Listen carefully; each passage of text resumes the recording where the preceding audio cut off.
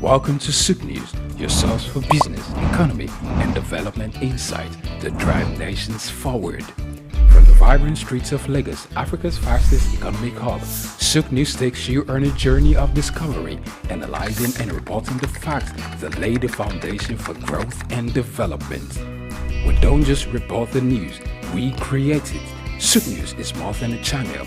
It is a catalyst for change, spotlighting the stories that shape economies, inspire entrepreneurs, and fuel progress. Covering business, finance, technology, energy, and many more, SOUQ News provides a daily deep dive into the stories that matter, interviews with industry titans, and analysis that empowers your understanding of economic landscape. Join us daily as we dissect, discuss, and deliver the most relevant and factual news on business and the economy. SOUQ News is your trusted guide, empowering you with the knowledge to make informed decisions.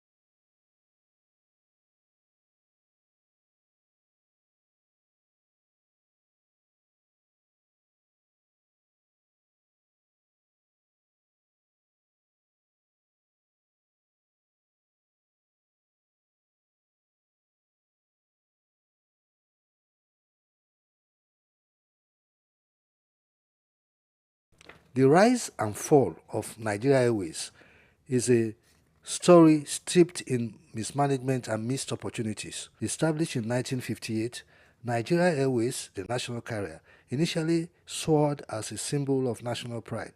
However, a series of missteps led to its unfortunate demise.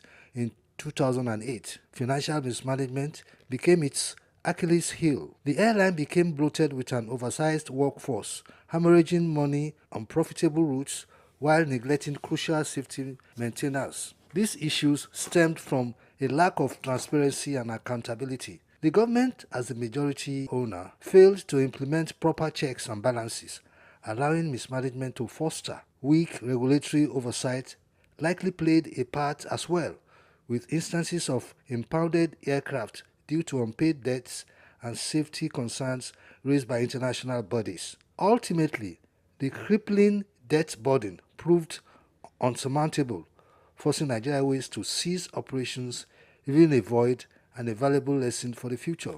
This lack of transparency and accountability isn't unique to state-owned airlines. Several privately owned airlines have also suffered the same fate. Effective corporate governance, including robust financial management and adherence to safety regulations, is essential for any airline to succeed. The broader lesson here is the critical role of corporate governance in the aviation industry. Effective management, robust financial strategies, supportive economic policies, and modern infrastructure are crucial for the growth and success of airlines. Addressing these challenges requires a concerted effort from both the government and the private sector to foster a conducive environment for aviation to thrive. Corporate governance is a multifaceted discipline that encompasses a wide range of processes, customs, policies, laws, and institutions that influence how a corporation is directed, administered, and controlled. The primary goal of corporate governance is to enhance economic efficiency with a strong focus on maximizing shareholders' welfare. Effective corporate governance has been linked to improved organizational performance, a fact supported by numerous studies. For airlines, factors such as board compositions, management practices, and regulating compliance significantly impact performance and operational efficiency and customer satisfaction are paramount. Robust corporate governance ensures that airlines operate transparently, ethically, and in alignment with both regulatory standards and stakeholder expectations. This is crucial for maintaining public trust, ensuring operational sustainability, and achieving long-term profitability.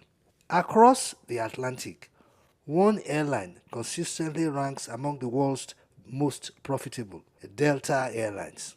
What propels this country to such heights? The answer lies in its unwavering commitment to strong corporate governance. Delta's governance structure is robust, featuring a strong independent board of directors. This board comprises individuals with diverse backgrounds, skills, and experiences, ensuring a wide range of perspectives in decision-making processes. As of December 31, 2023, the board includes 10 independent directors and 2 non-independent members, one being the Chief Executive Officer and the other a nominee from the Airline Pilots Association. Diversity extends to gender, race, and ethnicity, with 1 out of 12 directors representing historically underrepresented groups. Key committees including audit, corporate governance, personnel and compensation, safety and security, and finance play critical roles in overseeing various aspects of operations and governance. By bridging the gap between Delta's global success and the realities of the Nigerian aviation industry, a thriving future can be achieved.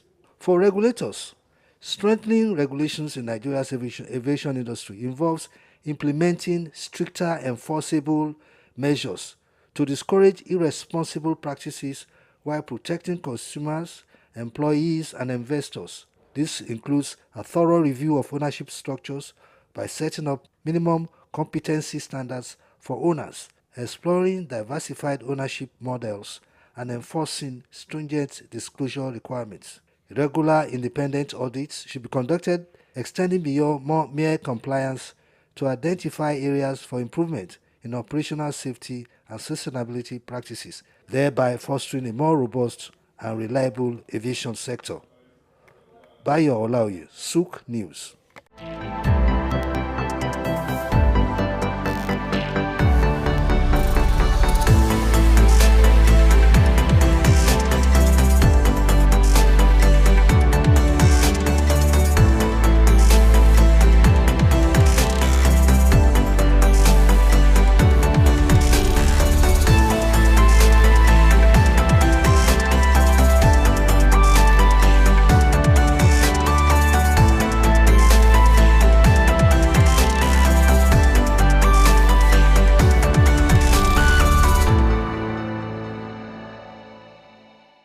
Optimism is a strategy for making a better future, because unless you believe that the future can be better, you are unlikely to step up and take responsibility for making it so. Responsibility is the price of greatness. How else can one explain the thought process of a 24-year-old youth leaving the luxurious comforts in the United States to fill in for his incarcerated father in sub-Saharan Africa, Nigeria, and run a family business holding the fort till stability was achieved? This is the story of Abdul Samad Rabiu, an unassuming, silent achiever.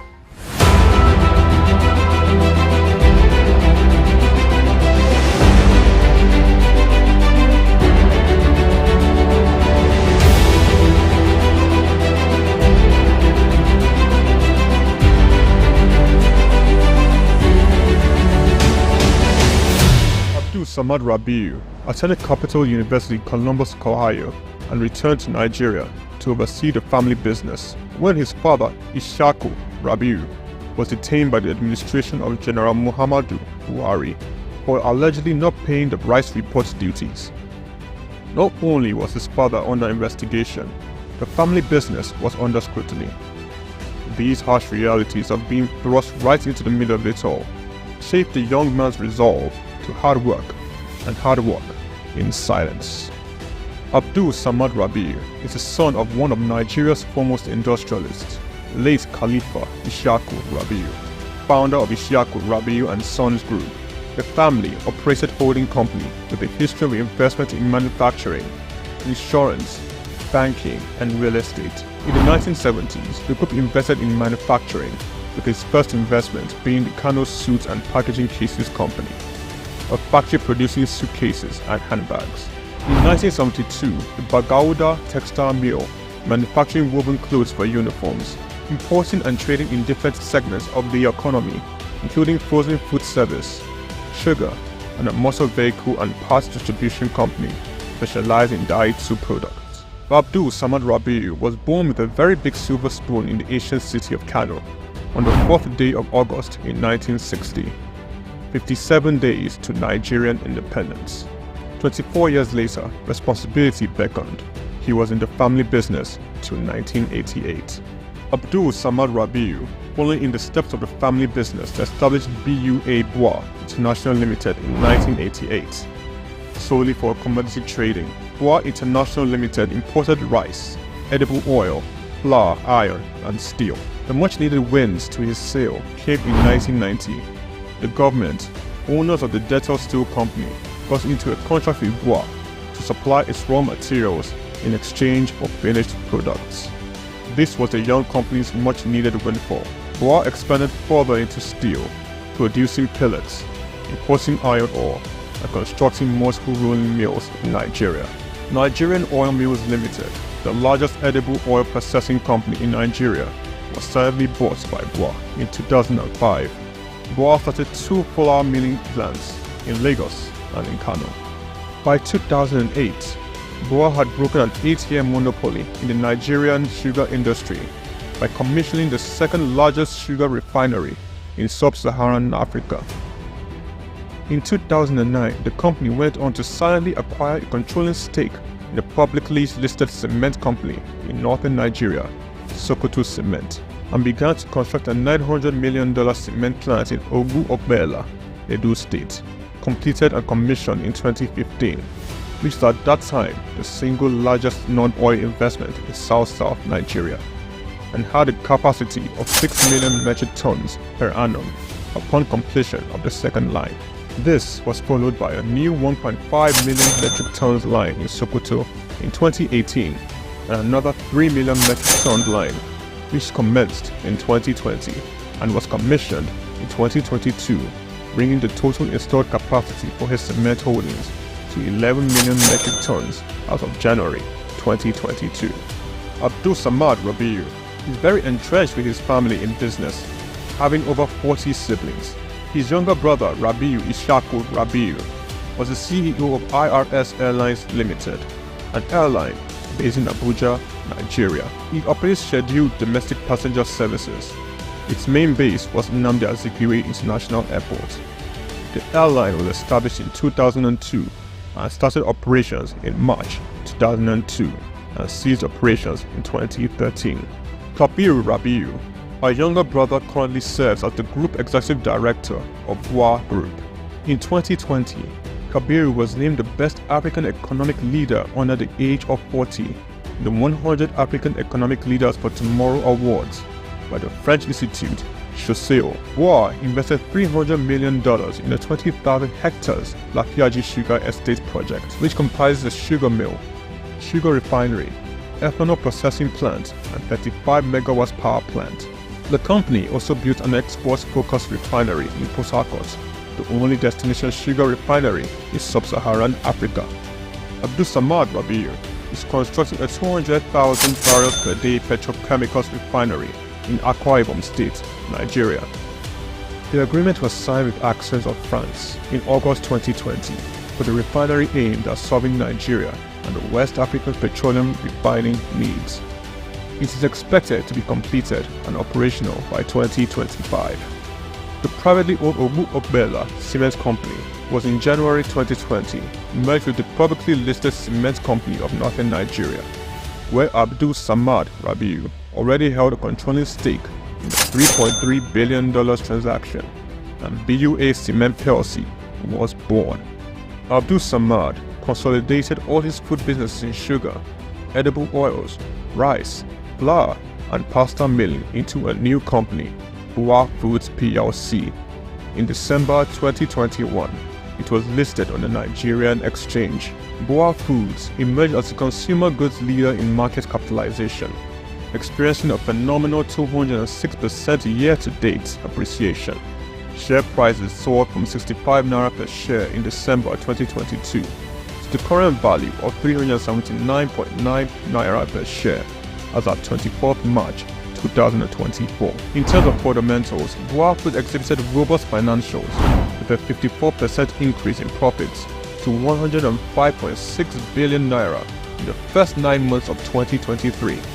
Revenue witnessed an impressive 80.95% year-on-year growth, reaching 524.428 billion naira, and return on average equity stood at 43.42%. Despite challenges, Rabiu strategically increased its direct shares in BUA Cement by 56.37%, totaling 96.12% ownership. This move, executed on June 26, 2023, demonstrates Rabiu's confidence in his company's future growth. BUA Foods PLC and BUA Cement PLC companies are among the top 10 most valuable publicly listed companies in sub-Saharan Africa.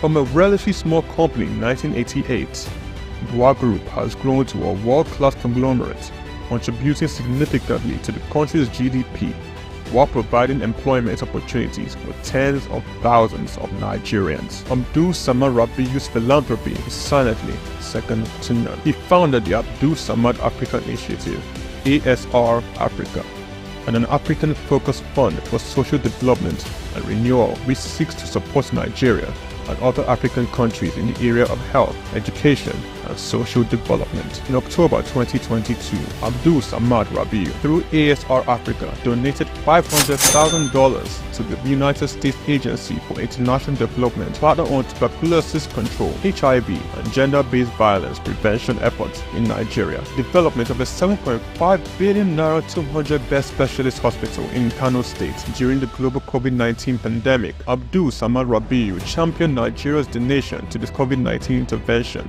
by a single individual or corporate donating, amongst other things, 1.35 billion naira to the COVID private sector coalition, 300 million naira to the Presidential Task Force on COVID-19, over 1 billion naira in cash donations to 10 state governments across the country, 70 ambulances, medical equipment, face masks, provision of foodstuffs for over 1.5 million persons in Kano, Lagos, and River States. ASR Africa Initiative donated a 4 billion naira police hospital in Abuja and donated 1 billion naira each for 6 universities across Nigeria through the ASR Africa Tertiary Education Grants Scheme for infrastructural development. The beneficiaries of the 6 billion naira tertiary education grant schemes are Ahmadu Bello University, University of Ibadan, University of Maiduguri, Nnamdi Azikiwe University, University of Ilorin, and the University of Benin.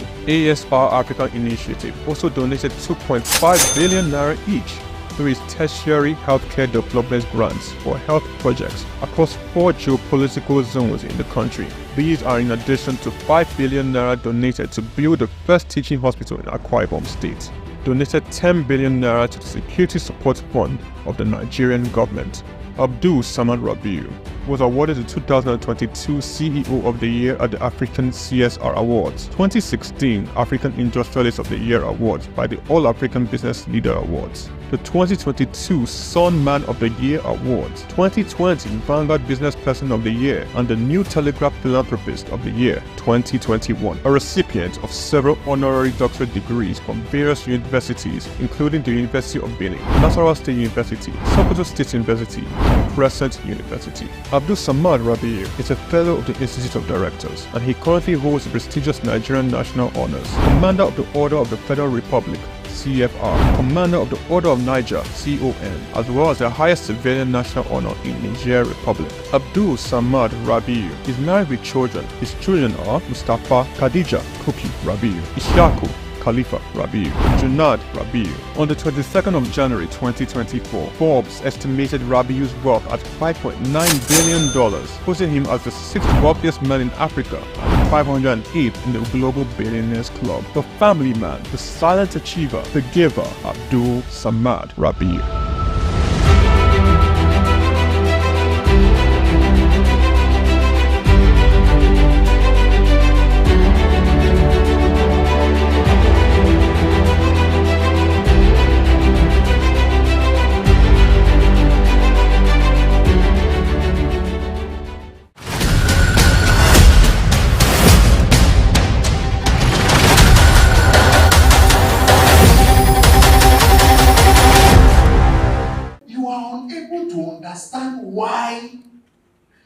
the Imo man, Imo woman, Bayelsa man, Bayelsa woman will blow egg to chicken and chicken will cry. What is, you are the one that don't understand it. You can't understand the science behind it. So what you should do is go and study how to understand it. That was why China closed their border for 25 years. Today, the Europeans and Americans are trooping to China to study TCM. They are in droves. Today, Ayurveda is a full ministry in India. The Global Center for Traditional Medicine is in Gujarat, in India. It became 1 year in March this year. Because these people refused to be intimidated. They even want to scrape us so that we will not talk.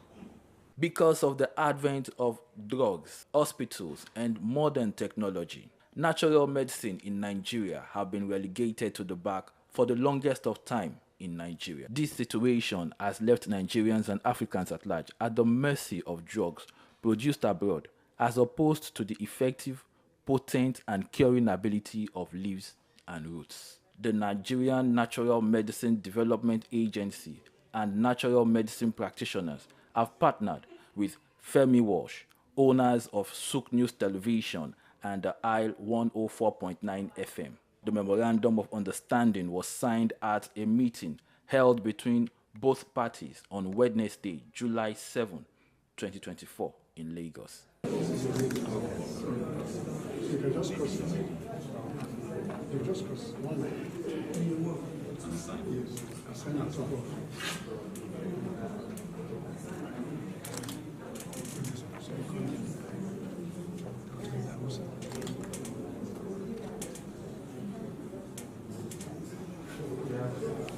At the meeting, the Director General of the NNMDA, Professor Martins Emeje, welcomed the guests, saying that there is need to positively change the narrative of natural medicine in Nigeria, and by extension, Africa.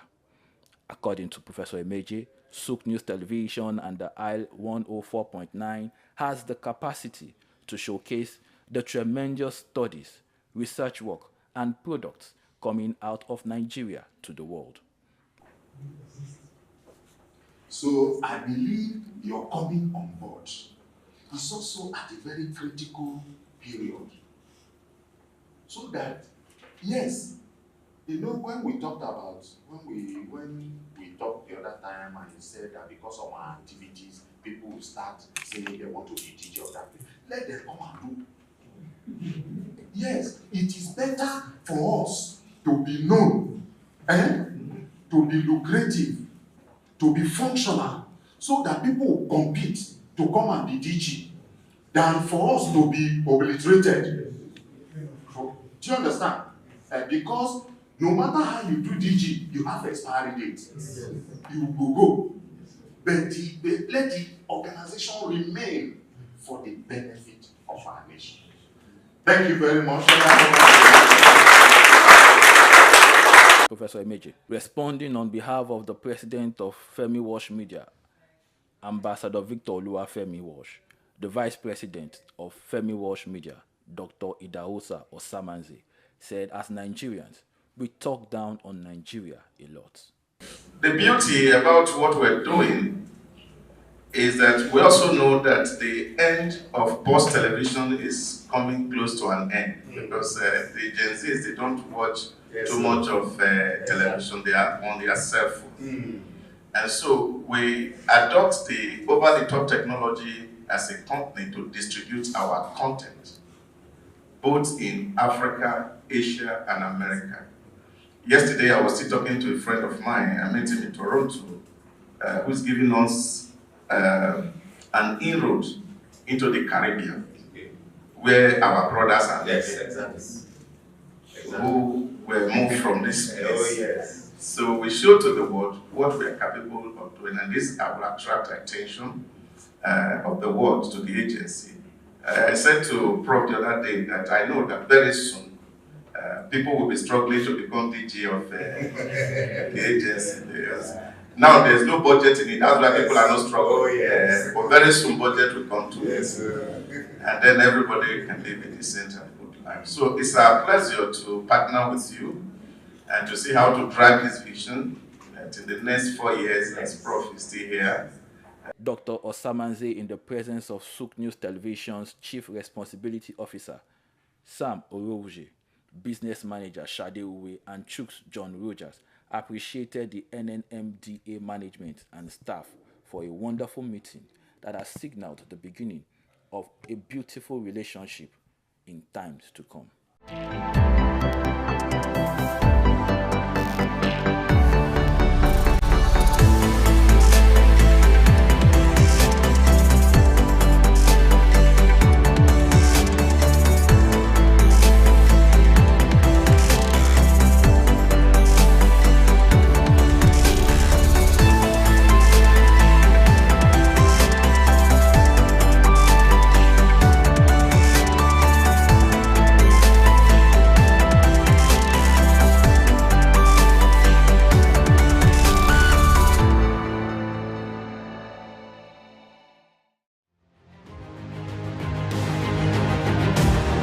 The world of business is one filled with men and women willing to dine with risk. And when we seek African business shapers, we see individuals who have denied self to build conglomerates. From controlling over 90% of diesel trade in Nigeria, to almost throwing in the towel then getting on the Forbes list, we present Olufemi Peter Otedola.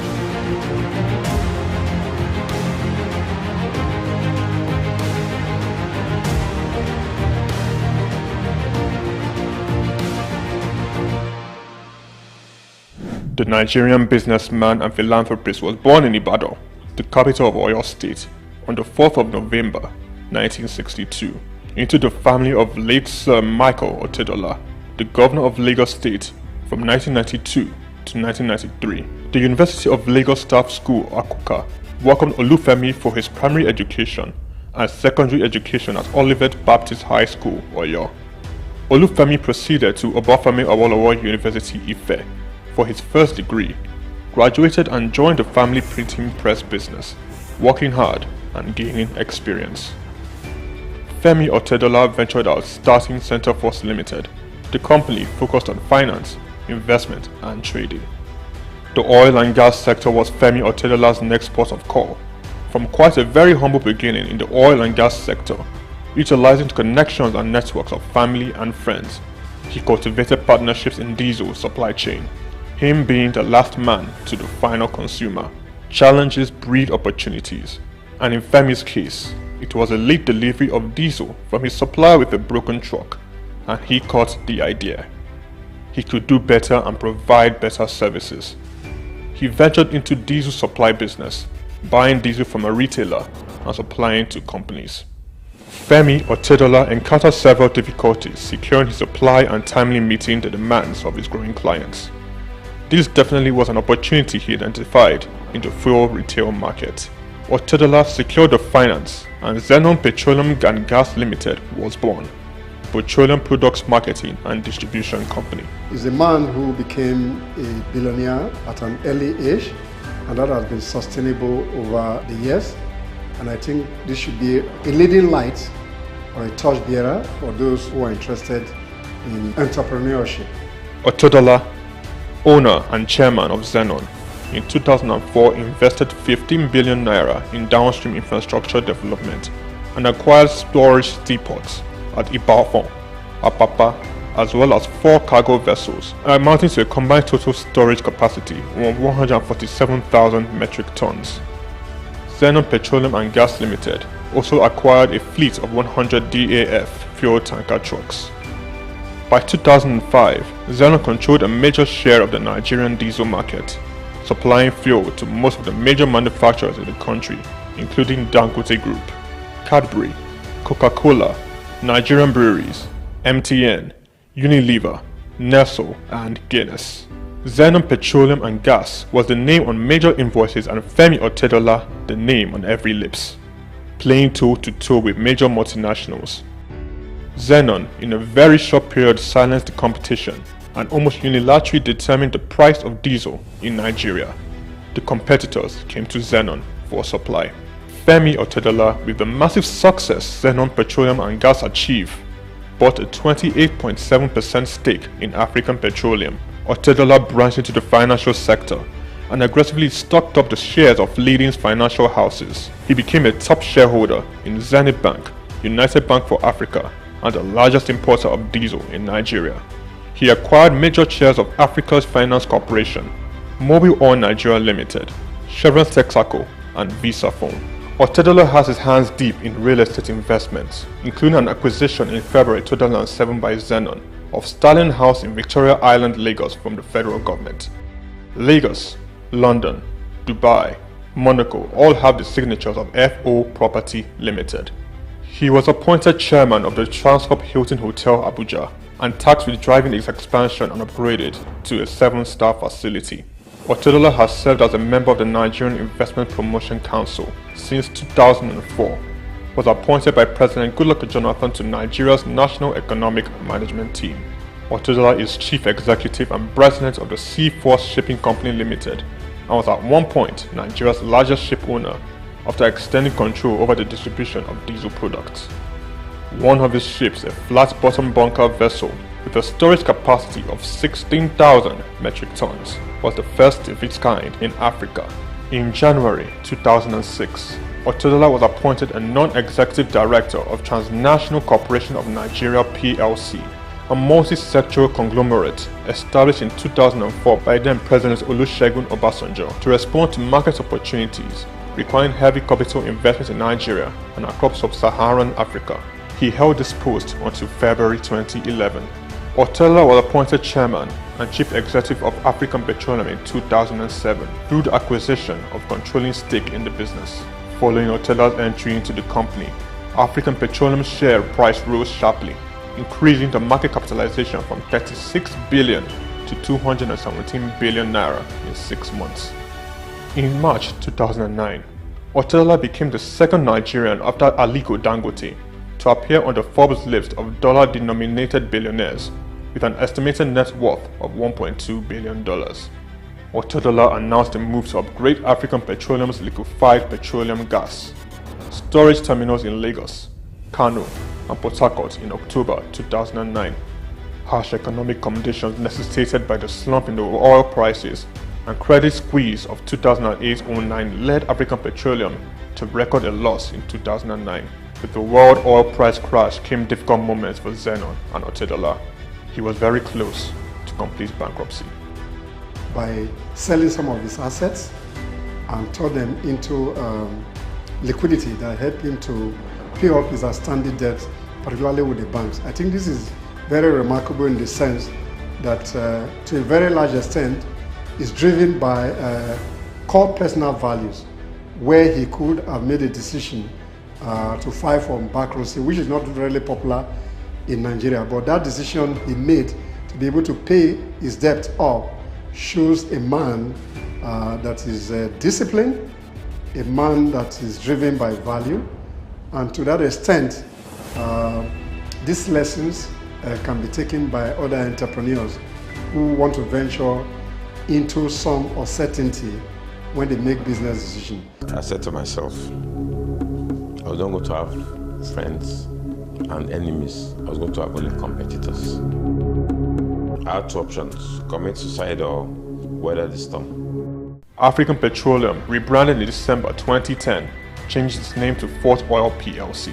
Otedola paid his near $1 billion debt and invested in the financial industry, making him a top shareholder in Zenith Bank and United Bank for Africa. Otedola restructured the business, focusing on technology and improved corporate governance, and in 2012, SOUQ Oil returned to profit. Otedola financed 57% of SOUQ Oil subsidiary, Amperion Limited, which acquired the 414 megawatt Kirigu power plant for $232 million in 2013.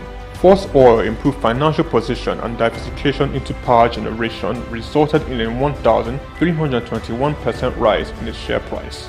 The first half of 2014 saw the company's pre-tax profit more than double year-on-year to 4.1 billion naira. Revenue growth for the whole year was 33%. Fort Oil sold 70% of its equity to Swiss commodity trader Mercurial Energy Group in September 2015, giving Fort access to global commodity markets. The deal was thought to have given Otedola an estimated $200 million. In 2019, Femi Otedola sold Fort Oil plc and announced plans to change focus from oil to power with his company, Geregu Power plc. Otedola has always been a fascinating businessman in the Nigerian business ecosystem, particularly based on his ability to navigate from one business ecosystem to another business. He's known particularly in oil and gas, and he's been able to move from that and is making inroads into the power and energy sector. Geregu Power plc became the first power generation company to list on Nigerian Stock Exchange, demonstrating to stakeholders in the sector how they can fix financing and make profits sustainably. The company's market capitalization is now 726.75 billion naira, and the share price now 290.7 naira from the 2.5 billion shares that were listed at 100 naira each. Otedola, the chairman of Geregu Power, sold down a Geregu stake to bring on institutional investors. In October 2021, Femi Otedola was announced as the single largest shareholder of First Bank plc. FBN Holdings, the parent company of First Bank Limited, witnessed a commendable 437.9 billion naira surge in market capitalization. FBN Holdings appointed billionaire Femi Otedola as the new chairman of its board of directors effective January 31st, 2024. Femi Otedola has had its share of controversies. Zenon was among the number of companies named in an alleged fuel subsidy scam report. This was followed by a case against Farouk Lawan for bribery. Otedola has also lost in the ever-evolving competing space of business acquisitions. Transcorp and Huheli Power Plant are two notable projects he closely bidded and lost. Femi Otedola philanthropy is quite remarkable. Otedola made a 300 million naira donation to the completion of the National Ecumenical Center in Abuja. In 2007, he gave 200 million to the State Security Trust Fund in a drive to reduce crime in Lagos. He donated 100 million naira to the Otedola College of Primary Education in Egbe. In 2008, he donated 80 million to the Faculty of Agriculture at the University of Port Harcourt. Femi Otedola pledged and redeemed $25,000 to the Super Eagles in the match against Algeria in 2019 AFCON. He gave all 750 students of Augustine University 1 million naira each. Femi Otedola is unique in many regards. Number one, he has continued to be a torchbearer to the young generation, that entrepreneurship is sustainable once you are disciplined. On the other hand, he has also proven that those who, to a very large extent, were born with some silver spoon can equally carve a niche for themselves in entrepreneurship. So in terms of discipline, in terms of focus, Otedola remained one of the very fascinating Nigerians that we need to find a way to study. Then those who are equally in business and facing challenging times can equally take some understanding from how Femi Otedola has carried on in the business horizon. Finally, youths, whether you are from a humble background, whether you are born with some silver spoon, once you stay focused and you're determined to make good use of your talent, your skill set, and the knowledge, what Otedola has done is to provide a pathway for us in terms of personal development, in terms of personal discipline, in terms of the spirit of entrepreneurship, that once you're focused, once you can make some right business decision, then the business place can sustain people once you remain focused and determined. Femi Otedola sits comfortably on the Forbes billionaires list of top 20 richest people in Africa. Femi Otedola is married to Mrs. Nana Otedola and have 4 children: Olawumi Christy Tolani, Florence Ifeoluwa, Elizabeth Temi, and Fewa Otedola. Olufemi Peter Otedola is a standout astute business executive.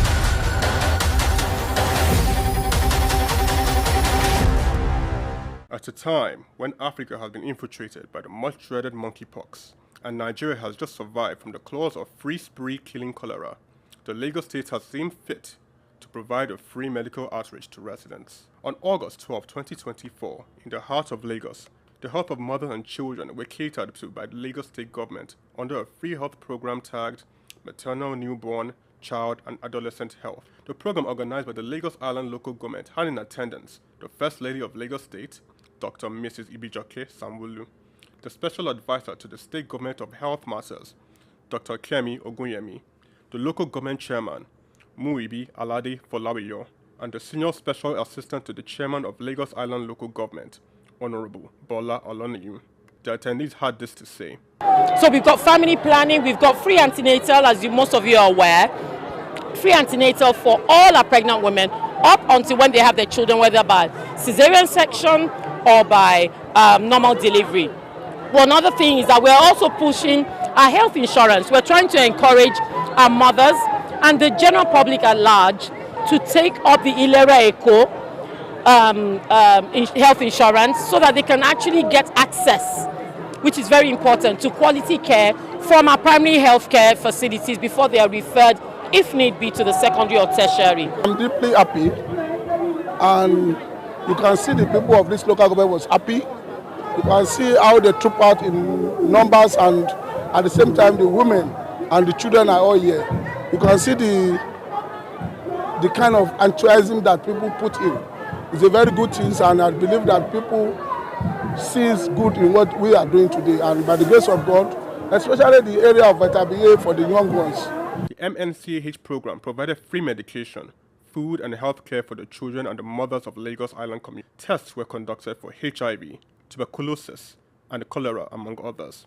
The head of nurse at the Lagos Island local government, Oham Antonia, explained the importance of the care for mothers and their babies. It's about nutrition, the kind of food to give to their children, even the kind of food pregnant women take when they are pregnant. And it must be what we have in the community, the food we can afford. So that is why we display all the foods that we have, especially what we can afford in our community. Healthcare generally being expensive and difficult to come by for the average Nigerian was provided for free. It was a statement that Nigeria has the ability and the backing to provide for its citizens and its future. The event, hosted by Her Excellency Dr. Mrs. Ibijoke Sanwo-Olu, who later arrived at the event. However, the healthcare of mothers and children wasn't the only consideration, as men were present for x-rays and healthcare products on ground. Chike H. Okolo, reporting for SOUQ News.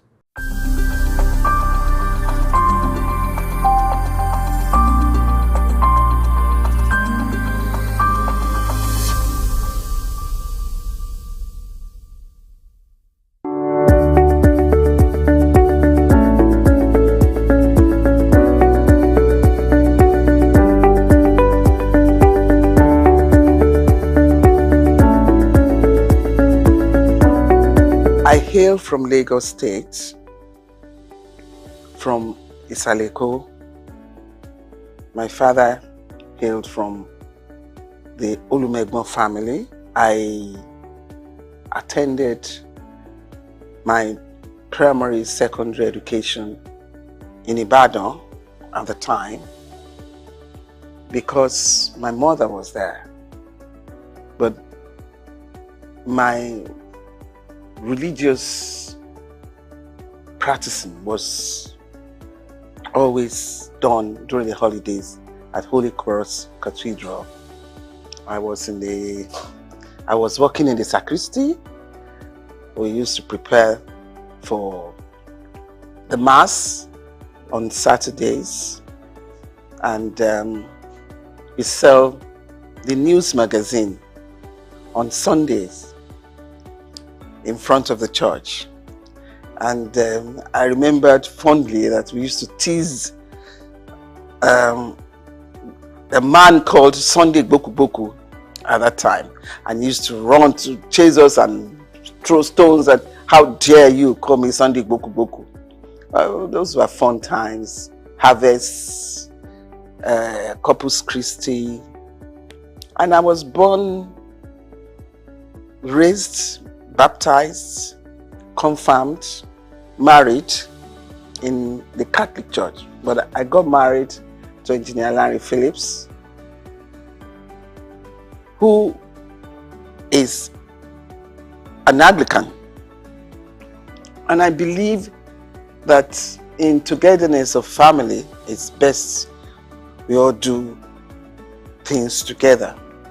So I moved over with him against the doctrine of Catholic Church to the Anglican Church at Marina, where his family belongs and worships. I attended St. Luke's Demonstration School.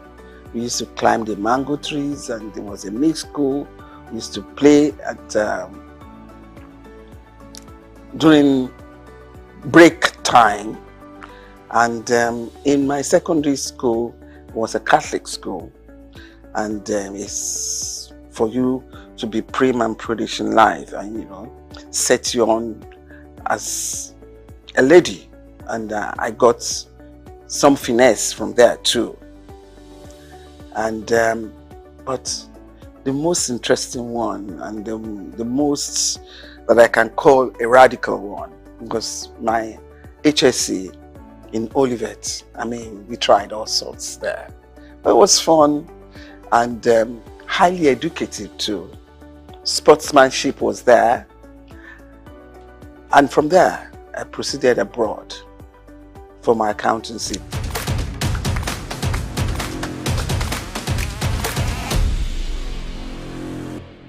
And I was lucky to finish in a record time, and I came back. Did my articleship, but married in between. I met my husband abroad, and we came back home, got married in Nigeria. I worked as an accountant with UAC, very proud of the drill professionally that I got from UAC. It had set me on a discipline for working, and I thank God that I had that opportunity, which still helps me today. Apart from the fact that my educational background sets me to be a diversified person in so many professions. And as an accountant, accountancy is the best of all, is the creme de la creme. And I've been able to fulfill my professional exposure in every species of responsibilities that I had opportunity to take upon me. And from UAC, I proceeded to work for the bank. I went to politics. I became a commissioner in Lagos State, served with the present president of Nigeria. And you know how Lagos is. Lagos is like a country to other states. We went through governance. My team, as you can see, I have some of my colleagues in Abuja now. I have Honorable Minister Wali Edun. I have Honorable Mr. Dele Alake. I have Honorable Mr. Yemi Cardozo, and so forth. And I served in the bank as a director in Keystone. I've been a chairman of so many committees. You can say that again. In different aspects of life. Professional, political, social, and currently I'm now the chairman of SOUQ Insurance PLC.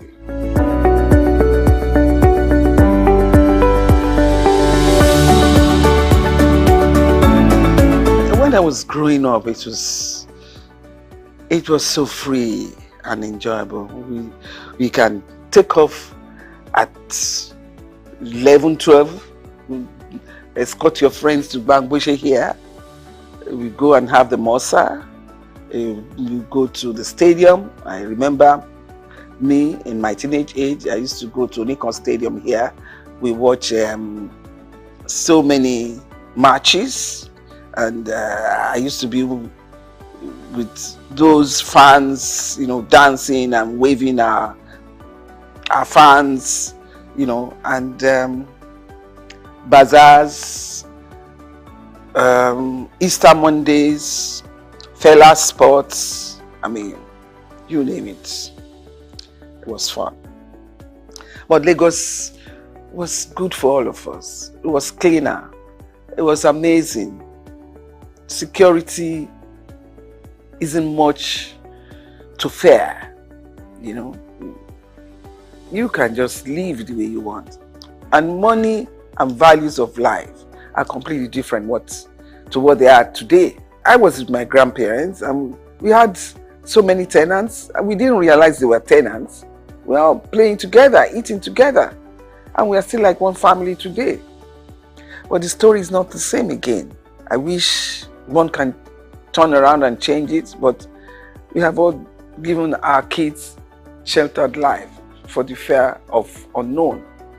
And I think the disadvantage is very grievous.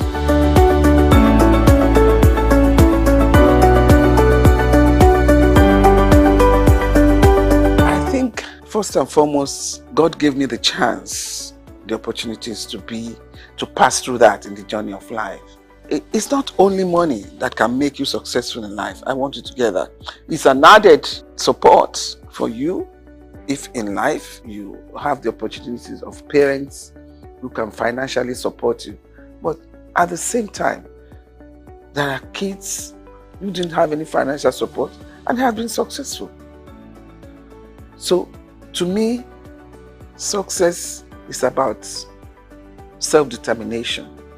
I grew up around uncles and aunties who are thoroughly educated, and I've always had it behind my ambition that I must be in that cadre. And thank God the opportunity was there for me and I seized it. And I remember myself telling my kids, when I was abroad, I never lived like my father was a rich man. No. I was behind the desk reading and reading till I got successful. And I passed in record time.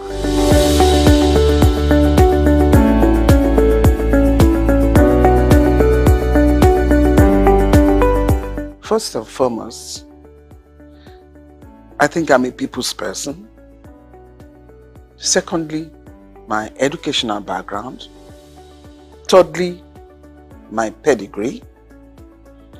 And you can't be a Lagos person and don't have a bit of intelligence about how you can maneuver yourself, even in the midst of challenges.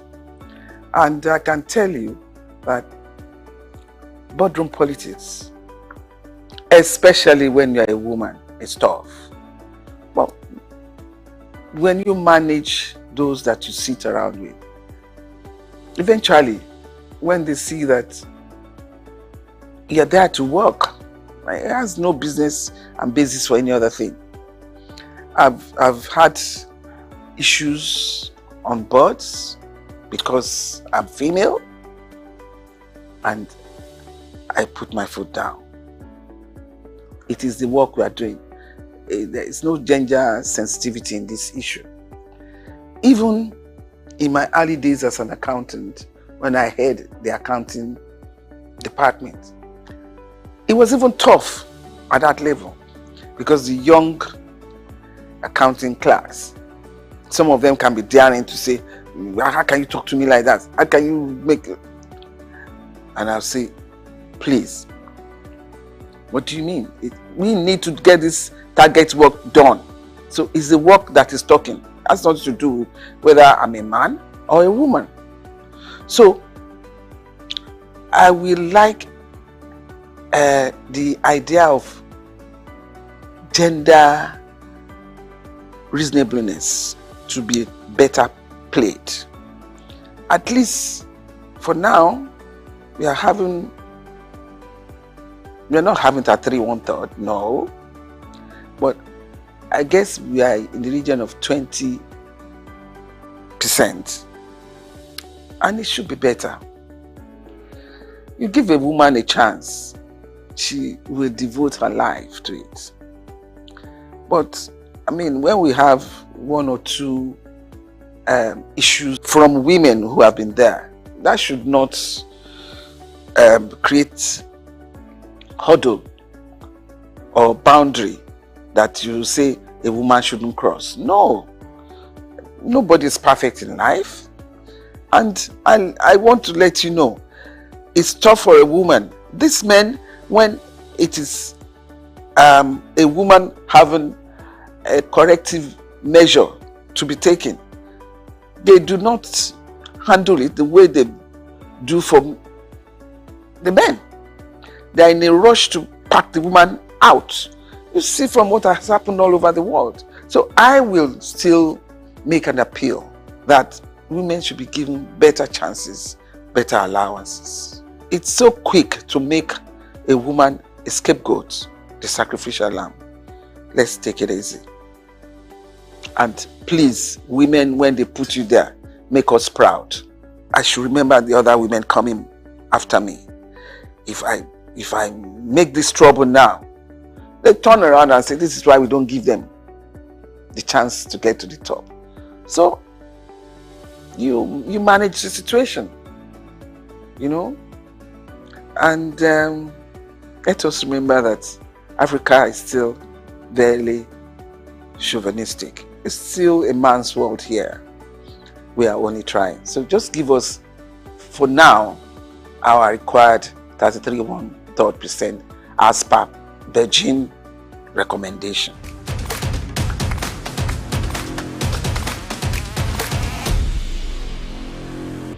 Having been in politics, there are so many factors that bring you up there.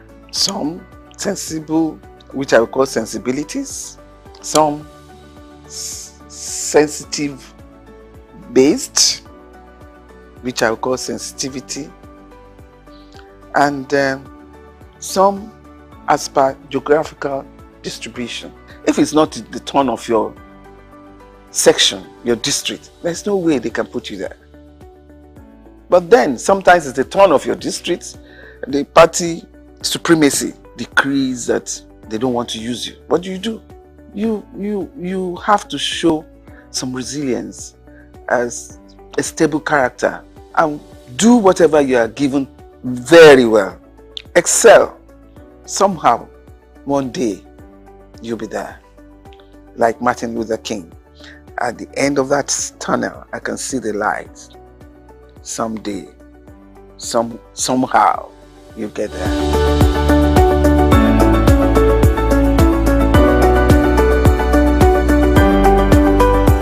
I was in tourism shortly, and it's not enough time to propagate the excellence of your work. But in special duties, I give the ministry class. I was able to represent my Lagos State very well. NYC was under me. Proudly, I served. And we ensure that all students that need to go to orientation camp are well registered and got their NYC certificates. It's not about where they put you. It's about what you are able to do in that place. And you do it even to the enviable eye of somebody who believes has the best ministry with a lot of funding and allocation. I'm different in that respect.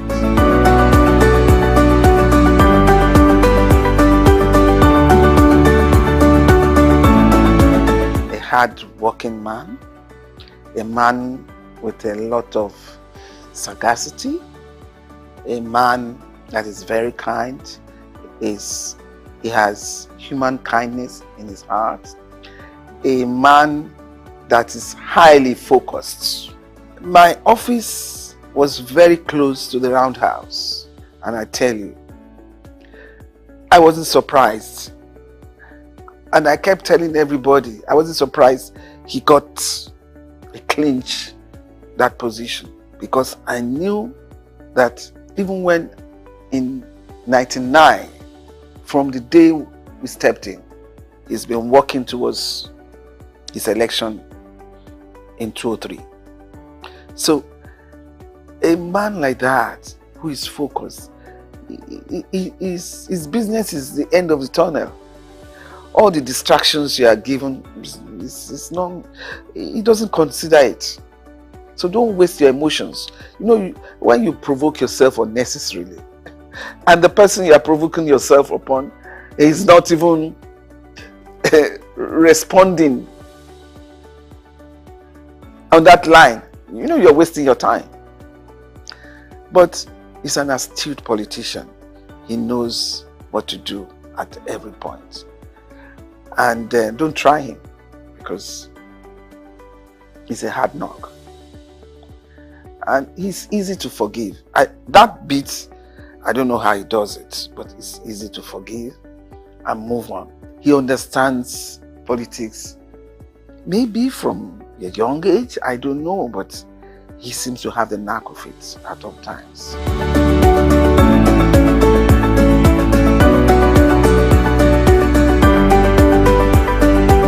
I think that's in the pipeline. I don't have to come here to say that. And even in the insurance company industry that I am now, I'm propagating that, look, you need to take it easy. Is it at these hard times you want to recapitalize the industry and make life harder? Yes, recapitalize, but not with large gap. You know, the variance should not be too much, because you need to recapitalize so that companies will be solidly based to address financial issues and risk issues that we have in the country today.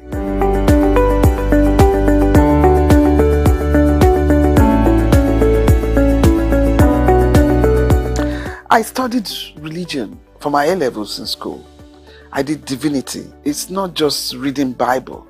The interpretation, the history, the analogy, all of that I did. And it has helped to shape me for life. It has molded my conscience to a large extent. What I see in religion today, if I go back to the way I have studied religion, I will say I'm worried. The way we have churches established in this country now, I'm talking of my experience in Lagos State. On the street you can find 6-8 churches, but there is no school. Education is key. Religion molds the character, the moral values about life. I'm not saying they are all totally condemned, but I think there should be more conferences and seminars to appeal to their conscience. It's one God. And in Lagos, your families, both Christian and Muslims, and the third religion, which is the native religion. We all interact and live together. And usually you find out that all of them talking about this God. I am a Christian. I talk about my God. And I don't denounce anyone in any other religion that faithfully talk about their God. And I don't allow that to affect a lot of decisions that I have to make, and didn't affect a lot of decisions that I had made.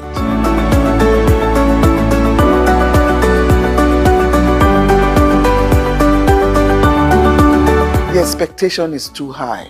We are still a developing country.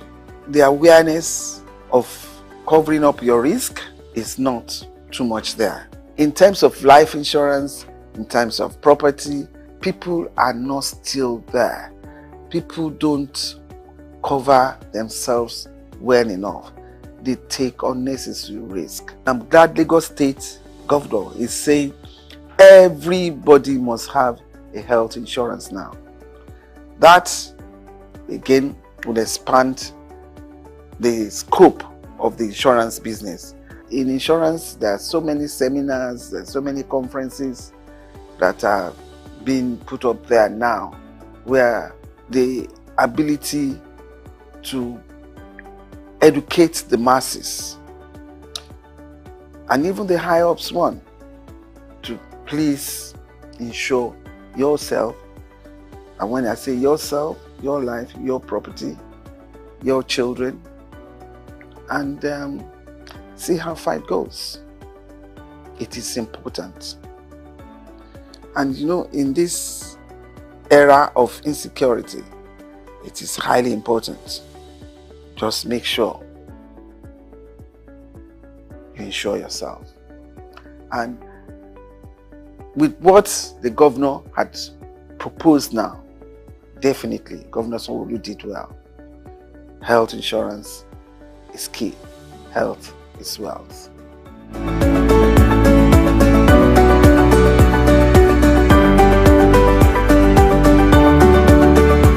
First and foremost, inflation all over the world has gone haywire. So it's not peculiar to Nigeria alone. Those who live in the Western world, they're crying hula baloo about the price of petrol, the price of even eggs. So it's not just Nigeria. Let us wake up and see that we're in a global world and everything is intertwined. The issue of the central bank now trying to manage inflation, these are not easy times all over the world. They're not easy times. And when I say we are a developing country, we are still trying very hard.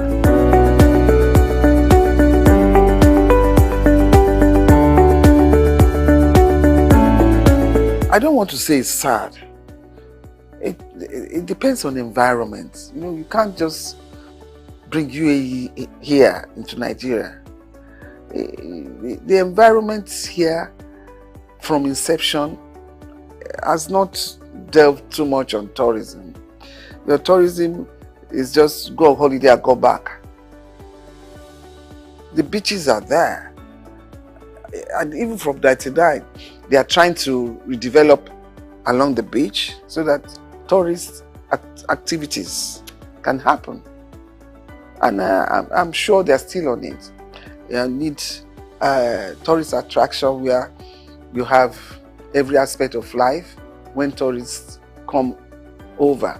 But with the problem of infrastructure that we have in the country, you can't do much tourism for now.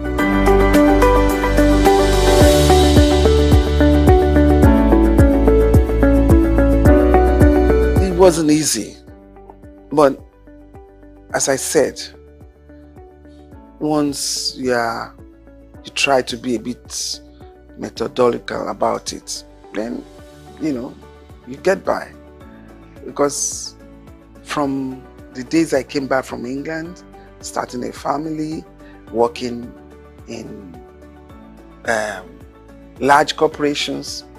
They just ensure that the home front solidly settled. And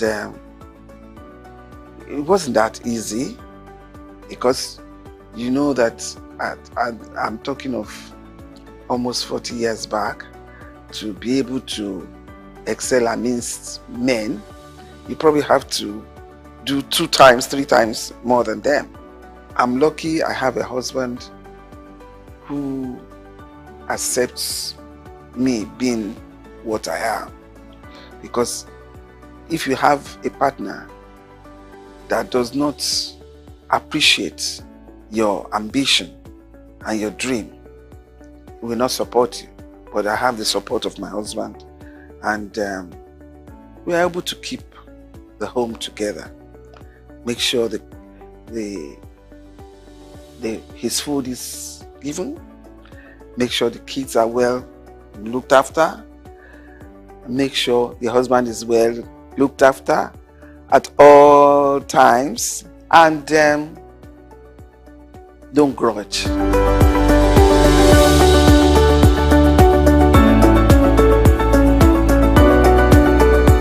I try to give myself to people in terms of needs.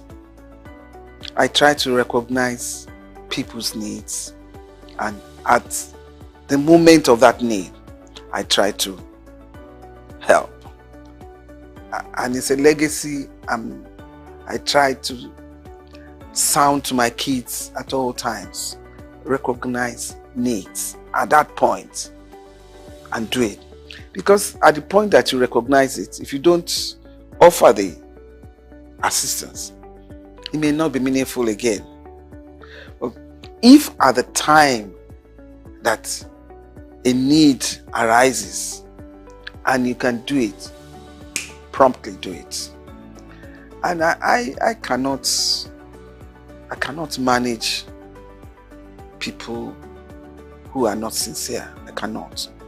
And that is the only thing that bothers me about life.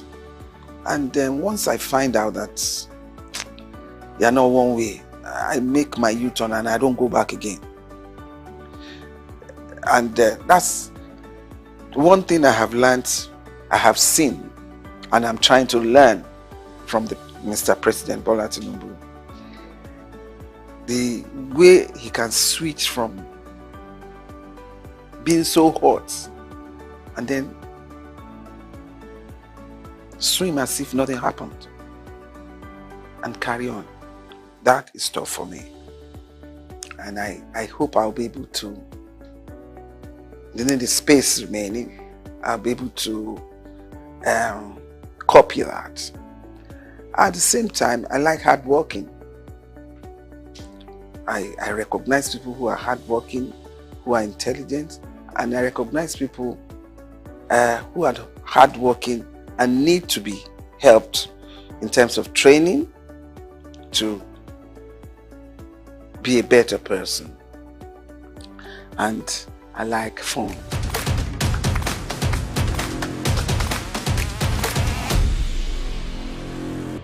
Now let me start with that girl child. That girl child is not so common again. At least most female children are educated now. Outside Lagos, girl child is a big reference. Yeah, I think everybody should be given equal chance to make a life, and a life worth living and contented with. Because if you don't have enough drive and motivation, then life becomes static and you just wear it out and go. But I believe that for women, don't let the men scare you off. You are equally hardworking and intelligent. Expose yourself, but don't mess yourself around. Don't get corrupt.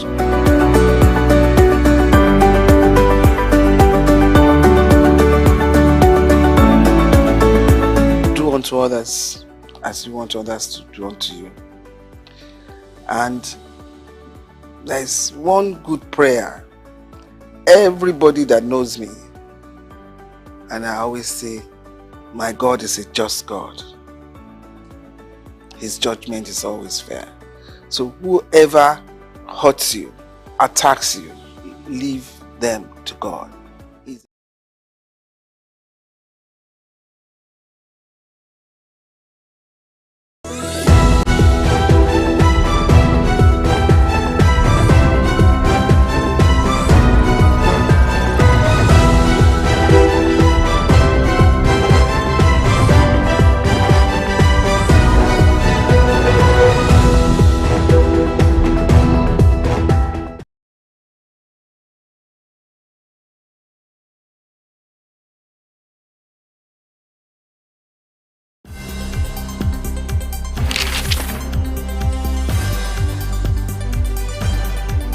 The challenge of governance is to see how we can leverage what is on the ground and convert this to wealth for the people. Russia, China are gaining entry into Africa, and it would appear that some Western countries are losing out. You're working as an expatriate worker, then you're paid in your currency. But then if you must spend those money, you need to convert those money to the local currency to spend. When we address this exchange rate volatility, we will see definitely cost of goods and services will come down. From a security point of view, we should employ the technology to ensure that we can track individuals and goods within the continent.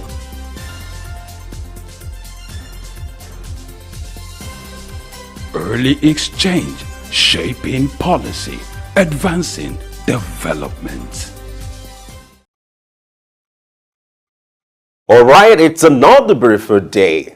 You know, a beautiful time, a new day, a new week presents new opportunity and another opportunity for us to discuss issues related to business, finance, and the economy. Always my pleasure to be your host, and I am Femi Ayodele. This is where the big story lives as far as early exchange is concerned. That's where you get the latest development across the globe, talking about economy. And today we're going to start our global policy update from the UK, looking at the state of the economy, and also talking about the latest developments as regards inflation. As the governor of the Bank of England has indicated that the persistent risks that has to do with inflation is receding. Thereafter, we'll go to the US to look at what is playing out as regards the US economy. Then also, we're going to do a special spotlight on a special conference titled the Nigeria International Agricultural Expo. It's a 3-day conference which is starting tomorrow in Abuja. We have a special coverage for that conference. Our correspondents are standing by in Abuja to give us the latest development about this conference. It's an agri-tech conference, and this will be part of our conversation for today. Don't forget you can be part of this conversation. All you just have to do is to join us on all our social media platforms, Facebook, X, on YouTube. Just search for SOUQ News TV using the hashtag Early Exchange. This is where the big story lives. And today I'm not alone. Today is looking like another men's hangout. I've been joined by Chooks. Chooks, glad to have you on the hot seat this morning. Hot seat. Good morning, Femi. I'm still feeling the temperature of this hot. I think I need that heat. Don't worry, we'll make it easier for you. It's a kind of conversation, friends conversing together. What a beautiful day, the beginning of the week. Oh yes, yes. Every new week presents new opportunity, and today we'll be looking at something special about the agri sector of the conference. That's going to start tomorrow.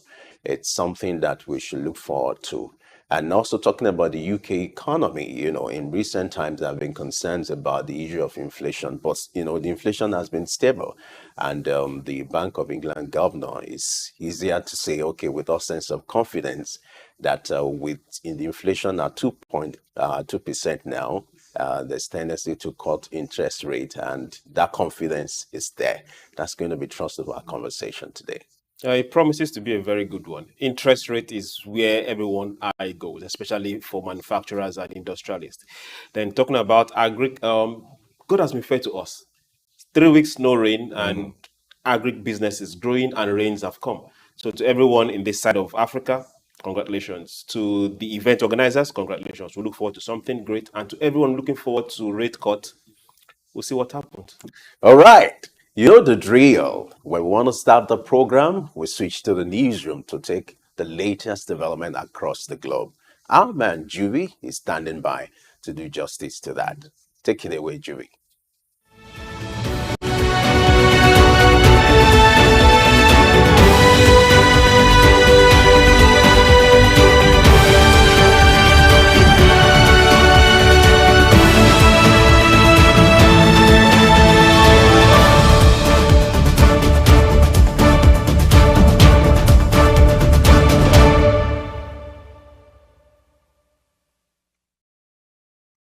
Welcome to News Update on SOUQ News Television. I am Juvi Ufiene.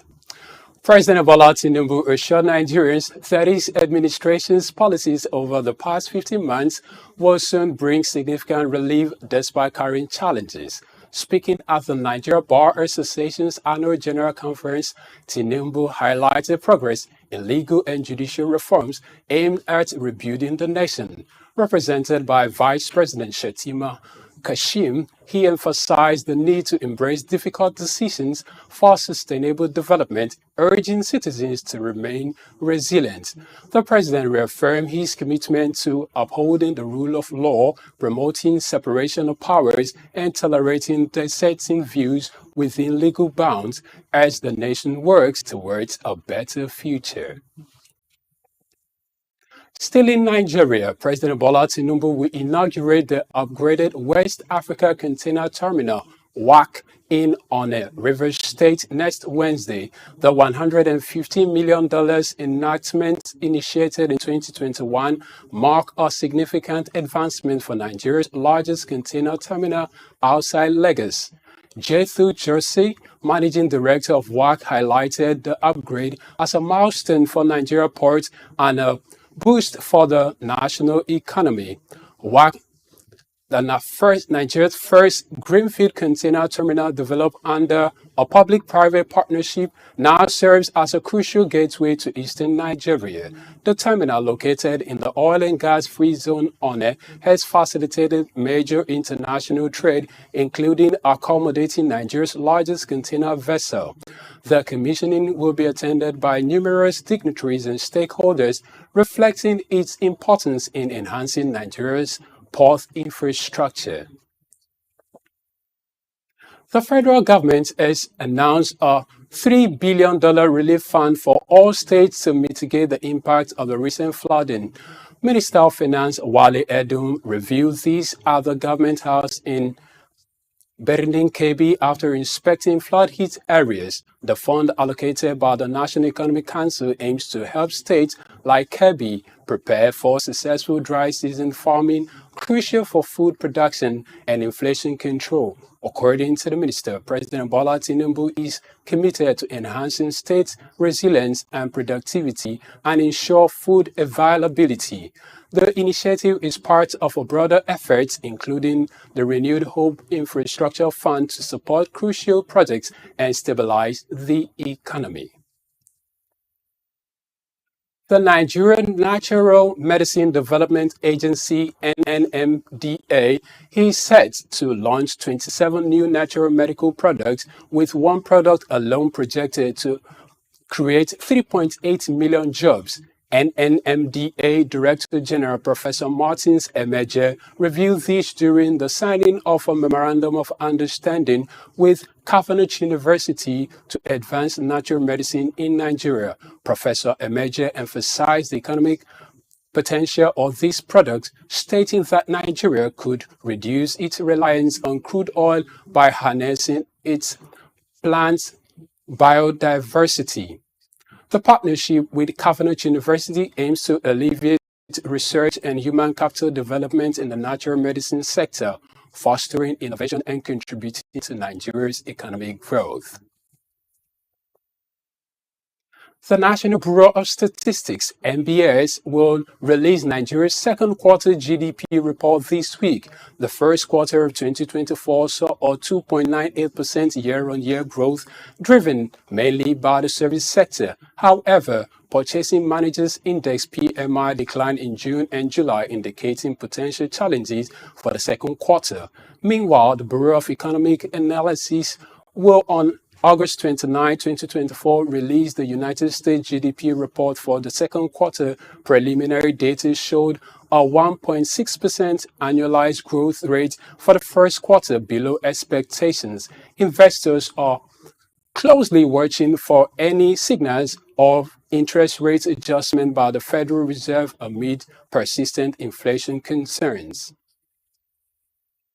And that's all there is on News Update. Many thanks for watching. I am Juvi Ufiene. Early Scene continues in a bit. Do stay with us.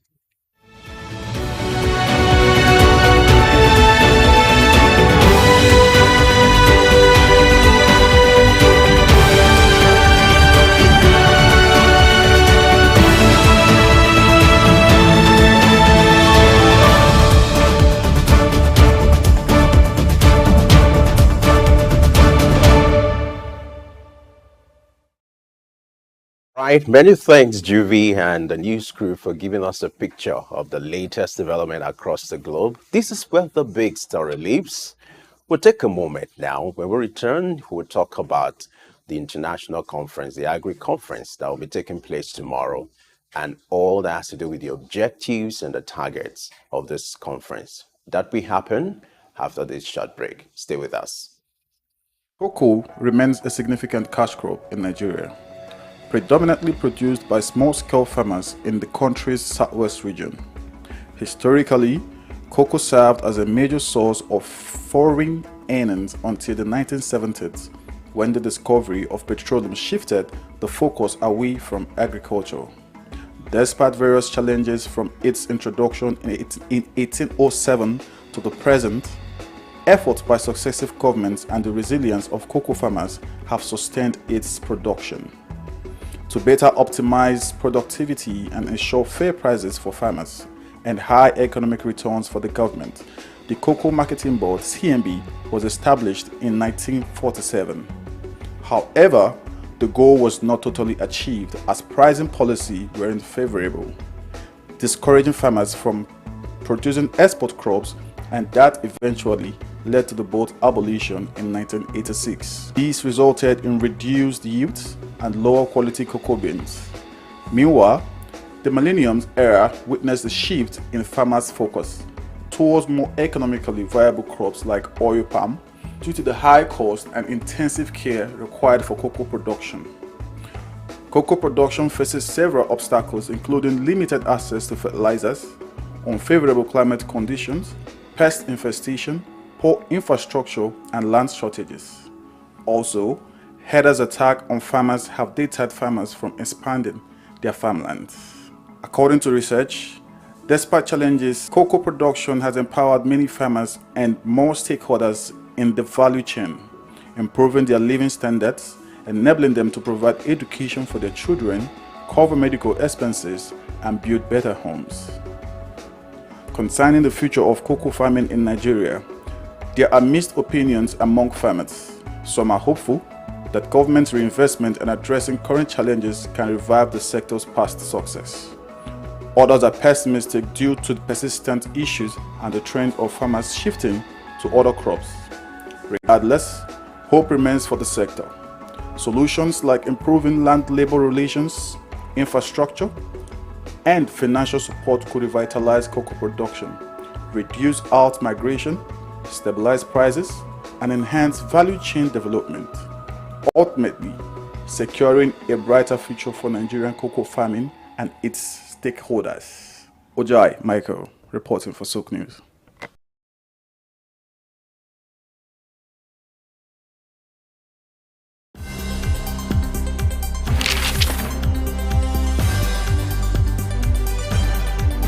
The challenge of governance is to see how we can leverage what is on the ground and convert this to wealth for the people. Russia, China are gaining entry into Africa, and it would appear that some Western countries are losing out. You're working as an expatriate worker, then you're paid in your currency. But then if you must spend those money, you need to convert those money to the local currency to spend. When we address this exchange rate volatility, we will see definitely cost of goods and services will come down. From a security point of view, we should employ the technology to ensure that we can track individuals and goods within the continent.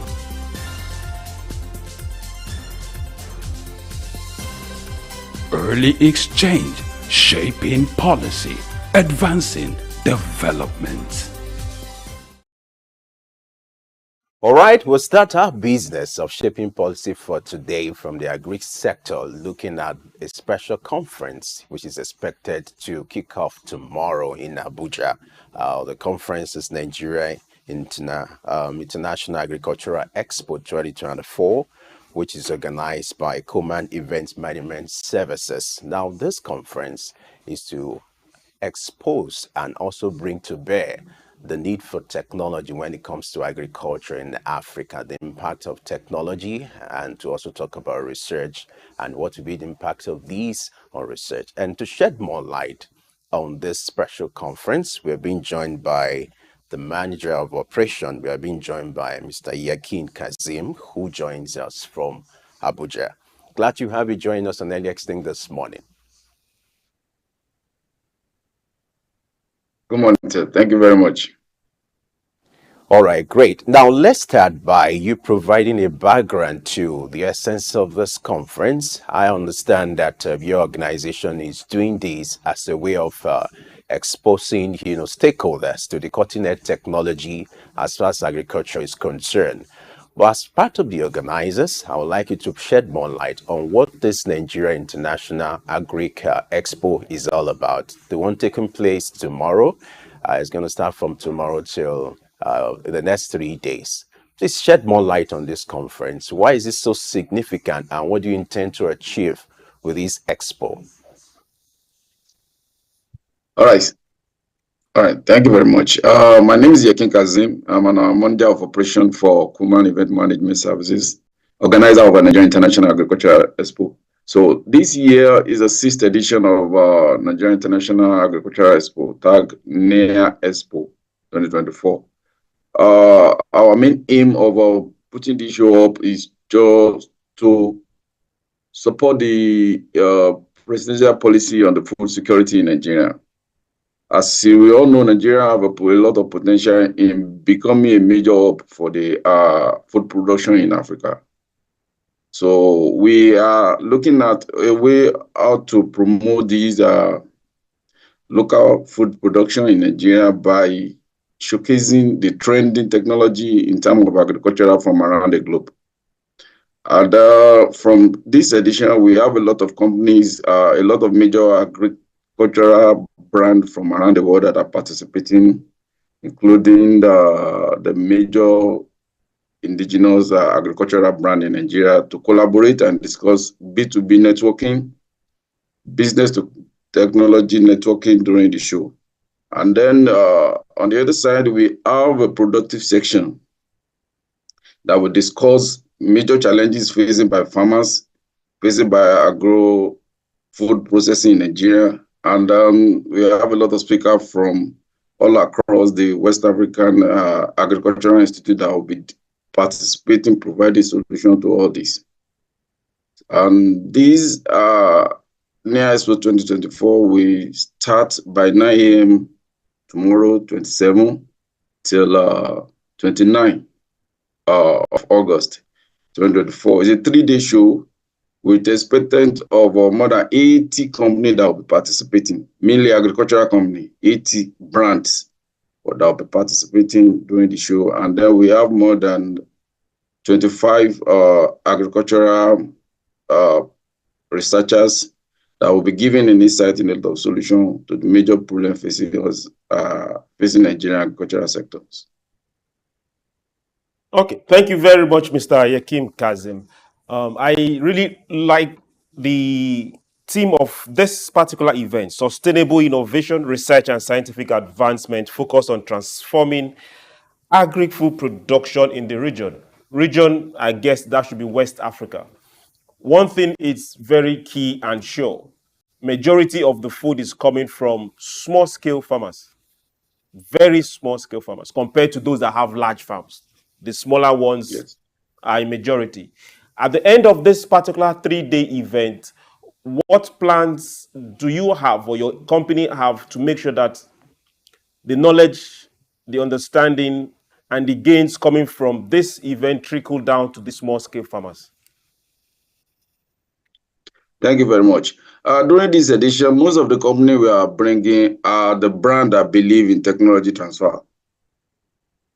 So what I mean by technology transfer is the company that believe in the contribution of the to this mainly this Nigerian agricultural system by working with the local manufacturer to contribute to introduce this friendly technology in terms of agriculture. Not that they are coming to have them as a distributor or to be a B2B alone. They are looking at technology transfer of their technologies, agricultural technology, to these major local farmers that are into agricultural processing. That's why we are referring to this our team for this edition to target the production of these to target the contribution to the local agricultural manufacturer. So majorly, most of the foreign brands that are going to participate are not mainly coming for B2B network. Most of them are looking at good and reliable local manufacturers that they can partner at technology transfer level, which in return we not only boost the food production system in Nigeria, but also contribute to the Nigerian impact for becoming one of the major hub for the food production in West Africa. Right, now let's talk about this technological transfer. You talked about the need to introduce cutting-edge technologies. I would like you to give us a picture of some of these technological innovation that your organization is coming up with, just the specifics of them, and then what would be the impact of these technologies on food production or agriculture in the general sense. Okay. Thank you very much. We have a company from more than 10 foreign companies that are participating. And then for this edition, most of them are bringing all their major techs. Not that they are showcasing in terms of visual or in terms of image. They are bringing this technology down to the venue of the event live, physically. That's what I mean by these technology transfers, which is most of these tech are easily come by with most of these farmers or this Nigerian local processing, food processing, only see most of these maybe visually before. But for this edition, we have a huge agricultural machinery being set up at the venue right now as I'm talking to you, ranging from farming to the livestock production. So what I mean by this technology transfer is the showcasing of this technology directly to the farmers, because most of these technology have not been seen before by most of this local processing. Maybe they are only seeing it virtually before. But for this year, they are seeing this demo live and direct, and an opportunity to discuss the business discussion live direct at the venue with the source of this brand, not that with intermediary or anything. So they have a chance to discuss various level of opportunity with this direct with the manufacturer at the venue during this edition. So once again, what I mean by this technology transfer is the cutting-edge display of the equipment live and direct, which have never happened before for sometimes in Nigeria, whereby we have a live display of these high-level agricultural equipment at a place, maybe in Nigeria or anywhere before. So for this year, we are having in Abuja, and right now as I'm talking to you, we have a lot of equipment being setting up display at the venue that will start tomorrow. Thank you. Now, let's also look at this side of the gist. We have local fabricators in Africa, in West Africa, in Nigeria to be precise. But the big names, the big brands are those that are in charge of planters, harvesters, sprayers, ridgers, diggers, call it pens, bands. They produce this industrial scale manufactured product. Now they are coming over. Some of them might be coming over. Do you have plans to have that collaboration with the local fabricators with them? Or do you have plans to see how we can also be able to acquire some of this technology, directly or indirectly? Okay, thank you. These are part of the importance of attending this exhibition, or importance of us organizing this exhibition. For displaying this high-level agricultural equipment during the event, live physically at the event is an avenue for these for an opportunity for anybody that have interest in joining or using the trending technology in the food production. I mean, all these major food producers in Nigeria. So for these local fabricators, we have many of them display along with these foreign companies. Not that we are displaying only foreign companies during the event, because our main aim is to give an avenue for both foreigners and a local manufacturer of high-level equipment, agricultural equipment in Nigeria. So during this edition, we are giving them a platform, a space to display the made in Nigerian agricultural equipment during the show. Maybe agricultural grain threshold machine, up to these the livestock, put to livestock machinery during the event. So we have them display, both of them display along together. Not only merely we have foreign tech, agricultural tech at the event. So indirectly, and during this event, both of them, we are having what we call a B2B launch that will create to give an avenue for both foreign brands and local brands to discuss, obviously, how we can work together along the line on how to improvise our existing meeting in Nigeria, maybe in terms of technology transfer, like I said earlier, or in terms of technology contribution to the existing of the equipment we are building locally in Nigeria. So all this will happen during this exhibition that will start tomorrow at August 27 at Abuja Trade and Convention Center. All right, let me do a follow-up to the question asked by my colleague earlier. You know, the concern here is the issue of technological transfer. It is one thing to organize this kind of conference, which is quite okay. But the concern here has to do with continuity and then the locals who are going to be end users of this technology. Now, my question is, what plan do you have in place to ensure continuity beyond this conference?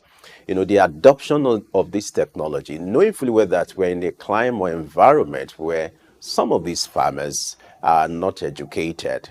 Aren't you worried about the farmers in the rural areas, or are you targeting the elites who are into farming? So, looking at the peculiarity of our environment, what plans do you have in place to ensure that these foreign manufacturers are not just pushing this technology here, but there's a right framework for local adoption and the proper utilization of this technology even after this conference? Talk to us. Thank you very much. Already, most of these brand we have, the initial or the major intention is just to have their presence in Nigerian market, not only at business level, but also at level of contributing to the agricultural, improving Nigerian agricultural system and the food production in Nigeria. So already most of these brands are already having, let me say, they have their stand in Nigerian period show. It was this show that gave them an avenue to really display their strength in terms of equipment, and these are major trending global agricultural equipment. So, like you asked, we are making a lot of plans already. Most of them have been existed before the show, like last year that we are planning the show. Now we can make it.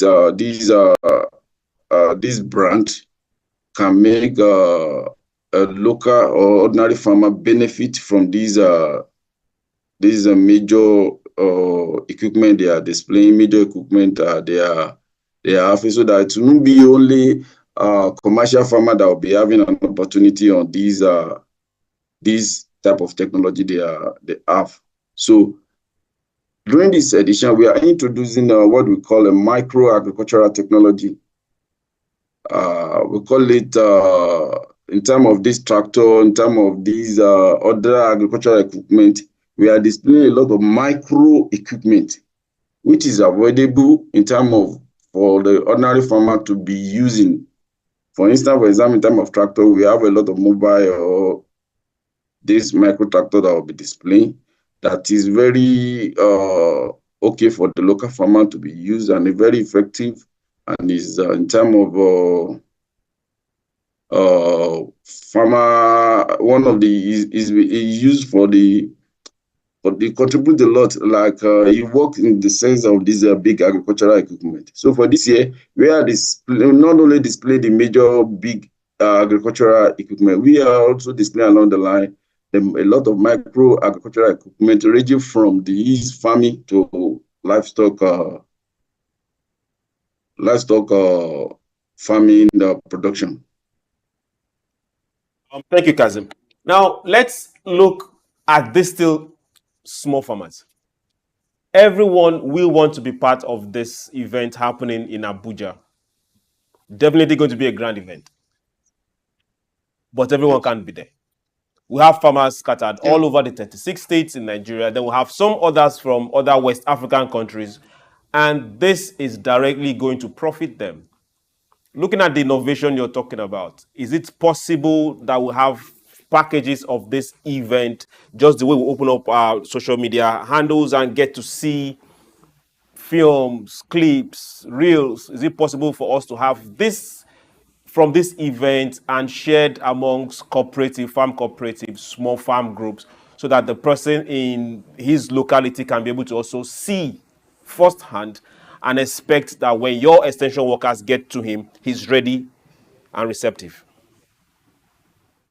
Yes, actually we have online, the view aspect of the event in terms of a live streaming of both conference section and the both exhibition, both this agricultural technology display being the live streaming online during the event for that 3 days. So the link will be available on our social media and all throughout the exhibition for people to check in and connect with what is happening live at the venue for that 3 days of 27 to 29 of August. All right, for those who would like to be part of this conference, may I ask, what will they require to be part of this conference? And who are your target audience for the conference starting from tomorrow? Yes, our target audience are agricultural practitioners at all levels, either commercial, either local manufacturer. We have a solution for everybody. So once you're an agricultural practitioner, you are welcome. And then to the event, the attendance is free. Once again, to this event, the attendance is free because what we are doing, we are bringing innovation that will benefit the all. So there is no restriction. Attendance is free for all the visitors that are planning to attend the event. Thank you very much. Okay, thank you very much for making attendance free.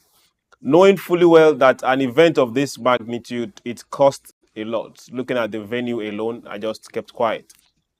Now, what support do you have for a continuation? So it won't be a one-off. This, we hope and pray, will be a success.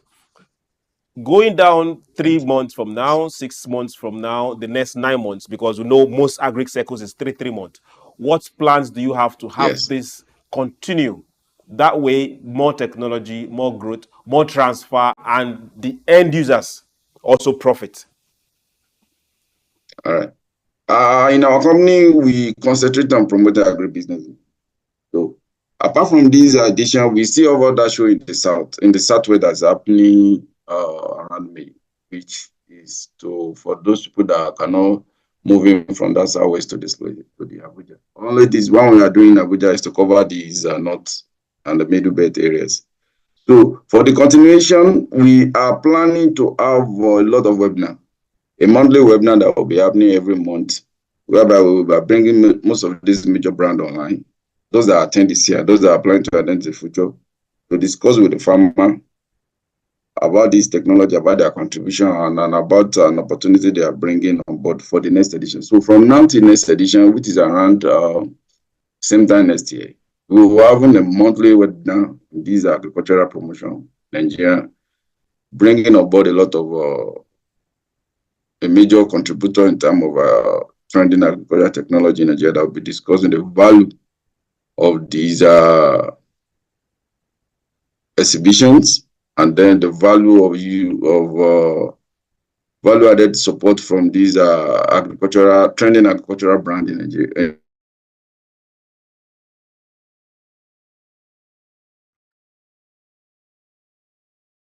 All right, I hope you can hear. I guess internet just stole that kind of conversation with Kazim. He's actually talking about the plan for continuity. Chooks, when you have this kind of conference, it's always very good to put it in place. That's the starting point. But beyond this conference, there's a need to put a plan in place to ensure that there's continuity, and that's what he was trying to address. In Nigeria, we've had several meetings, several conferences, several committees being constituted.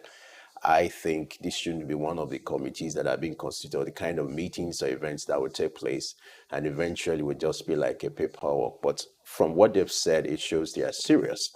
And what it's trying to address is the fact that there will be webinars. Even after this one, there will be interaction, B2B, networking with some of the participating audience and some of the stakeholders. And I feel it's also important to also expand this to the agri sector in general, whereby transfer of technology. Agri now is being driven by technology, unlike what we used to have in the past, where at the time where technology is taking over everything, artificial intelligence, is taking over everything, media, whatever sector you can think of. So I'm looking for a time in Nigeria where that will happen on a larger scale, where it's not just going to be for those who can afford it or those who are rich or those who are into commercial farming. But even the peasant farmers, the local farmers can have a way to also have access to this technology. It might not be something that you can afford as a farmer, but there can be maybe like a cooperative or organizational kind of arrangement where through your cooperative or through your organization, you can have access to some of this technology. I remember there was a time in my area when, as a farmer, if you needed any equipment, you can approach the local government or the local authority to ask for them at a cheaper rate and an affordable rate, and you can get those things to your farm to do the necessary work that you want it to achieve. So I'm looking forward to that kind of arrangement, and I am hoping that Nigeria will also adopt technology when it comes to agriculture. But let's get back to Kazim. Alan is back with us. Please, let's wrap up with this angle to this conversation. If you can hear me, I hope you can hear me now. All right, so you continue your thought or your submission you were making earlier, but let me add this question to it. Now, let's look at Nigeria, the agri sector. Let's expand the conversation now to look at the adoption of technology in the agri sector. What are some of the challenges that could be trailing the adoption of technology in the agri sector in Nigeria, and what do you think can be done to solve those problems so that we're at a time where technology is driving everything? Artificial intelligence can also be commercialized in Nigeria when it comes to the agri sector. What are you looking forward to in that sector? Thank you very much. It's very simple. It's just the accessibility of this technology.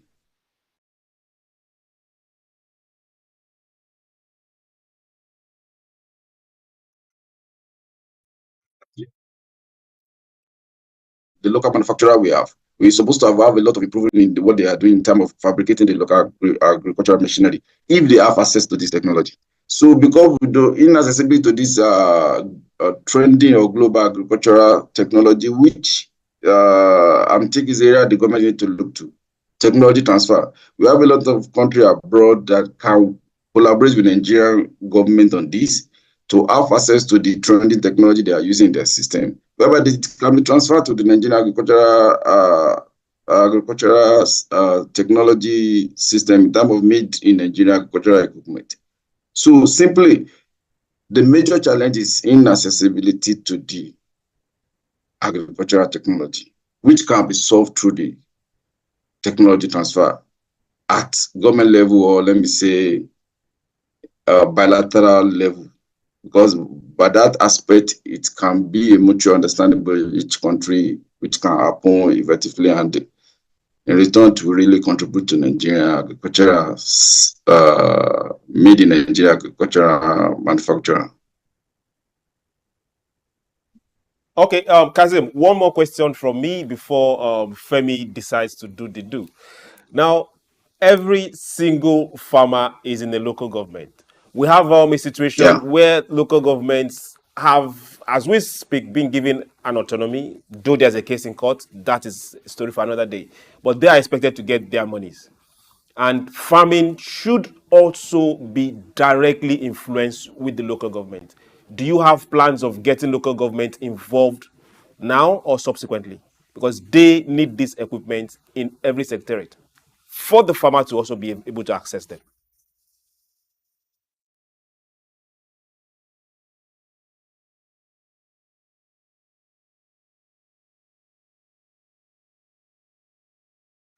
Can you help Kazim out on this one? Unfortunately, technology will not give us the opportunity of having Kazim to shed more light. But I want to believe, with what I've seen, looking at the background, and then with what they've done, looking at the background of this organization, this is the 6th conference. Okay. So I want to believe they've been collaborating with stakeholders from the federal to state and local government.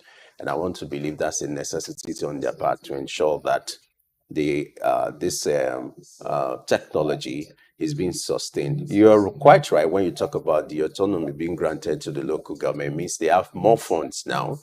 And I'm hoping that the chairman could also look into this direction, because agric has to be localized. And one of the things they can do to help farmers is to invest in technology. Now that they have more funds, more allocations coming directly to the local government, I want to believe that the chairman should look into this direction. And I want to also believe that a chairman who wants to make impact locally will also look at the agri sector, because it's one sector that can fetch you the kind of value that you're looking for. And so I want to believe they have plans to collaborate with some of these stakeholders. Like you said earlier, that some of them will participate in the conference, including the private sectors, individuals or farmers, or entrepreneurs who are into agriculture for investment. So let's hope that this 3 days conference will address all these issues. All right, we've been speaking with the manager of operations for Command Events, which are the organizers of the Nigeria International Agric Expo, which is expected to kick off tomorrow in Abuja. Okay, it seems like Kazim is back with us. I hope you can hear me. Yeah, very well. All right, let's just wrap up with the question my colleague asked earlier about your collaboration with local authority.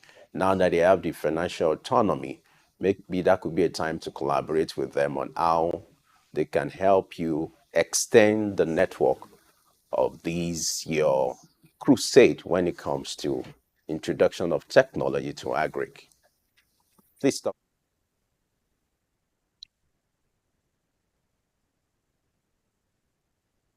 Hello.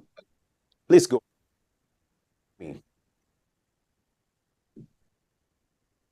Okay, let me do a rephrase. Now, I talked about the collaboration with local authority. What plans do you have to ensure that now that the local authority or the local governments are being granted financial autonomy, wouldn't it be a good time for you to collaborate with them so that some of these funds are redirected to acquire this technology for the use of local farmers? What's your take on this as you wrap up?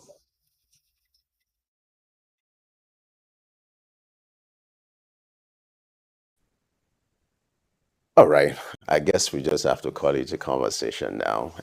Unfortunately, he couldn't give his thoughts in that regard, but I want to believe. All right, this is where the big story lives. We just have to wrap up that conversation. We'll go on a short break now. When we return, we'll talk about some of the events taking place in regions across the globe. There's something we do usually on Mondays, which is to do global policy updates. We're going to start from the UK and also get to other parts of the country to look at the latest development when it comes to taming inflation across the globe. And that will take place after this short break. Stay with us. My name is Bayo Olaoye.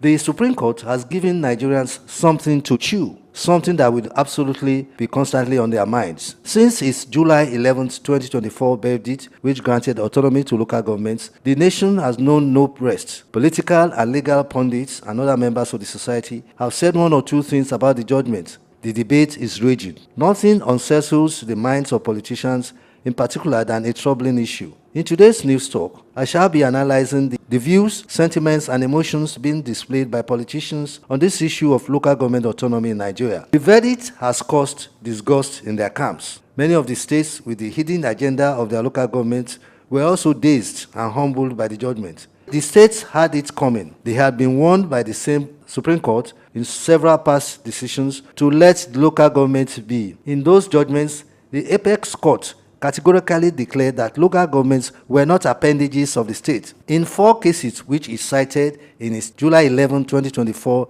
landmark judgment, the court recalled saying in Ajunwon versus Governor of Oyo State 2021, Governor of Ekiti State versus Olubunmi in 2017, Eze versus Governor of Abia State and others in 2014, Friday versus Governor of Ondo State in 2022, that the local government is autonomous and should be left alone. In these judgments, the Supreme Court ruled that it is unconstitutional, illegal, and of no effect for a local government to be run by a caretaker committee, interim council, administrator, or any other name, agency, or body. It ruled that a democratically elected local government does not exist at the pleasure, whims, and caprices of either the governor or the state house of assembly. The misconception by the state authorities that the Constitution does not intend to grant and guarantee autonomy to the local government can be described as sheer aggrandizement and the selfish instinct to conquer and make the local governments mere parastatals of the state. It is unthinkable that a democratically elected governor will embark on wholesome, undemocratic tendencies which no doubt endanger democracy and the rule of law. It is also almost becoming a national phenomenon and embarrassment that governors have constituted themselves as special species most dangerous to democracy in the country. Disdainfully disregard, disrespect, and disrupt democratically elected councils and appoint their lackeys as caretaker committees to run the affairs of the councils. The nation owes a debt of gratitude to the current Attorney General and Minister of Justice, Lateef Fagbemi, SAN, for taking this matter up by filing this suit. The only new thing that the Apex Court did not do in other places was to make a formal declaration on how local government funds should be remitted. The Apex Court did not make the order then because it was not sought. As we all know in law, the court is not a Father Christmas. Contrary to the thinking in many quarters, the local government's autonomy is an all-encompassing issue. It is not only financial, it is political and administrative. The local governments have for long suffered in the hands of governors who treat the council chairman like serfs. The chairman must kowtow to them or be removed from office with ignominy. Local governments may not be known under a federal system like ours in the same way that the federal government and the states are recognized, but they have a constitutional role to play in governance. The states should allow them to play this role. This is what the Supreme Court had been saying in a number of judgments, but the message did not sink well until July 11, 2024. The clincher or final blow was its bearing of the states from no longer taking custody of the funds of local governments. By that singular action of striking down Section 162B of the Constitution, the Apex Court pulled the rug from under the feet of the states. Up till now, they do not know what has hit them. They are stunned. All the humiliation, suppression, and oppression of local governments have now stopped. The local government council have now been set free. All eyes are on the chairman and their councillors to develop and enhance the dividends of democracy. A lot depends on them for the autonomy of the local government council to be meaningful. They have a chance of a lifetime to live their dreams and make a difference in the lives of people in their council areas. They should not be intimidated by the governors. We also appeal to the governors not to lay mines and obstacles or hurdles on the path of local government councils within their area of jurisdiction as they play their role under the Constitution as an autonomous political institution. I am Bayo Olaoye.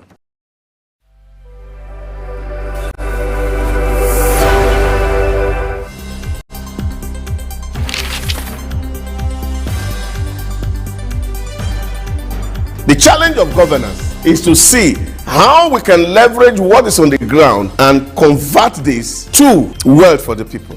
Russia, China are gaining entry into Africa, and it would appear that some Western countries are losing out. You're working as an expatriate worker, then you're paid in your currency. But then if you must spend those money, you need to convert those money to the local currency to spend. When we address this exchange rate volatility, we will see definitely cost of goods and services will come down. From a security point of view, we should employ the technology to ensure that we can track individuals and goods within the continent.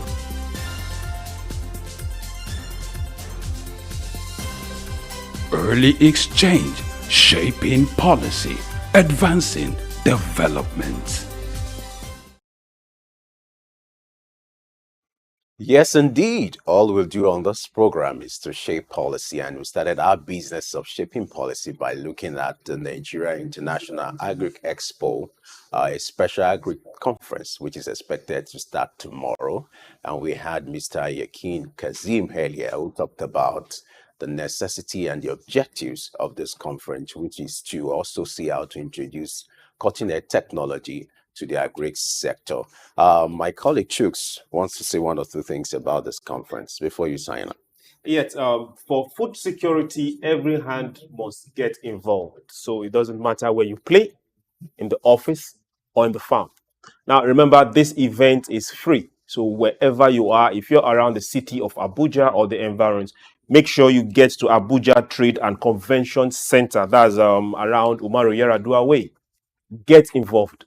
Then also pass this message across to your kin in the villages, in the farms, in the city, wherever that farm is located. And make sure we get our hands dirty and feed ourselves to feed our nation before we can even export. Thank you very much. This looks like my bus stop. What a way to sign you out. You know, thank you so much. You've done justice to the topic. Thank you, Femi. It's a pleasure. We'll go on a short break now. When we return, we're going to have a special conversation with a special guest, someone who we've been waiting to receive. Don't worry, you'll get to know. We'll unveil the person after this short break. Stay with us.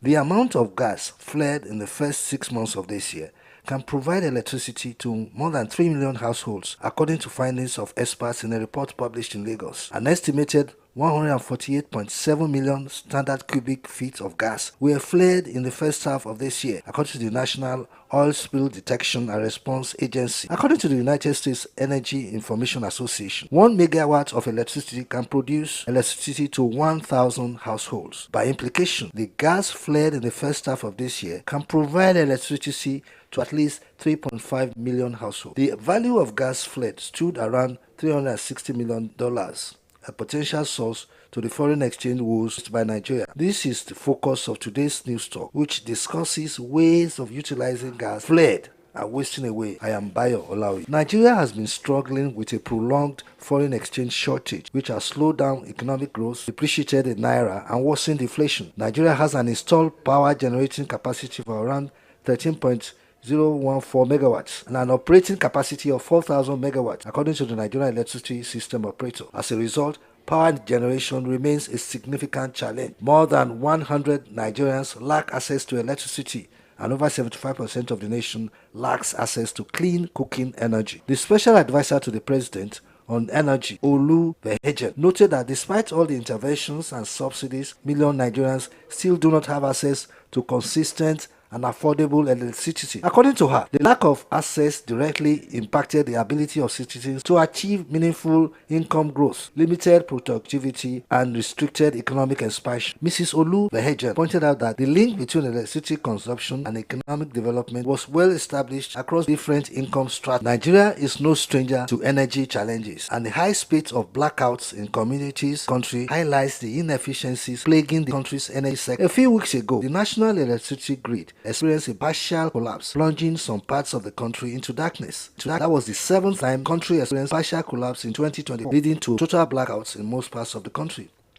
Since the grid was privatized 10 years ago, it has collapsed over 141 times, highlighting the persistent issues within the power sector. Experts stress the urgent need for gas commercialization, stricter regulation, development of floating liquefied natural gas (FNLG), and revisions to the Petroleum Industry Act to address these challenges. An oil and gas expert, Preye David Orodu, told me that in a discussion that it was important to make practical efforts towards gas commercialization supported by a strong infrastructure network. Orodu noted that some of the liquefied petroleum gas (LPG) used domestically was imported, adding uncertainty to the supply chain, stressing that by promoting gas commercialization, the country could attract investment, thereby reducing the reliance on imports. He was of the view that by harnessing natural gas, which was a cleaner source of energy, it could help to propel investment in gas turbines and generate electricity. According to him, Nigeria was not doing enough as a member of the Organization of Petroleum Exporting Countries, Gas Exporting Countries Forum. This is Bayo Olaoye.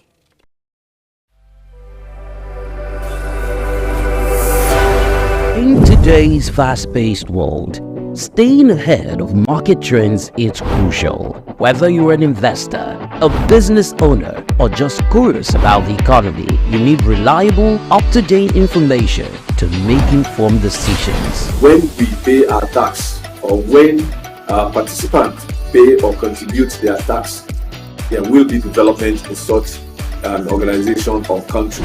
The Ministry of Marine and Blue Economy that is going to address that alone. The National Security Advisor and the Office of the President also need to see to it to ensure that the security situation is being addressed.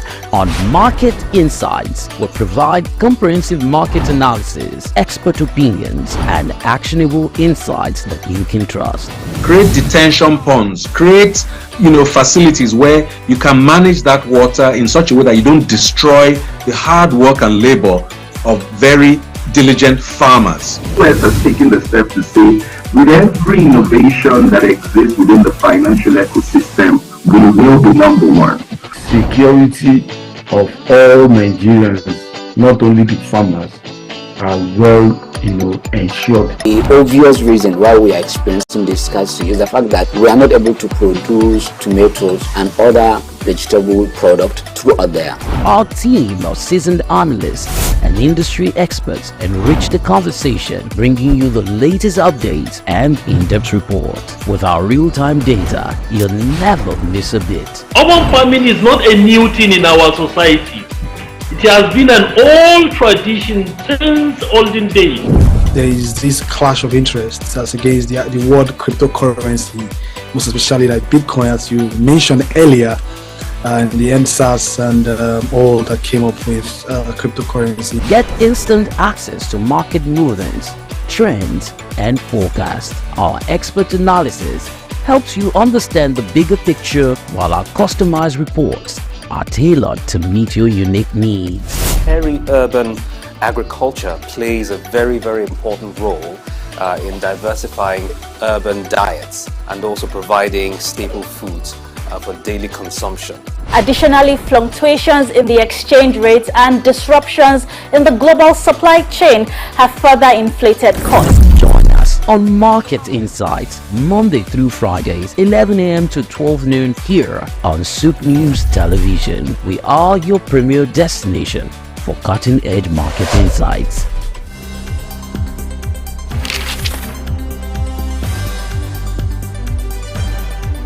The challenge of governance is to see how we can leverage what is on the ground and convert this to wealth for the people. Russia, China are gaining entry into Africa, and it would appear that some Western countries are losing out. You're working as an expatriate worker, then you're paid in your currency. But then if you must spend those money, you need to convert those money to the local currency to spend. When we address this exchange rate volatility, we will see definitely cost of goods and services will come down. From a security point of view, we should employ the technology to ensure that we can track individuals and goods within the continent.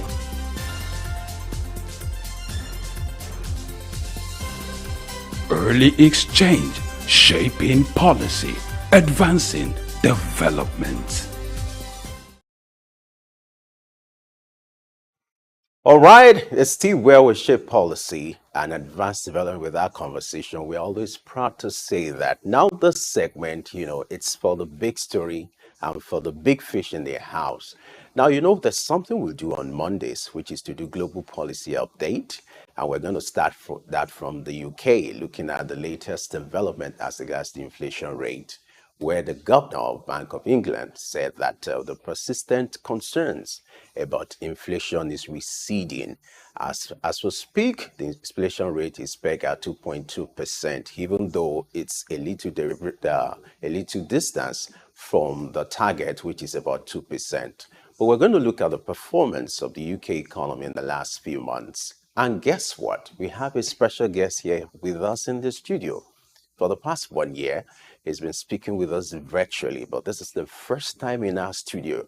He's in Nigeria for a special visit, a special conversation. I have the pleasure of introducing to you. He's a man of many parts. You know, sometimes it's usually very difficult to introduce him because he has economic background, he has military background. But we're privileged this morning to host the chairman, African International Chamber of Commerce and Industry, Ambassador Wallace Williams, who joins us for the first time in the studio. Glad you have joined us this morning. Thank you very much, Femi. Been looking forward to meeting the team. Where is Blessing? Where's everyone? Blessing is around. You know, she's playing a crucial role behind the scene, and I'm sure after now we're going to have a proper meeting with Blessing. Yes. You know, the point is we must acknowledge you for taking time to be here this morning. Thank you. To be a busy schedule. Today is a special day for us. Thank you. So let's start. You've been in Nigeria for a few days. Let's start with your visit to Nigeria. I know this is not the first time, but what has been the experience? Oh, of course. Nigeria is home. It's welcoming. It's warm. The people are always gracious. You have quite a number of highly articulated and intelligent people. And, you know, what I admire about Nigeria is that they make things happen. They can make things happen. And it is that knowledge base that Nigerians have that are respected around the world. Sometimes for the wrong reasons, but the better reasons are that they provide, you know, a lot of added value to the United States, whether it's doctors, whether it's lawyers, whether it's specialists. Do you know we're now having what is called reverse medical tourism in Nigeria? Oh my. A lot of people who are friends of mine, they're coming to Nigeria now for dental care, for heart, and other medical, what I will call fixing of their system. Even in the wake of this Japa syndrome, which Yes, is so really I want to make an appeal to Nigerians: don't Japa, re-Japa, come back home, because people are seeing the value of Nigeria versus being out there where you are stranded, where some places, like you're beginning to see, you're not welcome. And this is where most people are heading to. People are heading to Africa. If you're on a flight, normally, as I've been, you know, you'll see that 70% of the people are non-Nigerians. So what it is they're seeing that we are not seeing. So I would appeal to them, try and look inwards, and, you know, let's do, you know, local economies, develop them, work together, you know, develop your space, because nobody else will do it for you. And when you go there, what you're doing, you're giving away your knowledge base, you know, to other countries to develop. So we have to stop that. Reach Japa, come back home to Nigeria or Africa, wherever you're from, because other people are seeing the value. Is it the Chinese? Is it the Indians? Is it the Lebanese? Is this even Dubai now? And these places are coming in and buying up land, buying up, you know, farms, etc. And they are making use of our resources more than we are, you know. So we need to, I would say, you know, in the communities, develop community-based, I would say, units, you know, to look at, you know, a factory in every community, transfer the knowledge. If you're bringing people, they should align with your strategic policy, national strategic policy. If you're coming, this is what our policy are for foreigners. You come, you bring your knowledge, you bring your technology, you know, you share it, you know, we don't mind you making profit, but you enhance the community, not take and go, and then you leave us impoverished. All I'm right, kind of sickness where this is concerned. that's interesting. If this is coming from you, I'm sure that's viable for people to know that there are Yes. more opportunities in Nigeria for people to stay rather Yes, than Japan. absolutely. Absolutely. Absolutely. That's great. Now let's look at the story for the segment, which is to look at what is playing out in the UK as Mhm. regards the inflation rate. Now, the Bank of England governor is saying that the risk that has to do with persistent inflation, as far as UK economy is concerned, is receding. You know, it's been pegged at 2.2% as we speak. Now, what do you make of the trends as regards the bid to manage inflation in UK in the last few months? You're aware of the shock this has brought to the world globally, Yes. starting from when COVID happened towards the issue of Russia and Ukraine, the impact of that on global economy, which has also affected a lot of even big economies. But in recent times, you see a lot of economies coming out of the wood now, in the sense that UK in a few months have been able to maintain stability when it comes to the inflation rate. Talk to us now that the inflation rate is at 2.2%. What do you make of? Well, let's look first to begin at some of the underlying factors, and which people are not talking about. Brexit. Having left the European Union, right, that is a big shock to the economy. And people have not really looked at that because that was their natural trading near market. That's one. Two, the currency, right? Margaret Thatcher did a very clever thing in that she stayed on the fence when the euro was being launched and said she will keep, watching until they see the stability of the euro and the strength of it, and kept the pound. So those underlying other factors you need to look at what has happened since then. So the Bank of England and the UK economy, they decided, okay, they're going alone. Now that they're going it alone, they want to make the pound stronger, right? They've lost their near market. They have, and are looking now at the Commonwealth and their ex-colonial powers to trade with, right? The shock absorber is that the economy, and they've had to peg, a lot of the interest rates to keep inflation down because cost of goods, the external debts, etc., they've had to manage very well. And the fact that they kept their pound and was not in the mix with the euro has given them a little bit of a breathing space so they could control the economy. With the 2.2 and looking at receding backwards, they have to ensure that their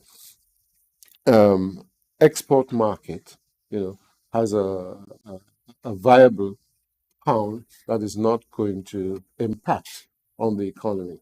So now the Bank of England has to carefully look, and they're looking at it carefully, that the average British citizen is paying high costs for their goods at the moment, right? And therefore they need to bring that down to give them a breathing space, right? And to reduce inflation, to drive it down to 2% and keep it there. So they're going to re-enter, I think, the near market of Europe. I don't know what the trade agreement will be now going forward. And then, of course, they're already looking at, the other markets outside of Europe. This now would probably help and buffer what they are planning to do. But they also have to look at the kind of taxes that they have been applying to the British citizen, property tax, this tax. They've got to try and reduce those as well. And I don't know whether this particular Labour government will be, very lenient on the average British citizen to ensure that they bring down those kind of costs to make it easy for the British citizen to not survive, but to feel a sense of relief that they can have a little bit of leeway with the monies that they earn. Now, let me make reference to a statement credited to the governor of the Bank of England, where he said it's too early to declare victory over inflation, but the risk of persistent inflation appear to be receding.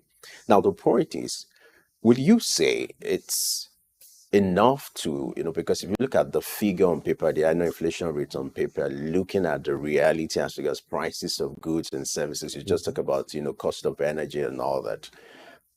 What would you say about the statement credited to him that it's too early to declare victory? If you look at the figure, 2.2% looks viable. Yeah. But he's saying it's too early to declare victory. How do you react to that? Yeah, the reality of that is that, and you talked about it earlier, the impact of what's happening with Russia and Ukraine, right? That will have a major impact on the economies of all the near countries, Britain included. We don't know what would happen. I mean, he was using what I would call double speak, diplomatic speak. Yeah. He is not saying, quite openly what are the mitigating factors at the moment. But certainly, China, the BRICS, and also the Ukrainian war, right, with Russia, who is, put it this way, an enemy of the West, and who could damage their economies if, the thing escalates much more and something surprising happens, right? Russia could tomorrow drop a bomb on the Ukraine. Now, that whole thing scatters his 2.2, So that's why he's saying it's too early to declare victory, because there are too many mitigating factors surrounding that, nice managed 2.2, because anything over the next 6 months can affect that. So he's being extremely cautious. And the British, they are very diplomatic in what they say, but their statements are very loaded.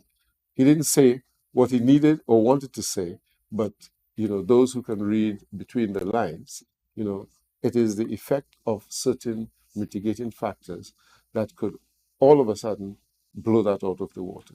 So he's being cautious. Now, let's look at the approach to, managing inflation globally. You have big economies adopting this template of cutting interest rate. Now, given the result that UK is recording, will you expect cutting of any rate any soon?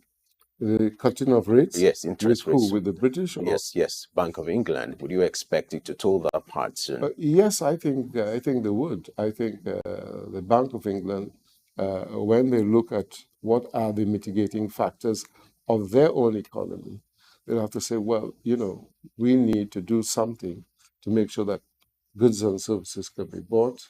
The cost of energy might have to be brought down. The taxes might have to cut a bit, and so that they can control, the damages that inflation will bring to the country and to the economy. So I believe now is the time for them to have intervention as part of, the helping of the economy. They need to have intervention policies. And now I think they will need to sit down with the Chancellor of the Exchequer and sit down and work out, cutting the interest rates to the benefit of the citizens and the country. So yes, I could see them cutting the interest rates again, because as we just said, cost of goods, cost of energy, if it goes, way too high, you can have, instability. I don't want to say riots, but you could have instability evolving in the country. Now, what do you make of this development? If you look at what is playing out in the big economies, like the case study we're referring to, the UK, whereby the approach to taming inflation is to cut interest rate. But if you flip the coin here in Africa, the same template is being adopted, but you have this disparity as regards results. They are recording single-digit inflation rate, even in the UK and other, European countries and other big economies. But here in Africa, it's double inflation rate. Yes. Yeah. What do you think amount to this disparity in results? Using the same template but getting different results. Is very, very, very simple, Femi. We have high import costs. We have currencies that are losing value daily. You cannot go to a single digit if you don't have the ability to control your imports and balance with exports, right? The disparity is you're on the flip side, and that is you are importing more than you're exporting. You have to use foreign currency, foreign exchange to buy. Your currency keeps depleting daily. I'm not even saying annually, daily. So there's no way you can drive it down using the same template to get a single digit inflation. It's impossible. You cannot. You can use the same, you can cut interest rate as much as you can. It is not going to give you the same results because you have two mitigating factors that are going to drive your interest rates up every time you cut it.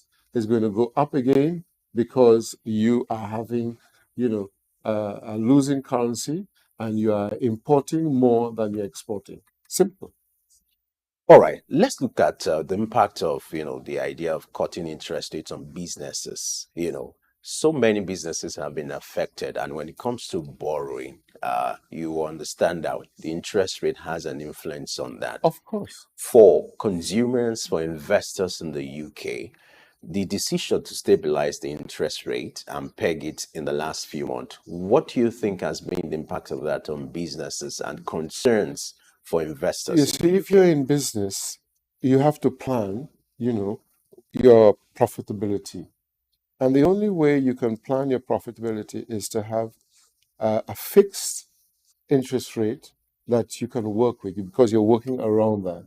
And you say, okay, we are going to lend you money.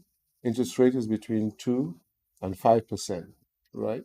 You can work with that because you know that you can plan your business knowing that not much is going to change with regards to the fixed interest rate. But if, for example, as we are in Nigeria and Africa generally, and your interest rate is double digit, already you're on a losing scale. But if they give businesses the opportunity to breathe, the opportunity to develop by saying, okay, we want to have our domestic growth of our businesses. Let us fix interest rate in a single digit to allow the businesses to grow. Because what we have to have is buy local, sell local. And you need to know that the impact of energy, especially in Nigeria, is what blows you out of the water. Take, for example, aviation. Aviation cannot exist when you can have fuel prices, on a what I'll call a large template. That alone, that's why so many airlines have gone redundant, because the volatility of fuel prices, blows those businesses out of the water and they can't grow. So you need to be able to give local businesses, a fixed single digit rate and peg it for a period of time so that they are allowed to grow and help the economy. And that is where you will also be able to bring inflation down, goods and services, right? And growth of businesses. So government has to make a decision. Wale Edu and the others who I know, they need to make a decision. Are we going to develop growth in the economy? And if we do so, the businesses, the people who are taking the risk adventurers, who are going into business, give them a safety net. The safety net is pegging the interest that they have to pay back on money borrowed or on money, at a single digit rate that is pegged. It could be fixed between, a parameter of 5 to 6 or 5 to 7%. But for sure it's not going to go beyond 7%. That way you can plan. You can plan your business, you can plan your development, you can plan your growth, and you know that government is supporting you. And that is what has to happen. We cannot have, businesses being at the vagaries of wild interest rates, which will also continue to cause inflation. The man who's importing, he needs to also know that he has a stable currency. He needs to know that the central bank will give him, money at a fixed rate as well, fixed exchange rate, so that he can do business. He can provide import if he has to, but more importantly, we have to drive export. All right, let's look at the projection for the year 2024. The projection by Bank of England as regards inflation is to keep it at 2%, and now it's at 2.2%. Now, for the Bank of England to achieve this projection for the year 2024, what are the critical steps or some of the priorities that they should put in place to keep the momentum if possible, and then in the next quarter, the projection is before the end of the year, they achieve the target of 2%. If that is going to be viable, going to be realistic, what are some of the critical areas you think the Bank of England should focus on when it comes to its monetary policies? Well, the Bank of England, to maintain that, they have to ensure that when they fix the rates, they maintain it, right? That is important. Then secondly, they're going to look at what we just talked about, helping local businesses to grow. Same thing, it's the same template for Nigeria or wherever, right? When they do that, businesses, now have fixed interest rates, which is nice. That single digit and how low that interest rate is giving room for growth, right? So the critical factors for them is to maintain those policies, make sure they're implemented, then they apply it to the economy and to businesses that will grow because of this. Critical factors is that they have to work with the government, right? The Chancellor of the Exchequer, and say, okay, let's look at other areas, critical areas, that you can provide some interventionist policy, whether it's reduction in the taxes, whether it's reduction in some of the energy costs, the things that fuel growth. And those are the things that they have to do. They must work hand in hand with the Chancellor of the Exchequer, because they now have to make the announcements of this is where we are going, this is what we have decided, this is what we'll implement, and we're backed up by government as well. All right. We're not done yet. We're still looking at global policy for today. But it's time for us to go on a short break. When we return, we'll continue our conversation with our special guests. Stay with us. In the heart of sub-Saharan Africa, where commerce meets progress, welcome to SOUQ News, your source for business, economy, and development insight that drive nations forward. From the vibrant streets of Lagos, Africa's fastest economic hub, SOUQ News takes you on a journey of discovery, analyzing and reporting the facts that lay the foundation for growth and development. We don't just report the news, we create it. SOUQ News is more than a channel.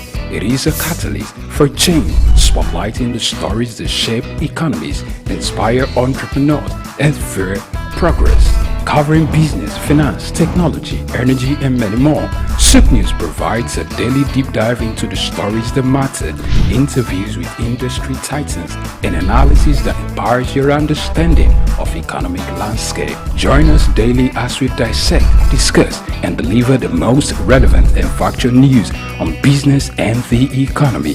SOUQ News is your trusted guide, empowering you with the knowledge to make informed decisions.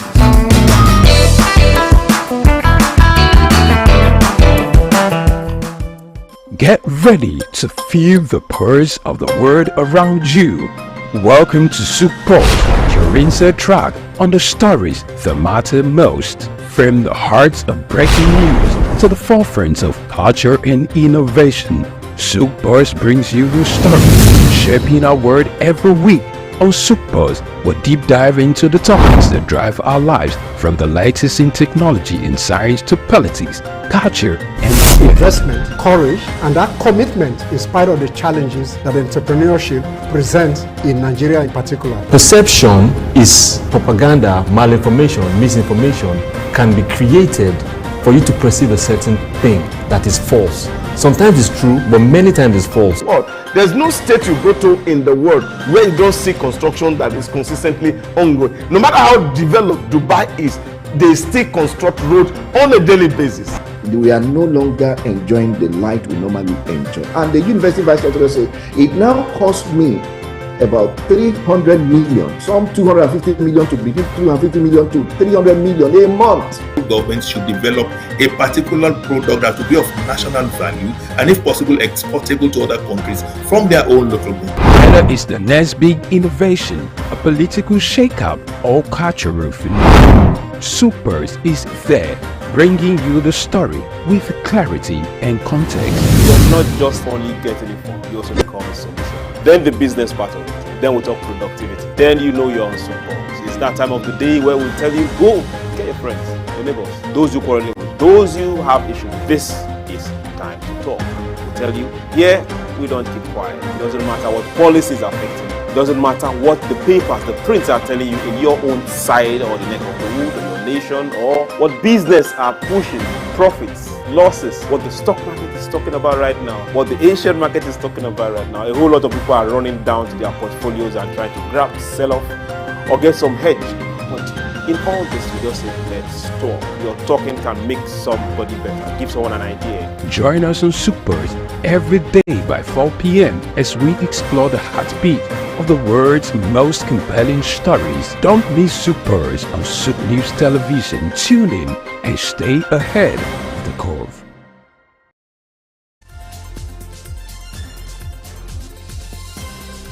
Early exchange, shaping policy, advancing development. All right, if you're just joining us, you're the right place at the right time. Let me let you know, we've been talking about the latest development in the UK, talking about the inflation rate, which is pegged at 2.2%. The target for this year is to ensure that the inflation rate is pegged at 2%. Would you consider that to be a success or victory?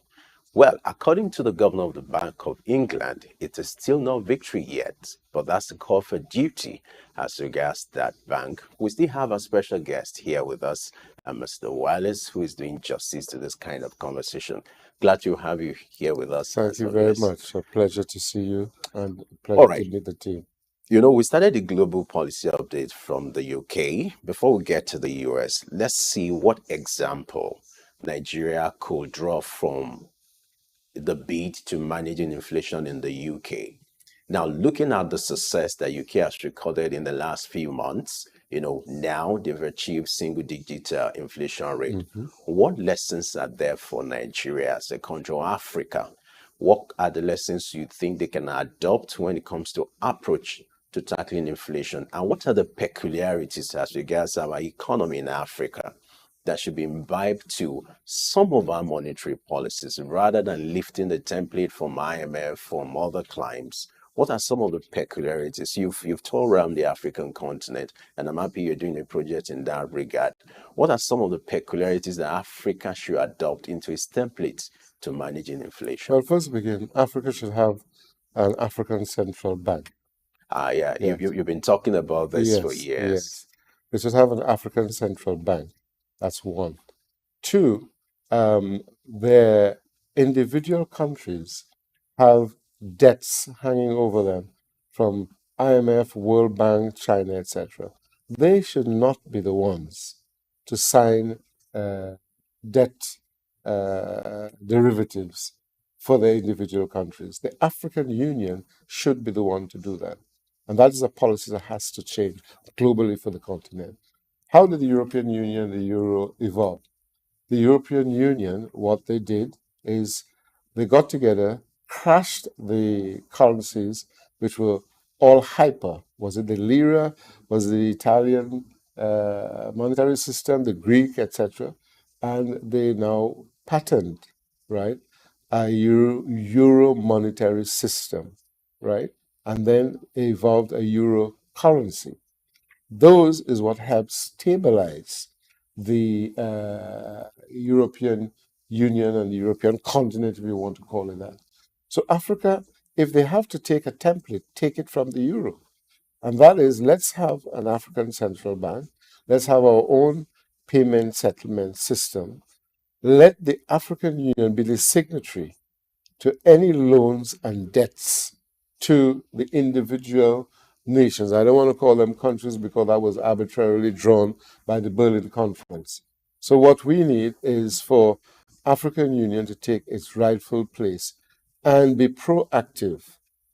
Tell the rest of the African countries, nations, and the states, look, we will sign for loans prioritized and agreed to by the African Union and yourselves, whether it's for infrastructure, whether it's for agriculture, whether it's for education, and we sign on your behalf. So we take the debt burden off for you. Because if we don't do that, Femi, what we are going to keep having is that all individual countries, whether to try to lift a model from the US or from the UK, will be struggling to survive, economically. Something has to change radically on the continent. And that is crush all these currencies. Is it how many? 40 something currencies we have in Africa at the moment? And each of them, each individual currency is struggling with the foreign exchange that they have to source for import, with the foreign exchange they have to source to trade. So those are the two critical factors that has to be looked at. And, Europe and the US and the UK don't have that problem. They have a strong currency. And as I said earlier on, Margaret Thatcher stayed on the bench, or rather on the wall, and kept the pound so that it also strengthened their economy. They did not fall into the European euro. However, the euro accommodated all the rest of the other European countries. So we have to think the same way. If a template has to be raised, let's raise the template of the euro. Let's raise the template of the European Union, signing on behalf of the other countries. Let's have like a European Central Bank. Let's have an African Central Bank. I mean, it's a no-brainer that if we don't do that, there's nothing that we can say about having, a template from the UK or the US, individual countries. It's not going to work. It's not going to work because, we will be pushing a boulder up a hill continuously. And as much as we would like to, and that is to adopt, what the UK is doing, we can never, at this point in time, reach single-digit figures for running the economies of the various countries that we have in Africa. Interesting. Now, away from what is playing out in the UK, let's look at the US economy, where inflation is, as at July, it's at 2.9%, according to statistics released by Bureau of Labor Statistics. Now, let's do like a comparison between the two ends. You have that of UK at 2.2%, that of the US 2.9%. Talk to us. What do you think is so peculiar about the approach to managing inflation in the US that could be a little bit different from that of the UK? Looking at the trend of things in the last few months, the latest figures, with us as at July is 2.9%. What's your take on that? Give us a picture of the background to this development in the US. Right. Is it positive or negative? Which one are you looking at for the US? Let's bring both now, so that at least we can balance the conversation. All right. Okay. So negatively, you have the war in Ukraine and America's interference, in I would say country matters. So that will be affecting them. China, has had a major impact on what is happening in the UK, in the US rather, because, they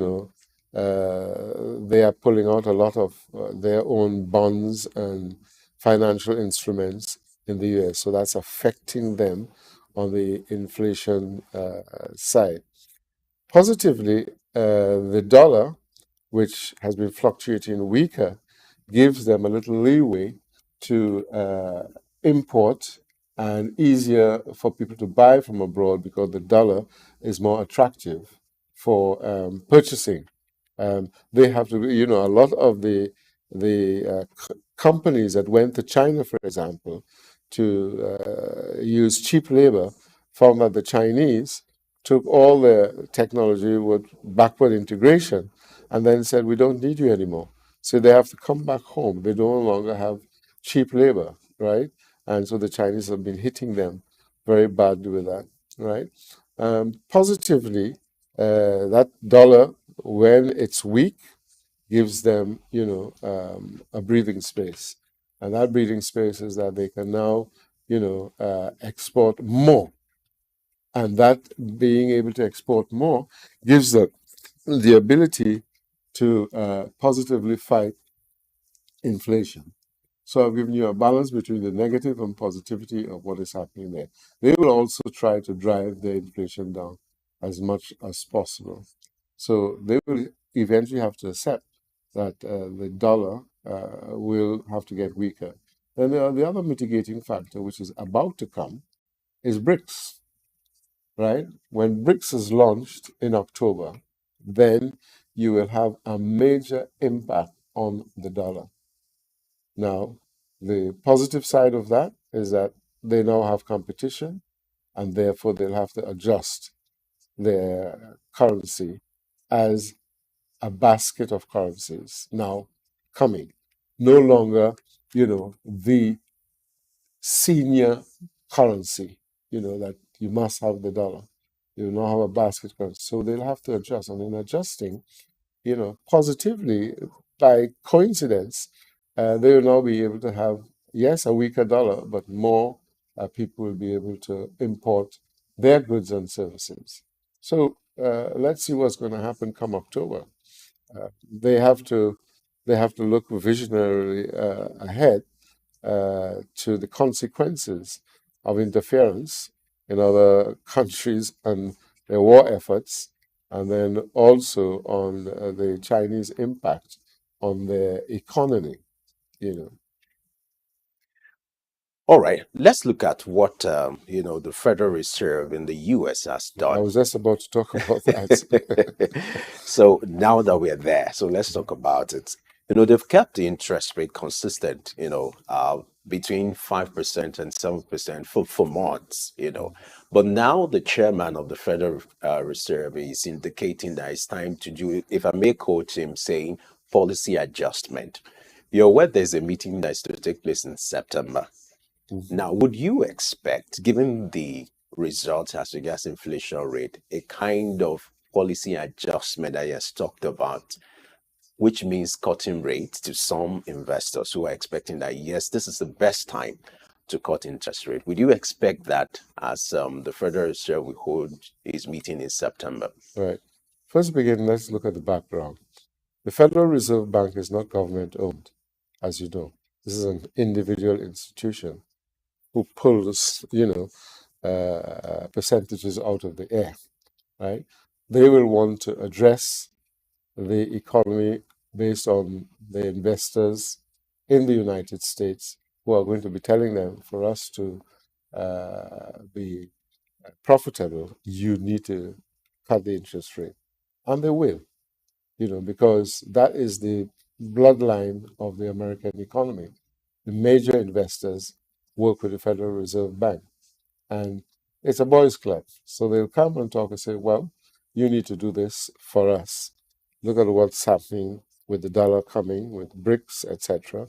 And you need to give us, the ability to cut interest rate and make it viable for us as, the investors in the economy locally to be able to drive the economy. So absolutely, they are going to cut interest rate. There's no ifs or buts about that. But if that happens, that's like a few months to the election. The US election is taking place in November. And if the meeting happened in September, like you predicted, perhaps if there's going to be a cut in the interest rate, what could be the implication of that on the economy, looking at the few months to election and the peculiarity of humor emerge as the president? You have two contenders now. You have, Kamala Harris, who is also, according to polls, is getting momentum, and you have Trump, that Donald Trump. Now, I want you to paint this picture of what is expected of the Federal Reserve, how conservative they should be in terms of their monetary approach to tackling inflation, knowing fully well it's an election year where you have more expenses coming from the government quarters and all that. So looking at the time frame, what kind of conservative approach should the Federal Reserve deploy in this so that the impact of the economy could be minimal? Right. Now, you have to look at whose side they're on in the politics, right? If they give a boost, obviously the political Nostradamus, he's a professor, says that one of the 13 keys for winning an election has to do with the state of the economy at the time of election. So if he's on the side or they are on the side of this current administration, it will give a key away for an election win for the current government, right? If they're on the other side, we are talking politically now as an impact. On the other side, they could very well decide no for the time being and help to push their candidate into power. It's all a power game. So the investment aspect, they may not cut interest rate as much as we expect, depending on which side they're on. But if certainly they're on the side of this current government, right, they will do a nice big slice of a cut on the interest rate to help them over the line. But if not, they may cut interest rate minimally because they are working with the investor community and the economic drivers of the country. And therefore, we will see an interest rate, but what it is the question. How large it is, how big it is, what is the percentage that they will cut. That's the key aspect of what they're going to do in September. It has politics behind it. Who's driving, the politics right now? That's the point. All right. Let's. Okay. We go on a short break now for us to continue our conversation. It's the early exchange where we shape policy and advance development with our conversation. That conversation will continue after this short break. Stay with us. We've got just what you need right here at Femi Wash Media. Call it the Midas Touch and you wouldn't be wrong. Let us record, produce, mix and master your audio like nobody does. Reach us on our contact today for the best quality job.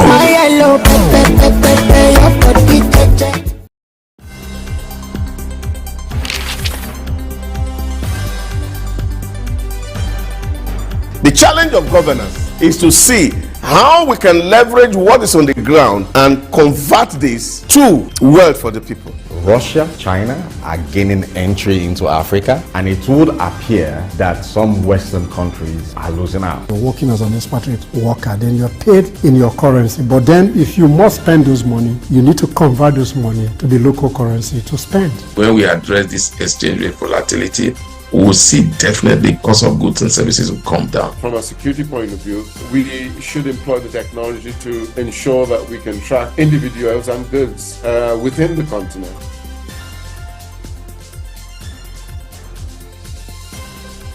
Early exchange, shaping policy, advancing development. All right, we're still looking at that big story for this segment, which is the inflation rate in the US, which is pegged at 2.9%, according to statistics released by the Bureau of Labor Statistics in the US. And our special guest is still here with us. Glad to know you're still here with us to share sensitive issues like this. Absolutely. This is looking like a reunion, and yes. I'm enjoying this moment while it lasts. I'm absolutely delighted as well. All right. Yeah. So let's look at the role of politics. Like, we're having a conversation behind the scene where you talked about there are certain issues that go behind the scenes that are not so visible. Yeah. Now, it's an election year for the US. As someone who has been a player, in the political arena, also being an economic or global affairs analyst, what do you think might play out for the US as regards the persona or the personality of who he emerges as the president of the US in coming months? The influence of that on the economy, one. Then also, how do you see the role of the economy, of politics playing out when it comes to economic issues in the US, in which is going to determine or influence who becomes the president? Talk to us. The relationship between these absolutely two. What you have said there is quite correct, Femi. Behind the scenes, politics pull the strings of who is going to win the election. Politics finance, and economics. Now, is it that the big boys who are in existence now and who has a role to play and looking forward to big business, let's say, look, for example, the arms manufacturers. Let's look at the defense industry. Is Trump a warmonger? Is he going to look inwardly to the American economy first, like he has said, America first, or he's going to spend time playing about with international politics, right? That has an effect because if he says no, he's not going to be doing a lot of outside interference, and the war industry and machinery needs that business to keep workers, from the labor point statistics that you talk about, and they are down, right? They say, well, we will switch our allegiance to Kamala, and then the industries working with the Federal Reserve Bank, right, will say, hey, we are going to be boosted by Kamala Harris because she's going to spend more time on foreign policy, which gives us, production and manufacturing. That's how it's going to play out. But if Trump, for example, is smart, he might say yes, he's going to do, foreign policy into what's happening with Ukraine and Russia, and so he wins over, the heart and minds of the defense industry and the Reserve Bank. And Kamala Harris will have to either show that she's more aggressive in that determination. So they are playing out the politics at the moment because those are the things behind the scenes. So politics and finance has a lot to play. They're interactive together, and that will determine, who will be pushed over the line. They at the back will determine who is going to win this game, and that's just an example. The pharmaceuticals, they are a major lobby in the United States politics. So, are they going to get more opportunities, to export and to manufacture? All those are conditioning factors in the politics and the economy. So, September will give you an indication, if you're smart enough to know whose side they are on, based on how far they've gone in cutting the interest rate, how large or how small. And then you will have to link it with looking at the policy that is set out by the what you call the gladiators, Trump and Kamala Harris. So after all the rhetoric is done of campaigning, look at the policies. What are the key policies that they say in their manifesto that they are going to adopt? That will give you a clue. All right, you're aware of the fact that the global economy or the global beast now, the global market is likely dollarized, and there's a bid to de-dollarize the global economy. Now, how do you see the US responding to this move? You have the BRICS coming up with alternative currencies, and they're getting stronger every day in line with what's going to happen in a few months, the launch of whatever they're coming up with. How do you see the US responding to this, and what might likely be the impact of these on the dollar? Yeah, the US are not going to sit down and allow their dollar to be battered. They are going to go down fighting. So, as I said previously, I think what's going to happen, there's going to be some major cyber warfare taking place with that BRIC system. And they would have had to guard against that very, very strongly because America wants their dollar to be still the top currency in the world. So they're not going to lay down and roll over. They're not. So I think they are going to fight. They will use every machinery in their armory to ensure that they support the dollar and go against the de-dollarization plans of the rest of the global economy. But, these BRICS nations have worked very hard to ensure that they can have their own competitive currency work. And they would have hopefully crossed all their T's, dotted all their I's, done their better testing, and looked at all the cybersecurity and security issues. But certainly, America will not roll over where their dollar is concerned. And they will continue to use it as a weapon. But they have a major problem in that the petrodollar was the weapon that they used to keep everybody in line around the world. Now the major oil producers are willing to go with the BRICS. That is something I don't know how they are going to tackle that. It's going to be extremely difficult. Are they going to continue to say to Saudi and the other oil producing nations, we are going to give you more arms and armaments and give you, literally a free ride to maintain the petrodollar? That is the question. Right now, the petrodollar is the dominant currency and it is under attack because some people who are oil producing nations said they're pulling out and they're going to use, the BRICS currency. They'll use the yuan, they'll use the Russian ruble. And don't forget, Russia also has major energy sources as well. So when you collate that together with, the other oil producing nations who will join BRICS, because we said there's 159 countries, and a lot of them in there are oil producing countries, you see that the petrodollar will be weakened, and they will have to do some sort of propping up with those countries. I don't know what they'll give to them in exchange or how they'll put them back into line, but it's going to be extremely difficult for them to maintain the petrodollar. The trading dollar, okay, yeah, competitively, they will still have a strength, but they will, be now competing with an evolved, not an evolving, but an evolved currency, because by the time they get to BRICS, it will have been an evolved currency, and they would have already traded among themselves. And they have a big market. So you say that, 50 to 60% of the world economy is on the BRICS. It's all over for the petrodollar. The trading dollar will be competitive and will probably form a basket of currencies for trade.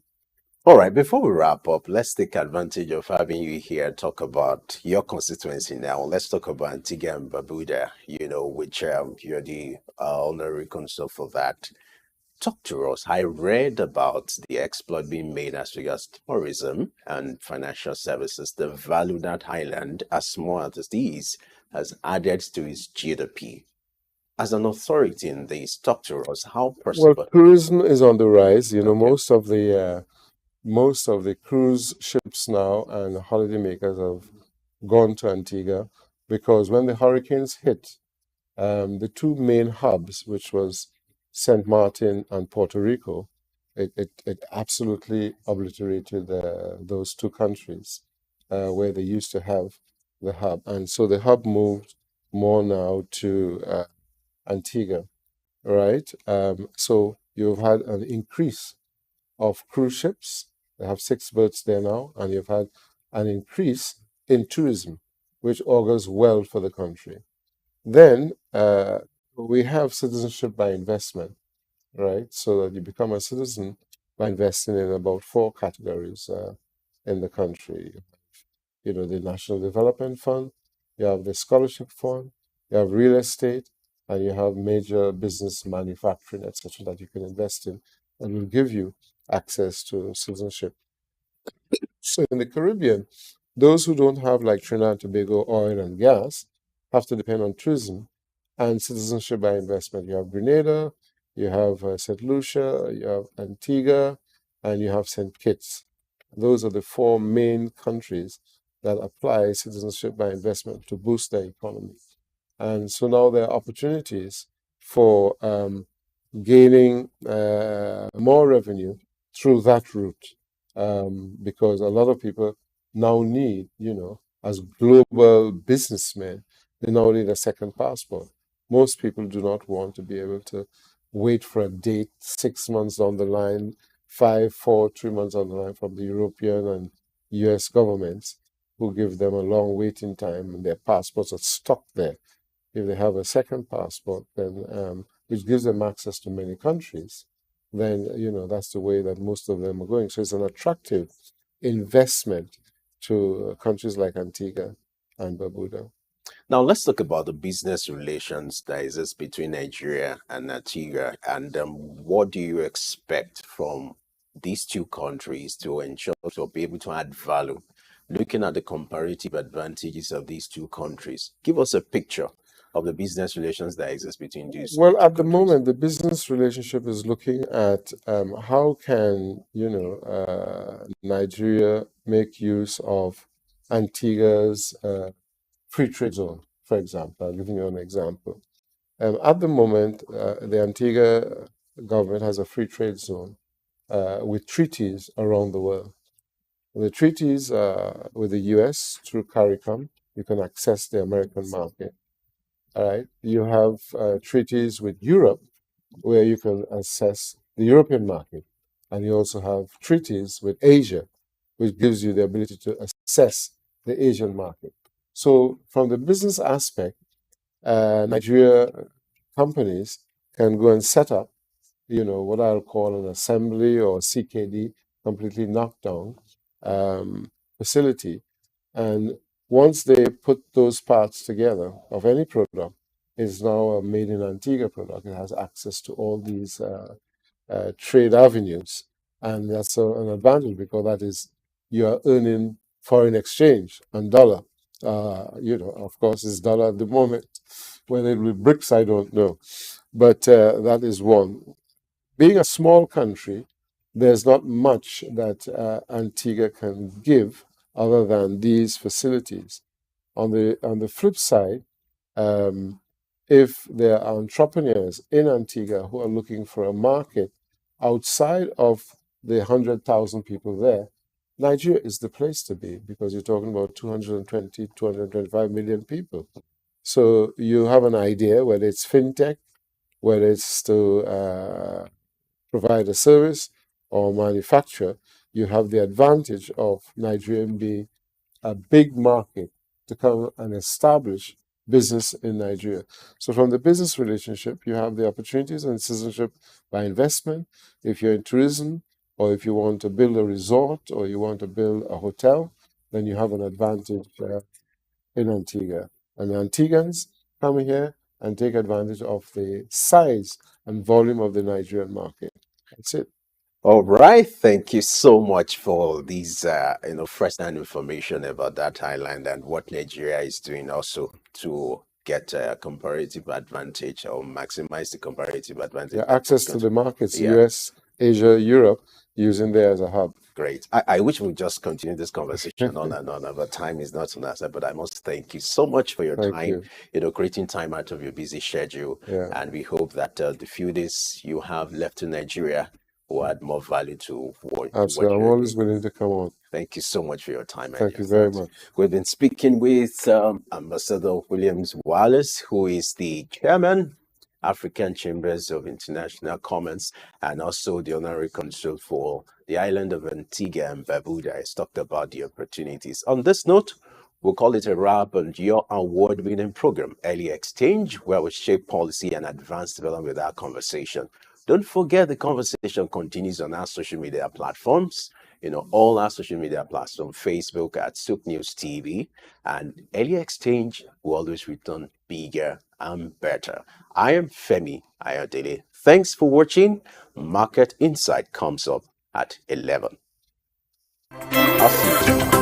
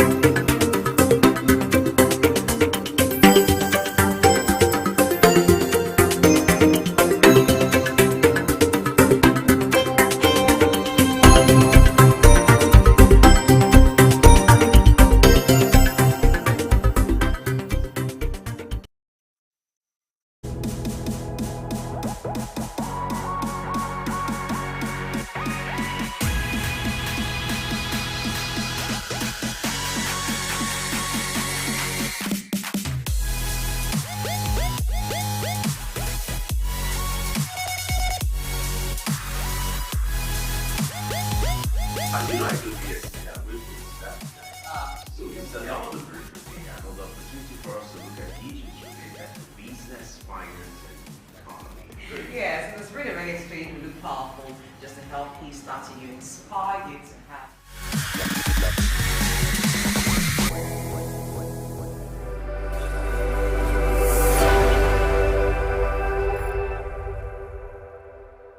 The Nigerian Civil Service, which is the hub of internal administration in government, is faced with an existential crisis in many fronts. Essentially, there's a problem of trust and confidence, as well as bureaucratic bottlenecks that lead to inefficiency, ineptitude, and redundancy. Many Nigerians now perceive the Nigerian Civil Service as a relic of the growing, outdated Weberian bureaucratic model of public administration. The Federal Civil Service Commission, FCSC, has been alleged to have compromised the philosophical construct of the first principle of its founding in 1855 in the way it goes about its work. It is sometimes inaccessible and insensitive to the needs of the people or the public. It has been alleged that it has compromised merit, not just on the altar of federal character, but in federal character diversity management practice. It is surprising that it has surrendered its constitutional independence helplessly to the whims and caprices of its political lords and masters, likely because as professionals it has lost the capacity to speak truth to power, as it was in Nigeria in the 1960s through to the mid-70s. It is saddening that it has emasculated merit and replaced it with political patronage and unreflective nepotism. The dynamic that this created has certainly destroyed the gatekeeping essence of the Commission's constitutional mandate as the protector and defender of the merit system, and therefore as the institutional bulwark and guarantor of professionalism in policy and development management in Nigeria. It has also almost destroyed competency-based human resource management as an enabler of policy intelligence of a capable developmental state. Even the British, who transplanted the Service Commission concept along with many other countries in the Commonwealth of Nations, have brought creativity and innovations to bear in their public service people management practices, in how they have gone in rethinking their service commissions. The global community of practice and service have created such a large portfolio of smart, good and best practices that we in Nigeria as latecomers have no excuse to be so far left behind in being so uninnovative. In consonance with the renewed hope agenda of the administration of President Bola Ahmed Tinubu, a radical reform of the Nigerian Civil Service is desired by practitioners, professionals and members of the public. The recent Oransaye report suggesting the merger and reorganization of the ministries, departments and parastatals of government should be implemented to the letter, so that there will be square pegs in square holes. The congestion in most government institutions where idleness and redundancy prevail should stop, as this leads to inefficiency, ineffectiveness and ultimately corruption. New SOUQ today calls on the federal government to immediately set in motion the critical machinery to overhaul and revamp the country's civil service. I am Bayo Olaoye.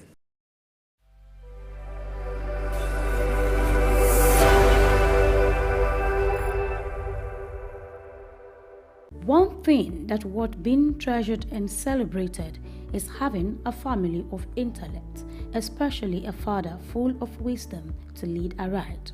On Saturday, April 20th, a heartwarming ceremony unfolded at Brookstone School Hall in Owode-Onirin, Ikorodu, Lagos, as the UK-based Nigerian Pa Michael Onafuye launched 3 inspirational books. The event not only marked the culmination of Pa Onafuye's literary endeavors but also served as a testament to his zeal for intellectual exploits, spiritual gifts and guidance, as well as laid down legacies for his family. The books titled War Against Limitation, Maximizing Divine Mandates of God on Your Life, and God's Word of Assurance is Your Sure Word of Insurance, brought together family, friends, and religious leaders from within and outside the community.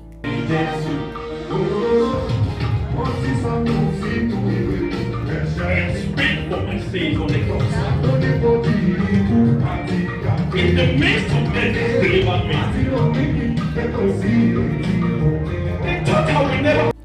During the event, Dr. Ayo Onofuye, doctor of the celebrant, read an excerpt from one of the books highlighting the importance of maintaining faith during difficult times. His son, Dr. Tosin Onofuye, also delivered a keynote address pointing to his father's wisdom and spiritual leadership. He is one that seeks to redeem the value of humanity through service and the production of service. Too often we hear preachers saying that we are here to serve humanity, but you look at their portfolio and it doesn't match up. But my father is one where his sermon is embedded in his daily practice. And Dad, I don't just say that because we are in front of people. Like I said, the MC has given a brief background about myself. I'm university this, university that, but that is not possible without you. My dad has emphasized the importance of education. He's not a shepherd that declines or puts to sleep the importance of reading. He is one that even though he's not at a PhD level, when he speaks, the wisdom that comes from his well of understanding is above the certificate. Because the certificate, to an extent, will fetch you money, but the wisdom my dad will give you will help you navigate life.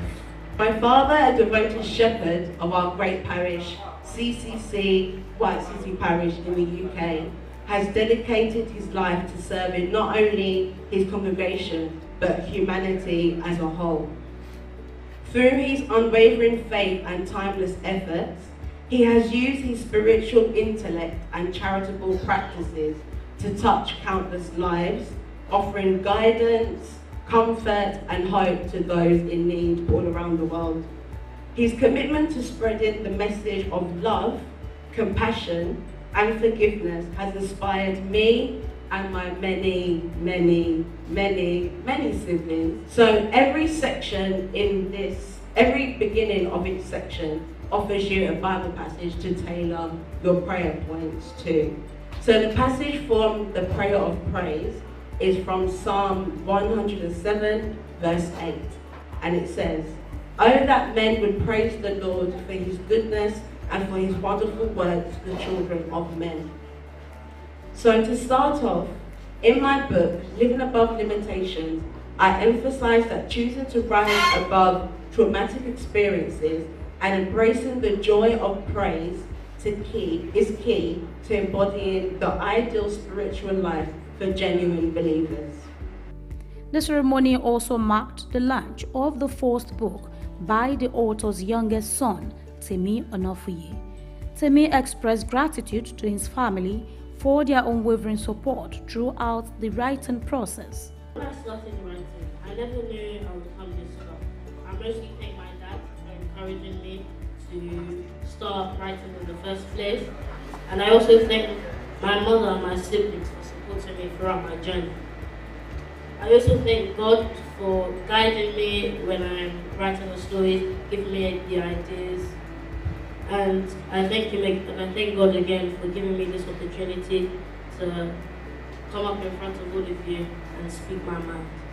The president and CEO of Femi Wash Media Limited, a special guest at the event, commended Pa Onofuye for his dedication to his children's education, noting their achievements in academics and their commitment to following in their father's footsteps. So a good example for every UK resident like you and I and some other people that are here to emulate, because you're a shiny example, you're a shiny light. I'm proud of you and I'm proud of your children. So for you to be able to conceive that idea, write the first book, the second book, the third book, and getting up to this one, I'm proud of you, sir. I'm very, very proud of you. It means you're a winner. Speaking with SOUQ News, the Onofuyes and well-wishers shared their thoughts. Focus, have faith, have the Spirit of God in you, do the will of God, do it good, do it right, When you do it right, you get it right. And when you have time for God, God will make things possible for you. Just have hope in Him. And whatever you believe in, focus on your belief, work on your belief, and don't just sit back. Strive in that belief. And one way or the other, God will pull you through. God will take you there to that destination. We've seen him as somebody very unique. He's always different. Everything about him is always different. So we knew that God's grace is with him, and that's why. And that his dad being an author noticed in him that he had something in him. He loves writing as well, just like his father. So he actually, encouraged him to start doing that. And if you read the book, it's all about what's happened to him. That's why that title comes in as, the world around me. So that's why he's an author, the young author for today. What mostly inspired me was my dad, my father. He became something that I could look upon and look forward to, and he's already a great example of what would happen if you started writing. So now every day he just encourages me to start and pursue my career that I want to achieve, which is writing. To be fair, I saw him go through a few challenges, which hasn't always been easy, obviously, as his child. But at the same time, it was remarkable the way he came from those challenges and how he handled them, first of all, and then what he produced through those challenges. And that's always been something that has inspired me. We've been for a few years, and since I've been with him, I really like him. I really enjoy him. Having him as my in-law. He was very quiet, jovial, then intelligent, then accommodative, and very spiritual. So I learned a lot from him. Even I told my niece that I feel jealous of him. One thing I want to say mostly that I know about him is he's always learning. As he is always learning, he's always also teaching you. There is no day, even in church, that we're doing maybe a spiritual program, he will always want to bring something out that you, as an individual, as a youth, as a child of God, something to direct you back to God. It is with great pleasure and excitement that I stand before you today as we gather to celebrate the launch of a remarkable literary work.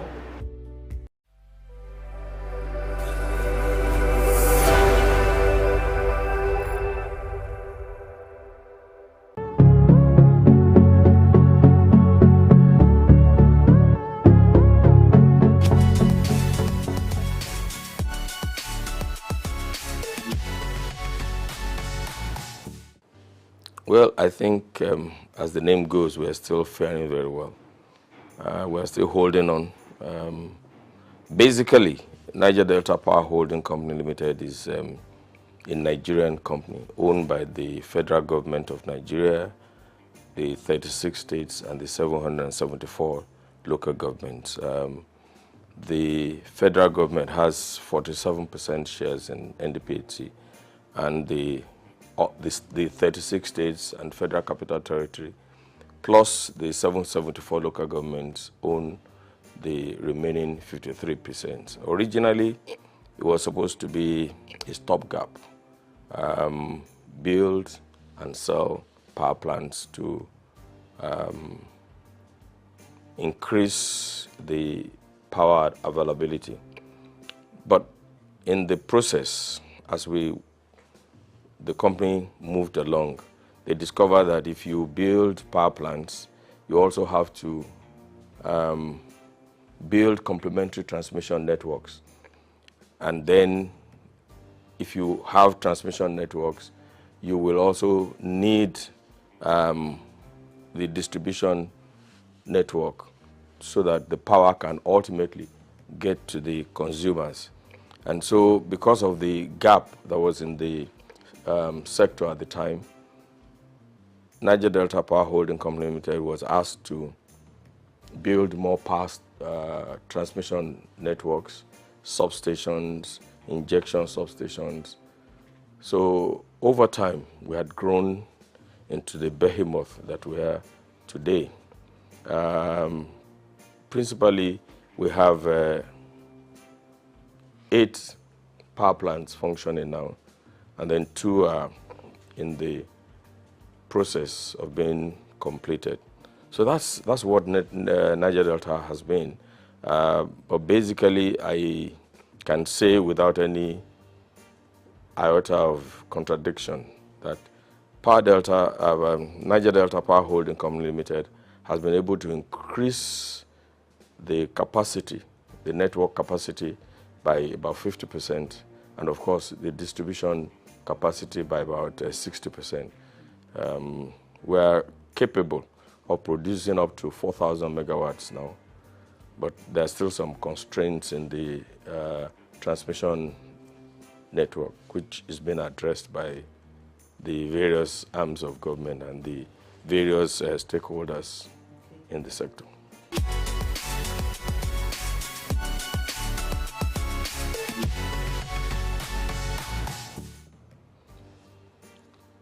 If I want to talk about the problems in the power sector, you need more than an hour program. They are multifaceted. And each time solutions are being found, they are not far-reaching enough. For instance, before the enactment of the Electric Power Sector Reform Act, it was thought that the problem was we didn't have enough generation power, and that's what gave rise to the NIPP, which is the National Integrated Power Projects, which was basically to increase the power availability in Nigeria. And there were gaps because at that time, I don't think the solution was holistic enough. I'm talking of during the time of President Olusegun Obasanjo. You remember the National Integrated Power Project was conceived at the time. And it's strange that for the past many years, we are talking about 4,000 megawatts, 4,000. In reality, the available power in Nigeria is about 16,000 megawatts now, between 13,000 and 16,000 megawatts. So you wonder, why are we producing or generating or putting on the grid about 4,800 megawatts? So there's a gap. And the gap is basically the fact that the present network is aged. It's inadequate. There is fragmentation in the sector. You have, as of today, about 26 different bodies in the power sector.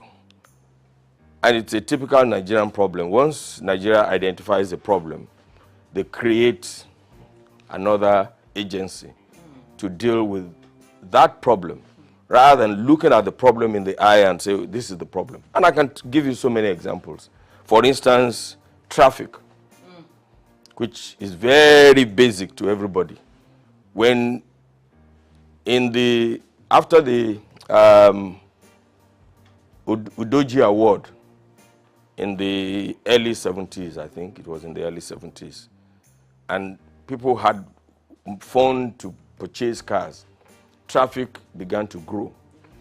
Now, instead of taking a holistic attitude and train the police to do what they're supposed to do, expand the road networks, and begin to put a culture of driving properly in the country, we created the yellow fever, the traffic wardens at the time. You remember at the time, traffic warden was separated from the Nigerian police. That's right. And the problem was not solved because the people were still constrained to virtually the same network of roads, more cars on the same network of roads. And then we stopped training drivers So, Federal Road Safety Commission was formed. And of course, I'm sure that you all know that the problem became worse. And now, all of the state governments are creating their own variants of the Federal Road Safety Corps. An example is LASMA in Lagos. And the people are still on the same roads. You know, so whereas we had 200 cars on a stretch of road, now we have 1,000. Now we have drivers who cannot read traffic signs, which are not even there. So today, when people see traffic lights, either in Abuja or in Lagos, I mean, they don't even know what to do. I'm sure that, I can't remember the last time we trained drivers in Nigeria. I cannot remember the last time we trained drivers in Nigeria. You know, it's the same thing with the issue of corruption. When we detected, corruption was increasing, we started creating so many variants of, and I always ask the question, where is the equivalence of EFCC in the countries that we're trying to be like?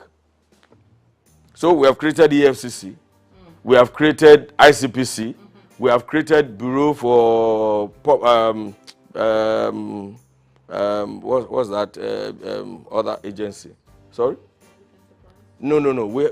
Those are another problem entirely. The BP and the BPP, you know. I mean, I'm talking of Code of Conduct Bureau. But in all honesty, can we say that corruption has reduced in Nigeria? Can we say that? So the problem is that we don't look at problems in the face and deal with the issue rather than creating bodies and bodies and bodies and bodies. We don't have the variants of EFCC, ICPC, and Code of Conduct Bureau in the countries that we're trying to be like.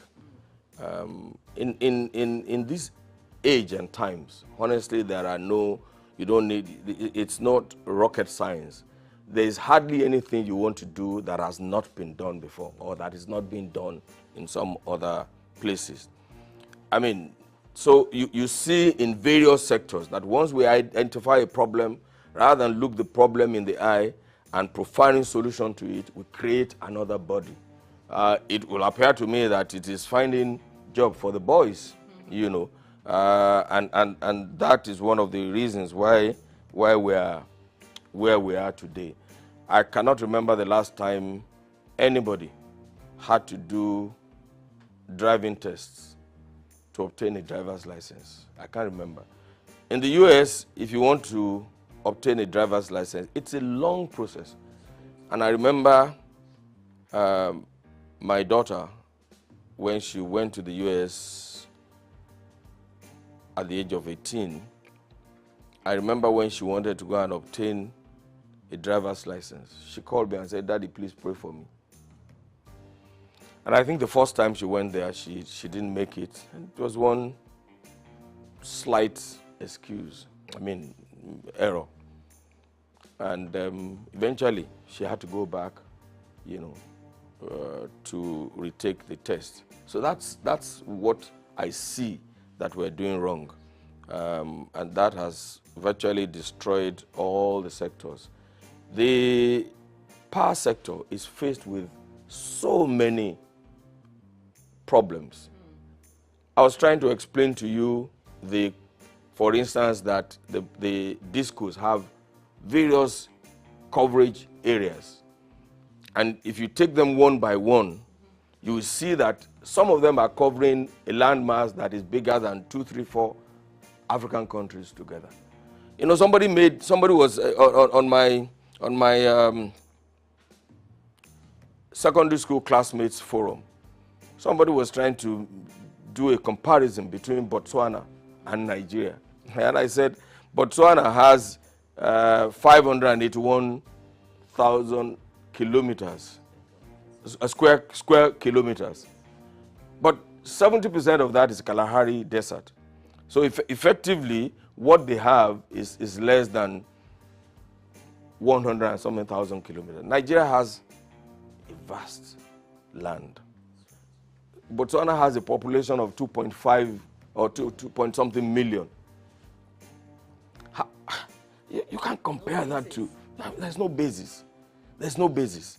And so if they have 1,000 naira, their GDP is likely to be higher than that of Nigeria. You know, Nigeria has 210 million people. Yes, officially. You know, you can see the population of Lagos. I'm sure that the population of Botswana is not as thick as Surulere alone. I am not trying to give excuses for what we are in Nigeria or how we're doing things badly. But I'm saying that we have a giant problem. We have giant problems in all of the areas.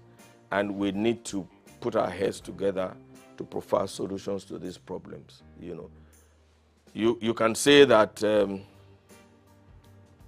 Nigeria is a country in progress. I know that we have enough human resources, we have enough intellectuals to find solutions to our problems. And I'm beginning to see that the government of President Bola Ahmed Tinubu is tackling the problems headlong.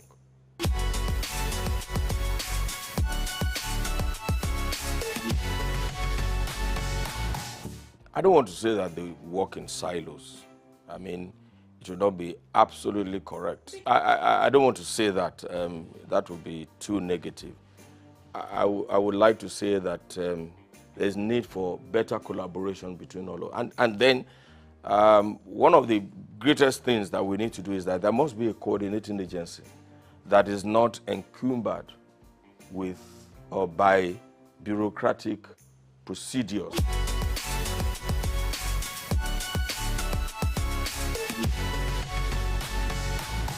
Okay, NEC is supposed to be the regulator in the society. Now, like I said before, if you have a regulator, they must be trained. And we shouldn't be ashamed to train our regulators and to ensure that we have the right people in those positions. But like I said, almost all the agencies in Nigeria, you find a lawyer heading an engineering company.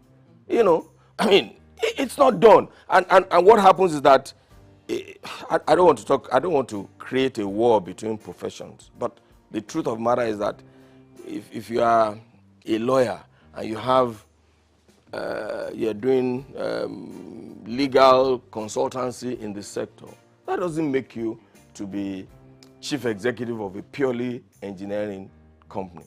You know, the last time it was an accountant that was in charge of one of the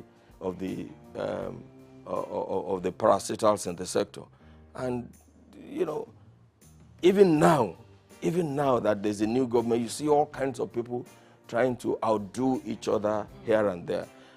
TCN, for instance, is supposed to be in charge of the transmission networks, okay, but you have the independent ISO under them. How is that going to work? I mean, that is supposed to be an independent, and it cannot be under TCN. You know, the discos, for instance, who is supervising them? NERC is supposed to supervise them, but you have on the board BPE, you know, that has 40% of the shares, and they're supposed to monitor them. Are they doing that? And then now the Yoruba people say amukun eru ewo oni ewo saleni. That is, if a man is crippled or has bent knees and is carrying a load, it's not likely that the load will be straight because the legs are bent anyway. So that is the problem that we have. You know, the root cause, we are not attacking the root cause.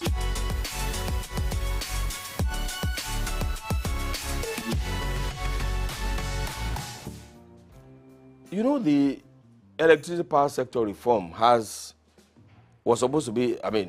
a transition program. But unfortunately, because we didn't do the privatization properly, we gave it to people who have no financial resources. They borrowed money from the banks to purchase the concession anyway, because they borrowed money from the bank, they don't have enough funds to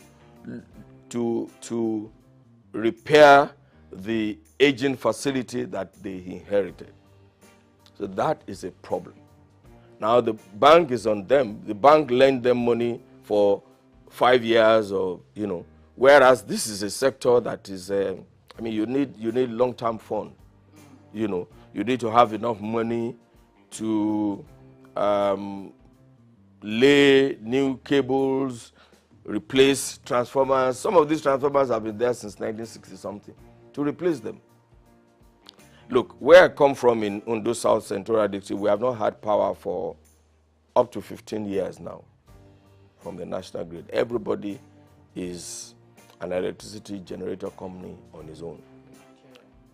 When we stepped into it to see what was happening, we discovered that the distribution company did not have enough money to repair the damaged distribution networks. So NDPSC stepped into it, and we've spent almost 3 billion to repair all of that. Or almost 3 billion. I mean, we're talking about 6 local governments. At a point, by the time we had finished the reticulation of the networks in 5 of the local governments, we discovered that there is the source of supply is from Ondo. Ondo has a 2 by 30 MVA substation. One of that substation is gone. So it means that the distance of almost 100 kilometers from Ondo to Ore and to Ilaje, to Igbokoda area, to Mahin and Co. Just one single 33 kV line is coming from that. So by the time the light gets to Okitipupa, what you have is candle light. It's the same thing we saw in Lafia, for instance. For years, Lafia, even the government house in Lafia, was being operated on generator, because the single line feeding Lafia and the entire Nasarawa state is from Abuja. So that's why we stepped in and built the 330, 132, 33 kV substation, which was commissioned early last year by President Muhammadu Buhari. And you can see the joy in the faces of the people. Now, in Ondo South Central District, for instance, they are the NDDC, not NDPHC, is building a 132 kV substation in Odeonije, which should help to bring power from Omotosho and to that area. But they have been on it for years now. And without the completion of that, there's nothing that can happen in the place. They will still have candlelight. So these are the problems. Now, NDDC is independent of NEC. It's virtually independent of the DISCO. It's independent of but they are doing a good work, because they have offered to do, they have identified the problem and they have offered to do it. But who is coordinating these activities to ensure that everybody is working? And you know, one of the things I always complain about is that since this past 6-10 years, for instance, TCN has many of its projects are 85-90% completed. Some of the problems are just way-live, that the government should collaborate with the state governments to resolve. But what do you have? A substation is ready in Akure, for instance. A 330 kV substation is ready in Akure. The transmission line is supposed to come from Oshogbo to Akure, And another transmission line is supposed to come from Benin and drop in Akure. Because of way leave issue along the route from Oshogbo to Akure, that project has been stalled for almost 6 years. So there has to be an organization that is above neck, that is linked only to the president, that will look at all of these things. I talked about the fragmentation in the sector. You know, look, and let me tell you something. I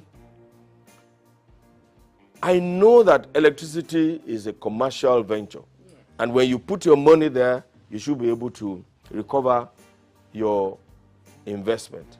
However, it's also a social contract between the government and the people. It's a social contract. You know, so if you have such a transmission line, everybody should be involved. And I remember that it has to be a responsibility. I remember when we were doing a project in Owerri, and because the transformers have been there for a long time, we needed to remove the transformers to a workshop somewhere in Ikorodu there for repairs, so that when they take them back, it can function properly.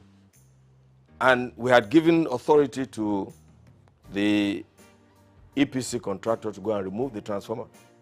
But of course, when the community saw that they were removing their transformer, this was a transformer that has not been functioning for the past 10, 15 years.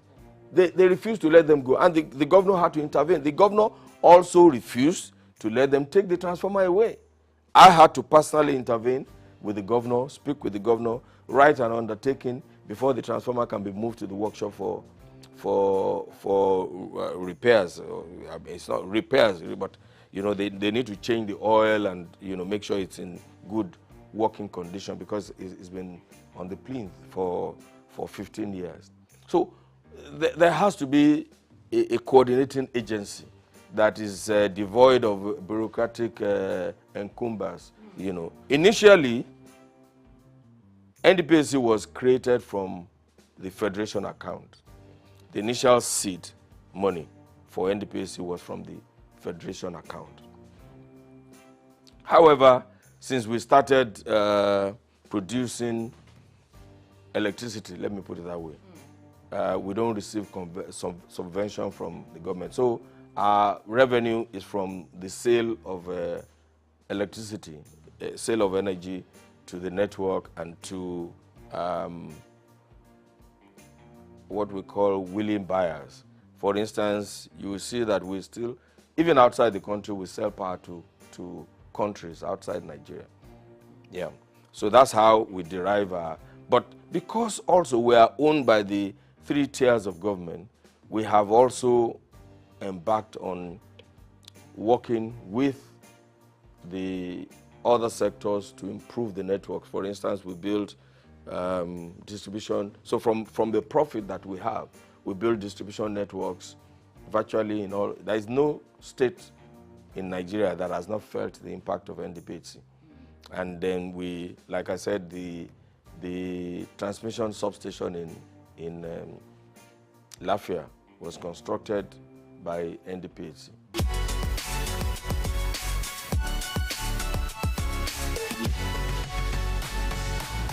It's like LNG. I mean, LNG cannot receive subvention from the federal government anymore. You know, I mean, of course, initially, government put in their own investment and the private sector put in their own investment. I'm hoping that we will move away from this structure in NDPC. I'm really hoping that we'll move and adopt the NLG structure, for instance, and bring in a huge investor to acquire 49% so that we can start operating like an LNG. You know, there's a lot of confusion in the society, you know, and even those even some high government officials don't even know the functions of NDPC. They don't even know. I mean, we were in a gathering some time ago, and a former minister who claimed to have been a part of the conception of NDPC was annoyed when somebody threw a question at him, and he said, "What are you talking about? I don't have power in my house, and you guys are sitting down there." And I had to lecture him and say, "Hey, I'm not supposed to put power in your house. I'm just a businessman, you know, in the sector, producing oil, producing power, electricity, like every other person, like, what's the name of Elumelu's Transcorp Power, and selling it. That's all we are."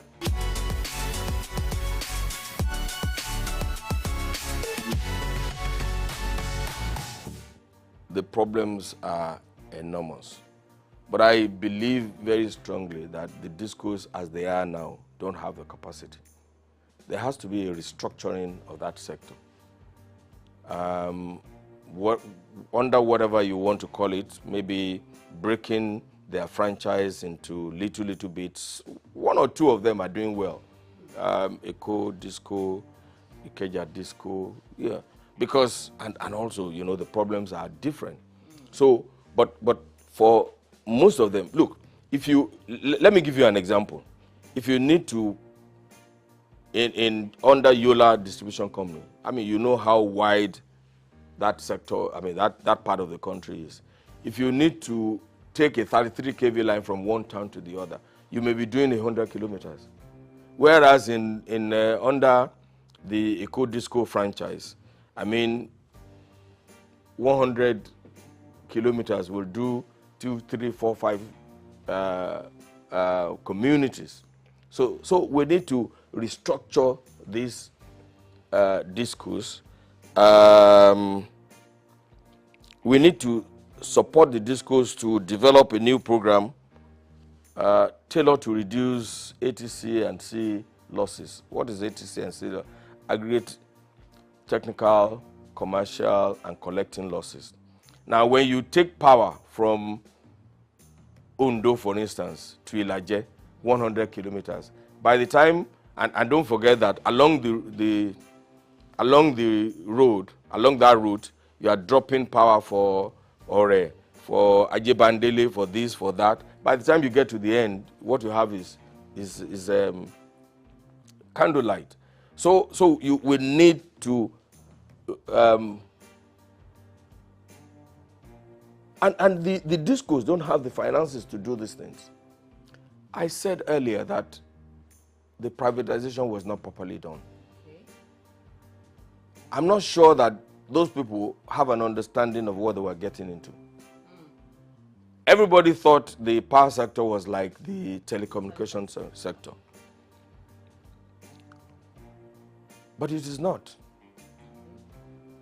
The amount of infrastructure that you need to put in place, physical infrastructure that you need to put in place for power is totally different from that. Because apart from your cell in telecommunication and the handset there's nothing that you need to do. You probably don't need to put poles, pay compensation. Fiber optic is for specific areas. I mean, for specific things, and it doesn't stop the telecommunication facilities. I'm sure they can use satellite. Yes, exactly, from functioning very well. Okay. So that the difference is, but you cannot send power remotely. You need cables, you need poles, you need transmission lines, you need all sorts of things. You need transformers.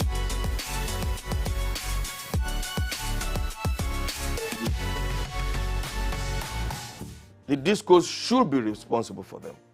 But when they don't have the fund, what do? You can see that many of them, about 7 of them, are under receivership now. Some sort of receivership or the other. You can see.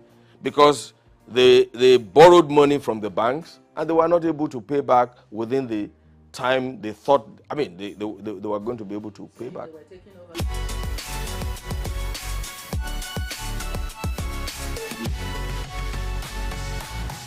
You have to deal with each one of them, you know, on it has to be a tailored solution to each disco.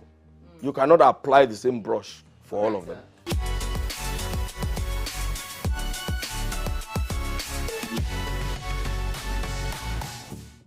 Well, the truth of the matter is that at some point there will be increase in tariff. However, this is not the time for it. I mean, Nigeria, I mean, we are doing a lot of reforms now. The removal of the subsidy has increased the cost of living in Nigeria. The exchange rate, harmonization of the exchange rates is also going to affect the economy and the earning power of the common Nigerian, even though that should not be the case, because I can tell you for free that no business organization was charging their customers based on the 400 and something naira to the dollar that the CBN was and that's a fraud on its own, because CBN knows that there's nobody who is selling anything in Nigeria decides the cost of that good based on the CBN exchange rate. It's simple, because they are not sure that they will get, I mean, when they need to replace machinery, raw materials, they were not sure that they could get the dollars from CBN. So this is the best thing that could have happened. The Naira float. The Naira float is the best thing that can happen to our nation, Nigeria. And I'm surprised, because every expert and non-expert had been advising CBN to do this for so long. So I'm surprised that the CBN was reluctant to do what is needful, and that's about the corruption in the system. So this is not the time, and I'm advising government too. This is not the time to increase tariff. Honestly, subsidizing the power sector is not good for the economy, because the truth of the matter is that 80% of the subsidy in the power sector is being enjoyed by people who can afford to pay for electricity. That's the truth. The low tariff pays only the rich. You know, the poor people just take advantage, just like in fuel too. Look, if you have 10 cars and you put all the 10 cars on the road, the poor man has only one way to go, just to go to office and come back, and you know. But the man who has 10 cars will want, the wife will take one, the children will take one, the workers will take, and that's what is happening in the sector. So yes, this is not the time to think about increasing tariff. It will look, in the past, everybody, the cost of diesel was very high, right? Now a lot of people migrated to using petrol generators. Now the cost of petrol is even almost higher than the cost of because petrol burns faster. You use more petrol for your generator than diesel. So generating power in your house now, where you don't have power supply from the national grid, is a big problem.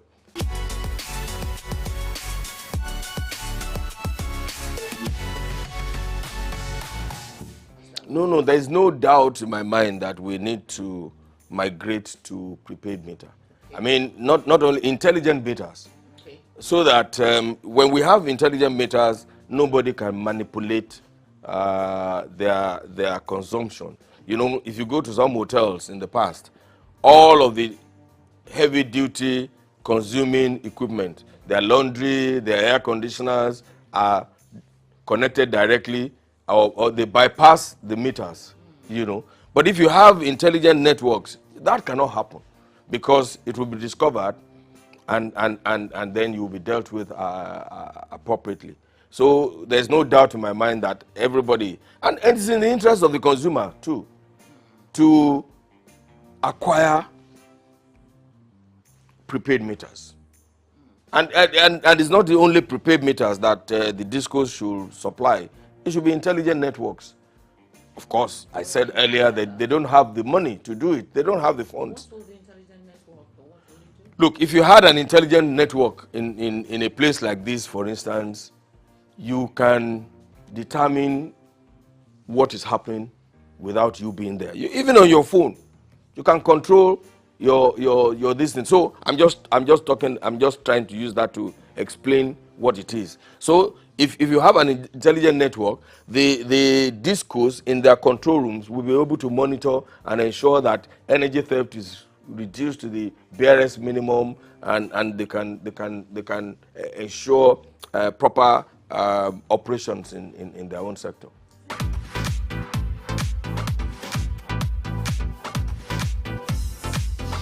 The unchecked activities of the touts and extortionists at Lagos seaports and along the economic community of West African states, ECOWAS corridors, have severe impacts on trade facilitation, transport businesses, human lives, the maritime industry, the economy, and the country's international image.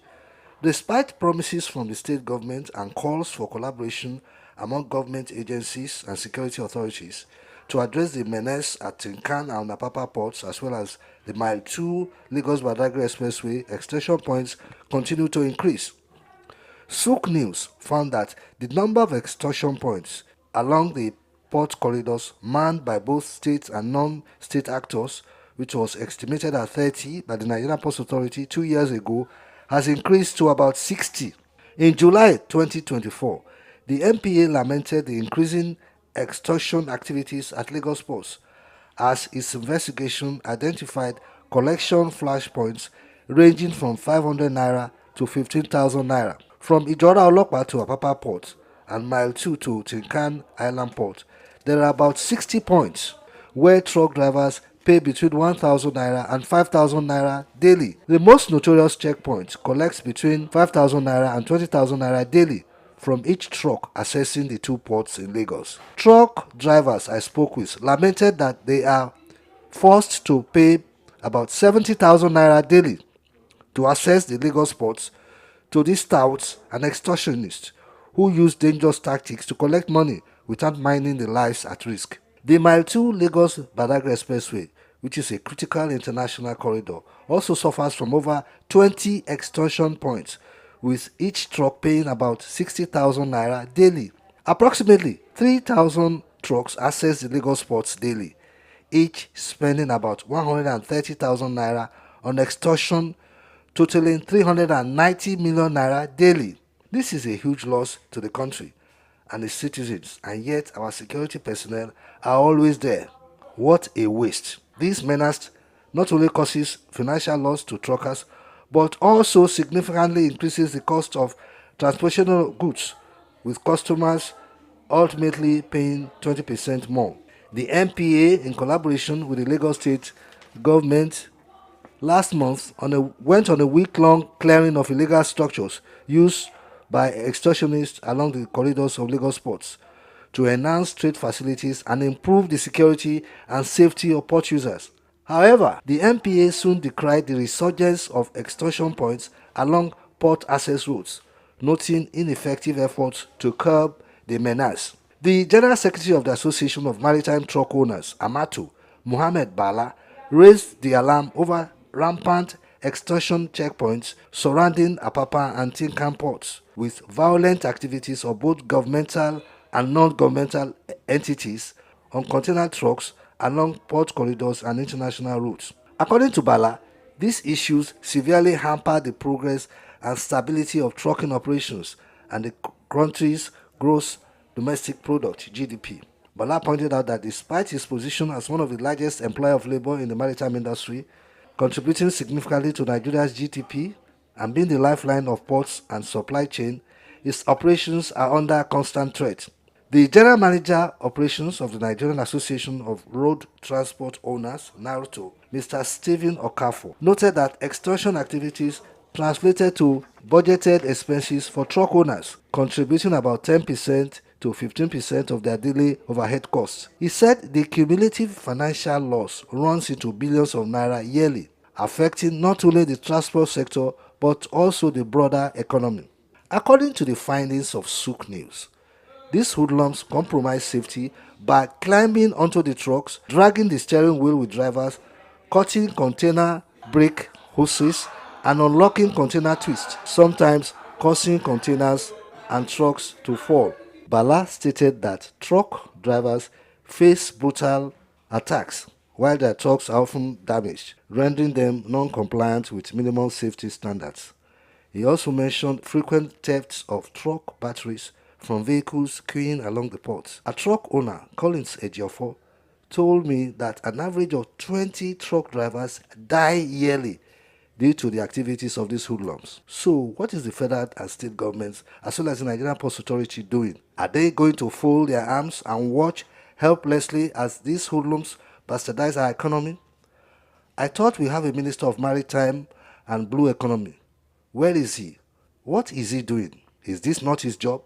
Bayo Olaoye, SOUQ News. For more than a century, Zambia has stood as a prominent figure in the mining sector, particularly renowned for its copper production, which remains a cornerstone of the nation's economy. Accounting for 3/4 of the country's export earnings, mining plays a pivotal role in Zambia's economic landscape. The focal point of this mining activity is the Copperbelt province, home to major copper mines like Lumwana and Konkola, alongside Sentinel in the northwestern province. These mines, operated by renowned international firms such as Barrick and Vendetta Resources, hold majority foreign ownership, with Zambia Consolidated Copper Mine Investment Holdings retaining minority stakes. Smaller mines in the Copperbelt region, backed by investors from countries like China, Brazil, and South Africa, contribute to Zambia's diversified mining landscape. However, the country's mining sector faces various challenges, hindering the potential growth trajectory. Fiscal policies introduced by the government, including royalty increases, the taxation policies, have negatively impacted mining profitability. Also, price volatility in global markets, infrastructural deficiencies like inadequate transportation networks, power shortages, and an uncertain regulatory environment further increases the sector's challenges. Moreover, labor disputes, safety concerns, and geopolitical risks stemming from political instability poses additional hurdles to Zambia's mining sector. To propel the nation towards its 3 million tons copper production goal, strategic measures are crucial, and these include leveraging digital technology through partnerships with AI and machine learning firms to enhance sector's efficiency and investment, stable policy framework in order to attract and retain investment, and provision of a conducive regulatory environment. Infrastructure strengthening supported by donor funding and concessional financing can also alleviate critical constraints such as transportation and power shortages. More so, environmental conservation is vital for sustainable development. Hence, mining companies must provide government-approved environmental management plans, prioritize durable equipment, and proper waste disposal techniques to minimize environmental degradation. Given copper's expected dominance in Zambia's exports, maintaining its position as Africa's economic hub demands a concerted effort. Israel Adeyemi, SOUQ News.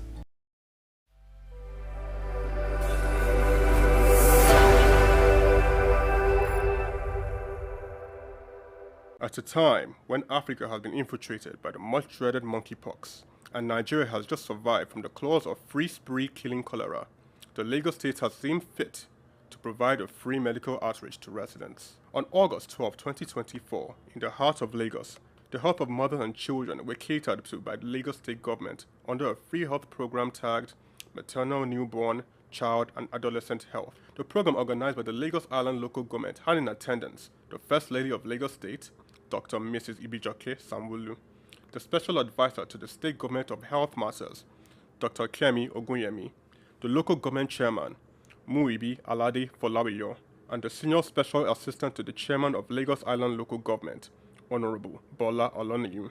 The attendees had this to say. So we've got family planning, we've got free antenatal, as most of you are aware. Free antenatal for all our pregnant women up until when they have their children, whether by cesarean section or by normal delivery. One other thing is that we're also pushing our health insurance. We're trying to encourage our mothers and the general public at large to take up the Ilera Eco health insurance so that they can actually get access, which is very important, to quality care from our primary health care facilities before they are referred, if need be, to the secondary or tertiary. I'm deeply happy, and you can see the people of this local government was happy. You can see how they troop out in numbers, and at the same time the women and the children are all here. You can see the kind of enthusiasm that people put in. It's a very good thing, and I believe that people sees good in what we are doing today, and by the grace of God, especially the area of vitamin A for the young ones. The MNCAH program provided free medication, food and health care for the children and the mothers of Lagos Island community. Tests were conducted for HIV, tuberculosis, and cholera, among others. The head of... In today's fast-paced world, staying ahead of market trends is crucial. Whether you're an investor, a business owner, or just curious about the economy, you need reliable, up-to-date information to make informed decisions. When we pay our tax, or when participants pay or contribute their tax, there will be development in such an organization or country. The Ministry of Marine and Blue Economy that is going to address that alone. The National Security Advisor and the Office of the President also need to see to it to ensure that the security situation is being addressed. On Market Insights, we provide comprehensive market analysis, expert opinions, and actionable insights that you can trust. Create detention ponds, create facilities where you can manage that water in such a way that you don't destroy the hard work and labor of very diligent farmers. Quest has taken the step to say, with every innovation that exists within the financial ecosystem, we will be number one. Security of all Nigerians, not only the farmers, are well ensured. The obvious reason why we are experiencing this scarcity is the fact that we are not able to produce tomatoes. By many countries has to give way to improved funding if Africans are to witness a drastic reduction in deaths caused by malaria. My name is Bayo Olaoye.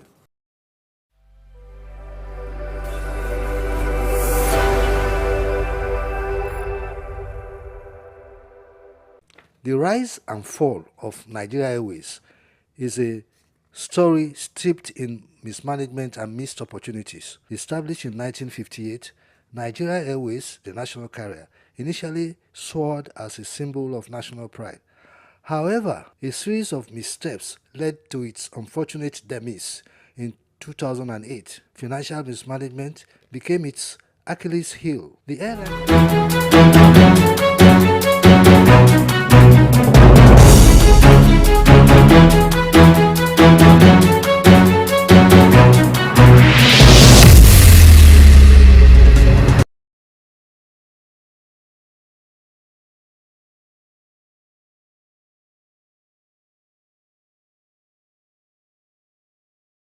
A Monday edition. I am David Chiedu.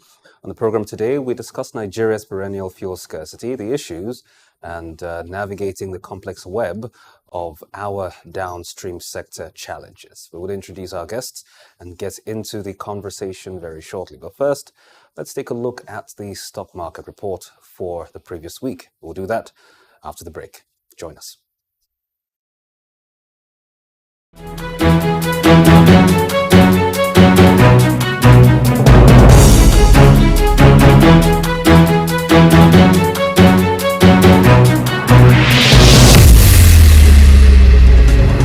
In today's fast-paced world, staying ahead of market trends is crucial. Whether you're an investor, a business owner, or just curious about the economy, you need reliable, up-to-date information to make informed decisions. On Market Insights, we provide comprehensive market analysis, expert opinions, and actionable insights that you can trust. Our team of seasoned analysts and industry experts enrich the conversation, bringing you the latest updates and in-depth reports. With our real-time data, you'll never miss a bit. Get instant access to market rulings, trends, and forecasts. Our expert analysis helps you understand the bigger picture, while our customized reports are tailored to meet your unique needs. Peri-urban agriculture plays a very, very important role in diversifying urban diets and also providing staple foods for daily consumption. Additionally, fluctuations in the exchange rates and disruptions in the global supply chain have further inflated costs. Join us on Market Insights, Monday through Fridays, 11 a.m. to 12 noon here on SOUQ News Television. We are your premier destination for cutting-edge market insights.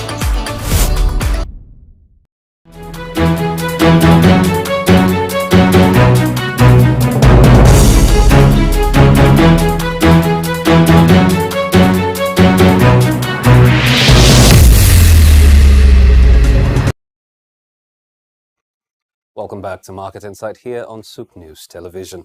Let's take a quick look at the stock market report for the previous week. Now, at the end of last weekday of trading on the Nigerian Stock Exchange, a total of 327,276,903 shares in 7,351 deals, corresponding to a market value of 4,609,386,411 naira 71 kobo were traded.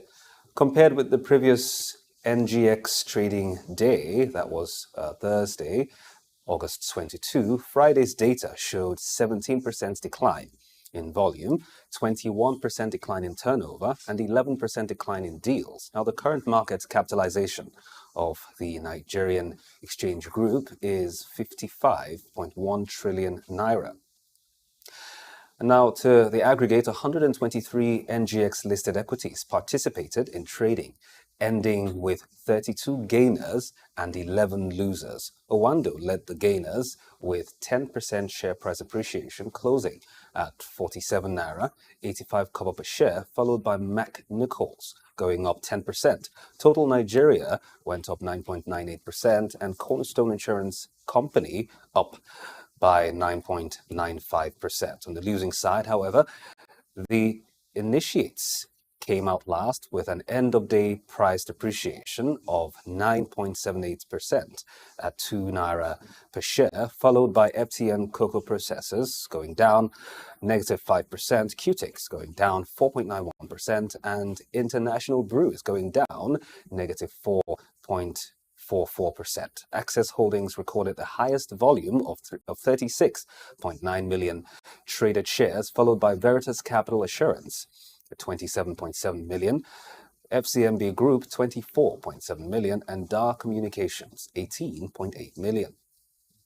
Regarding the performance of NGX market indices, the benchmark NGX All-Share Index climbed 255.40 points to close at 95,973.45, representing a one-week loss of 1.16%, a four-week loss of 2.27%, but an overall year-to-date gain of 28.35%. Other remarkable indices that performed were the NGX Top 30 Index, the NGX Oil and Gas Index, the NGX Insurance Index, the NGX Banking Index, the NGX Pension Index, and the NGX Main Board Index.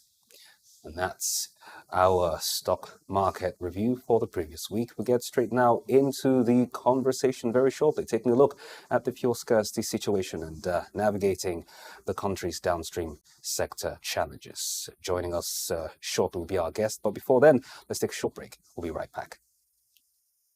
In the heart of sub-Saharan Africa, where commerce meets progress, welcome to SOUQ News, your source for business, economy, and development insight to drive nations forward. From the vibrant streets of Lagos, Africa's fastest economic hub, SOUQ News takes you on a journey of discovery, analyzing and reporting. Petroleum engineer, oil and gas engineering consultant, and a Nigerian politician, Mr. Martin Onovo. Good morning, Mr. Onovo. Thank you for joining us. Good morning. Joining us. So I'm going to start with you, Ben, with us here in the studio. This is a lingering problem. It's perennial, if you want to use that word. And for all intents and purposes, it seems like we find ourselves right back to where we started every other time. In fact, this recent one has plunged Nigerians into more difficulty than they can imagine, coupled with the fact that they have to buy it at a much higher price at this point in time. Some are buying it well over 1,000 naira, But amongst the solutions that there are, the VP, that's the VP of NNPCL, Dapo Shegun, had said something along the lines of, or had mentioned a few of the challenges that, are bedeviling them with regards to delivering the commodity, and then mentioned that some of the causes can be attributed to rainfall, storms, and all of that. In fact, he said that the Estragos Channel, due to siltation, has prevented the flooding of that channel due to siltation has prevented transportation, or has impeded, if you like, the movement of the commodity across the board. Some might say, to take that particular excuse, so to speak, quote unquote, with a pinch of salt, seeing as they are the persons of interest and they wouldn't want to say anything that would indict them directly. But underneath it all, in your view, that is, as a professional and as a Nigerian as well, what do you see is the deep-seated underbelly of all that's going on, and what are the immediate near-term impacts that this can have on the Nigerian economy and, well, of course, Nigerian businesses, as you were? Okay, thank you, David, for the question. I like the way you landed. How will the root cause of the problem, if we are to dissect it? First of all, let's understand what subsidy is. Because the root cause of the problem, in my opinion, is actually subsidy. The way we've practiced subsidy as a country when it comes to PMS is one of the root cause of the issues that we are facing today, and that's why it's perennial. Subsidy dates back as far back as 1970. It was institutionalized around 1977, and when they passed the Price Control Act. And since then, because we had abundance, we were able to really subsidize. But now, what is the challenge we are seeing? The challenge we are seeing is that it has become very expensive for government to subsidize PMS. If you look at our PMS expenditure as a country, even though PMS was removed in June last year. You mean the subsidy on PMS? Yeah, subsidy on PMS was removed June last year. You understand that Reuters has projected that we are going to spend about 5.4 trillion naira this year on PMS subsidy. Now, what is the average revenue of the Nigerian government? Nigeria as a country will make a little about 12 trillion naira last year. That's our total revenue, which means we are using 30% of all our income to subsidize PMS. It has become unreasonable for government to continue in that regards, and that is one of the challenges you're seeing. And government has tried to be innovative in the past in trying to solve this problem of cash flow to pay for the subsidy, and that's where you see the swap agreements coming on board. And at best, it's 568 naira. What that means for someone, an independent marketer, is that the price they can load a truck for has tripled. So somebody that could go to Apapa with 8 million and get a 33,000 liters of truck to discharge in their retail outlets at, say, Bomosho, will have to spend 25 million naira today to also access the same trailer load of truck. Now, that man doesn't have 25 million. So he has to go to the bank to borrow that money. When he goes to the bank to borrow that money, he's getting that fund at close to 35% because of where the MPR rate is. So all those cost factors and elements, and this is just one example, retail end. The institutions are also facing these challenges. So it's a whole gamut of these challenges that are bringing us back, to this issue of PMS scarcity.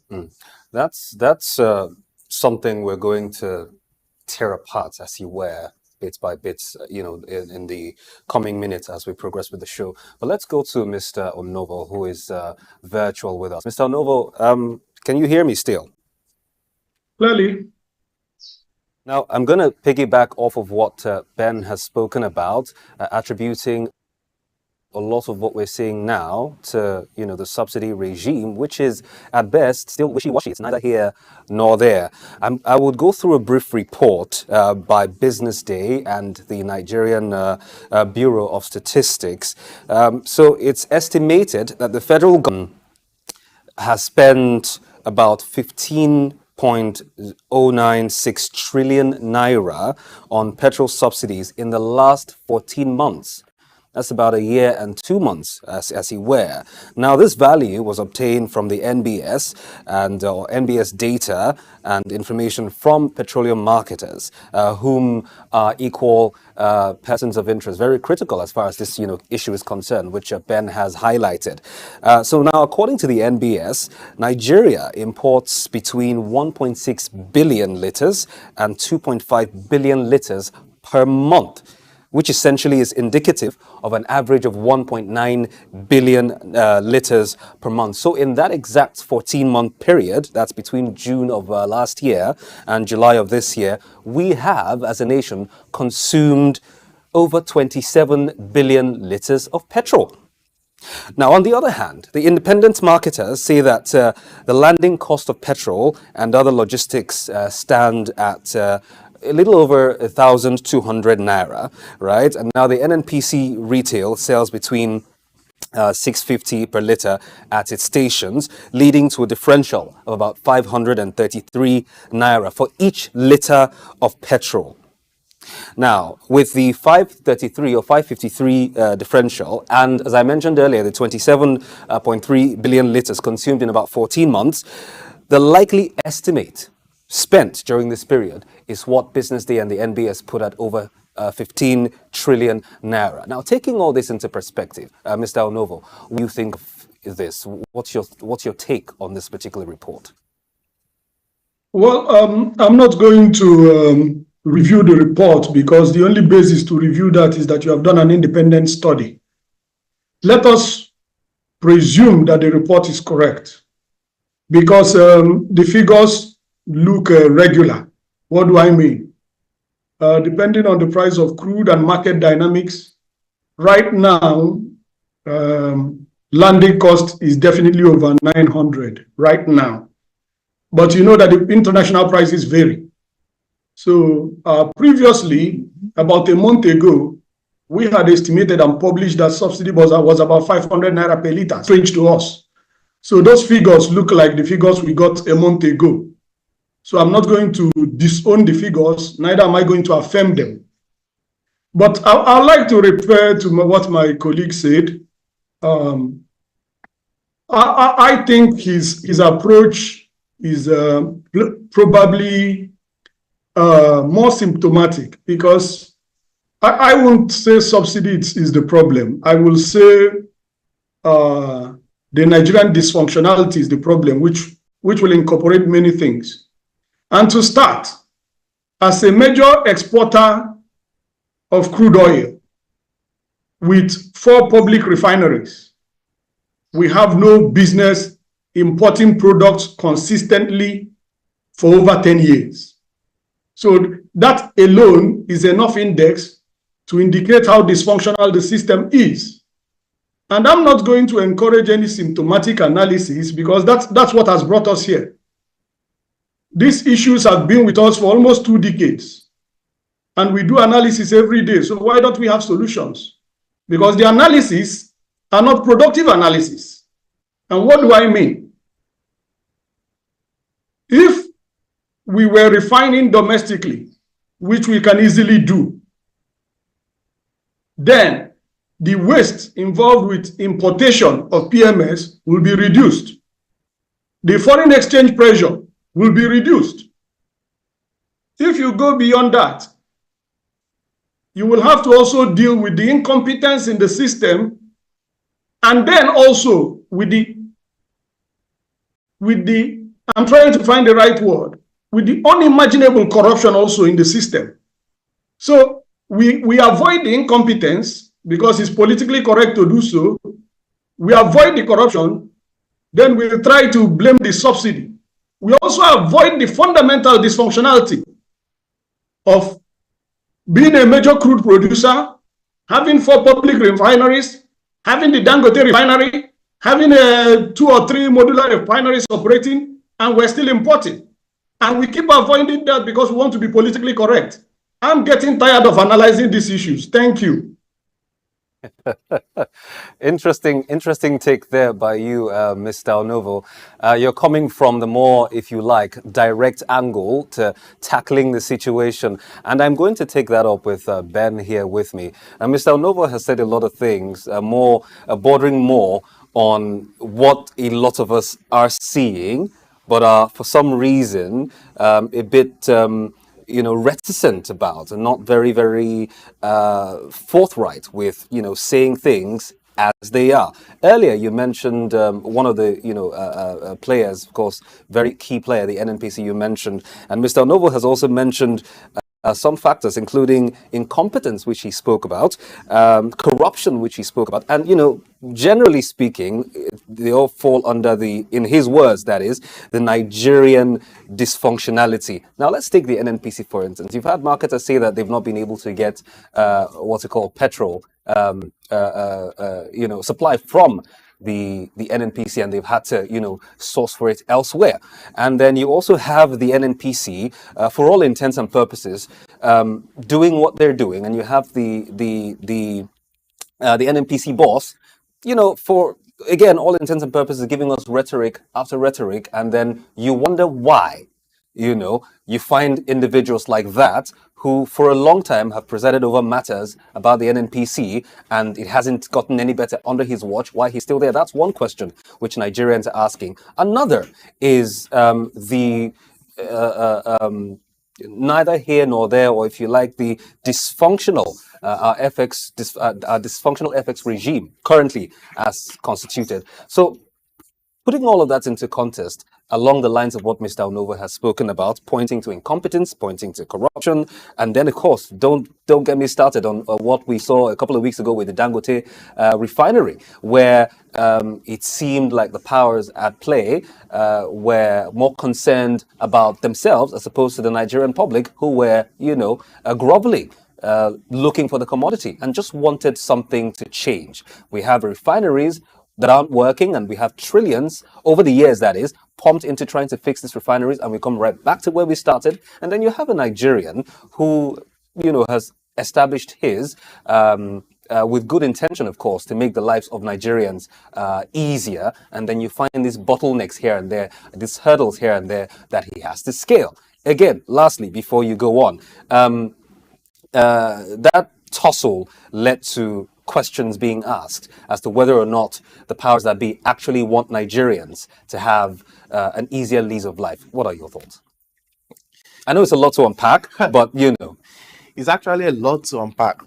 But, I'll try and pinpoint the root cause of the problem by asking you simple questions. And also my... Mr. Onovo, that is. Yeah, Mr. Onovo, yeah. Is diesel scarce today in the Nigerian market? Is kerosene scarce today in the Nigerian market? Is LPG scarce today in the Nigerian market? All these products I've mentioned pass the same cracking process as PMS. They still have the same supply sources as PMS. But in the Nigerian market today, those products are readily available. And what is the difference between these products I've mentioned and PMS? The simple answer is subsidy. Now, why many people might think that the root cause of the problem is not subsidy. For someone who has a 360 view, you understand that the root cause of the problem is actually subsidy. And it goes beyond just subsidy on PMS. Go back to the capitalist regimes. You understand that price is the true allocator of resources. Now, why can't you have investments in the downstream sector? Why can't you have refineries producing Nigeria has 4 state-owned refineries, 2 in Port Harcourt, 1 in Warri, 1 in Kaduna, combined capacity of 445,000 barrels per day. Nigeria thought refineries were the problem. They gave modular refineries to 25 players. Only 6 were able to bring those refineries to life. Now, is any of those refineries producing PMS today? The answer is no. Yeah, inefficiency, I hear you. Corruption, I hear you. But all those things don't exist only in the PMS process. It's something we've come to see manifest in our society. Are other aspects of our society this dysfunctional? The answer is definitely no. So why can't you get other players to come into the sector? It's because of subsidy. Why can't you get other alternatives to function well? It's because of subsidy. And okay, let me give you a practical example. Why do you think PMS smuggling is thriving in Nigeria? It's because the product is subsidized. Forget the average Nigerian and all we have, we know all that. But if there is no opportunity for smuggling, let me give you an example. You mentioned how many billion being consumed? About 2 billion every month? 2.7 something billion every month. Yeah. Go and check the data. In 2018, government paid about 2 trillion naira in subsidy. Consumption for 2018 was about 15 billion liters. The next year, 2019, government paid about 500 million in subsidy. The consumption halved to about 8 billion. Let me even bring the experience reset. So the question you begin to ask yourself is, what is happening? There is a direct correlation between the amount of subsidy paid and the products that are being consumed, allegedly smuggled out. Because if there is no incentive for the smugglers to move the products, they won't move the product. If, as a rational being, you calculate smuggling the product, it becomes unprofitable for you. You won't smuggle out the product. Let me give you another example. In 2022, NNPC came out to say that, we consume about 103 million liters of PMS. But out of that, over 50 million is smuggled out of the country. And if you look at the data before government removes fuel subsidy, we are consuming 80 million of liters of PMS per day as a country. However, immediately, government announced subsidy is gone. Look at the data. The week following that week, consumption dropped to 35 million liters. Why? Because price adjusted to meet market conditions. And it dissuaded what? Smuggling. Nigeria removed subsidy, but it was a neighboring countries that was, protesting. Because it's no longer profitable to smuggle out the product. But what happens? Subsidy exists where a product price is fixed. There is no other way around it because market forces are dynamic. They keep moving. So since government has held that prices, the major factors that are driving the cost of PMS have already moved. When government removed PMS, don't forget, exchange rate was what? 770 naira to $1. Today, we are buying dollar at 1,600. That's more than 200% increment. Crude oil price was hovering cycle at about $80-90 per barrel. Today, crude oil are buying close to $100 per barrel. So all those factors have necessitated what? Decreased supply. Remember, when government removed subsidy, they gave license to independent marketers to go and import PMS. What happened to the first set of marketers that tried to do that? The 3 companies I will mention their name, they got their fingers burnt. Those in the industry know how many billions of naira they lost. Now, where does that place us as a country? It means that we only depend on NNPC and government to do what? Import PMS. And because that is a quasi-monopoly, you can't see what? The market play. So even if we have multiple refineries in play, even if we're able to somehow get the capacity of those refineries to increase, the problem is if the product pricing is not right, they will continue to be scarcity. Dangote will produce his PMS and he will not sell it in Nigeria because it will not be economically viable for him to do so. The other refineries will produce, they won't sell. One of the things we saw causing scarcity was when Dangote began to use more of the bigger and larger vessels to move their products, creating a quasi-scarcity in the vessel and maritime business. That is one of the things that's contributing to this scarcity. Like I mentioned, it's a whole gamut of factors that are contributing to the gas scarcity. Okay. All right. Very interesting points you've made, particularly where you talked about monopoly. Now, currently, most stakeholders in the industry are also very concerned about a shift in that particular monopoly because, just as you said, and rightly so, the NNPC, for whatever reason, best known to, the players, the powers that be, are still the sole importers, as he were, despite the fact that, it's been, some sort of an open market lately. But then again, you have Dangote, for all his good intentions and all of that. It's also being said that there's a chance that it could shift from the NNPC to Dangote at this point in time, because he would then become the one who is spearheading matters. But let's go on a tangent. Mr. Onovo, now the Independent Petroleum Producers Group in the country have had some of its members issue, letters and circulars, as he were, from the, issued circulars from the NUPRC for supplying certain quantities of crude oil to the domestic market in the second quarter of this year. Now, these are quantities that they believe to be based on the demands of refiners, the likes of Dangote and the rest of them, rather than the actual local consumption needs, which they say could pose an unfair disadvantage to producers as well as other related stakeholders, and as such, they have warned against mandatory crude sale to local refineries. Do you share the sentiments, Mr. Onovo? Sentiments, but before you run off on that on that tangent, I think we need to deal with these issues for clarity, because these technical arguments are self-defeating, and we have used them for a while because it favors government and it has put us where we are. We have gone from number 1 in Africa to number 4 by size of the economy.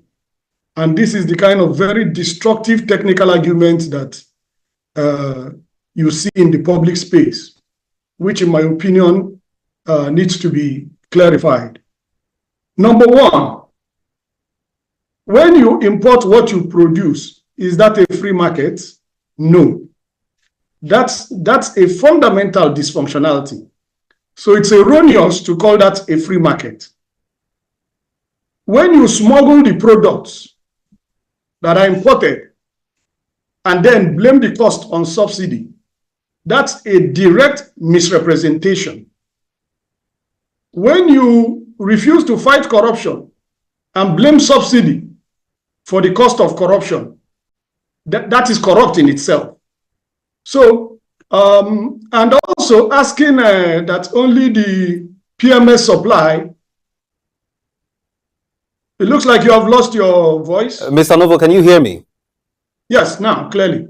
Mr. Onovo, can you hear me? Just interrupt your thoughts a little bit. Yes. There's always been an interplay between subsidy and, the endemic corruption which we see. As a matter of fact, it's been said, we're tired of hearing it, that that subsidy is essentially what brings about, the advantage for said corrupt individuals who latch onto it to impoverish Nigerians. So you cannot, sorry, separate please. one from the other. Sorry, please. Can sorry, you? Please. Sorry, please. You have a tendency to ask too many questions, and I may forget some of them. It's not your fault. It's my fault. Let's deal with what you just said. Is subsidy on PMS the cause of corruption in the judiciary? Please. Wake up, please. These technical arguments are very, very intolerable. These are false and intolerable.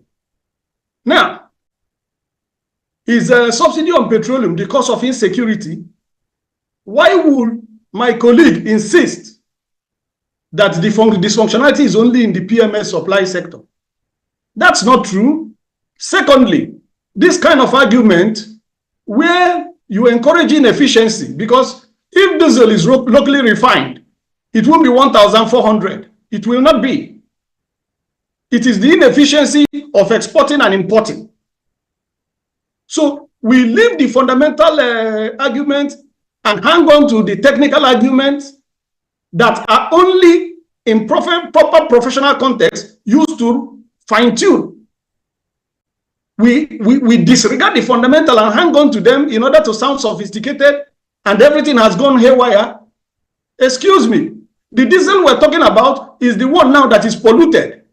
Is it the subsidy that is polluting the diesel? Is it the subsidy that's putting it at 1,400 per liter? It's the dysfunctionalities that are fundamental that we are avoiding and which we must deal with. Let me tell you, Niger is refining. Ghana is refining. The major turnaround in Ghana cost, the phase 1 cost 360 million. The phase 2 cost less than 100 million. That was $500 million.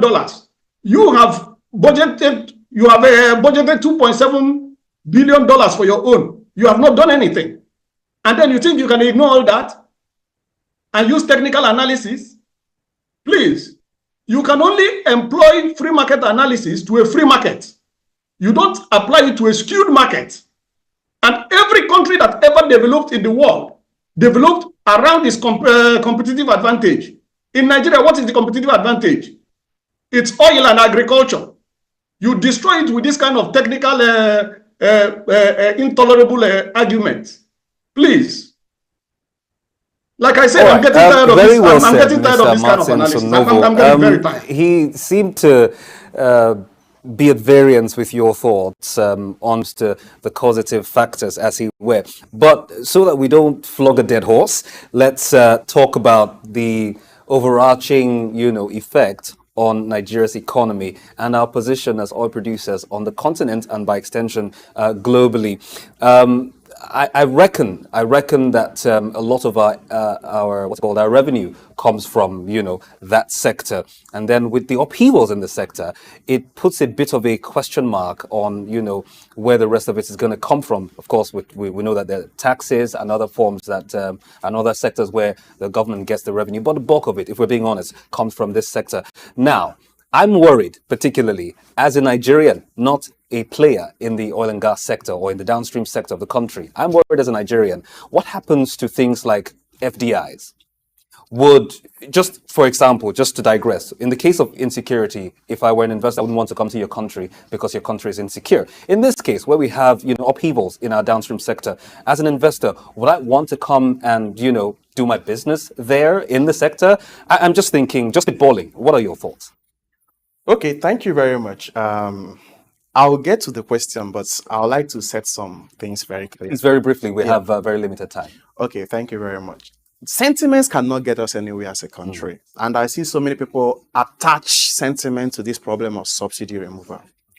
The reality remains that when Dangote began to produce AGO price in the market was about 1,400. When you remove the transportation costs as a component, it was able to bring down that price to about 1,200, and market is gradually going back to that point. The reality is that the domestic refineries will not bring down the price of PMS below a subsidized pricing. Like we've rightly identified, independent marketers, my colleague, the price of PMS today, landing cost, is above 1,200. Today, NNPC pricing is 568. There's a whole gamut of 600 naira there to cover. Okay. So then let's get to the question, please. Sorry, just recap the question. Yes, the question is, what does it do for us, our image as oil producers, both continentally and globally? So the truth about foreign direct investment is that investors, because I've sat in the room across with them, they are not ready to invest in a heavily subsidized environment because it will not allow them to recoup their investment. Okay, fair enough. I would land you on that very note. Now, Mr. Onovo, as we go very quickly, very quickly, if you can just, adhere to brevity, give us your thoughts on what you think, as an industry player, what you think could be, if you like, the silver bullet to killing this problem once and for all. And I say that, tongue in cheek, because of course with this sort of issues, we always come back to them. But if you were to hypothesize, what would be, in your view, the solutions to what we have currently?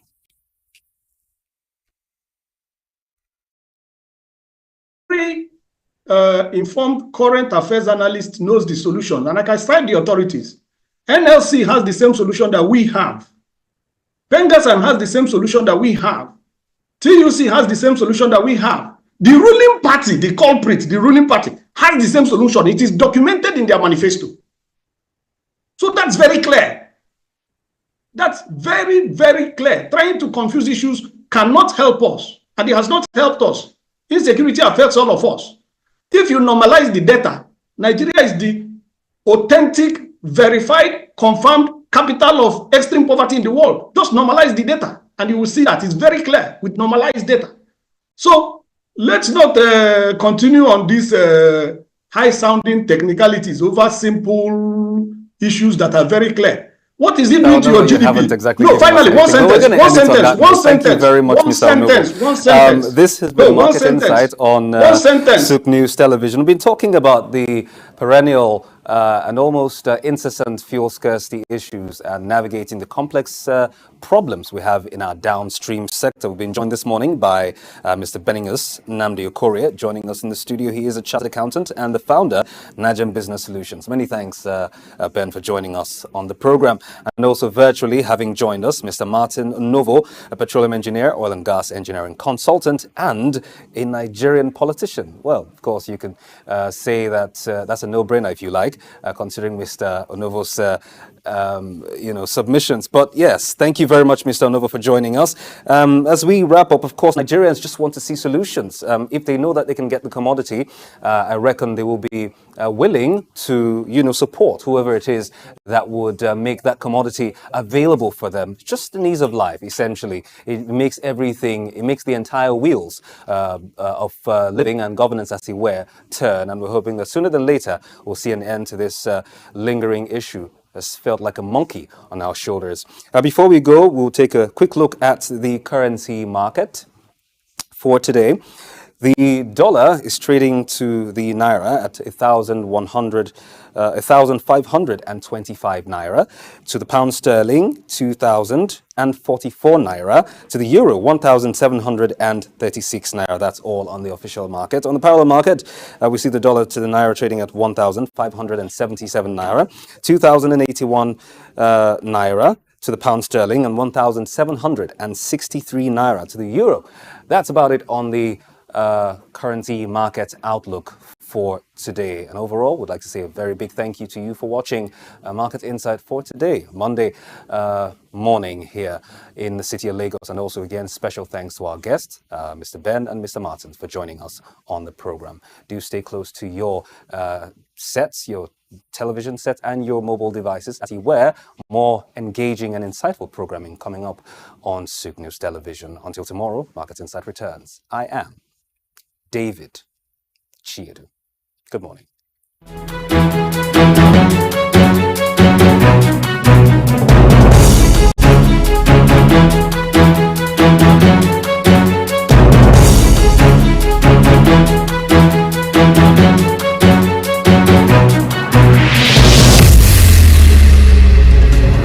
Ranked among Ivory Coast top cash crops, play a crucial role in the country's economy, generating substantial revenue and supporting livelihoods across the country. As the world's leading exporter of raw cashew nuts, Ivory Coast contributes an estimated $800 million annually to its economy and also serves as a vital source of income for over 410,000 families, particularly in rural areas where few other opportunities exist. Cashew trees flourish in Ivory Coast northern regions, including Bondukau and Savannah, known for its high-quality nuts and extensive plantations, just as Worondogu and Bagwe in the north central and northwest are also emerging as key producers. These regions not only drive Ivory Coast cashew production, but also support local livelihoods and economic growth. However, the country with over 29 million citizens is yet to fully realize the potential of its cashew industry. Despite being the top producer, the country processes only 7% of its cashew domestically, resulting in lost opportunities for value addition and job creation. Specifically, a recent data reveals that only 22% of the country's cashew nut output was processed domestically in 2023, even as the volatility of global cashew prices poses risks to farmers' income and overall economic stability. Concerns also arise regarding labor practices in some cashew farms and the environmental impact of deforestation for new plantations. To address these challenges and maximize the benefit of its cashew industry, Ivory Coast must focus on key strategies moving forward. These include investing in local processing facilities to boost job creation, export value, and farmers' incomes.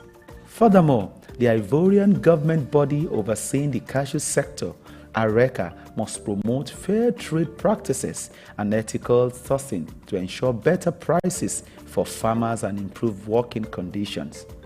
Sustainable farming practices will also help to protect the environment and ensure long-term cashew production. According to a recommendation made at a workshop organized by the World Bank, tax exemptions and access to credit facilities will help to tackle some of these challenges. Furthermore, the private sector can also invest in research to develop high-yielding cashew varieties, improve processing techniques, explore new cashew products, as well as develop and implement digital platforms that connect farmers to market in order to facilitate financial transactions. Organizations like the Africa Cashew Initiative (ACI) must also assist in data compilation in the value chain at macro, meso, and micro level. By addressing this and harnessing its cashew potential, the country can further enhance its economy and build a more sustainable future for its citizens. Israel Adeyemi reporting for SOUQ News.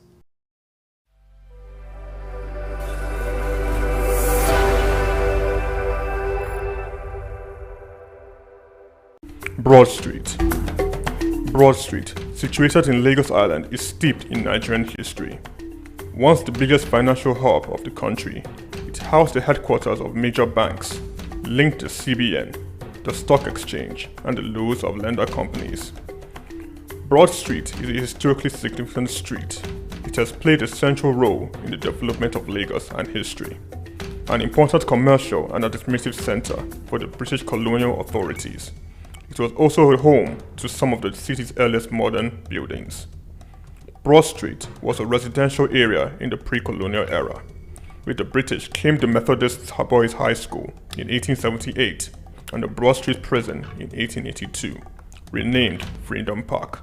The General Hospital, which was a British military hospital, was built in 1893, being the first general hospital in Nigeria.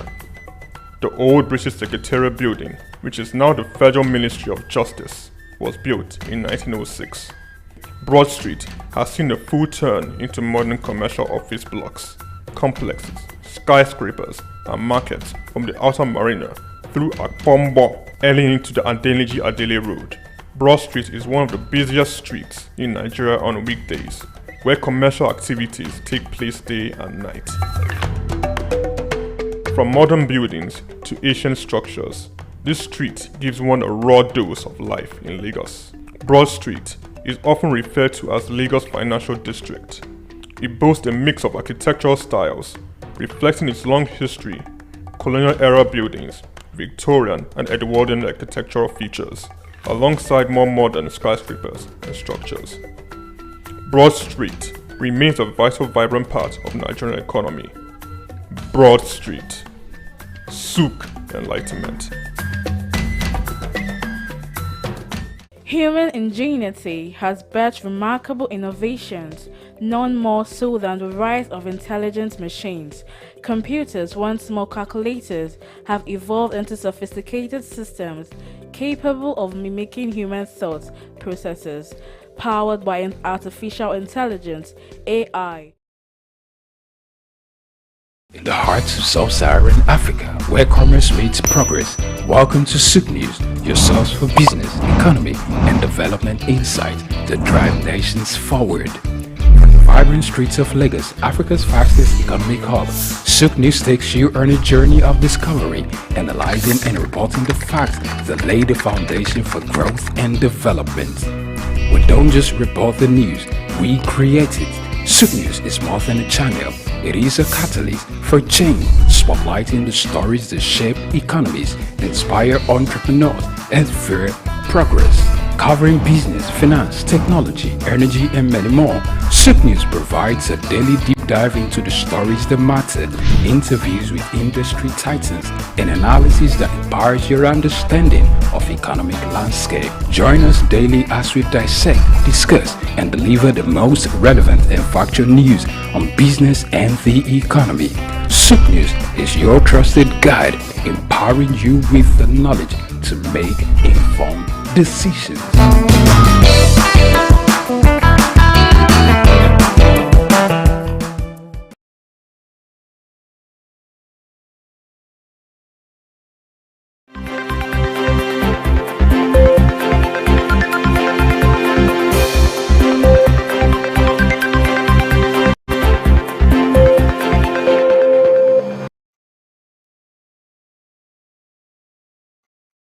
A very good afternoon. Thank you for joining us on the news update here on SOUQ News Television. I am Tim Sokwe Omole.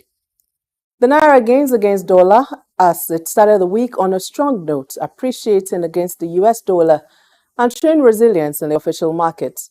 The Naira rose to 1,570 Naira, marking a 1.01 increase from the previous rate. This positive movement follows a decrease in forex turnover to $120 million, down slightly from $120.20 million. The Central Bank of Nigeria (CBN) has maintained its exchange rates for the British pound and euro at 2,087.11 to a dollar and 1,770 to a dollar, respectively. Meanwhile, in the unofficial market, the Naira improved to 1,605. The Nigeria equity market shed 815 billion naira in a week as it experienced a significant decline last week, with the market shedding 815 billion. The NGX All-Share Index fell by 1.16%, ending the week at 95,973.45 points. Market capitalization also decreased by 0.004%, closing at 55.13 trillion naira. Trading activity was notably high, with investors exchanging 5.64 billion shares worth 33.05 billion naira across 42,006 deals. This was a rise from the previous week's 2 million shares valued at 42.155 billion in 45,157 deals. Despite the overall decline, several indices, including the main board and oil and gas, posted gains. The market has now experienced 2 consecutive weeks of losses amid ongoing seller pressures. In a bid to improve power supply in industrial clusters and free zones in Nigeria, Welbeck Electricity Distribution CEO Afolabi Ayela is seeking a partnership with the federal government. Ayela proposed this during a meeting with the Minister of Industry, Trade and Investment, Doris Uzoka Anite. The Welbeck CEO highlighted the impact of reliable power manufacturers enabling continuous production, capacity expansion, and job creation. Ayela expressed interest in developing dedicated power plants for Nigeria's free zones and industrial clusters, ensuring consistent and cost-effective energy supply. Responding, Minister Uzoka Anite acknowledged the importance of power in manufacturing, accounting for 60% of operating costs. She committed to supporting independent power producers like Welbeck, aiming to reduce electricity costs to below 150 naira per kilowatt, aligning with regional peers and boosting the manufacturing sector. The National Youth Service Corps has announced the release of the 2024 Batch B Stream 2 call-up letters for prospective Corps members. NYC announced this in a series of posts on its official X account, formerly Twitter, on Monday. It said the orientation camp for the stream is expected to start on August 28, 2024 and close on September 17, 2024. The post also revealed that some prospective Corps members posted to Lagos will have orientation in Ogun and Osun, while for Abuja, some will have their orientation at Nasarawa and Niger. Others posted to Zamfara will have their orientation exercise in Kebbi and Sokoto. NYC also advised prospective corps members to print and sign an addendum, which will be submitted during registration at the orientation camp. The US dollar fell to a three-week low against the Japanese yen on Monday following Federal Reserve Chair Jerome Powell's cautious comments at the Jackson Hole Symposium. Powell's remarks suggested a potential acceleration in rate cuts, contrasting sharply with the Bank of Japan BOJ's persistent hawkish tone. The dollar dropped as much as 0.66% to 143.45 yen, its lowest since early August, and hovered near a 13-month low against the euro. The Fed's cautious shift has intensed market speculation about imminent rate cuts, with traders anticipating a September reduction. Meanwhile, BOJ Governor SOUQ Exclusive maintained a firm stance on monetary easing, further straining the yen. Sterling also weakened slightly against the dollar after reaching a 17-month high on Friday, as Bank of England officials signaled a less aggressive approach to rate cuts. The dollar index remained near its lowest level in 13 months.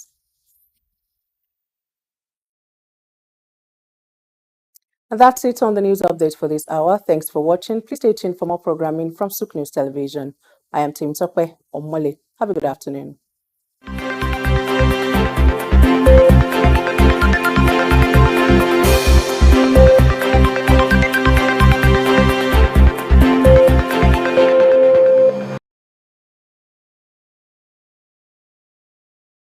To understand why the Imo man, Imo woman, Bayelsa man, Bayelsa woman will blow egg to chicken and chicken will cry.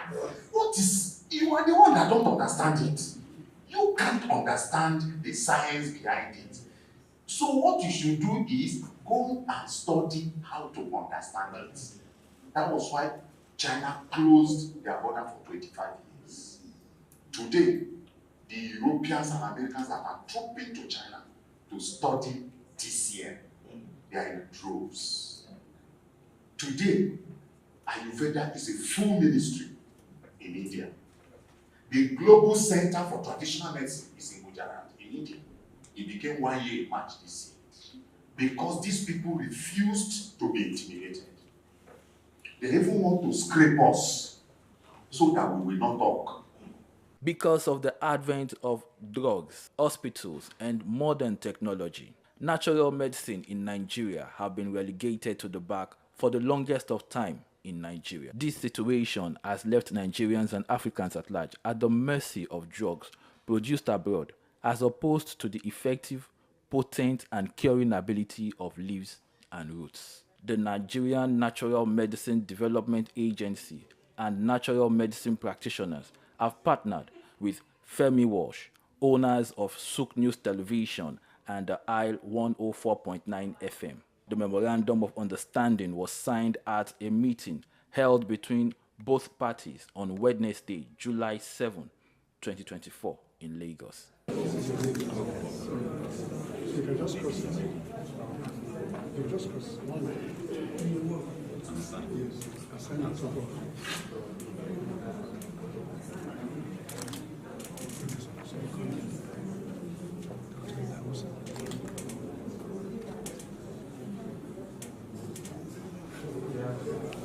At the meeting, the Director General of the NNMDA, Professor Martins Emeje, welcomed the guests, saying that there is need to positively change the narrative of natural medicine in Nigeria, and by extension, Africa.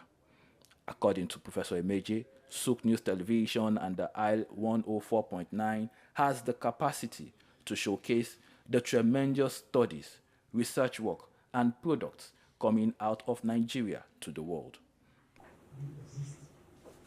So I believe your coming on board is also at a very critical period. So that, yes, you know, when we talked the other time and he said that because of our activities, people will start saying they want to be DJ of that. Let them come and do. Yes, it is better for us to be known to be lucrative, to be functional, so that people will compete to come and be DG, than for us to be obliterated. Do you understand? Because no matter how you do DG, you have expiry date. You will go. But let the organization remain for the benefit of our nation. Thank you very much.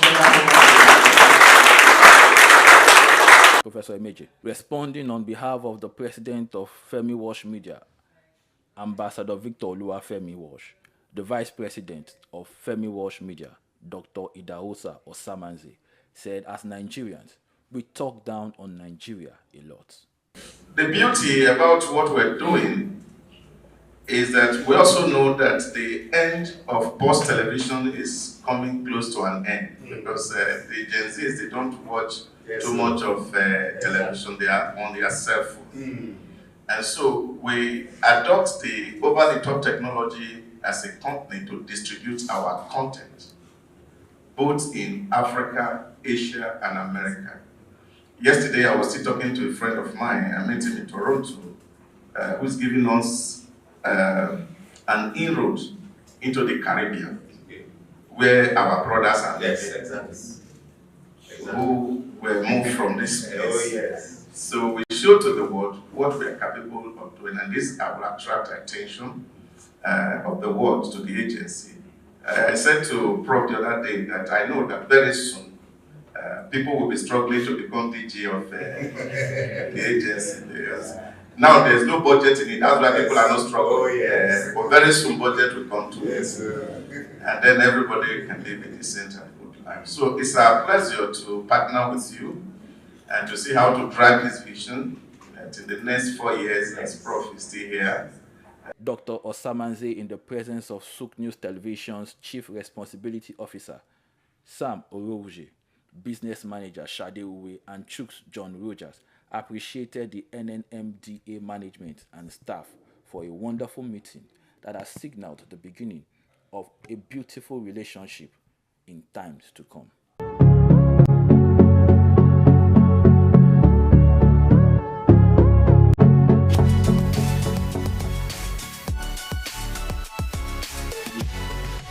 Well, Supporters Club had been there for 66 years when it was funded officially, but those who funded it were just doing it for the fun. We just come to the field, drum, sing and go. Nobody gave them any recognition. But I joined them in the year 1977. Well, I paid 2 naira to join. And how did I join? It was because of an incident that happened at the National Stadium. The Shooting Stars of Ibadan and the Bendel Insurance of Benin were playing the semi-final of the FA competition that year. And I had to go to enter the stadium. I paid 4 naira to watch the game. But while entering the stadium, the whole place was filled. And when I got inside, there was no place for me to sit down. So many of us were standing out there, people outside the gate of the stadium. There were more than the people right inside. So as at a point in time,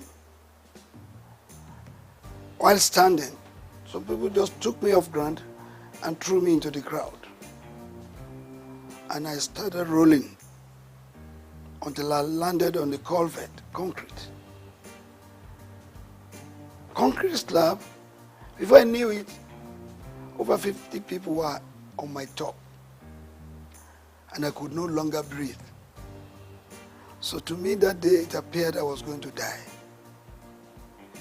But through the grace of God, I was able to wriggle out myself of that position. And the man directly on top of me had to leave because what I did was by biting him, and I had to struggle to go under the concrete slab. And I was right there for the first half of the game, 45 minutes. I was right there under the concrete slab. I couldn't watch the game. It was the breeze that was coming from the outer part of the stadium that saved the situation. After the first half, you know, people will get up to go to the toilets, to go and buy drinks and meet their friends. I had the opportunity of coming out, and a good Samaritan gave me a small place to sit. Even at that, I was very unconscious. I was not comfortable. But the game ended. It was a drawn game. When the game ended, everybody left the stadium, but because I wasn't very comfortable, I had to wait in the stadium for like an hour and a half before I left. So when I left and I got home, 9 p.m. network news, breaking news. 32 people died in the stadium that day. And that, the thought came to me. I probably could have been one of them. But I thank God. That was what informed my decision to say, I will not go to the stadium again until I have the best way to go into the stadium without being killed, maimed, or injured. And I decided to move with those people, and I joined them. But then we were just doing it. Maybe 20 of us, 15, 30 of us, we meet under the trees of the National Stadium, and we go home. And since that period, immediately I became a member, I introduced what they call flag bearing. When from 1977 to 1990, every Nigerian team that came out of the tunnel or goes out there outside Nigeria to play, you will see the Nigerian green, white, green flag being carried by one person. It's me. I did that flag bearing for 13 whole years. Whenever the team is played, I will be there with them, whether it's the Super Eagles, the under 20, the under 23, the Falcons, and the rest, all our national teams. Even our club sides going out to play Continental. When you see the green, white, green of Nigeria, I used to be the one carrying that flag. So I was with them, and I rose within the ranks from being an assistant secretary to becoming the national secretary and also the chairman of the disciplinary panel of the Nigerian Football Supporters Club. And by 1990, I was voted to be the chairman.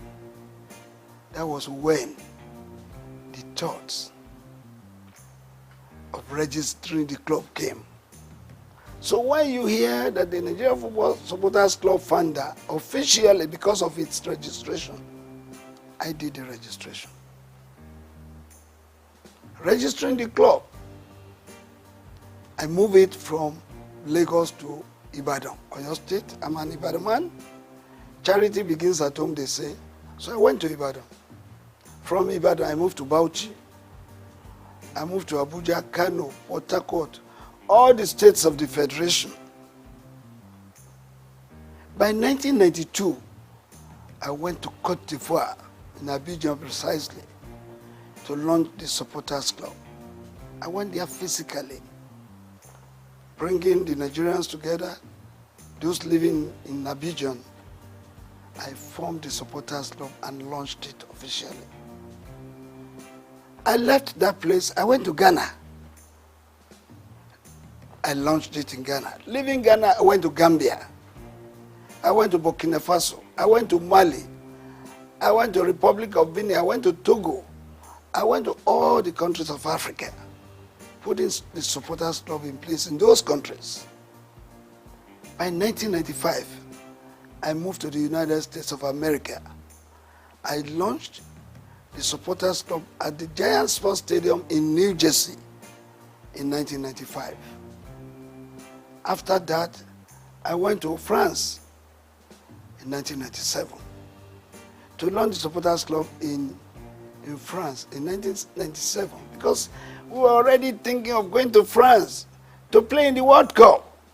And if the Super Eagles will not have enough supporters there, what will happen to them? Don't forget that I led the supporters club to the United States of America for the very first time we played in the World Cup in 1994. I was at the Copa America in 1995. That was when I had the opportunity of launching the supporters club in America. In 1996, I led the supporters club to Atlanta in 96.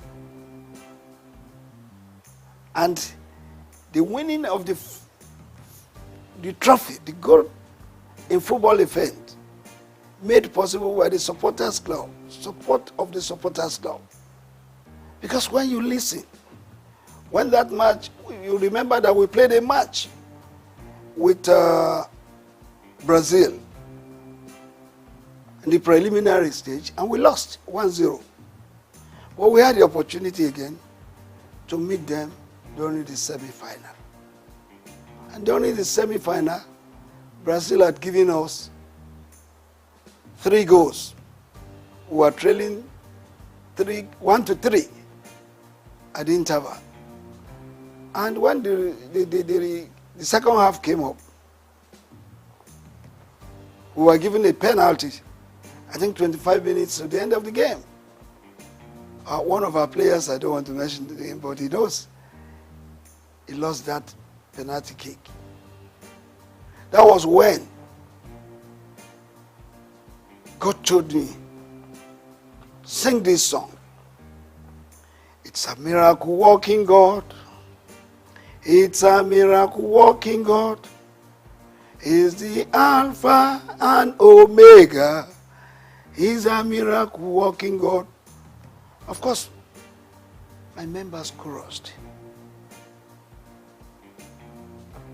Indeed, miracle came. We scored the second goal. And the then Minister of Sports, Chief Jim Nwobodo, came to our stand and said, Ladipo, I heard you guys singing, it's a miracle working God. It's like God is going to make a miracle to happen today. I said, yes. And we continued. I changed the song. I have a Father who never fails. I have a Father who never fails. I have a Father who never fails. Who never fails. Who never fails. Forevermore. Amen. Jesus never fails. Amen. Jesus never fails. Amen. Jesus never failed. Jesus never failed. Jesus never failed. Forevermore. We scored the third goal. Then another song came. Poya chukuna gaza. Poya chukuna gaza mere. Messiah yobiuma. Poya chukuna gaza.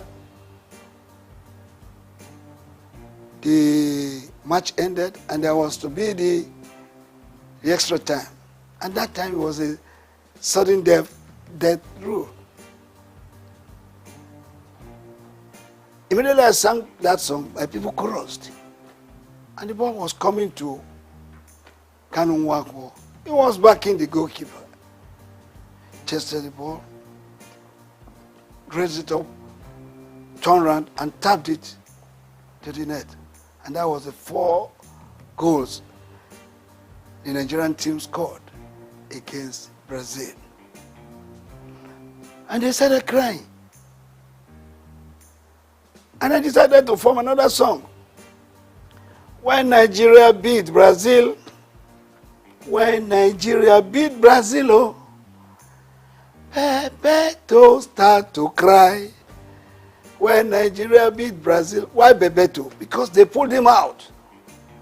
They were thinking they were reserving him because they thought they would meet Argentina in the final. Unknowingly to them, that they will be beaten, they don't know.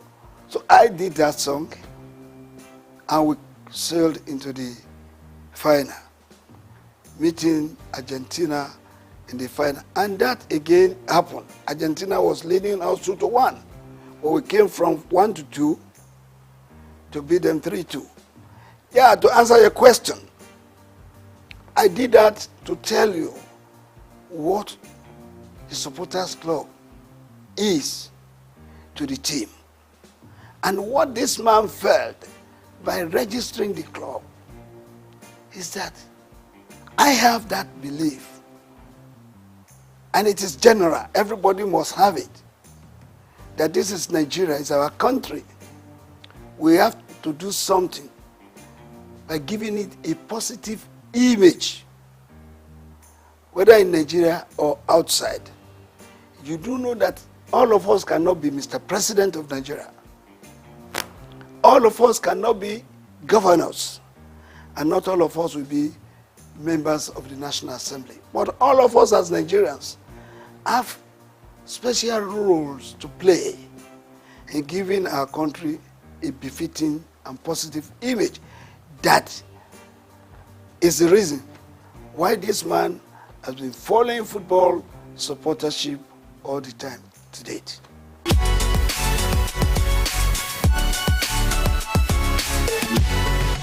Well, I want to tell you, like I said earlier on, the grace of God has been the secret.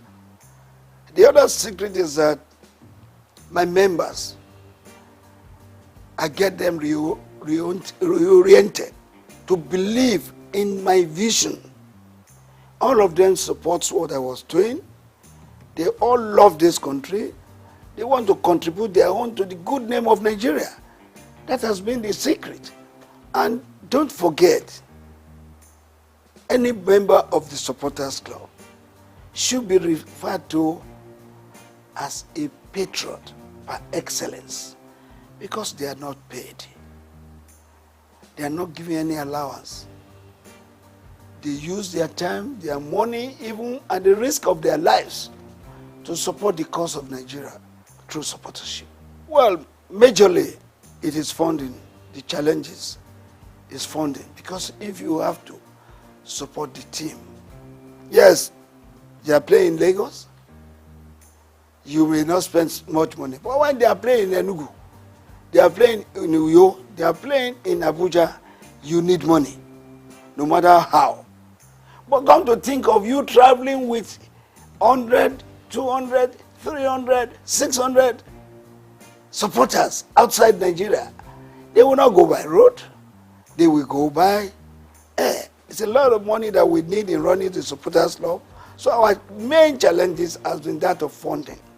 But I can assure you that God has been good to us.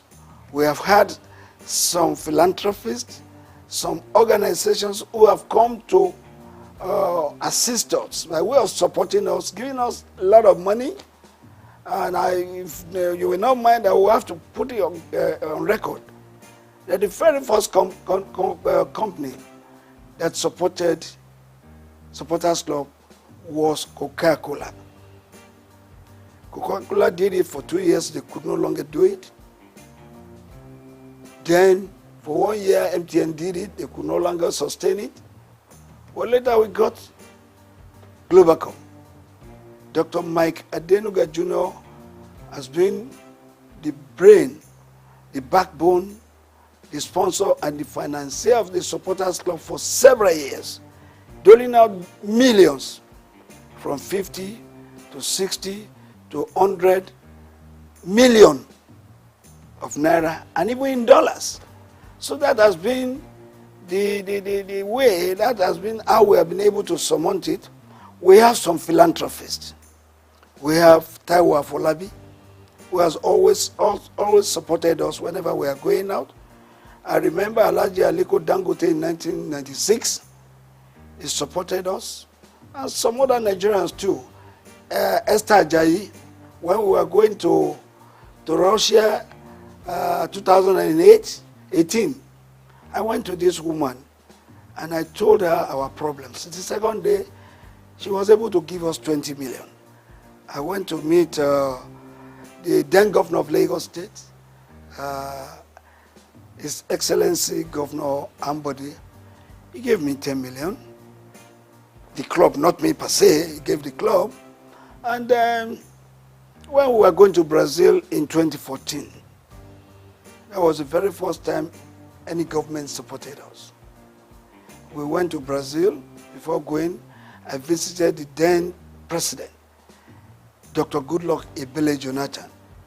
After decorating him as our patron, he pronounced a 50 million naira grant for us to go to Brazil. Actually, we were going to request from him a whole plane to take us there because we were going for a national assignment.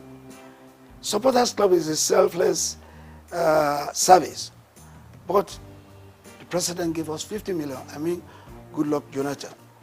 But we ended up spending 189 million. The difference of that was raised by me going to Dr. Mike Adenuga, Taiwo Afolabi, Esther Ajayi, Ambode, and the rest. That's how we've been running the club. We've been running the club, meeting people who lost the game of football, who lost Nigeria, and they have been helping us.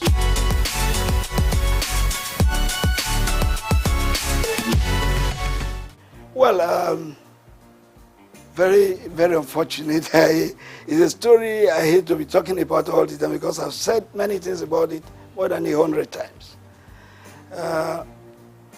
Supporters Club had been there for several years. And Dr. Rafiu Ladipo was the national chairman for just 10 years, from 1990 to 2000. I left that position in 2000. And then somebody else became the national chairman. And that was Alhaji Waidi Anderile Yusuf, who was the chairman for 8 good years. After him, there was Otumba Olatunde Bashorun. He was there for 4 years. And there came a time when one Mr. Vincent Okumagba acted in that capacity for 3.5 years. And there was one little mistake, misunderstanding, because people will not want to wait for their time. And all I told them is, please go through an election. Anybody who would not want to go through an election is not supposed to be on that chair of the national chairman. That's what came up. And the then NFF believed that there could be 20 arms of supporters clubs in Nigeria. It could even run to 100 units. But this is unhealthy. You cannot have a situation where your team is playing right on the field and you have different corners where you have the Nigerian supporters scattered all over the field, singing in different voices. It's not good. But look, I've been able to manage it because God has told me that supporters must not die. Supporters Club will not die. I have to be patient to let them see reasons why the Supporters Club should go and support the teams with unity. As a unit, go and support the team. But if you have funded your own, maybe you have registered your own, you have your own office, you can stay in your office. Manage your office the way you want to manage it. But when it becomes a national assignment, you are going out to represent Nigeria. All of us as supporters must come together to support Nigeria as a group supporting one team. Not when you have some people in angle 90, some people in angle 180, some people in angle 360, some people in angle 60, supporting one team. It does not augur well. There's nothing you are going to achieve from this. I remember when we were in Russia, and my members have gone in. I normally wait for all of them to go in before I will finally go in. So when I was going in as the last person, I entered the stadium, and I saw them, some people were up there, I saw some people on the left, I saw some people on the right. And when I was going to meet the band boys, some of their security men came to me, in Russia, and asked me where I was going. I said I was going to meet my people. They said I should bring their ticket, my ticket. And when they saw the ticket, no, you can't go there, go there. That place is not yours. Your seat is downstairs there. How do I coordinate the activities of my members? This is what we've been telling them. Supporters Club must be united. They must come together, sing together, cheer the team together, and let us have a befitting result. When the referee and all the match officials see a group of people, even if you are 200 or 300, converging in one special place together, in your uniforms, in your green and white, and you are singing, they know you have come to support your team. So it takes them every reason to want to do the game better. Well, when you are not there, in a capacity crowd of 90,000, we had 5 supporters here, 2 there, 7 there. When the Argentines were about 87,000 in the field, singing for their team. So I believe that the Supporters Club must be together. I've been able to manage it now, up to now. The national chairman of the Supporters Club as we speak is Reverend Samuel Ikpeya. He coordinates the activities of the Supporters Club in Nigeria. While worldwide, I'm the President General because we are Supporters Club in all the other countries of the world. And when we come together, there must be one person. There must be the head. We have the President of the Supporters Club in Cote d'Ivoire. We have the Chairman of the Supporters Club in UK. In all Francophone countries, the head of the Supporters Club is called President. In Anglophone countries, the head of Supporters Club is addressed as Mr. Chairman. So the President General is not just what we just came out with. It's because there's a need for it. That's why the President General worldwide comes up. Well, I have told you a lot of people don't want to wait for their time. And when you don't wait for your time, what do you lose? You lose much. There was going to be an election. And I called all of them, go and pick your nomination papers for the election. But some of them would not want to because they want appointments. And I don't believe in appointments because we have a constitution in the Supporters Club that says everybody and anybody who wants to be an officer must contest for election. I insisted that there must be an election. Some people would not want an election because they know, probably they believe they cannot win. They decided to say, oh, let's go our way because we don't want election. That's it.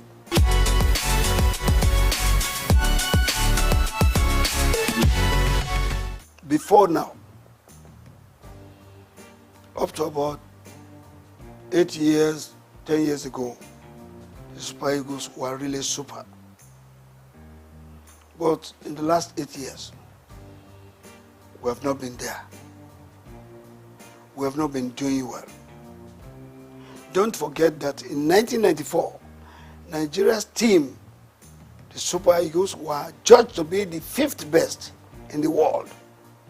What is our ranking now? 37th in the world. Even in Africa, what is our ranking? So the Eagles of the last 8, 9 years ago, no, they have not done well at all. I want anybody to tell me what did we win in the last 8, 9 years. Don't forget that in 1980, we won the Cup of Nations right here at the National Stadium. In 1994, we were in Tunisia. We won it. In 2013, we were in South Africa. We won the Cup of Nations. In 1996, we won the Atlanta Olympics. Since then, what can we point to that we have won? So the Eagles of the last 8-9 years, no. They did their best, but their best was not good enough for Nigeria. And that's why we didn't win nothing. But I want to believe that the present crop of Eagles being put together now, going for the Cup of Nations, we want to write their names in gold. And if that is so, it means they have to put in their best to see that going to Côte d'Ivoire 2024 will not just be going there to make a number. We're going there to give a very good account of ourselves. Who says it is not possible for Nigeria to win the Cup of Nations again? It is possible, but it takes a determined group of people as players who wants to write their names in gold to do that. When you are rating the coach, a coach is as good as his last match. Pasero was employed, he was given a target, and the NFF has the power to either sack or renew his contract. I think according to them, maybe he has performed according to what they want. But for me, as a Nigerian, I want Pasero to go to Côte d'Ivoire and show us that he is serious and show us that the Super Eagles can still fly and make us get minimally play in the semi-final of the Cup of Nations. Anything short of that, no.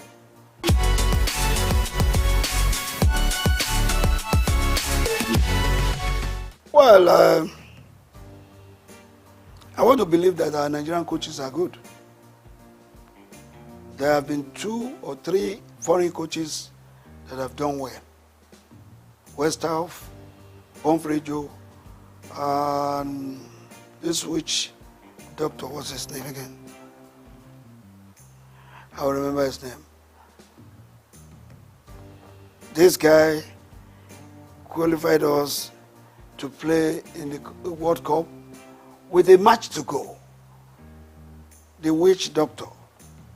Well, the witch coach, we call him, we remember his name, it will come back.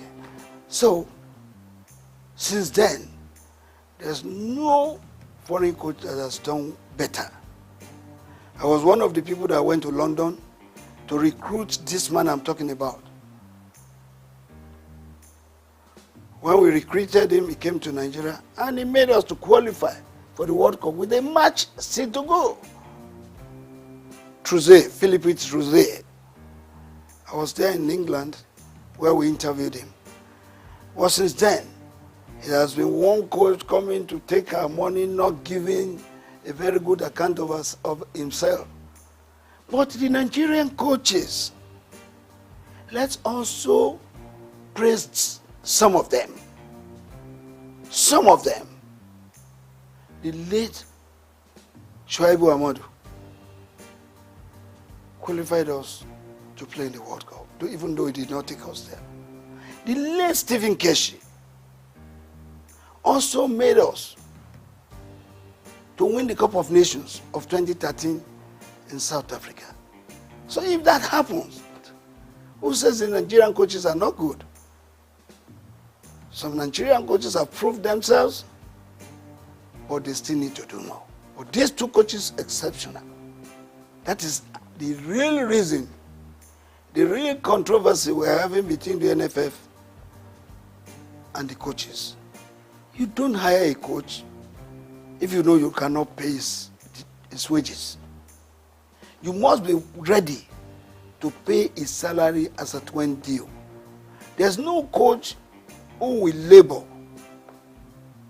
and labor, and after which he would have trained your players, and you are owing him salaries of 5 months, 7 months.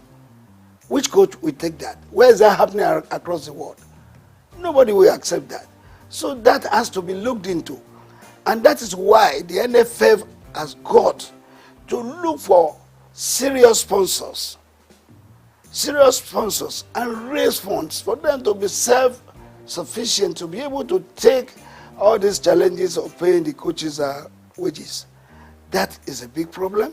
And I think the present NFF board, led by Ibrahim Guzo, will look into that, look for sponsors, serious sponsors who are interested, not just interested, but who are genuinely interested in the Nigerian game and in the Nigerian nation. You may be interested in the Nigerian game, but if you are not interested in the Nigerian game, Nigerian nation, you may not give what it takes to do. You must have the love of this country at heart, and then love the game also.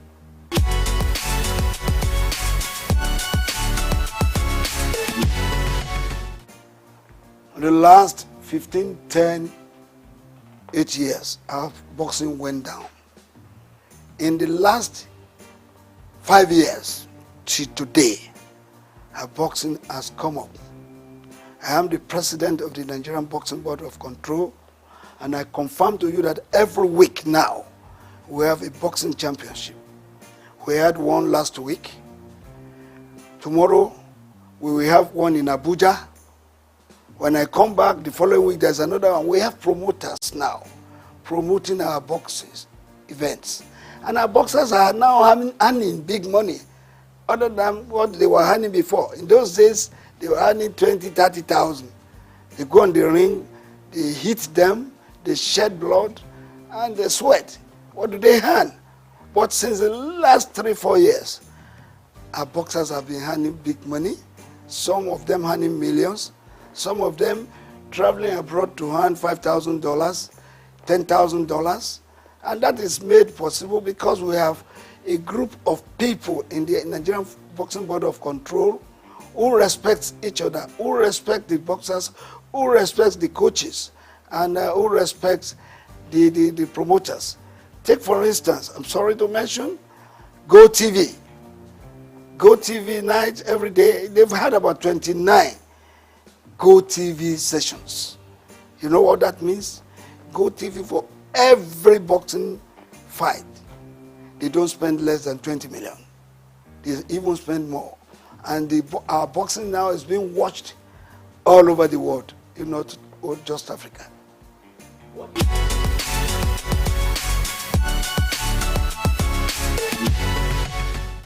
A lot of things have been said about this. We have sent memos, we have sent advice, we have met with the people in charge severally. I've had to write to both the Minister of Sports, the National Assembly, and the rest. How can we develop our sports? It's very important. Without grassroots development, you won't be there. As a matter of fact, Kanu Nwankwo happens to be a product of the Nigerian League. J.J. Okocha, product of Nigerian League. Finidi George, Emmanuel Amunike, and all of them played in the Nigerian League. How many of our Super Eagles players, those that are playing for us now, do you see what developed here? Maybe you have 2 or 3 home-based players playing. But the real product for our football development, they are here in Nigeria. We have to go back to those things we were doing that time when we got the likes of the Segun Odegbami, Henry Nwosu, Christian Chukwu, down to Stephen Keshi, Okocha, and the rest. We have to go back. We don't have to rely on those players who have been serving us in the last 12, 15 years. believing that they will continue to serve us the same way. No matter what you do, players will get weak. They will age. And when they are aging, that's when they start referring to them as tiring legs. You need replacements for them. How do you get that? You can only get them from the local scenes. We have various clubs in Nigeria playing the leagues, the Premiership, the National League, and the rest. 20 teams in one. Do you know how many of our boys out there that can play football if we harness them, bring them together, and give them the right training? Of course, let me ask you, how many of our club sites have feeder teams? Feeder teams, they are very important to the development of the game. When you have a junior player playing the feeder team and is maturing, bring him to replace a tiring leg. In the senior team, how many of those teams that we have can boast of feeder teams? How many of them can boast of their own fields? Perhaps we have about 3 clubs that are privately owned. But others are owned by governments, state governments. And state governments, what do they use them for? For political gains. And if it is political gains, well, it's off it. Let's do football like it is done elsewhere. Football is big business. People are making billions of dollars in football. Nigeria can do same. If we do same, we will take off all this nonsense. The boys going about doing a lot of violence, going to do yahoo, going to do kidnapping and the rest. You will have all of them looking forward to becoming millionaires and billionaires in future. And of course becoming employers of labor apart from fending for their families.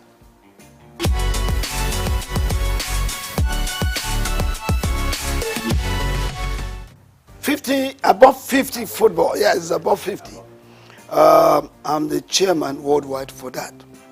And my president is Ambassador Edward Olutoke, who has given his support, his finances to be able to do this game. The thing is this, if you have played football, you have played up to the level that you are about 40, and you are no longer playing, you are no longer doing what you know how best to do, you now go and sit down, not doing nothing. Boredom sets in. And within that period, rather than getting fit, you are aging. Some of them developing sickness, various sicknesses that they ought not to have. But because they were no longer doing what they know how best to do, they sit down. So the concept is bringing them back. Not just the footballers, but anybody above 50 could play football, keeping fit, and above all, living a standard life, making money. There's a way, we have one thing we are developing with the above 50 concept for you to make money. Anybody who is above 50 and has no car of ease or no house of ease or her own has not been living standard. So above 50 concept is not just to play football alone, but to help you to keep fit, to keep you healthy, and make you to live standard life and make money. That is what we are doing. And as I speak with you, Brazil has embraced it. Mexico has written to us that they will want to play with us. The last competition we had 8 clubs. Ajegule, Surulere, Redeem, Etiraikate, Abeokuta, all of them, they came to play at the National Stadium. And the prize, the winner's prize was 5 billion, which was paid instantly. The second place was 2 million, while the top place was 1 million. And we put a lot of money in organizing that. We're going to start the second edition very soon.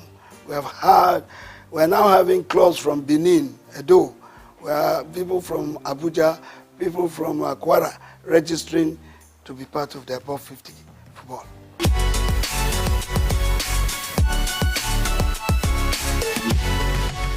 How much do they put into sports? What you have in sports is noise. How much money do they put into sports?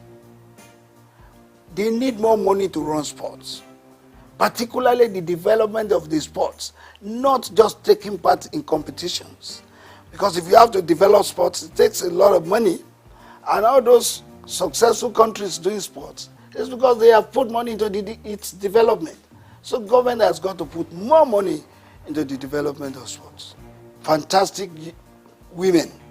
They've done us proud severally, having been champions of Africa for 9 times. I don't think any country in Africa can boast of that. But beyond that, we should also realize that these ladies, they are getting old. Some of them are 40, 38, 36, down the ladder. You need replacements for them. That's why we're asking that we should put more money. We should put more focus in the development of sports, both male and female.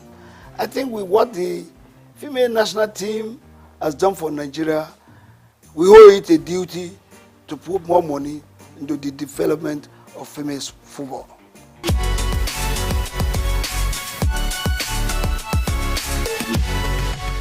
I'm not thinking about that. If I want to, I would have been in politics, party politics. I would have been there, and by now I think I would have been something else. But no, I chose to be part of giving an image to Nigeria, a good image, positive one. Take, for instance, if you go out of the country, you get to the entry point of any country, and you speak of our sports. They give you a wide latitude for you to go in.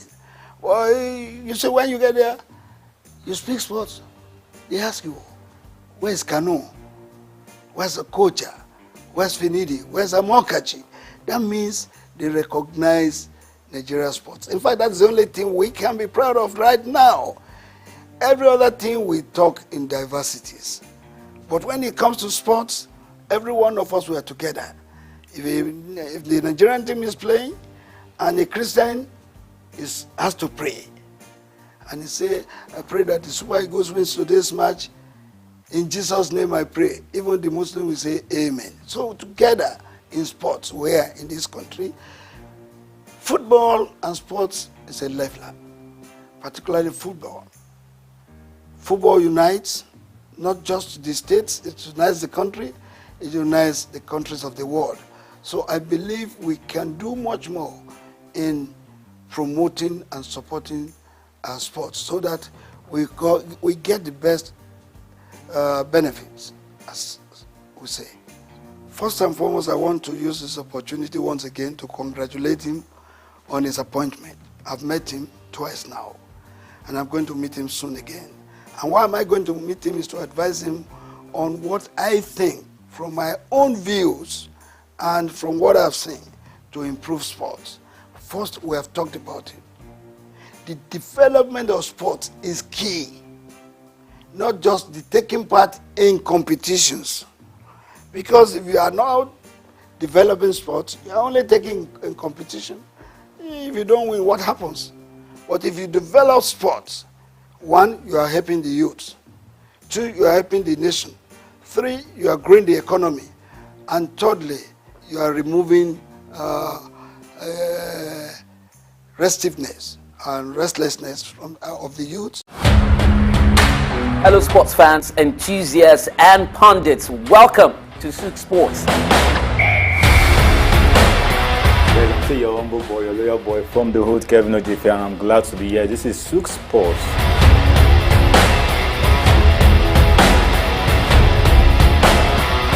To do the business, the money that makes the wheel go round.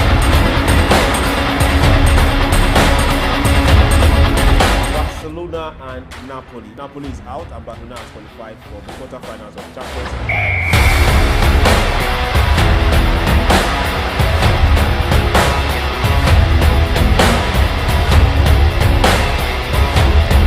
For different ways to make money.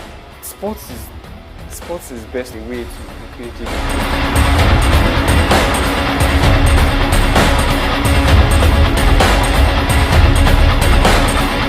Now, the next 45 minutes are going to be very exhilarating.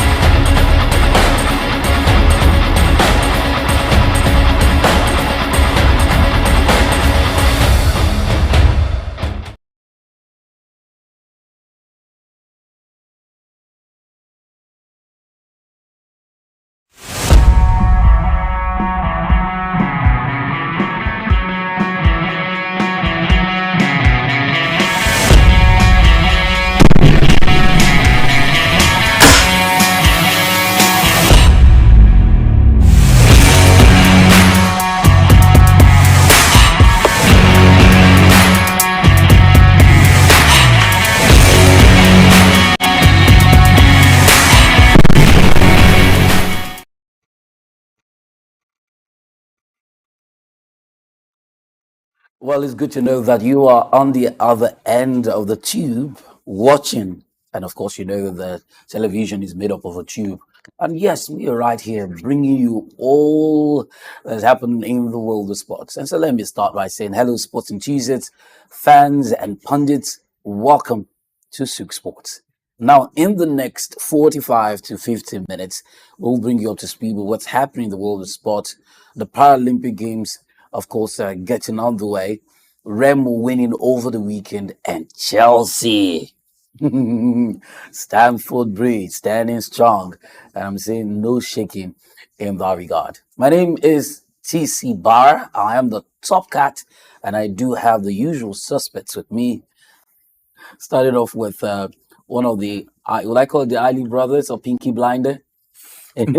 Londoner. London. Glad to have you on the show, Charlie. All the way from Chelsea right now. Right. From Fulham. Fulham, 6-6-2. No, not Fulham. It was an exhilarating match. It was both. It was, no. Chelsea is in Fulham, so you have to pay respect to where they are. Yeah. So I'm Charlie Montero, and I would like to welcome you to Monday SOUQ Sports. Mhm. We're going to have it as the hot, right? Yeah. As the hot, because someone's on the hot seat. I still remain your humble boy, Kevin Ojefi, and you know, for today I would say the week is blue. I I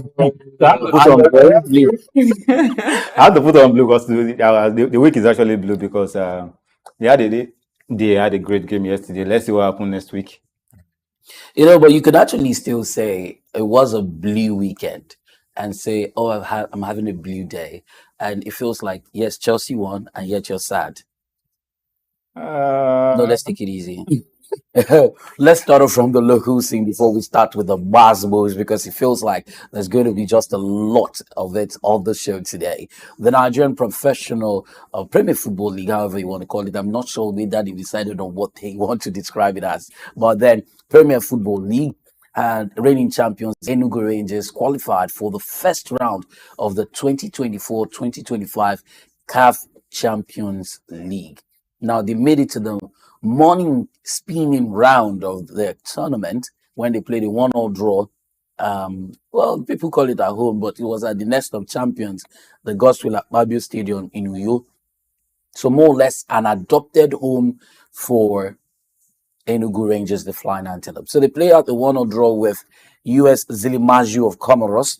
And the draw ends the NPFL champions, a 2-1 aggregate victory over the Visitors, because they had beaten them 1-0 in the first leg and gone on to the second leg to win a 2-1. So Rangers had to wait until the 79th minute before Augustine Kanechukwu broke the deadlock to convert a penalty after Ekesin Okore was brought down inside the penalty box. Now the opponents managed to equalize 6 minutes later, and made a very tense final few minutes. But then, despite the efforts of the visiting team to grab a winner, Rangers held on and secured, what has been described as a much needed draw, some sort of sigh of relief. And when I'm saying sigh of relief is because Remo Stars Football Club, who there was a lot of expectations and hope, in the first leg they had done really well. But then I had my doubt because they were like the Prince of Persia because of previous encounters and games that they've had, talking about as far or as far, depending on how you want to call it, because it's sad that they came this far only to be dumped out. Remo Stars crashed out of the 2024-2025 African Champions League in the competition's first preliminary round. Now, they were the Premier Football League runners-up, and after playing as far in Rabat in Morocco, they lost 2-3 on aggregate. The Nigerian side had won the first leg fixture under Ogumodede, of course, in Ikene, 2-1, but they could not withstand the offensive breeze in the second leg. And we had talked about it right here on the show, how Asfar could spring up surprises in Morocco. 2 second-half goals did the job for the host. Joel Beya, who scored that lone goal in Ikene, opening scores in the 53rd minute with about 12 minutes left, and Remo Stars holding out. A penalty kick was awarded to the home side, and El Amin Zuzu made no mistake to convert from the spot. And so Remo will be flying back to Nigeria to now focus on their NPFL campaign, sadly, I might add. Much worse is El Kanemi, who lost on Saturday. They had made it into the Continentals by winning the President's Federation Cup. And, I mentioned that they did that at the, behest, or it was Abia Warriors who were on the losing side in that particular game. So they were also eliminated in the competition's first preliminary round after a 2-3 aggregate loss. So that now leaves Nigeria with one club each in the 2 continental competitions. So Eimba International FC of Aba had been drawn by in the opening round in the second preliminary round of the African Confederations Cup competition. And then you now have Enugu Rangers, 2 southeastern sides, left in the competition. And now I think it's important that I get my guys in and find out what they think about this outcome for the Nigerian sides. Well, we always talk about how far Nigeria needs to go. Yeah. And it's just sad that was as far as they could go.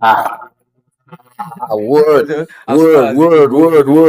After having gotten the advantage early enough at home, I mean, the idea is to go there and just get a draw. Just kill it. If you cannot kill the game, That's get a draw. the boss, like Mourinho. Now we're losing our, would I say, our touch in the continental game. Yeah. Imagine having 4 representatives and they're left with 2. And the preliminary round. And it's just the preliminary round. So I think we need to put in more work. But and I don't think they were they were not given the required support. Remo traveled well ahead of time. They flew. There was a lot of pomp and pageantry with their trip, but they didn't just come to the party with the dancing shoes. I wonder why. I wouldn't know how to say it from the backroom staff, or because we don't get any media coverage as to what is going on backroom, or as to the minds of the player. But I would say, when you step on that pitch, when you wear the jersey, when you play for your club, you're supposed to give it your all. I mean, that's what you're being paid for. Well, you're supposed to give it your all. I don't know what the to think that they had a better score line than Enugu Rangers in the first leg, because they had, scored 2-1. But then I had a problem with the fact that, Asfar had scored even 1 goal, right? For El Kanemi, you notice that El Kanemi Warriors had an issue. I think it was a draw. It ended 1-1 eventually in the first leg, and they had attributed that to the protest. The man, the coach or something, that said the players didn't have enough time to train as much as they should because of the protest that had rocked, and that was the beginning of the undoing. Because when you start making excuses, I think it was the governor that we had on the show that day. We talked about the fact that you could have a closed camping situation. I mean, you have a closed camp, everybody's within the camp, they're not coming there. So it also boils down to facilities. What facilities are in place? Do they have even a training pitch in their camp, or do they have an accommodation in where they play or they train? Because some people probably have like the accommodation, the camping miles away from the pitch, and then they have to be transported there. So when they're unable to go there, they're marooned. But then this is supposed to be like an all-inclusive environment. Everything you eat, you play, you sleep, football. And as such, your even your academics or something can happen within that environment. So there's just a whole lot when we talk about sports development, and especially in our country. And then you see Morocco, you see the state of the beach, you see the environment, and come on, guys. And there's something we need that to we're miles ahead or miles behind, right? These guys are ahead. So when you see the results at the end of the day, you know that these guys are really putting work to prepare for this. I mean, there's nothing wrong in providing security, even if they are coming from afar. When you talk about the protest, it speaks about the wrongs and the ills that are in our country at the moment. Is there something you cannot provide security for these players? Well, what is it going to take? Maybe a G-Wagon of officials to escort them there. I mean, what are we talking about? I love the pick-up van of security personnel that will just escort them to their training. I mean, that's an excuse I think that they can avoid. So I just say they should put in more effort. I'm thinking about the money, Kelvin. We with had the money to provide the the money that they could have made getting to the next round of the competition. At all, then talk say in bad pass. Now you need to think about the money now. If that money would also help in development. Fine. If our sports should I say the head of the sports ministers and the ones in charge of the federation, they actually put that into consideration. I think they will take our players, our local players, and take our local leagues very, very serious. Now the coach came out and complaining about the protest, insecurity. Does that even make any sense? No, come on. If you take this, if you take it serious, like this is your real job, and you care about the welfare and the well-being of these players, you definitely find a way, as not just at the coach, because I think his power is limited, but the board members, definitely the people in charge, they are supposed to put in, and if a player is not mentally fit, if a player is not physically fit, if a player doesn't eat well, you understand? If there is no good or doesn't have a good immune system. You understand? So definitely, you don't expect him to actually perform very well on the pitch. Now, human being there, they're not be machine. Well, Kevin couldn't have said it any better, but sometimes Kevin works like he's a machine, and I wonder if no be human being he be. But then let's talk about coaching job for the Super Eagles. Jan Anderson, Swedish coach, has confirmed that he's in talks with the Nigerian Football Federation, and that's ahead of the Super Eagles game between, of course, against Benin Republic and then Rwanda in the African Cup of Nations qualifiers. Now that game, or those games rather, would be happening until September 2024. Jan Anderson is also a former head coach of the Sweden national team, and he has confirmed that he's in discussions with them regarding the vacant Super Eagles job.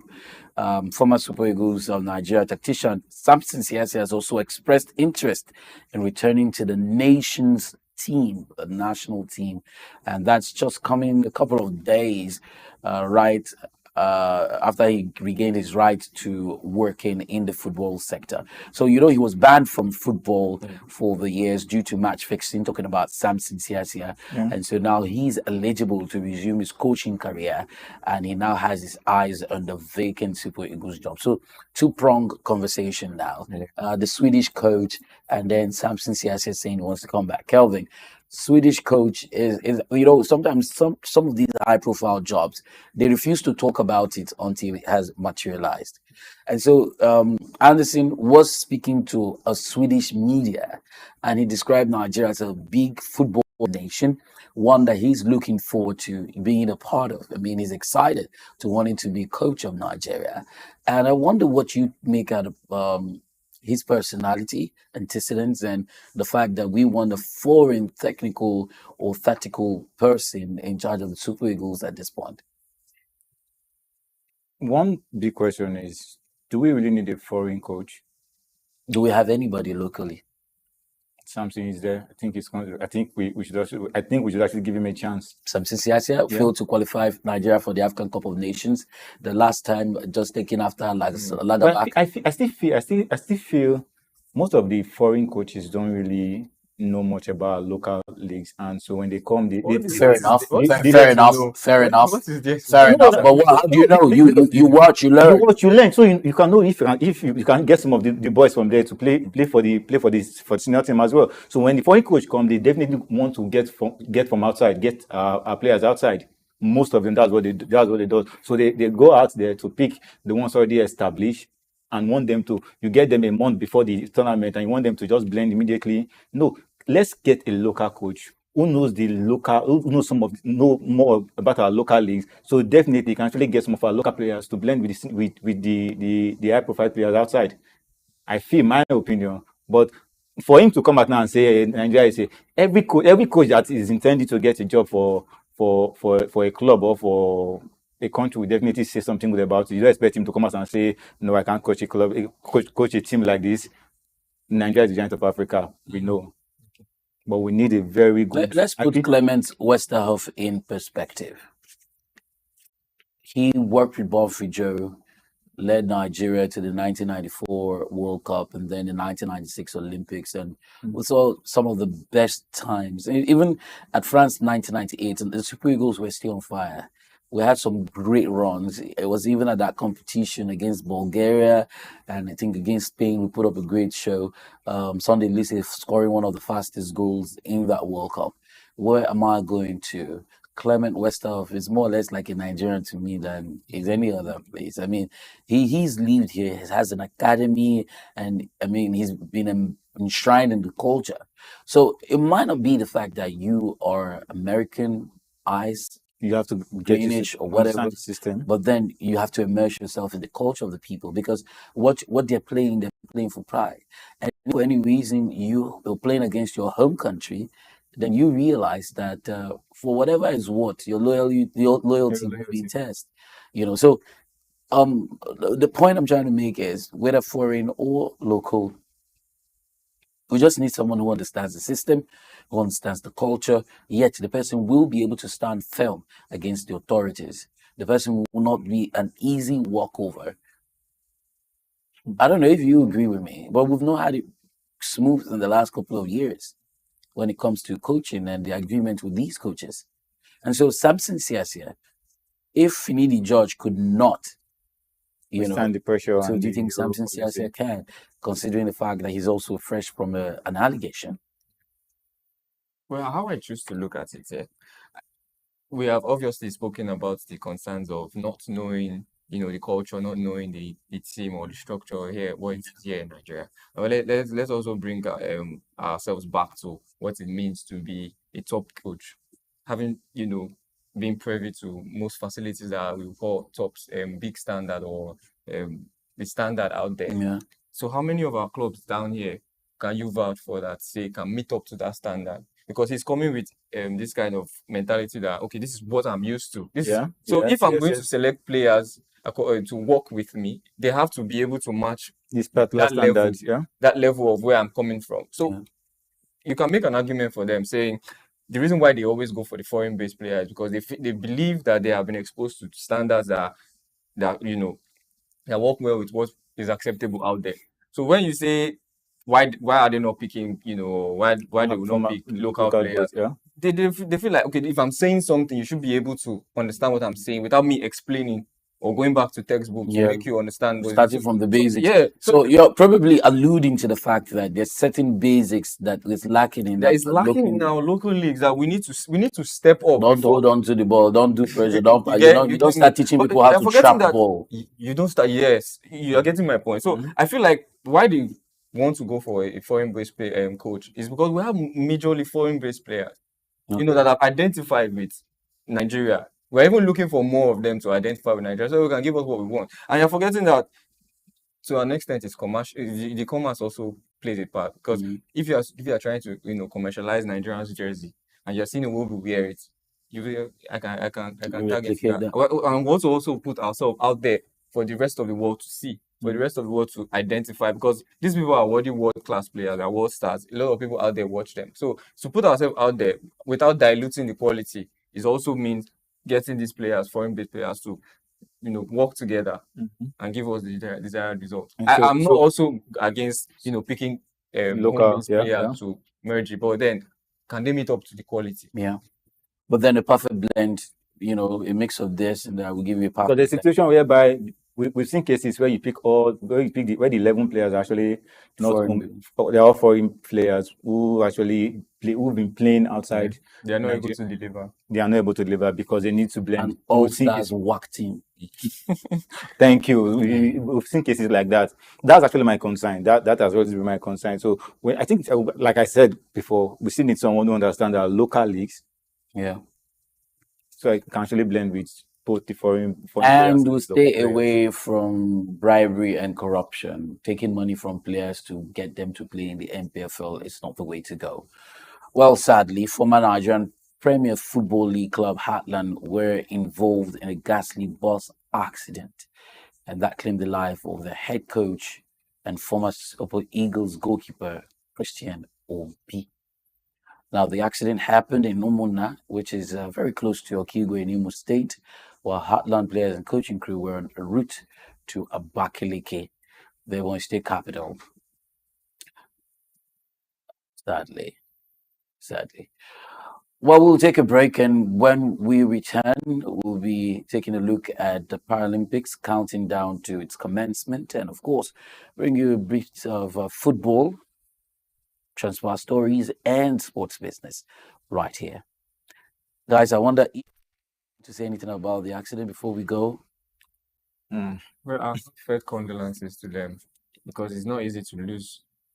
You know, you're trying to, work for your to make ends meet, and then you're losing your life. Nobody wants that.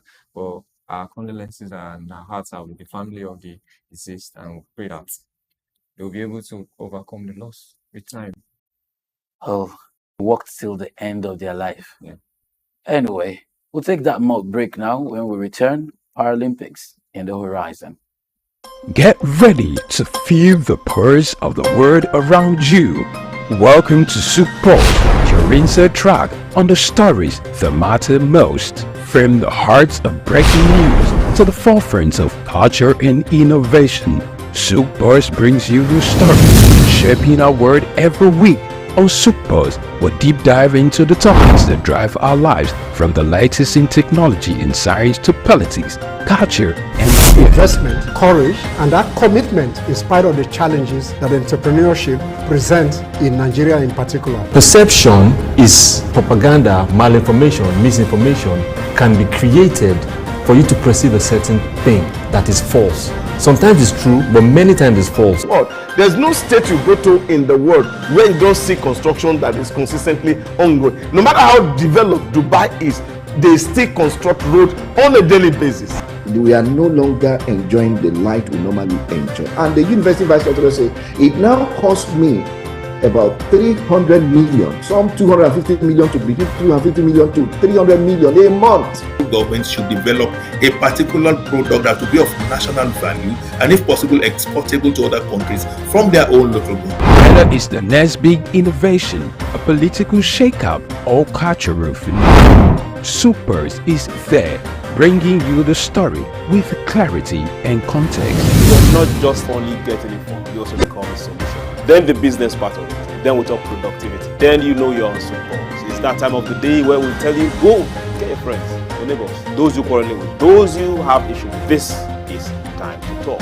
We tell you, we don't keep quiet. It doesn't matter what policies are affecting you. It doesn't matter what the papers, the prints are telling you in your own side or the neck of the wood, or your nation, or what business are pushing, profits, losses, what the stock market is talking about right now, what the Asian market is talking about right now. A whole lot of people are running down to their portfolios and trying to grab, sell off, or get some hedge.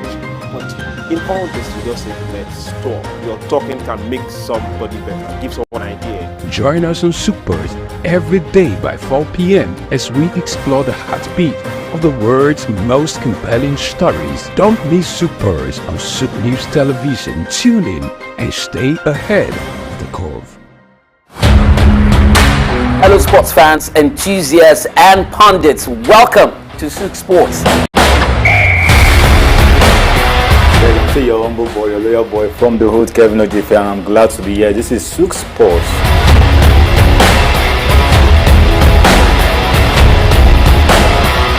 To do the business, the money that makes the wheel go round. Barcelona and Napoli. Napoli is out and Barcelona has qualified for the quarterfinals of Champions League.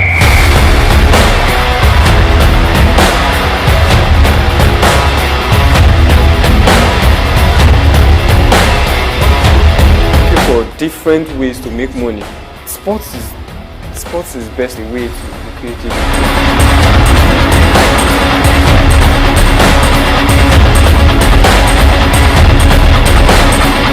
Now, the next 45 minutes are going to be very exhilarating.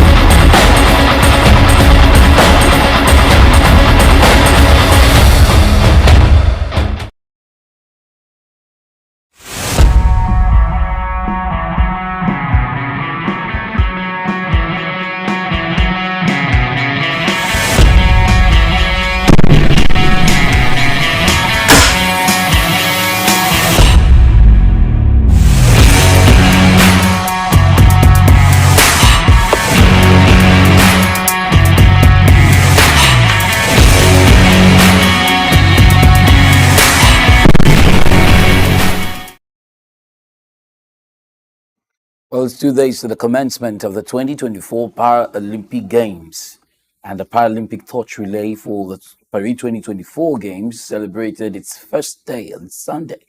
Now, it passed from Great Britain to France via the Channel Tunnel at midday, and it multiplied into 12 flames that shone around the country. The Paralympic torch stepped on France soil around noon, heralding the imminent return of the Games to France. Now, one day after the lightning ceremony in the English village of SOUQ Manville, the cradle of Paralympic Games, the torch made its way through the channel, getting the ball rolling on a new fortnight of celebration across the whole of the Gaul, France. Sponsored by brands, the Paralympic torch relay embarked on its tour of the first 12 host cities along the perimeter of the country, and then an arrival reigniting the popular fervor for the Games with just 3 days until the commencement. Well, now we're back to 2 days. From the Stade to France, Porte de la Chapelle Arena to the Chateau de Vassal, and then to the Eiffel Tower Stadium. Meanwhile, some lady said she's married to the Eiffel Tower. I don't know. Somebody married the Eiffel Tower. Surprised what humans can do for me. Someone married the Eiffel Yeah, Tower. I read that. So is the iPhone to married to her? That's a good one. That's a good Nice one. Nice one. She's the only one in the relationship. So we're counting down, guys. It's just a matter of days to the the days from now. Paralympic. We do have representatives from Nigeria in the weightlifting category, para badminton, and the likes. I wonder what you make out of the preparation so far, considering the fact that the senator had put some monetary charge as much as 15 million naira for medals that will be won by Nigerians. Does that put pressure or does that motivate? It has to motivate. I mean, because we have been more successful in the Paralympics than the regular Olympics. So I would say I'm backing them to go out there and make us proud, because they have a track record. I'm always coming back with Always something. come Yeah. back with something. So a lot of people will be taking 15 million, adding 15 million, or making themselves 15 million naira richer. So I don't have any doubts in my mind that we'll be successful to an extent. So it's just a matter of time. We watch and we see how the events play out in Paris. But I think Hopefully we'll be proud at the end. Yeah, I still feel that money is going to mount pressure on them, because definitely they actually wants to deliver them. When someone if you start feeling It's not the bad, end of the world. it's as if you have the whole thought of I've lost this money, I've disappointed my nation. We start playing, yeah. So, but I don't. If allow these guys to enjoy the game and come on with what they can actually win. We believe that definitely they can give us something. Even for the last time, for the last Olympics, was there any money attached to them before they actually came on with something? So that's what I know. Money is actually motivation, Yeah. but sometimes it can also be an avenue to pressure whoever the thing is actually attached to. The money is actually attached to. Well, some athletes from Nigeria include Mark Onyechi Gift, world record holder, competing in the 61 kg female category from Osaka Log in Iguano. And then you have Nwogu Ogechika Esther, who is second in the world ranking, competing in the 41 kg female category, talking about powerlifting. Jude Chinedu Huraram is a national coach and deputy director in the sports. He's leading the Nigeria powerlifting team to the event, and they have been in camp for a while, and then moved over to Germany, and from Germany they're now in France. Some tourism there. Why do we always take a detour? I remember Training camp to adjust to the weather, so people will not see a training. What do you call it? Program. So that's how they always say. Then we know when they see our program. Yeah, I remember when they don't know our strategy. Towards the preparation for AFCON, they went to Saudi Arabia for a detour to prepare for somebody for can something make that a is video. happening. Well, they usually have closed door sessions or closed training sessions. Well, we also have para badminton player Jeremiah Nana Chigozie, who we spoke to last week on the program. Said he's ready to go, and of course, he's also in France ahead of his games. He's in the SL4 category of the para badminton competition. From there, we move on to tennis. The US Open kicks off on a whooping, mind-blowing, what other word can I use to describe it? Exhilarating note. So the expectations are high on Novak Djokovic. You know, we have 32 men's matches on day one, which is today. And Novak Djokovic is having his eye on clinching a new record or setting a new record. And that's because he wants to do 25 Grand Slams.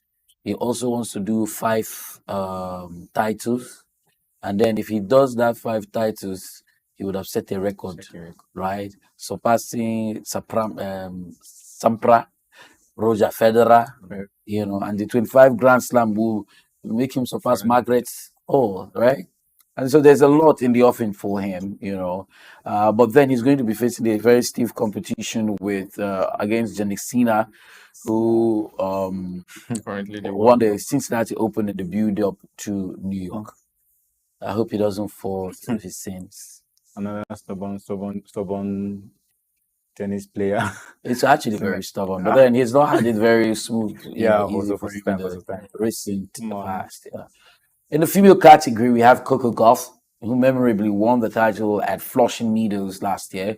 But then she's also struggled recently, losing in the second and third rounds of the Canadian Open and Cincinnati Open, respectively, and has been replaced as the second seed by Arina Sabalenka, who triumphed in the Cincinnati last week and looks a strong contender to better her runner-up showing from last year. Well, Jessica Pegula, born into Buffalo, New York, is also a favorite, although she will have to break a quarterfinal jinx, having not progressed beyond the last 8 at the major in 6 attempts. We also have world number 1, Iga Swiatek, who is always a threat, while Olympic gold medalist Zheng Qingheng, the Wimbledon champion Bebora Krejcikova will be in the mix as well. So it's going to be a tough tie. It seems a lot tougher for the women than for the men. And then there's a lot to be fighting for right here. I think theirs will be more entertaining and more competitive than even that of the guys. Oh, you think so, really? Yeah. Seriously. I don't know. I just had to think about it for a second. Momentarily. Yeah. I feel. Well, we'll move on from there, and let's see if we get to golf. Keegan Bradley held his nerve during the final round to clinch victory in the BMW Championship at the Castle Pines near Denver. The 2025 United States Ryder Cup captain came into the competition on Sunday with one shot lead from Australia's Adam Scott, who went on to draw level after the opening hole, but then saw a run of 3 straight bogeys by Scott from the 10th high hole. And after that, you saw it didn't just seem to improve, and he gave Bradley a lead that he would not relinquish.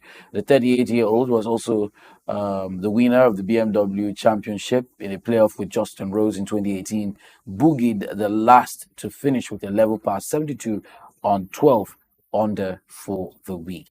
So he won by 1 stroke from Scott, compatriot Sam Burns, and Sweden's Ludvig Arbeg, also competitors, as he went on to claim his 7th PGA Tour title and his first since last year's Travelers Championship. We also have some golfing activities for the females, where Lydia Ko ended an ATA major drought by claiming the AIG Women's Open after a tense finish in some weathery conditions at St. Andrews. Now, New Zealand, the New Zealander won the Olympic gold medal, and that happened earlier this month. She went on to birdie the last as she closed with a 3 under par 69 to win her 3rd major, which is on 7 under. Last year's champion, Leela Vu, failed to hold a 15-foot birdie in the last to force a playoff, and then she missed from the 12 inches to give Ko a 2-shot victory. So some activity happening in the world of golf there. But then it will be important that we get into one of the most followed sporting activities in the world, and that is football. We'll take a moment, and when we return, football it is. We've got just what you need right here at Femi Wash Media. Call it the Midas Touch, and you wouldn't be wrong. Let us record, produce, mix, and master your audio like nobody does. Reach us on our contact today for the best quality job. Tafawa Balewa Square, TBS. Tafawa Balewa Square was initially used as a horsing ground called Lagos Race Course. The edifice was constructed by General Yakubu Gowon in 1972 and named after Nigeria's first Prime Minister, Sir Tafawa Balewa. Tafawa Balewa Square is located at 45/57 Marse Bangboshe Street on Lagos Island, Lagos, and referred to as TBS. TBS is a 50,000-seater capacity venue and houses the Remembrance Arcade, the 26-story Independence House, which at a time was the country's tallest building. When Lagos served as the country's seat of government, the National Assembly Complex was within the TBS. Also in the square are the National Broadcasting Commission Office, the Nigerian Hydrological Services Agency Office, shopping centers, travel agencies, restaurants, car parking lots, and a bus terminal. Tafawa Balewa Square is adorned with beautiful statues of white horses and red eagles, symbols of strength and dignity. Our historic neighbors include the King's College and the Holy Cross Cathedral. Tafawa Balewa Square hosted some of the country's memorable events, such as the Independence Day in 1960, when Nigeria gained independence from Britain, the Armed Forces Remembrance Day, which is celebrated annually on January 15. The edifice is a national cultural asset. Tafawa Balewa Square, SOUQ Enlightenment. We've got just what you need right here at Femi Wash Media. Call it the Midas Touch, and you wouldn't be wrong. Let us record, produce, mix, and master your audio like nobody does. Reach us on our contact today for the best quality job.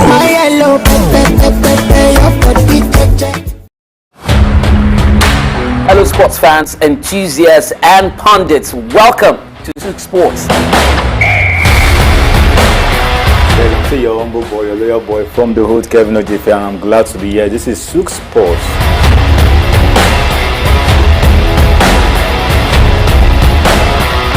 To do the business, the money that makes the wheel go round. Barcelona and Napoli. Napoli is out and Barcelona has qualified for the quarterfinals of Champions League.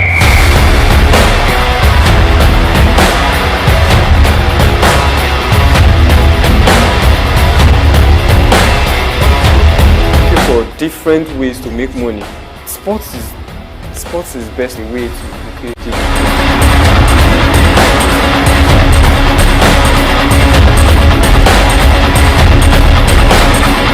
Now, the next 45 minutes are going to be very exhilarating.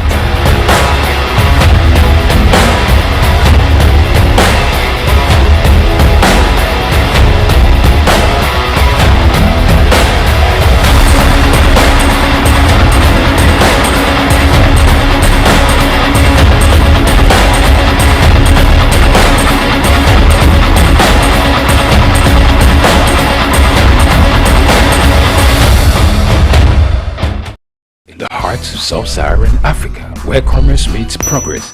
Welcome to SOUQ News, your source for business, economy, and development insights that drive nations forward. From the vibrant streets of Lagos, Africa's fastest economic hub, SOUQ News takes you on a journey of discovery, analyzing and reporting the facts that lay the foundation for growth and development. We don't just report the news, we create it. SOUQ News is more than a channel. It is a catalyst for change, spotlighting the stories that shape economies, inspire entrepreneurs, and fuel progress. Covering business, finance, technology, energy, and many more, SOUQ News provides a daily deep dive into the stories that matter, interviews with industry titans, and analysis that empowers your understanding of economic landscape. Join us daily as we dissect, discuss, and deliver the most relevant and factual news on business and the economy. SOUQ News is your trusted guide, empowering you with the knowledge to make informed decisions.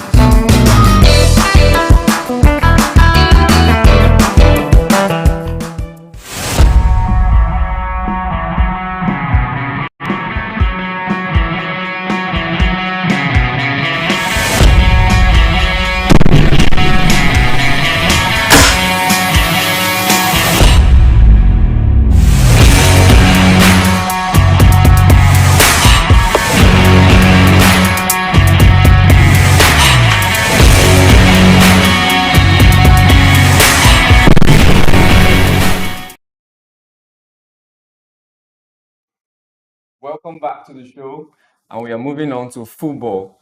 Arne Slot's first Premier League home game in charge of Liverpool ended in victory as the Reds continued their winning start to the season against Brentford. Luis Diaz's clinical 18th minute finish on his 100th appearance for the club since joining from Porto in 2022, I beg your pardon, set them on their way. Noni Madueke's hat-trick gave Chelsea their first Premier League victory of the season as they beat Wolves in a pulsating and chaotic encounter. Chelsea took the lead after 98 seconds when Cole Palmer's in-swinging corner was inadvertently flopped on by Matheus Cunha, and an unmarked Nicolas Jackson nodded in the back of the post. Jackson stopped an already fiercely Monelu crowd with his celebrations, and Wolves rattled on and flied. Ryan Aït-Nouri's dazzling run set up Cunha, and a live-wire Brazilian equalized with a crisp slow finish from inside the box before gesturing towards Jackson. Palmer then restored Chelsea's lead with a daft cushioned lob from 30 yards when he spotted Jose Sa off his line. The 2024-2025 Premier League match day 2 games that took place simultaneously between 3 p.m. and 5 p.m. earlier today, August 24, recorded goals galore at all 5 centres after Brighton stunned Manchester United 2-0. 5 Premier League games took place simultaneously across England. At Tottenham Hotspur Stadium, 2 goals from Son Heung-min alongside a goal each from Yves Bissouma and Christian Romero landed coach and Postecoglou a massive 4-0 win over Everton's first win of the 2024-2025 Premier League campaign. Now, I would like to hear your thoughts on the weekend games. I haven't read out the highlights and heard out the games for the weekend. I would like to know what you guys thought. What are your highlights? What your take home from the game? I'm going to go at this first because I feel like the very first game that will come to your head is Chelsea's massive win, and of course you have a Noni Madueke who was in the mix of things there, right? It was cool to have seen Chelsea respond to naysayers and critics after the experience they had over the weekend or last weekend rather. Manchester United was a surprise loss. Surprise. Pretty Omar talk. Okay. Losing to Brighton and Hove Albion. When Chinyere Akata, the attacker, was here, we argued back and forth as to that particular game, Brighton and Manchester, and he said I should not let go. I should not throw down on Brighton. Brighton. So on that premise, I am now beginning to see what he meant. The scoreline is evident: 2 goals against 1, right? So he even had fears for Arsenal against Aston Villa. Well, we saw how that played out eventually. He was certain about Ipswich losing, and I didn't expect a particular Leicester City to lose to Manchester. I beg your pardon, to Fulham. But then these are what makes the Premier League interesting. So there was an incident about insulting the fans of Wolverhampton Wanderers. He's come out to apologize. But then massive goals, congratulations to Chelsea. But this does not move them so high up on the number of goals you score does not. Did I speak this right? My job is on the line. So it doesn't change the fact that they're going to be first position or something. You know what I'm saying? Well, congratulations. But looking at the performance, 6-2 is a bright start. Against regardless, we saw the game. You know what against City last season. You get just like Aston Villa was Arsenal's Achilles heels last season. But according to what he said, it's a good win. It's a good win because when I saw the first game of the game, the first half of the game, I was like 2-2. So definitely, if he had when I 3-2 in the game, that was my own. So you were not expecting 6? No, I wasn't. So I was surprised when I think the coach actually did the difference between Chelsea game yesterday and that of Manchester United on Saturday was the coaches, their changes. So at some point Chelsea were 2-2. Yes, they were 2-2. Then second half it was just I think the 4 goals, the four was raining, not even flooded. They flooded the whole thing with goal. Then I think the change actually did a lot for them. The coach did the right change, the right substitute. However, the case of Manchester United, the coach did the wrong one, and it actually ended up. You can't remove your key man, who is Bruno Fernandes, from your game, and you replace him with McTominay. What do you expect? Who is going to create the chances? And when the guy left the game, it was just. Well, you notice that at Selhurst Park, West Ham United made the away stadium a home where they beat Crystal Palace 2-0, and we saw Nottingham Forest, who were visitors at St Mary's Stadium, stunning the host Southampton with a 1-0 win, and it was just a strike from Morgan Gibbs that determined the outcome. At Craven Cottage, there was a former Arsenal player, Emil Smith-Rowe, who scored his first goal for his new club as they defeated their visitors. And, other scorelines, of course, you've seen that we put it up on the screen. But then Erling Haaland scored his first hat-trick of the 2024-2025 Premier League season. And Pep Guardiola said, I like it when he has the attitude of an animal.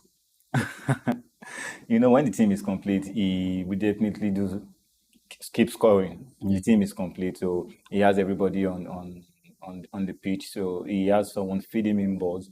So we've seen games where Haaland is there, but it's as if he's not there. That's because his key suppliers has been locked. He's a natural striker, so he's always at the right place. He knows how to position, and when he gets the ball, he sees the post. Yeah. He has no time for me to. I don't get time. I say I want dream ball, this dream ball. This. I see the post and I take a shot. He goes straight to the post. That has been his strength, and I think when the likes of Kelvin is there, he's actually Brian. You understand? So now, for years on now, since he moved from Borussia Dortmund, Haaland has made a mark for himself in the English Premier League. And for you, I don't know what you think. Is he approaching his twilight quicker than we should anticipate, or what do you think? How do you think he's going to turn out in the next couple of seasons? Charlie, I think you should go for this one. Well, given the hype that the Premier League has, you would expect that by He'll continue in top form. Yeah, no, you would expect that by now the defenders would have learned how to deal with Haaland. You know, identifying his I think some weaknesses club and has, his strengths. Some club has. Yeah, for the top clubs. Top I mean, clubs, yeah. I do not expect Ipswich to really lock him down, but given the fact that this is the Premier League and the hype that it has, is a very fast-paced football that they play. So you'd expect that a lot of teams would have learned how to cage Haaland, cage De Bruyne, and keep their wings.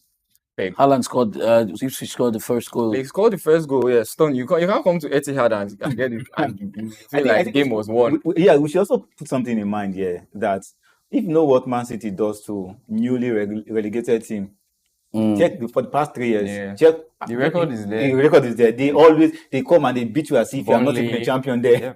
You understand? That's what they did. The same thing to Burnley last season when Burnley met Man City for the first game. So you don't expect them to come to Etihad. Come on. But the first goal was a stunner. I won't lie, because I was like, okay, there's something here. But then there are some felt like a flash in the pan. Well, we'll move on now because we do have a lot of other games that happen across all the leagues of the world. In the La Liga, we saw Endrick scoring on his Real Madrid debut as Carlo Ancelotti's side secured the first La Liga victory of the season, and that was a very hard-fought victory against Real Valladolid. Now, the champions were frustrated for vast periods of the game, and we saw Kylian Mbappe also picking up on that frustration a little bit. You know, they played out 1-1 in the first leg, the first match day. I can understand why. So, substitute Brahim Diaz made it 2-0 in the 88 minutes, collecting a long ball from Eder Militao before jinking it over Valladolid goalkeeper Karl Hein. And then we saw 8-year-old striker Endrick adding the gloss to the scoreline by powering an effort inside the rear post in the finals. That gives us 3. Endrick is a star. Simple. Yeah, he's a star. But a lot of people really criticized him during the preseason. That is this what they paid money, or was the hype really? Is this the next Pele? Strong, as in and he knows how to dribble as well. There's no questioning his technicality. The ball is very good. good. He's a star. You know what annoying about the game yesterday? Which star will not get for that club? Which my club? No, we get different stars now. But are they shining? That's it. Yeah. That's one. No problem. So Serge Gnabry scored a late winner for Bayern Munich as manager of his company's first Bundesliga game, and charge ended in a 3-2 victory. Hard fought as well, and that was against Wolfsburg. Gnabry's winner came in the 32nd minute as his low shot hit the post and went in after he was played through by Harry Kane. Bayern took the lead when Sacha Boey forced his way through Wolfsburg defense and caught the ball across the goal to Jamal Musiala, who slotted in from close range. And then we had the man Thomas Müller coming in, a record for Bundesliga appearances for Bayern when he came off the bench as a second-half substitute. And then during that game, he overtook goalkeeper Sepp Maier with his 47th league outing for 474th league outing for the world for the club. Crazy, but great stuff. I mean, legend through and through. Thomas Müller. I'm certain. Were you born when he started? Charlie. You grew up watching Thomas Müller. I watched him firstly in German stripes. So that was where I got familiar with him. That was when they called him the German machine. Yeah, German machine. I think my dad Diamond Shaft. My daddy always talked about it, and that was where I picked particular interest about German players and their football. All right, in the Ligue 1, Paris Saint-Germain were 6-0 winners over multipliers in front of 46,000 people at the Parc des Princes. At first half, there were already 2 goals up. Goals by Bakola, who scored twice. And then we have Asensio, Hakimi, Zaire, Emery, all scoring, including Lee Kang to give the French outfits maximum 3 points in front of their home crowd. That was more like a sweetened League One with that scoreline. But then multiplier is you just take opportunity when you see them and see if you can amass as much as you can in goal, aggregates, and in points. And I think that's what Paris Saint-Germain did. I think this is the post Mbappe era, and they are trying to make a statement showing that we can do without him. And yeah, what a statement that was. They really outdid Chelsea 6-0. I mean, it just goes then to say we don't need Mbappe and we are fine without him. And the Serie A, the Stadio Diego Armando, Napoli, who seem to be in trouble with Victor Osimhen, were able to score as much as 3 against Bologna. It was the Lorenzo and Kawakele, as well as Simeone, who were able to score for the Napoli side. But then Napoli have agreed a fee in the region of 30 million euros with Manchester United for midfielder Scott McTominay. Although personal terms are still to be agreed, and McTominay is yet to agree to the move to the Italian Serie A, it's the second successive United have shown a willingness to sell the academy graduate. Let's see how much will pass hands and definitely bring you up to speed. From there, we'll move quickly to sports business because we do not have time to take a look at rumor has it right now. Of course, in sport business, we're seeing some big money talks, really big money talks exchanging hands. And one very prominent deal I'd like to bring to the fore is a deal that has put the social media on sort of how do I describe the words I want to use to do this? Okay, so I don't know if you would agree with me, guys, but Premier League clubs have spent lesser this season. The spending has been reduced about 800 million pounds downwards as we enter the final week. So, according to data from World Transfers, clubs splashed a record of 2.3 billion on new signings in the summer of 2023, but have paid out only 1.5 billion so far in the current window. Almost 1 billion. That's about 700 million less than what it was last year. And so English top clubs who have completed the same number of deals La Liga have done, this summer window, which is 105 deals. In the Serie A, 115 have been completed. In the Bundesliga, 135. In the Ligue 1, 78. So why is spending down? That's the question pundits and analysts ask. We should really look into these figures because a certain club in London has signed in a lot of players. I've been in the market and they've been. A certain club. I failed to mention the name. Chelsea now. Oh, really? Yes, my job is on the line, but it's Chelsea. It's Chelsea, yeah? Yes. So a certain club they've signed their second team. A lot of signings came in, a lot of keeper, and the figures are still low. And they are still signing. And the figures are low. And I heard I've been signed without even being told. Congratulations. That's a big... Oh, they signed me. I did not know. That's Chelsea signed me and I didn't know. That's good. We need to investigate these figures. I don't believe that they are correct. So League One and Serie A are taking the referent direct to consumer parts in UK and Ireland as top European leagues are seeking alternative routes to rights monetization amid tough media markets conditions internationally. Well, that is where we'll be turning it down, and that's because we're practically out of time. But then let me let you know that Sven-Goran Eriksson, former England manager, has died at the age of 76. The news broke just a couple of minutes ago and trending. And just a few words, but then let me let you guys use this as a way for us to sign out the program. 10 seconds or something. Well, it's a sad one, really, for football in general. Having coached where football was born. So I would say it's a big loss to footballing, community, and would like to, put our hearts there and our hearts out to the family and say a big condolence to everyone that loves football and to everyone that's part of his career and has been a part of football. I would say sleep well.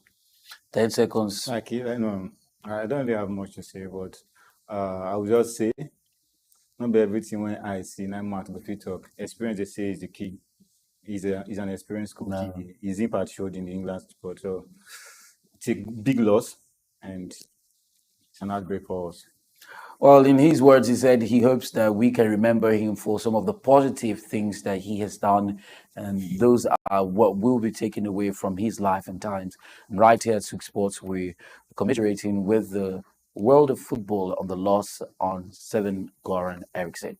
My name is TC Barra. This has been SOUQ Sports, and many thanks to Noble Kelvin Edefia. Don't mind the way I call it. I just like to twist it. Fight after the show. And of course, Charlie Montero, who have come through to ensure that it was as well timed. Until we come your way again, let's keep the conversation going on social media, SOUQ News TV on all the platforms. And many thanks to those who have ensured that you can receive us crisp and loud and clear. Until we come again, bye for now.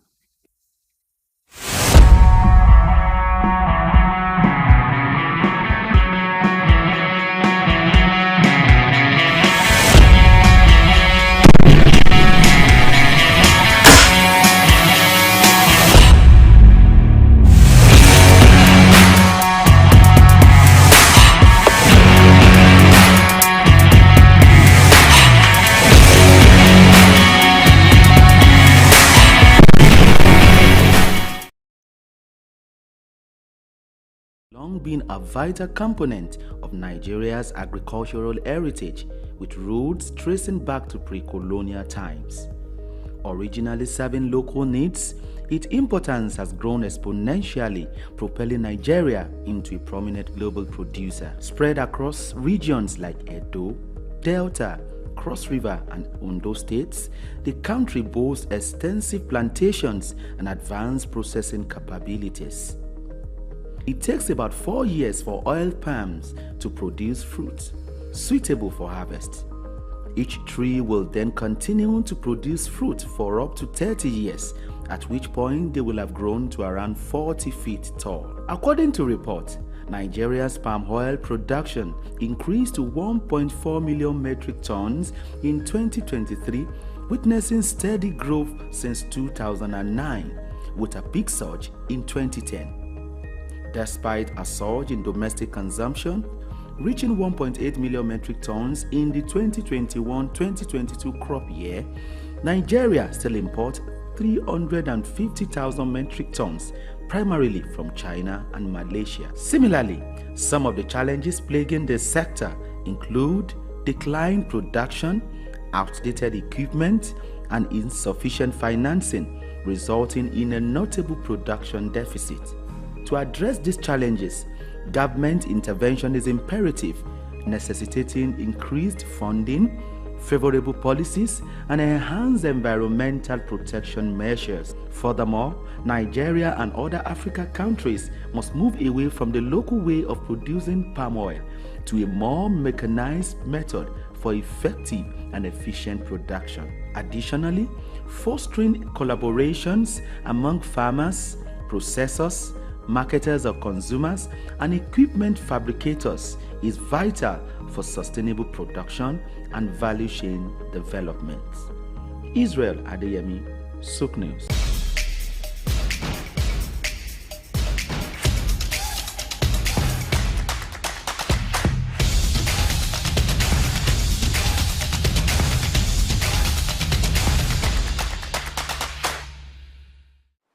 Welcome to another edition of Inside Life, where we have exclusive communications and discussions and every other thing about special people from across the country, across the city, and at large across the world. Today on the show, we have a very, very special guest. He needs no introduction. His name precedes him. His work precedes him. His music precedes him. You might know him as Blackface Naija. His name is Amedu Augustine. Yes. Black. Mr. BIO NRC. Welcome to. Man, good to have me. Welcome man. home. Good to be on this. You know, we have come a long way. We have come a long way. We surely have. We surely have. 30? Yeah, like 30, 31 years. That's a long time. That's a long time. Since the days of IMT. Right. And I see you doing big things. Congratulations, and my likewise, brother. likewise. I love how you're looking. Yeah, you too, bro. So, introduce yourself the way you want people to perceive you. Well, for those that don't know me, my real names are Amedu Augustine. And as a singer, I have a stage name we call Blackface Naija. And I used to be a member of, I'm still a member though. I used to be a part of. Sorry, before you proceed. It used to be Blackface. So come from that Blackface story before it became Blackface Naija. Blackface Naija. Yes. Yeah, so many people were wearing blackface. And I wanted to be recognized and remembered as the blackface from Nigeria. So if I added Naija to my name, that would make it sound good. So I was like, okay, well, not just blackface, where there are several imposters. Let me just have Blackface Naija, which I will be the only one bearing the name. And that's the reason why I decided to add Naija to my name. Because I love my country so much, and my country people. So I wanted to rep for my people and say, I'm repping for Naija. So it's Blackface Naija. Hate it or love it, that's Blackface Naija. So I hope there are no lawsuits, because I know some other people that had name changes and from common sense to common and all that stuff. Yeah. I know they had lawsuits, they had court things and all stuff. Yeah. They wrote him and they said, listen, stop using this name. If not, ... you know. Maybe there was a common before. Yeah, that's what I'm saying. The people that were common sense. They were common sense. Oh, so you say common didn't have that? No, so he had to take out the sense and he became common. So I hope that's not it. It's just totally different from mine. So you were going on with your introduction, please. Yeah, so Blackface Naija, and people know me as the leader of the band Plantation Boys. You know, I started the band from way back, from when I was in school in IMT in Enugu, where I met you, where I met Easy Chi, where I met Don Hill. I met several people, and these people are just musically inclined and creative people, and they're still doing their creative work till date. So me, I've been doing what I've been doing since the time I started, and I'm still on my biz, still doing what I know, or what my passion drives, how my passion drives me, which is making music and trying to impact people's life one way or the other. You know, that's just my... Blackface Naija, you have done this so long, so I'm going to ask you some pertinent questions about the music. Okay. Some intricate questions. Okay, so I'll start with, what is missing in the Nigerian music scene? Is it enough that we have this global attention that our music is making? Do you feel there's something missing, or you feel we have peaked, that we are where we are supposed to be, where we are planned to be, because it's easy for people to throw us out there and be like, yeah, we're running things and all that. So is there something missing with this global attention we're having currently? Well, there's some things missing. Talk to us about that. And the first thing is that the attention is good, because once there's attention on you, it's going to put you on the spotlight to do good or show that you're doing bad. Because you can be praised from your vicinity, and when they compare your works with people's outside, they find out that either you're jacking off them and you're not being creative, or you are still way below par from how the level and the standard of music making, music writing, music production should be. You know, so I feel like we still have some gaps to fill, and there are several people that have tried to fill these gaps, but you know, it's not that easy for people to just come out and bridge this gap, because the real musicians are not heard, and the real writers and singers are not being patronized. So you're going to have an industry that is shaky. You'll be like, are we good enough? Can we really make it? Because you're having people that really don't They don't. When you say they're not patronized, how do you mean? Shed some more light. Yeah, like the real artists. The real artists artists are not being patronized. The real artists are not on the social media like they should. You know, because music is a kind of profession where you stay away from the regular. You stay away from the crowd. If the media is the social media is a crowd, the real artists who don't want to be in that crowd. They just want to go somewhere, stay away, don't get caught up with the distraction of what somebody might be telling you or what somebody's not telling you. So the real artists really don't, you know, but people like us be like, I know I'm a real artist, but I don't want to let that hit me. I will still be in that media space and I will still tell them, yo, chart your course. Check my stuff out. I think I got what the industry is missing. And that's the reason why many of them have to come to my catalog to look for what to take to create. Okay, let me come from this angle. You know, recently major labels are coming to Nigeria, right, and setting up shop and stuff. Okay. And more recently, we're talking about the Universals, the Warner Brothers, Atlantic Records, and all the major labels, right? And recently there was a deal that went through. You know, they invested 200 million in the record label in Nigeria. What's your take on such a combination, such a collaboration, or such an investment? What do you think about that? Do you think that the West might be colonizing Afrobeats? Let me put it like that. Or make it theirs and stuff. What are your thoughts? Because this has come from several quarters.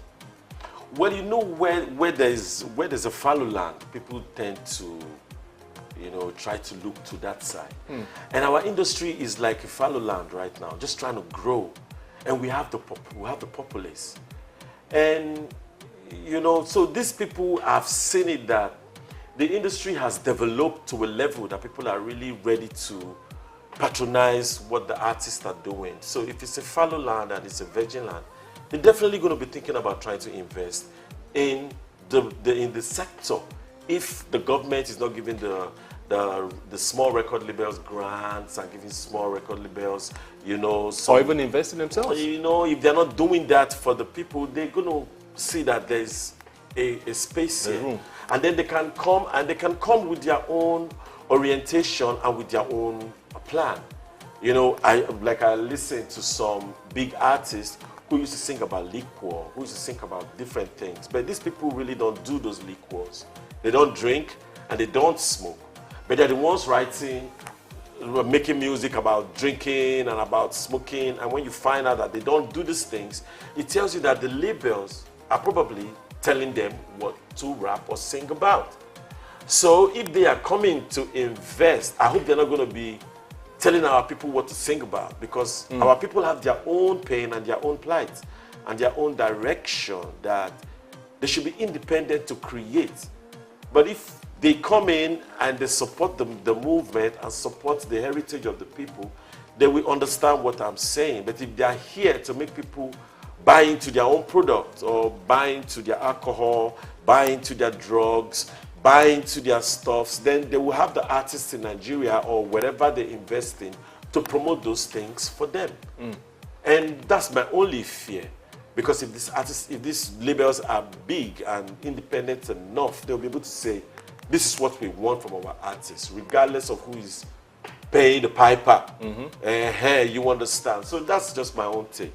It's a welcome development, but the artist and the label have to stay on their feet and stay strong on their aims and obligation to give entertainment to the people and educate the society. How many artists actually know that? Well, it's the label's responsibility to pass that to the young artists who are growing up. When you're on the right label. Right label. Okay, that's so like Loud House Entertainment. Come to Loud House. So there's a conversation, ongoing conversation about what Nigerian music is called across board. So everything is being collapsed unconsciously into Afrobeats. Everybody's calling, you know, our music Afrobeats. What are your thoughts? Should we care about what the music is called, or should we be focused on the substance, on the content? Well, because right now we see people, anyone gets an opportunity, they give their music a name. You know, they fuse all sorts of things. So in a week, you would hear 10, 15 different genres of music. But in the long scheme of things outside were called Afrobeats. Wow. What do you think about that? Well, I said this before when I went to one interview and they were talking about Afrobeat. And I was like, the music that people are making these days is not Afrobeat. Like most of the people are making these days is not Afrobeat. But they're using the name Afrobeat to sell it. They're just trying to sell the music by using the name Afrobeat. And then when you go back to how far Afrobeat has come, you get to realize how authentic these guys that have been doing Afrobeat before, these legends like Fela Kuti, Kola Ogunkoya, you have all those people that are Afrobeat artists. You know, you will now see their originality and how they've come. Now, since the new guys didn't come with no originality, they had to take the name Afrobeat and put it as their own for people to... Let's remember to separate it. There's Afrobeat and there's Afrobeats with the S. Okay, if we no, I'm trying to clear on what you're breaking down, Yeah. so our people that are listening will understand that there's a line. Yeah, of course there's a line. And the music itself separates it. The sound of the music separates the genre aside. You cannot be singing a song and you're what song will I use? And you're telling it Afrobeat. You don't just do that. But it's because they want to cash in. It's just like somebody say you want to sell a Peugeot, a Peugeot, and Peugeot is not selling anymore. Maybe a Mercedes is more in vogue. And you turn your car Mercedes just because you want to sell it. And that's not right. I see what you're saying. And that's not right. And that's why I'm saying that stick to your genre, stick to what you know how to do. Be proud best. of what you're bringing. Of course, you don't have to go following other people because that's what they know how to do best. So you now want to join in the greats and water down their music. No, painful. We have to. That has to be some Watergate case or something. So when you came in, what was the music called at the time, and what was the music on the scene? And talk a bit about that. Yeah, when we came in, basically there was really no particular genre that was like, you know, because there was rap music was also in vogue. There was reggae music, rap music because of Felix Amozis and Junior and Pretty and all those people. Mode 9 at the time. Mode 9, yeah, Mode 9. You yourself. Yeah, but I'm talking before we came. Okay, before we came. So we had those. You know, there were different genre. There was Raskimono, which is reggae. There was Magic Fashek with his own reggae and his own style. There was Abami Eda with his Afrobeat. There were different people with different genres. So we didn't have to say, there was no reason to stigmatize all Nigerian music as one. Yes. Don't forget when you go to the East, you're going to see the likes of them, Oliver the Coke and Sadebe. They were not doing Afrobeat, but they were making high life music. Just like everybody tell me Nigerian music not to be high life music. How would that sound? Exactly. When I'm rapping, Kenny Big Deal, Mini Big Deal. I'm cruising through the hood with big wheels. Is that Afrobeat or high life? I'm doing rap music. So there's rap, there's Afrobeat, there's R&B, there's dancehall, there's reggae, there's different genres. So I don't feel good when they try to term all Nigerian artists as Afrobeat artists. They don't even make Afrobeat. It's sad. So at the point that you came into the game, so let's backtrack. Okay. A few years back, when did you decide that it was music for you? I'm not talking Plantation Boys now. Yeah, I'm talking pre-Plantation Boys. Then tell us the Plantation Boys story and how it went. So when did you decide that, listen, it's music? Yeah, I decided it was music from when when I went to Shevu nightclub. Where's that? Shevu nightclub. Shevu is in Onisha.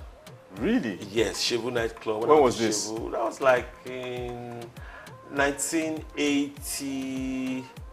That should be 1989, 88, around that time, you know. Wow, that period, very, very long. Okay. You know, and then while I was in school, I used to go to, you know, Enugu, You know, go there, perform, come. Even in school, we used to go to all this normal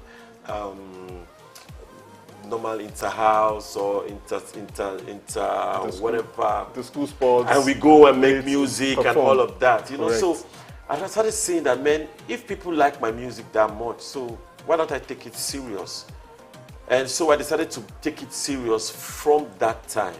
And when I also started taking it serious was when I started going to Rap City jams. And with the microphone out, we could rap for hours. I found out that, man, please explain what Rap City Jams is. Well, for those that don't know, I know you know Rap City, but there are people that don't know Rap City Jams. Rap City Jams was a store, a musical store that was in Enugu, and there we all used to go there.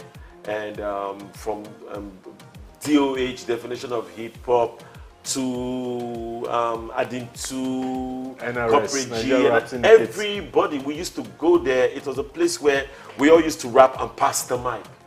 So then I was like, man, I think I can keep doing this, because what am I going to do again? And I just fell in love with music, and so many people being involved.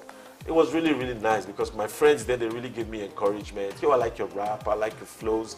And I was like, yeah, you know. And that was how I built my courage from, to say I want to take it as a professional job. And that's what I'm still doing till today. So from that time, segue into Plantation Boys, how did that begin to take shape?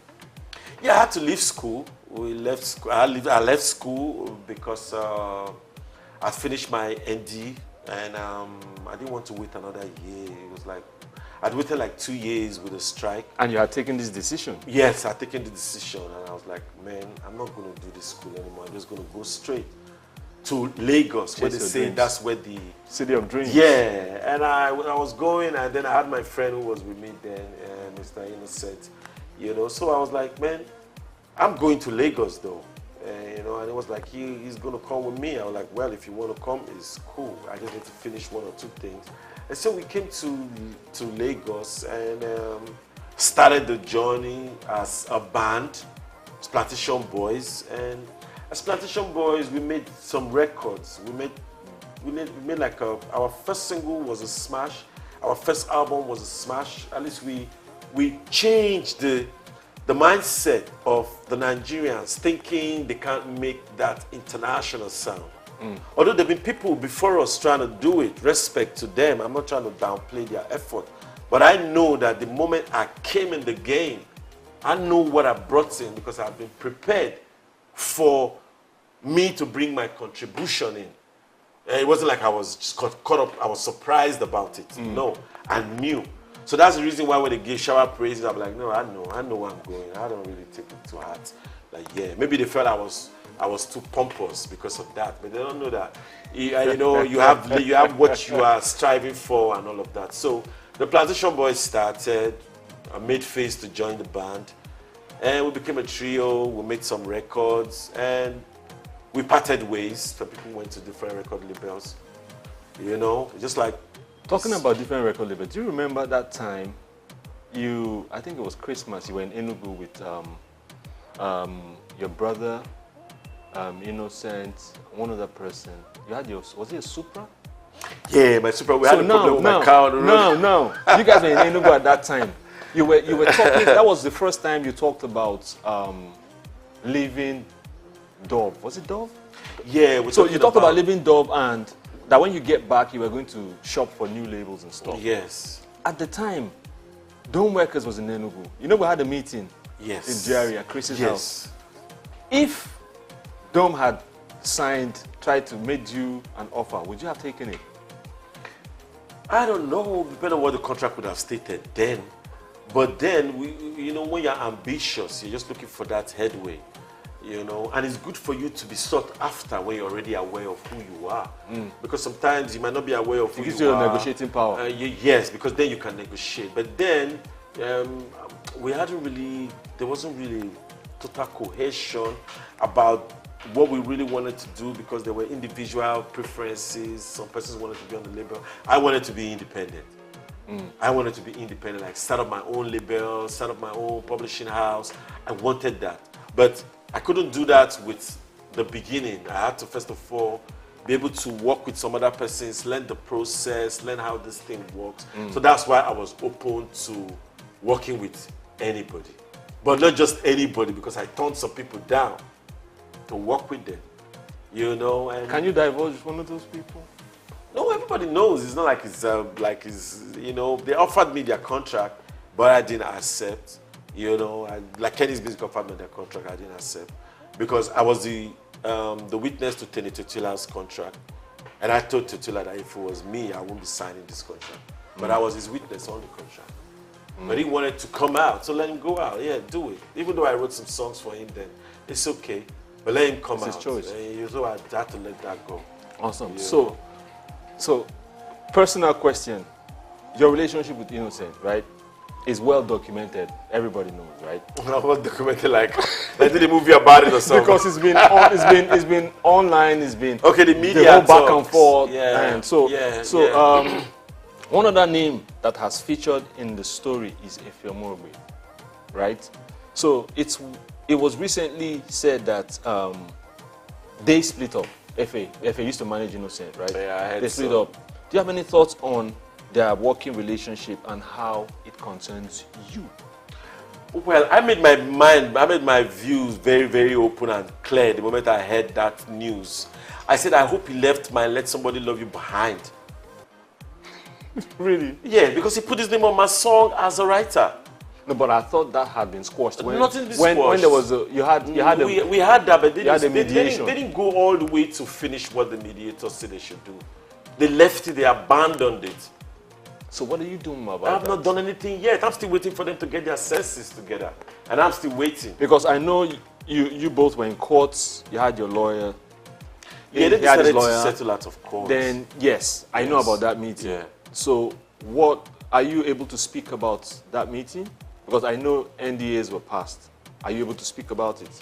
Well, there's nothing to hide about it. It's just the fact that they didn't go to the extent that they were supposed to do. What was said give at the me meeting? credit for what my works were. And it was agreed upon? Yes. But they've not done that. From then till now? How long has that been? That's been some time. That's been some time. 2-3 years? Yes, that's been about 2-3 years. And I'm still patient. Still waiting for them to wake up in the morning and say, I'm supposed to do the right thing. I don't So, really, so the question now that this poses for me is, being that they agreed at the mediation to do the needful. Yeah. It's a rhetoric. Why all the hula balu all these years? It's been set up that you didn't know what you were saying, that it wasn't, you didn't write the music. Why did all that happen? They only just try to discredit me. They only just try to discredit me and discredit my personality and put me down like I'm not somebody they should be listening to. That was all they tried to do. Why do you think they would want to do something like that? Why would they want to try to do something like that?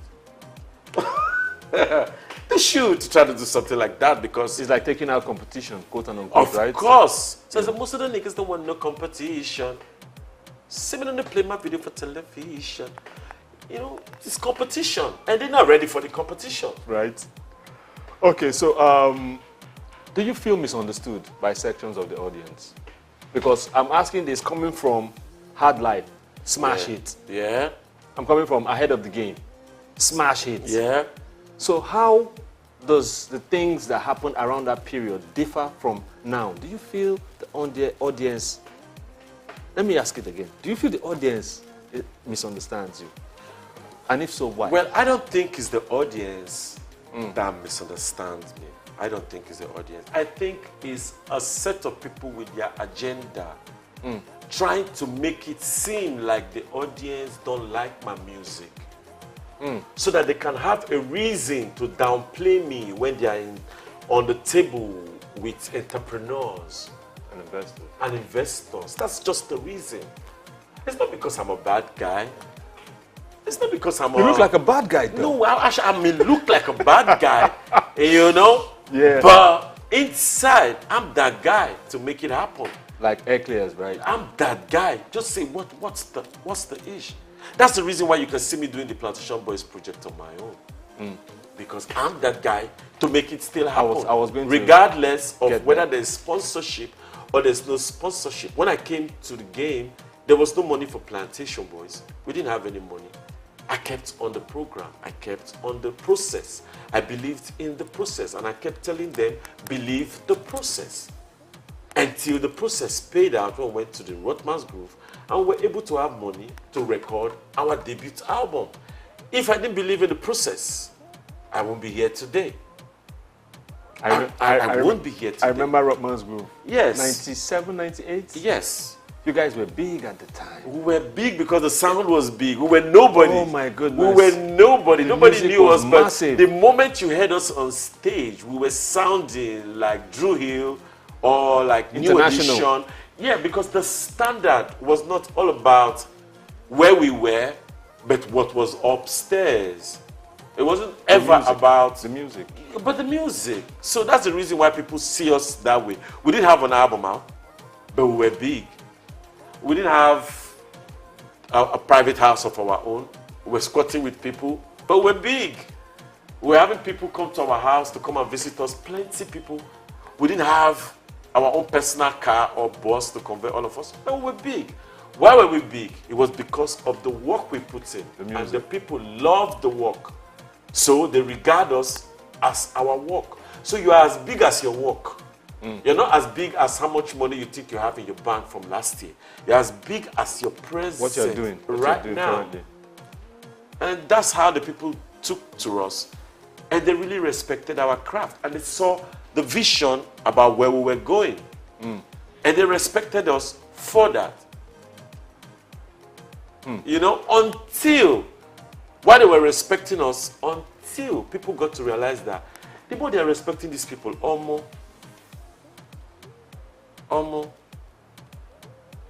that guy, we have to make sure nobody talks anything about him. And that was how they started targeting me. Again, I'll ask why. As then, yeah, because they don't want no competition, bros. They don't want no competition. You were actually ahead of the game at the time. I told them I was ahead of the game in 2005. I told them I was ahead of the game in 2005. And I was even asked to take that song down, and I refused to take it down. Whoa, please speak on that. Yeah, I was asked to take it down.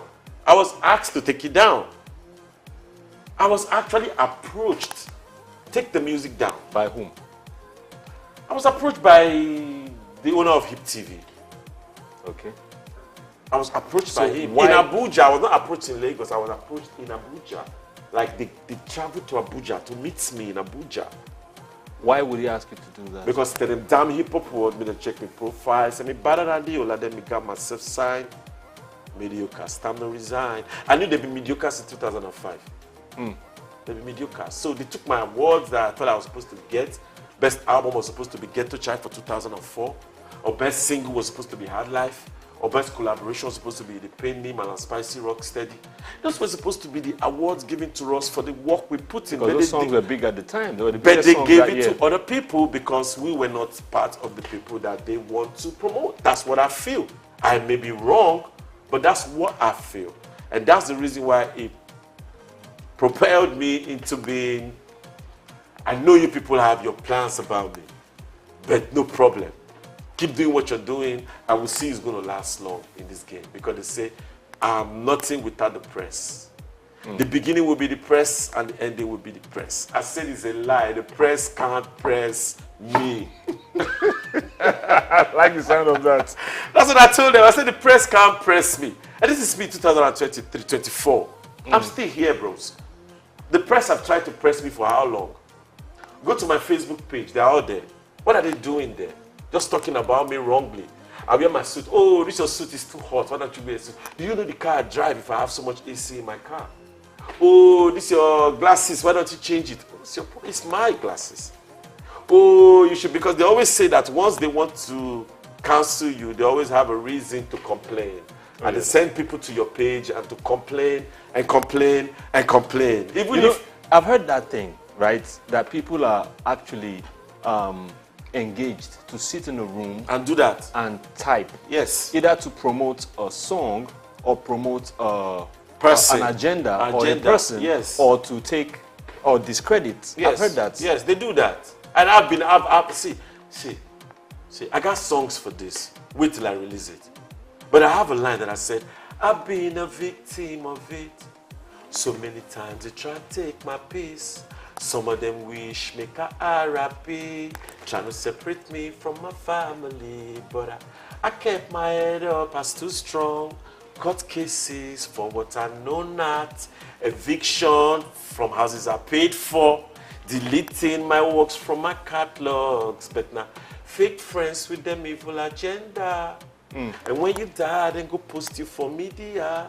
But now them be the architect. The fit even sponsor your burial. So these people are there. They are there with envy and hate. They are there just looking at you like you can't be more than them. You shouldn't go further than where they go. You shouldn't set a standard more than what they have done. The moment you're setting a standard that is more than anything they've achieved or tried to do in their life, you are a problem for them. They're going to always get at you to tell you to stop what you're doing. I can relate, totally. So I tell them they shouldn't play that. I can relate. I'm not going to listen. So talk to me about Chibuzo. I love Chibuzo. Chibuzo, how did he get onto the Plantation Boys? How did he get in? And just tell me Chibuzo's story. Chibuzo, I virtually I heard him. You know, we actually went for. Why did you feel you needed a third member? Harmonies. Harmonies. The more the merrier, right? The more the merrier, bros. Correct. And we had gone to Ray Power. So shout out to Ray Power. We had gone to Ray Power to go and do 10th anniversary for Ray Power. So when we got there, we met Kenny Ogungbe. And Kenny was like, you guys should do a jingle.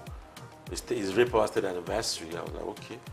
We went to the studio. There's an additional studio. Right there? Yet, right there. And Byron and Park. So Ray Power history is a 3rd anniversary. Ray Power history and it's going down in the history. Ray Power history. It's a 3rd anniversary. And that's how we wrote the jingle for Ray Power. And then FaZe heard it on the radio. Okay. And then it came to the house in Festa. I heard what I heard, I love it. I'm like, wow, well, thank you. And it was like, he sings too, blah, blah, blah, blah, blah, blah, blah. Like I said, I'm that guy. Yes, you are. So I said, come. You say you make music, let's go listen. And then we left the house. He was singing for me. And I found out he really has skills. Oh, yeah. And I told my friend, my partner then, that this guy has skills, Benny. That harmony would he talk. I said, this guy not get the harmony. Made this guy for joy. That was how the conversation to bring FaZe into the picture started. And then I took him to the karaoke competition at what's it called? Ademola Tokumbo or something. Something VI. Yes. I paid for his fees to compete. Only that they didn't know that I had plans to make him a plantation boy. So we went there, we won the money. Really? We wonder who's going to win FaZe. Oh, true. Nobody's going to win him. True. I already, in short, when FaZe was singing, it was Backstreet Boys, because Backstreet Boys was hot. You know, I don't know who you are, where you're from, as long as you love me. When FaZe sang, they said it's a lie. The karaoke is not off. That the voice of the person that sang the song is the one that is still singing. What did they do? They put it off and I told them to do a cappella. That's the only way out. They should off the music, let the guy sing live. And he sang live and they believed. You know what intrigues me with FaZe is he hits Mariah Carey notes. No, the boy is good. I just say there's one thing about FaZe. I wish he can understand, come to realization that you are who you are and you are who you aspire to be. You're not who people tell you to be, but you are who you want to be. So you have the skills, you have the talent, you have the looks, you have all the projections, you have people around you to push you, you have me. So what's the problem? What if who you say you are is not positive and is not enough? Then you have to believe in people. You have to believe in, because sometimes the person that believed to take you, the person that believes in you will tell you you can do it. Correct. And that's the encouragement. You know, like I said, I like to be a football coach someday. You're one of those people. Yeah, I'm one of them. Trust me. I'm like Alonso. See, Alonso went undefeated in his whole league. That's the kind of coach I like to be. Or maybe train a boxer. I'm that guy. I can't do it. Like, I know it's at the back of my head. All I have to do is, what is our obstacle? What are we up against? And how do we beat that? Then we go. We plan it. We discuss it for hours, days. We come to a solution. We move towards the... Where is Face right now? I wouldn't know. Maybe he's in Abuja or he's in Lagos. Does he have new music? I don't think he has any single out yet. Maybe he's working on some. You know, he should be working on some because his fans are really... even me, I'm waiting to hear from him. And, you know, just like I'm waiting to hear from Two-Face as well.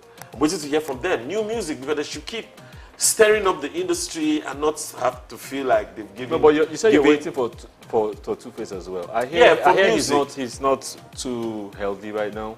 So you can't be expecting too much from him. Well, I don't know about his health, but I believe that as long as you can talk, as long as you can talk. It's not that easy as you say. Yeah, but I believe, because that's the reason why I went into this music. First of all, I closed my eyes. I said, let me see, how far can I go? I thought to the back of my head, how far can I go? If I can sing, can I talk?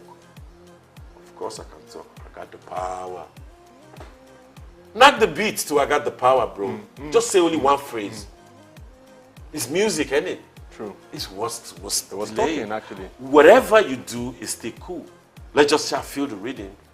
You don't have to be the same artist, you can evolve. Correct. You don't have to stay the same. So I'm still expecting, because I don't expect them to be giving up right now when I'm just getting warmed up. I'm just getting ready to start. I hear that. You understand what I'm saying? So something came to mind. You remember there was a time, there was a serious thing about you guys getting a reunion. This was many years ago. Yeah, some 2 years ago. There was so much investment in it. Three of you agreed, and that was the height also of the whole hula baloo. Yeah. What happened? Because the fans were waiting, and it seemed like an endless one at the end of the day. I will apologize to the fans for that. Like, let me take full responsibility for it not happening, because I believe if I'd made some other moves, maybe look for some other investors, or maybe I would have made it happen myself without waiting for an investor. But be that as it may, some people can decide to sponsor. Don't forget that there was a Take It Tom that wanted to sponsor the project from the beginning. It was before I Take It Tom. Yeah, talking about Donald Duke. They thought about Donald Duke one time. Before Duke. So I can't remember. The marketer. The marketer that was Tijo. Tijo actually did the Plan B album. Tijo was the person that sponsored the Plan B album. Yes, but the Plan B album was 30 million, but they paid us 15 million. Tijo is on the run. He has about 15 million. We should bring it. Since then, he hasn't given us our money. That's like since that album came out, he still has our money. And so Tijo was the only person that invested that kind of money on the band. And we were able to go to the studio and all of that. But then, you know, you can have a kind of investment. With investment comes commitment. Correct. If there's no commitment to an investment, it's a total waste for the investor. And no investor wants to go through that. And I think that's what Tijo went through, and that's the reason why he didn't worry. He just straight up went to P-Square straight, and he went to get us. They do me. Abroad, he shot the video, bam, history. I know he made more money to cover. I know he made more money from P-Square to cover for the Plantation Boys' loss or anything that happened during that period. Yes, because he invested, bro. So where was the non-committance coming from? Was it from you, the artist, or was it from him after? It was from we, the artists. It was from the artists who were not committed to going to the studio. Some wanted to be in the comfort of their hotel room, making music. Some wanted to lie down and have microphone brought down. They'd be sleeping and they'd be singing. You know, say now they run the show. You know, those kind of things. But you got to go where the game is. You can't just. You know, so they didn't want that, and Tijo felt like that's why the album, the Plantation Boys' last album, Plan B, was released when it was not yet totally finally mixed and finished. But the investor has the right, but the right reversed to us after some time. Right now, Plantation Boys have the right, and I am the plantation, so I have the right. So is that a good thing or a bad thing? Because the 15 million is not coming. I hope you know that. It's not coming. Because, it's not coming. Because the project didn't finish. The project didn't finish, and the Yes. person might have his reasons to say. But then since he released the album, he's still indebted to the band. True. Regardless of sales or no sales. Or if it was finished or not. If it was finished or not. Because he shouldn't release it if it was not finished. Correct. Exactly. But he had his way, he has his own way, or why he did what he did. So why didn't you follow through? Why didn't the group, and when I say you, I mean the group, why didn't you follow through with the people that wanted to invest? You know, the Duke, the Ateke Tom. But I think I couldn't go continue because the band was not together. Some persons didn't want the project to happen. So we're giving excuses. They don't want to be around. So we're like, they want to travel. So we're just giving unnecessary excuses. That was not necessary. So the people that were trying to invest had to be discouraged. Like Ochacho was discouraged, I believe so. You know, so they just be discouraged and they'd be like, man, I don't think these people are together. But then the plantation is working regardless. And I'm going to put the album out. So what's happening with the plantation right now? Because I know there's new music out. New music been out for a while. Yes, some new music coming again. What's the plan for the Plantation Boys? Well, the plan for the Plantation Boys is the name is going to stay, but there'll be features. Different people will come and feature for the band and go. If you write for the band, you get your royalties. If you feature on the song with the band, you know how that pans out. You get the shows, you get paid, you go to Sound Exchange, you register, you get all those things, you register, you get your money to yourself. So, but if you don't want to participate, you can stay in the comfort of your zone. Then let the people that want to take the name to the next level, take it to the next level. Buhari was president last dispensation. He's not president this dispensation. There has to be continuity. So it doesn't mean that the members of the band must stay in the band. If they don't want to stay in the band, they can't go.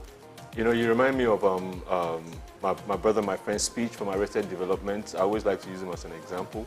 You know, remember Arrested Development from back in the day? Yeah. Mr. Wendo. Mr. Wendo. Everyday People. I wrote a song one of their beats. Arrested Development are still here. So Baba Oje died, 2 other members left, Speech added new members, and the group continues. Exactly. But Nigerians are finding it difficult to understand that I can add new members. If the other members die or they don't want to... Are you sure it's a Nigerians thing? It's a Nigeria thing. It's not I like... think some people... See, maybe. understanding come late to us. Let's be honest. The things that come out in the Western world come to us late. When did we get cell phones, for God's sake? Came to us late. Don't forget that GSM is ahead of theirs. They still use flip phones. They still use black and white No, screen. I'm They talking still use all all the those phones. old The phones, phones and are we were ahead of phones, them. but I'm talking about the network. The network. We got it late. People were using Turaya in Nigeria here and forming big boys when everybody would have had flip phones. So why was that? What was supposed to be? We were supposed to be on the same pedestal. Everybody equal. True. So some of these things don't come to us for us to have general knowledge.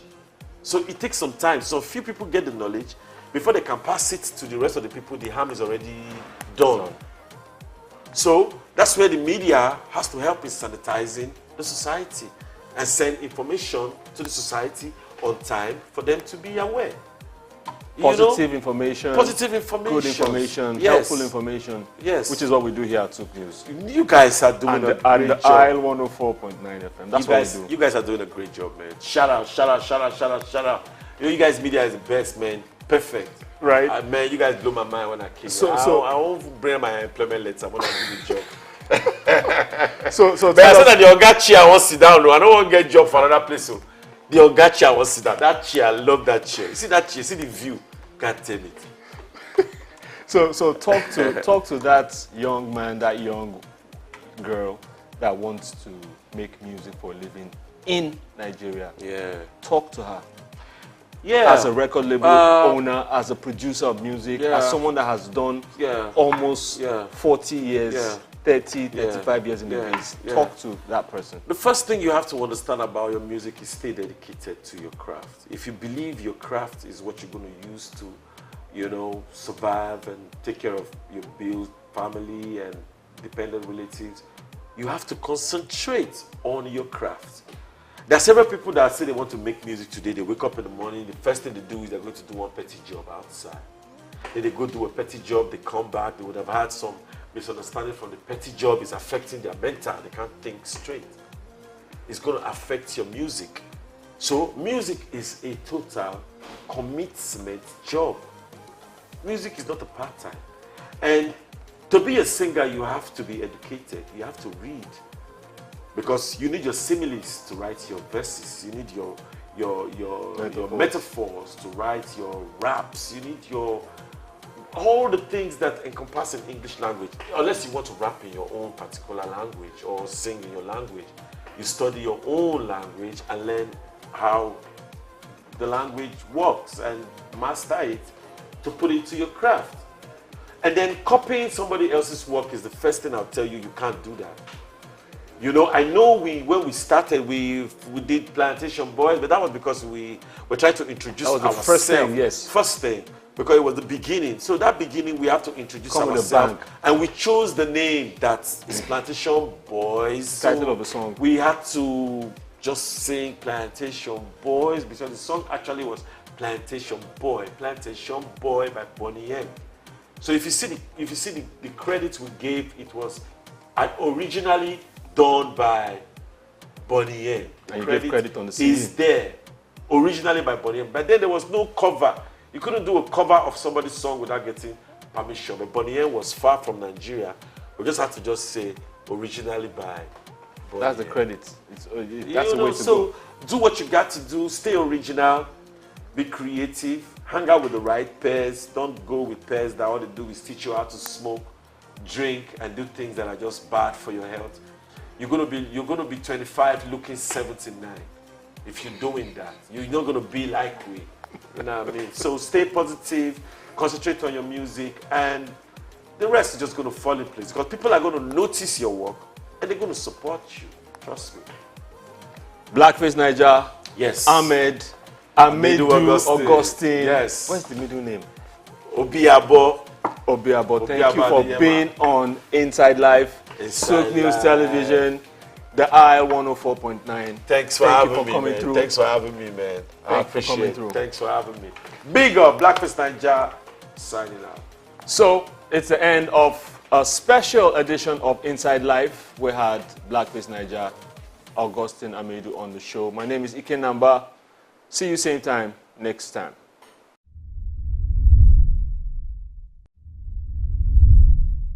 One thing that worth being treasured and celebrated is having a family of intellect, especially a father full of wisdom to lead aright.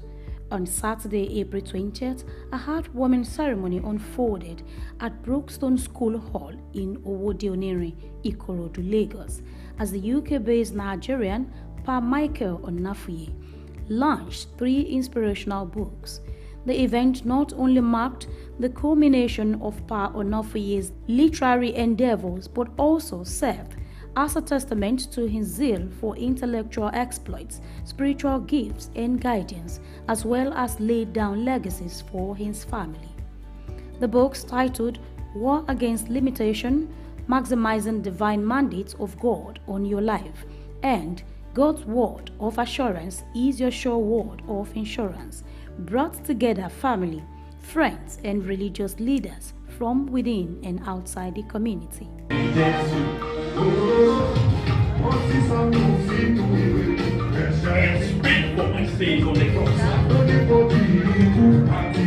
In the midst of men, delivered me. They thought I would never. During the event, Dr. Ayo Onofuye, doctor of the celebrant, read an excerpt from one of the books highlighting the importance of maintaining faith during difficult times. His son, Dr. Tosin Onofuye, also delivered a keynote address pointing to his father's wisdom and spiritual leadership. He is one that seeks to redeem the value of humanity through service and the production of service. Too often we hear preachers saying that we are here to serve humanity, but you look at their portfolio and it doesn't match up. But my father is one where his sermon is embedded in his daily practice. And Dad, I don't just say that because we are in front of people. Like I said, the MC has given a brief background about myself and university, this university, that, but that is not possible without you. My dad has emphasized the importance of education. He's not a shepherd that declines or puts to sleep the importance of reading. He is one that even though he's not at a PhD level, when he speaks, the wisdom that comes from his well of understanding is above the certificate. Because the certificate, to an extent, will fetch you money, but the wisdom my dad will give you will help you navigate life. My father, a devoted shepherd of our great parish, CCC, White City Parish in the UK, has dedicated his life to serving not only his congregation, but humanity as a whole. Through his unwavering faith and timeless efforts, he has used his spiritual intellect and charitable practices to touch countless lives, offering guidance, comfort and hope to those in need all around the world. His commitment to spreading the message of love, compassion and forgiveness has inspired me and my many siblings. So every beginning of each section offers you a Bible passage to tailor your prayer points to. So the passage from the prayer of praise is from Psalm 107 verse 8, and it says, "Oh, that men would praise the Lord for his goodness and for his wonderful works to the children of men."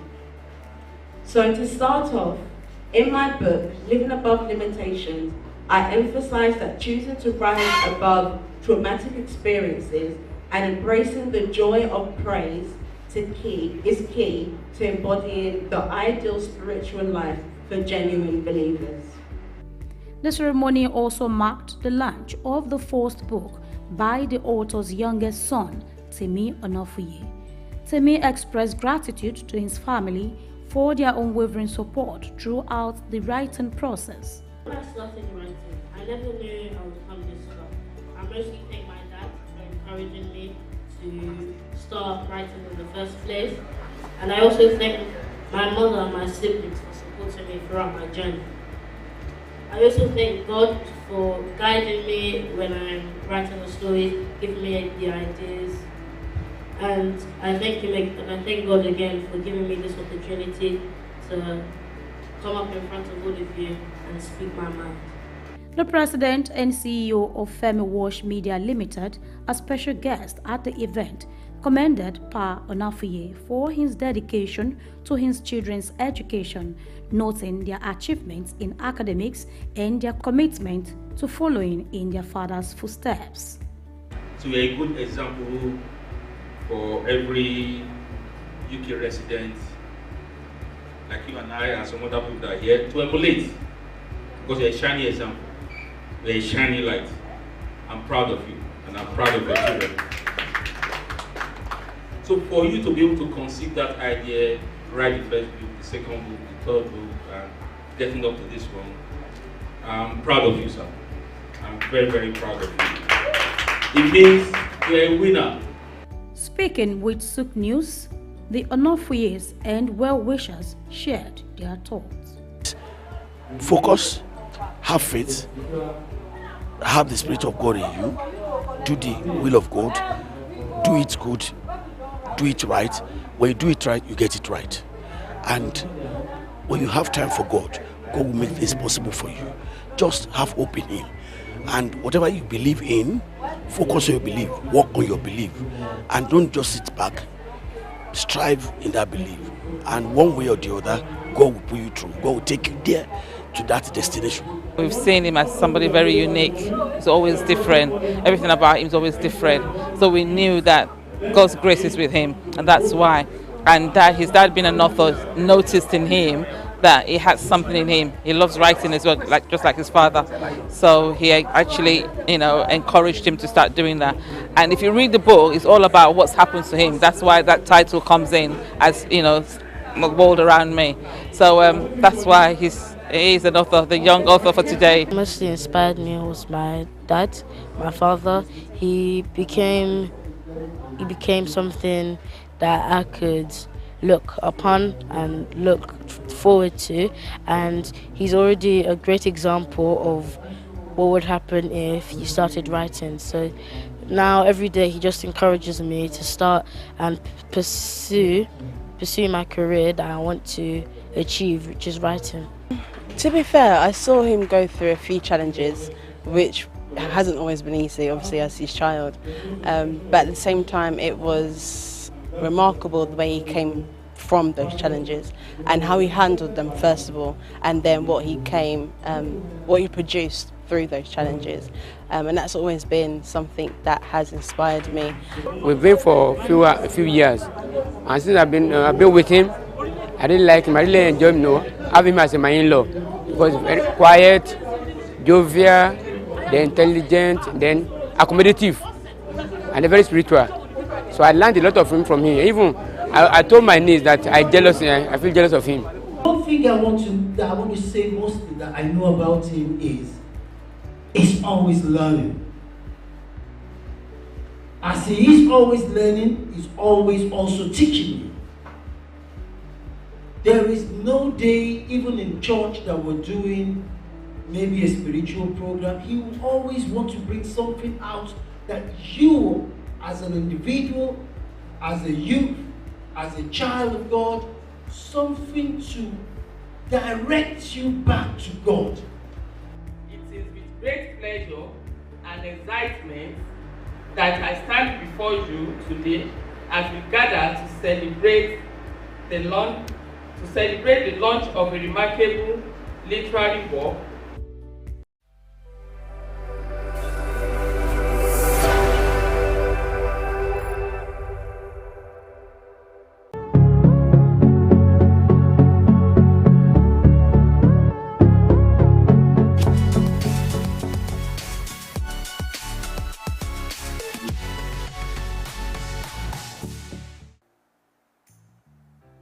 In 1957,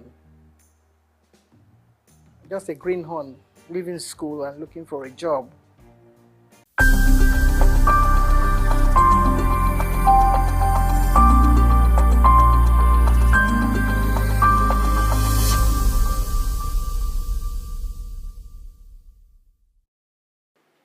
Well, Prince Raymond Adekunle Olaya Kishemoy. I was born into a Catholic family. I was raised maternally by the Cardozo family. My paternal family, the Olaya Kishemoy family, are from Isaleko, and they own the entire space called Makoko. I grew up in Lagos Island. I'm a Lagos boy. I went to Holy Cross, my primary school. Got into St. Finbar's, but because of my interest in going to Greg's, I had to leave Finbar's and I went to Greg's to complete my secondary school. Had a run with my education. They first went for NCE. Then it used to be Advanced Arts College, Onitolo. We changed it to Lagos. It was during my tenure. We changed it to Lagos State College of Education, Otto Ejaniki. I was a school student union PRO then. Then went, after that, during that period I was a journalist too. During the period of the Second Republic, I was the Lagos State correspondent for Radio YO. When I went for NYC in 1982, I was made a press secretary to 2 commissioners in Ogun State. That's Chief Yemi Adefulu and Chief Isiaka Abiodun Adekunle. I was the press secretary to the 2 commissioners there. After that, I went back. I did a short period of teaching for 1 year at Agaway Secondary School. Then I left for one school to a very interior part of Ogun State, Okiri Ojule. The full meaning is Okiyodule Mobile Begbedu. Secondary school there then. Then I left, went back to my journalism. I was with Community Concord. Then I joined Guardian. I was the one in Abeokuta with Tayo Awotusi, who later left for this one newspaper. Then he went to Liberia and he died in Liberia. You know. Then after Guardian, I started Republic with them. I was the first Ogun State editor of Republic newspapers. Then going back to Guardian Concord. But within that period, I was the NUJ. I started the general in Ogun State during the period of media, you know. Demola Badejo was the secretary. I was the assistant secretary. And after that stint, I was the national financial secretary of SWAN, Sports Radio Association, during the time of Fan Ndubueze. So I got fed up with journalism when we had June 12th, and I saw the whole country in that terrible state. So I just left. Went back to school. I had OND, HND, MassCom. Then went back to school again for postgraduate marketing at the NIJ. And I did law. And right now I'm practicing law. I also was in politics. I contested several elections on Lagos Island, chairmanship, House of Assembly, House of Reps. I didn't make it, but I was given the essay to Governor Tinubu when he became the governor. That's it. And really, I don't feel like joining politics any longer, because the way I sit now, may God help Nigeria. With the kind of politicians who are around now, there's nothing to write home about them. There are still some honest ones among them, but a lot of them are there for what they just want, not for what Nigeria will take to develop. I mean, we have so many things in this country. We have not even many, we have so much. We can't count them. The resources are there. We have everything that God can use to bless people. But we as a people, we are not ready to take advantage of all these things. And that's why we are here where we are today. That is it. All right, from your story, it's proper to refer to you as proper Omoiko. Now, I would like you to give us a picture of what I'm a Nigerian. I'm a Nigerian. Though first and foremost, I'm a Yoruba person before becoming a Nigerian. There's no part of this country I've not been to. But my Omoiko in me, the Omoluabi in me, will always be there. Yes, you're right. I'm an Omoiko person.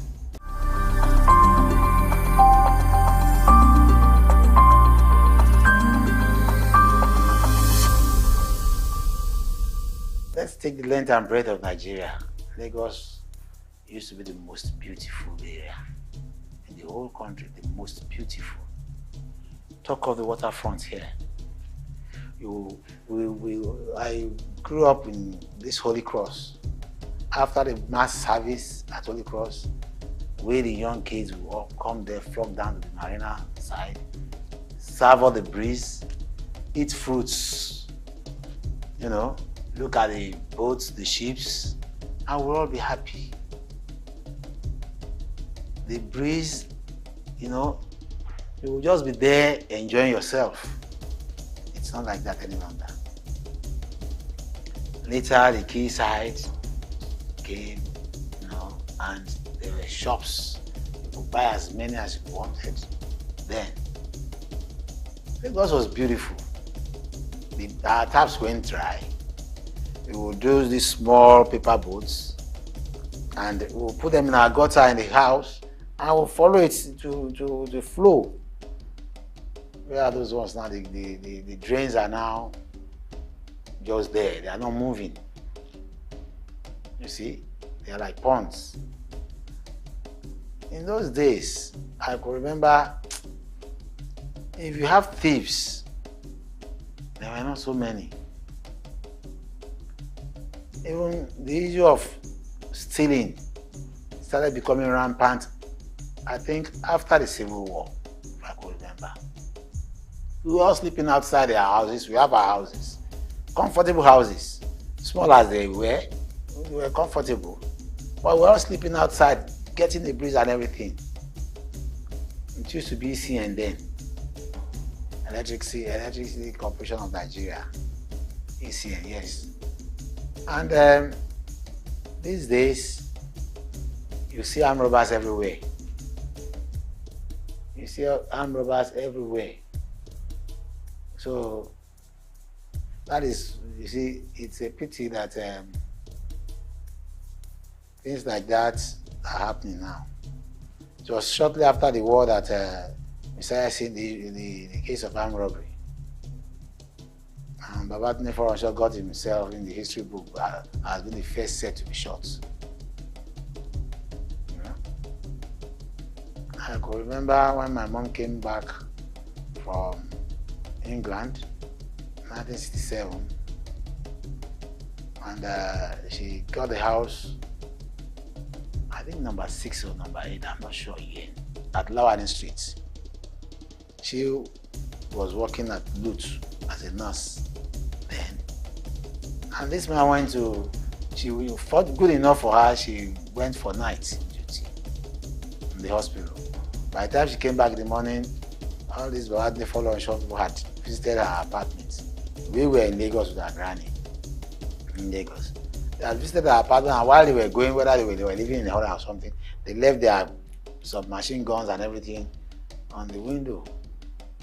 The police couldn't do anything. It was shortly after that he was arrested. So that actually spurred me into going to see his execution at the beach, and that was 1970. Yes, that was 1970. It was the first set. And shortly after, we started having so many cases of armed robbery. You know, because the guns were so many after the Civil War.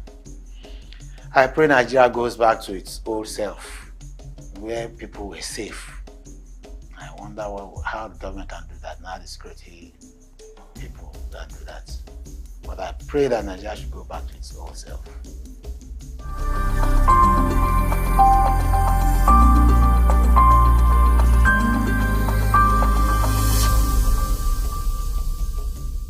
Morocco is a coastline settlement, you know, and we acquired that place from the Oloto family around the 19th century, and they got all the papers from the Oloto family then,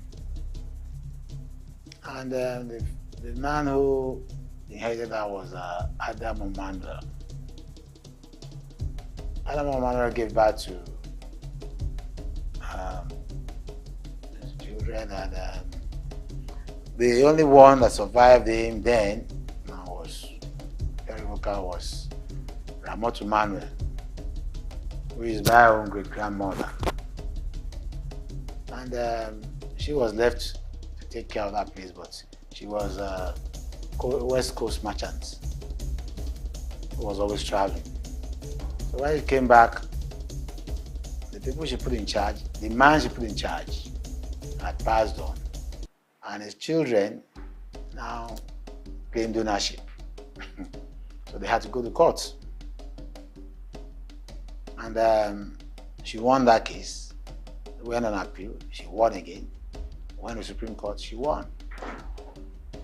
So from there, well, it was established that the land, Morocco, even the Oloto then came to testify in court that yes, she was truly the owner. So Morocco was a big place. There was no third mainland bridge then. So she had 4 children. He had Gafari, who was the first child, and who was the first body of Morocco. But he died without having any injury. He had an injury, a lady, a girl, on the eve of her wedding, she died without having any issue. So his lineage went. The second child was my own grandfather, Wahab Kadriola Yakishimoi. He became the Bali after him, after the first Bali. And he ruled till 1970 before he died. The next person to Wahab was Rahim. Rahim was the first chief imam of Morocco. And his own son, one of his children, Kamaru, acted as the Baile of Morocco when my grandfather died. My father, who should have stepped in, was the accountant with NIPOST. Then, before I went to custom to become the accountant again, and internal revenue, federal inland revenue. So he didn't have time for the traditional things. So his junior cousin, Kamaru Adewale Olayakshemoy, took over. Then next to Rahim was the lady whose place I use as my palace today, and that is Sariyu. Sariyu too didn't have any child. So out of the 4 children, only Wahab and Rahim that have their own offsprings. And that's why the two branches are the ones ruling Morocco. The third we would have called part of us were people that Mama Ramoto took to be with her, and she was taking care of them. Their father's name was Yakini. So in her will, she put it there that they should give them, treat them as children too. So those are the four basic children of Ramoto Mandela. And Morocco, it was Ramoto who welcomed or who employed the Egun people to be fishing for her. And I have papers where they were even pleading that it should be given a space to use, to be staying while fishing, because they used to fish and would leave. And they told her that where they were coming from was far. So she told them to settle at the river bank, and she specifically instructed her children to collect rent from them. But over the years, because of the friendship and everything, they left them, and they've been going ever since. And that is why we have that chaotic situation on the waterfront, where everybody just comes now, build your stilts house, and you are good to go. That's why I have now told the government now that, look, come, let us redevelop Morocco, which is now being kicked against by some people. They think I want to drive there. No, I'm not driving you away. Let's redevelop Morocco in line with new developments in the world. We cannot continue to be looking at Morocco. People will be flying the Third Mainland Bridge, and you'll be seeing that death, that rot. Once we redevelop that place, unlike what the governments are doing in many places, because the government will take your land, build a house where the masses will not be able to buy into again, we can give those who are there, part of what we've built. Those, I called them once, I could remember, I called them, I said, look, those who are presently on a portion of land, on a parcel of land, will be taken as co-owners. So when we develop, you take your share. The developer will recoup his money, and all of us will be happy. But God knows, things are changing in Nigeria. Things are changing. It's a pity. I hope and I pray that one day we'll have those who will think possibly for the development of this country. Because we go out of this country, we go to other countries and see that these people are far developed. Why are we not developing? Morocco has a lot of resources. Morocco is known all over the world for fish industry. And there are so many people who have left Morocco to other countries that have made it. So why can't we make it? Why can't we build houses affordable to common people, and they settle on the waterfront and their recreation spots, you know?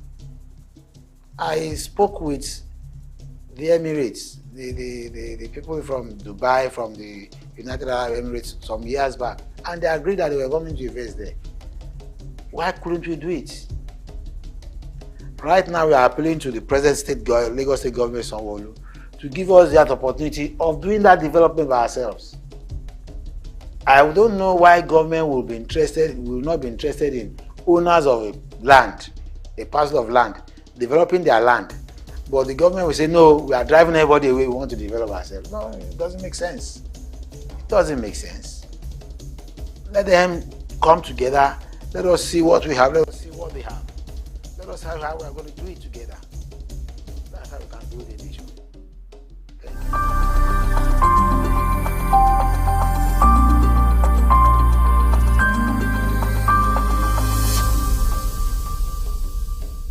The first I would say is misinformation.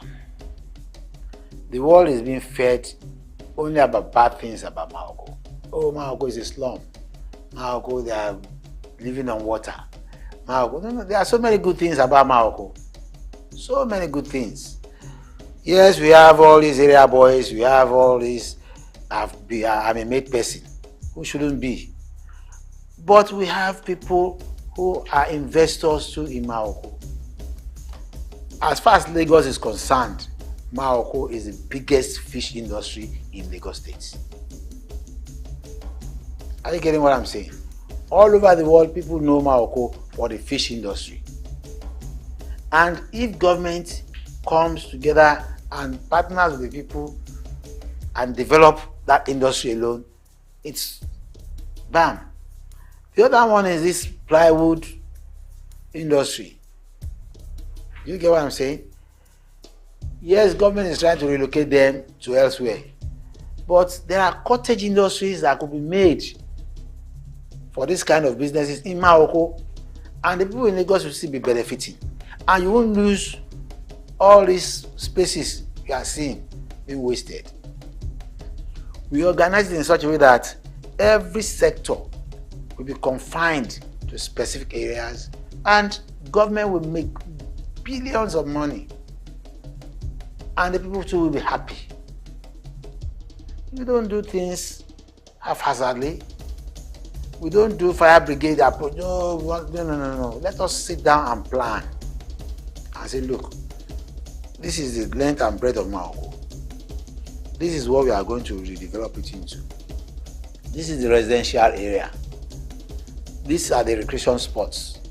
This is what we are going to bring out from recreation services. For the other services being provided, this is what how we're going to organize it. As I'm talking to you, as old as Morocco is, there is no single secondary school, government secondary school in Morocco today. None. We've been clamoring for this for years, but it's like they're not serious. The last time the Ministry of Education sent some people to me, I took them to a parcel of land that as usual, people will say, no, they are the owner. Who owns it? They are not. These are land poachers. We can send them off within weeks. Let them go to court, let them go to... They have no papers. You get it? But when they have politicians behind them, they draw the hands of the clock back. Let us move ahead. With a good secondary school in Morocco, all the children in Morocco will be going to that school instead of endangering their lives going far distances to look for secondary education. Do you get what I'm saying? We have the primary schools there. They are there. So, like I said, we have all those ones. Hospitals can be built. We have the primary health center, which is being run by the local government.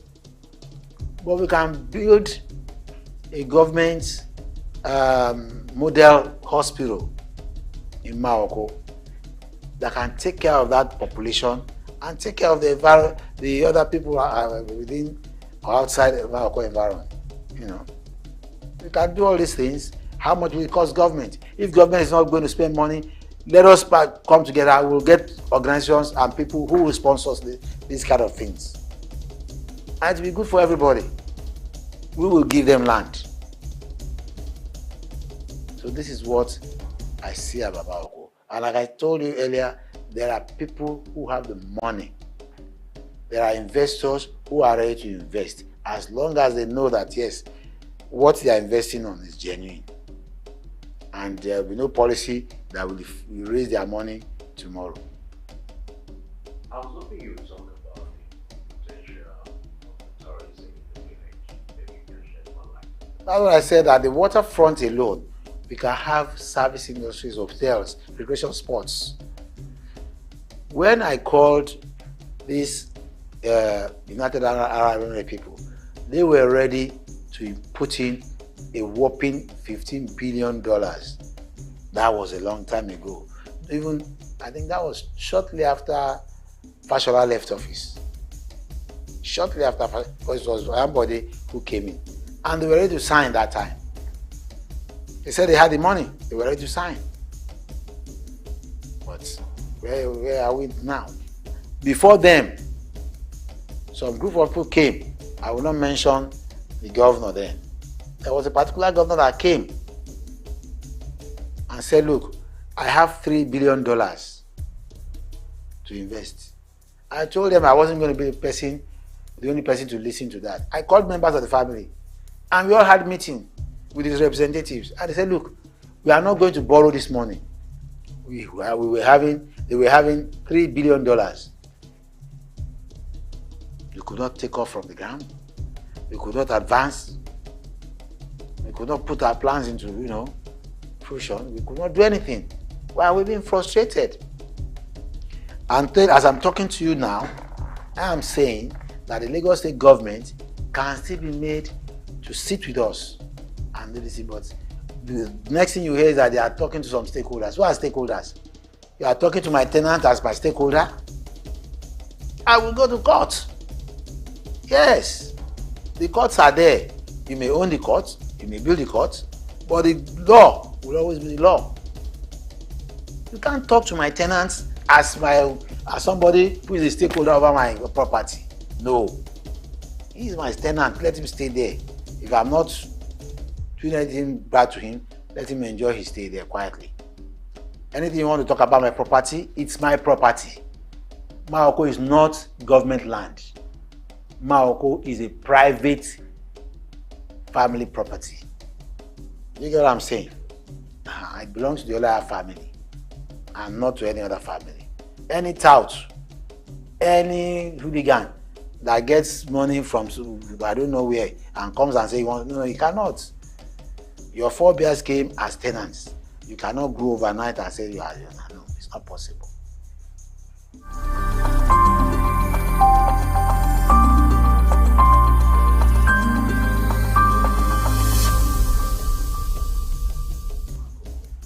Well, the initial joy to me was that when I got there, at least I minimized criminal activities. I brought in the police, I brought in the security agencies to assist me in apprehending those hoodlums and bringing sanity into that, because before I got there, on monthly basis, they were killing themselves. They were raping openly. But I brought some senses into them. Unfortunately, the present scenario in Nigeria now has erased all those ones, because only hooligans these days in Nigeria make mouth. You even pray to God that God save my life. Because when you talk and you say police should go and arrest them, they won't. I have lists of a lot of people they can arrest now. Those who are doing arbitrary things in SOUQ, that they should be arrested and prosecuted. But if you arrest them today, in fact, the police will arrest them. They will tell them they are still searching for them. And if you arrest them today, I'm telling you the next day, they are out. I could remember there was a time I brought in police I was called that they were robbing. I brought in the police and we saw those boys robbing. I have lists of a lot of people they can arrest now. Those who are doing arbitrary things in Morocco, that they should be arrested and prosecuted. But if you arrest them today, in fact, the police would arrest them. They will tell them they are still searching for them. And if you arrest them today, I'm telling you the next day, they are out. I could remember there was a time I brought in police. I was called that they were robbing. I brought in the police and we saw those boys robbing. And we chased them. We chased them to a hotel and they disappeared. Went just inside and disappeared. So I told the police to arrest the hotel manager. Because for them to have run into that hotel meant that they knew about that hotel and they were being harbored there. Before the next morning, the manager had been released. Apart from that, the police came back in the night around 2 a.m. and met those boys again robbing. So they fired them. I was told they killed about 5 of them who jumped into the canal and died there. Before 8 o'clock the next morning, they had buried all of them. Then they called me to a security meeting at the council. And I told the chairman, I said, you should be arrested. I told him, I said, you should be arrested. He said, why? I said, who owns the government cemetery? Who owns the cemetery? Aton Cemetery. He said it belonged to the government. I said, who controls? He said, government. Fine. This incident happened on a Saturday night, stroke Sunday. Sunday morning, before 8 o'clock, all these girls had been buried in government cemetery. How did they get in? Who authorized it, their burial? He saw where I was going. He now turned to the people. He said he didn't know anything. He now said, go and call the people in charge of the cemetery. He put in charge of the cemetery. They called the boy. When they called him, as soon as the boy saw me, he started raining abuses and invectives on me. This is the head of ram robbers and that. The man said, keep quiet. That's not what I brought you here for. Answer this question. What happened with those boys the police killed overnight on so and so day? He said, I don't know. He said, you don't know. Were you not the one in charge of the cemetery? Were you not buried in the cemetery? He said, yeah, my guy will see you there. Don't see me in front of everybody. You know what the boy did? He now turned and looked at, there were 2 DPOs sitting with us, and looked at one of them and said, okay, but you 2, you were there when they were burying them now. While we were discussing, the DPO didn't say he was there. So the boy now told the DPO that, DPO, but you led them to us to be buried. Now you gave them cover now. So why are you not talking? Why is it me alone you want to put it on top of me? How do you now solve that problem? Are you getting what I'm saying? One of the legacies I would have said I had was, I brought sanity, but it's been erased off. Even my own brothers are involved in this criminality these days. In fact, they are the heads of those leading criminals to perpetrate terrible things in Morocco, and yet the police cannot catch them.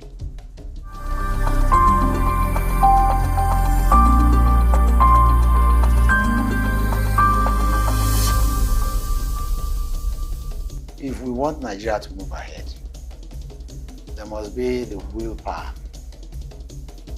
to take the bull by the horn. Forget about this person is my cousin, that person is my family, this is my son. Let us all do the right thing. If your son is caught engaging himself in robbery or whatever, let him face it. I had a sad experience of such before. The Oba is late now. The Oba of Odiolu of Ilaro had a son, Abiodun Adekonbi. There was a robbery. I was a journalist then. I can't remember. I think 1980 something or so. There was a robbery in Abeokuta. Unfortunately, the victim of the robbery was shot and killed, and his car was stolen. And this guy was involved in the robbery, the prince. Because he's from Ilaro, he was from Ilaro, he crossed the border, made his papers as if he had traveled. But people saw him People knew it was him. The robbery took place in Abeokuta.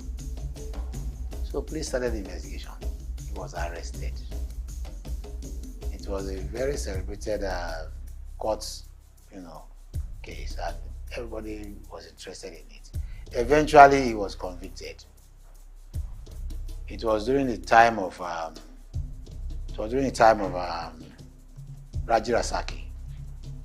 Well, what happened? He was convicted and sentenced to be shot on the stake. And there was this law then made by the military. If anybody should do that, and your sentence has to be done in your community. In fact, they took him to Ilaro to be killed. All eyes were on his father, because his father was a traditional ruler in Ilaro. And there was this heat that his father should be dethroned. I felt for the man that period. He didn't send his son to go and rob, but the boy was shot in his community. That day we went there to see the man. All his palaces, all the gates were locked up. The man could not come out. And I'm sure that would have been a sore point, for that man. Well, if he's gone now. But I felt bad. How could I have brought such a shame to his family? And I'm telling you that these things should be done that way, so that people can talk to their children. When you bring a deviant child home to punish him or her in front of the whole community, his siblings or our siblings will not do that again. And the other families will also warn their children that, look, try this and you bring shame to the family. I'm recalling that today now, not to make jest of the family, but it was painful. I'm recollecting with regrets that boy could have done that to his family. And we know that Yorubas, I'm sorry coming back to Yorubas are Omoluabi people. Before a Yoruba man will engage in criminality, you should have gone to check his background. He probably wasn't brought up well. We were brought up well. I was brought up as a Catholic. I'm not minding my Catholic background. I have Muslim background too. I have a name called Al-Fatai. It's in my birth certificate. And when we were young, both Muslims and Christians, and even the traditional rulers, we were all cohabiting together. And we were like one. And that's why I keep telling my children, yes, I'm a Catholic. In fact, I even rose to becoming the vice president of Catholic Men Organization in Lagos State. You get it? But I don't know how to pray in Islamic way, but I've not forgotten my Islamic background. I'm a traditional ruler. I go to a lady. I perform everything they say I should perform. We are all praying to the same God. And that is the spirit that can take Nigeria forward. When you start discriminating, when you start seeing the other person as bad, we are nowhere. Even the advanced countries these days, the advanced countries today, they don't hold so much importance to religion. They do the needful and hope that God will help them. That's all. There's this advocacy in supporters that traditional rulers should be ascribed in the constitutional role. I fully support. At the local government level, I don't see why somebody, all in the name of the constitution, saying if you stay in a place, you should be taken as part and parcel of that. No. There are people today that don't know anything about where they are ruling. They don't know anything about where they are ruling. You call that local government chairman, the chairman of a local government, where he cannot even tell you the history of the local government. What kind of nonsense is that? The traditional ruler who is there must have been somebody from that area, must have grown from a family in that area, and should be held responsible for the minuses or the positive things in that area. Are you getting what I'm saying? If the local government chairmanship position is given to an educated traditional ruler. Obi Anoba, Obi Bale. Do you get it? Let that person administer the affairs of that area and know that if he fails, he's going back to that community. And they'll deal with him. They will deal with him. But if you allow them to come in, okay, let's say for instance now, if there are crises in this country, look at the trend of things. Where do they normally run to? They call the traditional rulers, come and speak to your people. Why are you calling them in a time of crisis? Why not call them when you are sitting down together, having a summit of how this place will be developed? Why are you not calling them during the implementation period? Are you getting what I'm saying? I know that a lot of bad eggs have entered into traditional institutions too now. You see all kinds of characters putting beads on their neck, calling themselves chiefs, calling themselves otumbas, even taking the post of Oba or Bales or whatever. But with time we'll sanitize that too. With time we'll sanitize it. And I pray that the present crop of rulers we have will think along that line. It used to be like that during the First Republic. Do you get it? Let's bring it back now.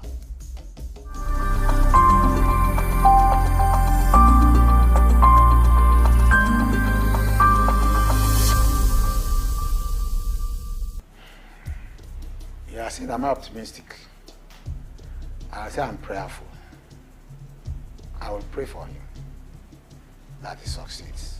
That's what I'm going to say. I'll say he succeeds. I wish he succeeds. I hope he succeeds. Because let me tell you something. A lot of damages have been done. They finished this country. Our currency is nowhere to be talked about. It cannot buy you anything. It's painful. Hold $1 million this morning. Before afternoon, you are asking yourself, what have you bought? What have you done with this money? In fact, $1 million cannot do anything again. It can't buy you a ticket from here to London any longer. You have to have more than that. Any foreign company operating in this country today would prefer to collect their money in hard currency, not our own local currency. So where is Tinubu going to start from? Oil refineries, you said they are going to work. Where are they? Where are they? Now, this same Dangote is a person we said has built this. Is the same person you are now giving permission to go and export from abroad. He has his own refinery. He's going to refine. He's going to do, but yet you are still giving him licenses to go and import from abroad. There are other people too. You know, I can't understand. I don't really understand what is going on. I have to tell you that I don't understand how they are going to do it. Our agriculture, we should be focused upon. Nobody's talking about it. Encourage all our youths to engage in exports. All our banks are not interested in giving loans to encourage our youth to work. Whereas the Chinese, the Indians, have the backing of their governments, and they are giving them billions to come and invest in Africa. And they will come within months, within years. They've established seriously, and we are now rushing to their so-called companies to work for them. Cheap labor. They take all the money you should have gained, they take it back to their country, because that's where the money they are using they came from. Our own banks here, I don't know what they are doing. They cannot give a young graduate money to start himself off. I was in England some time ago, and a friend of mine was telling me if I need about £600,000, that he would get it for me. I was stunned. He said he even showed me letters written to him by his bank that he should come and collect loan. In Nigeria, they don't do that here. If the try to entice you to come and collect loan in Nigeria, look behind their terms and conditions. All right. What would you consider to be the secret of your success? Well, determination, doggedness. I'm one of those who will not take no for answer. I don't take no for answer. If I want something, I go after it. And once I focus, but I have series of experiences over that. But don't let me waste your time, because I could remember there was a time when I was a journalist. I got fed up working in Abeokuta, and I came to Lagos. And I told my editors, I said, look, I'm no longer working in Abeokuta. Have they sacked you? I said, no, nobody has sacked me. Funny enough, my friend, Tokubolo Ontoba, was the one covering the Don Barracks. And any time I came to Lagos, I was staying in his house. And I wanted that job.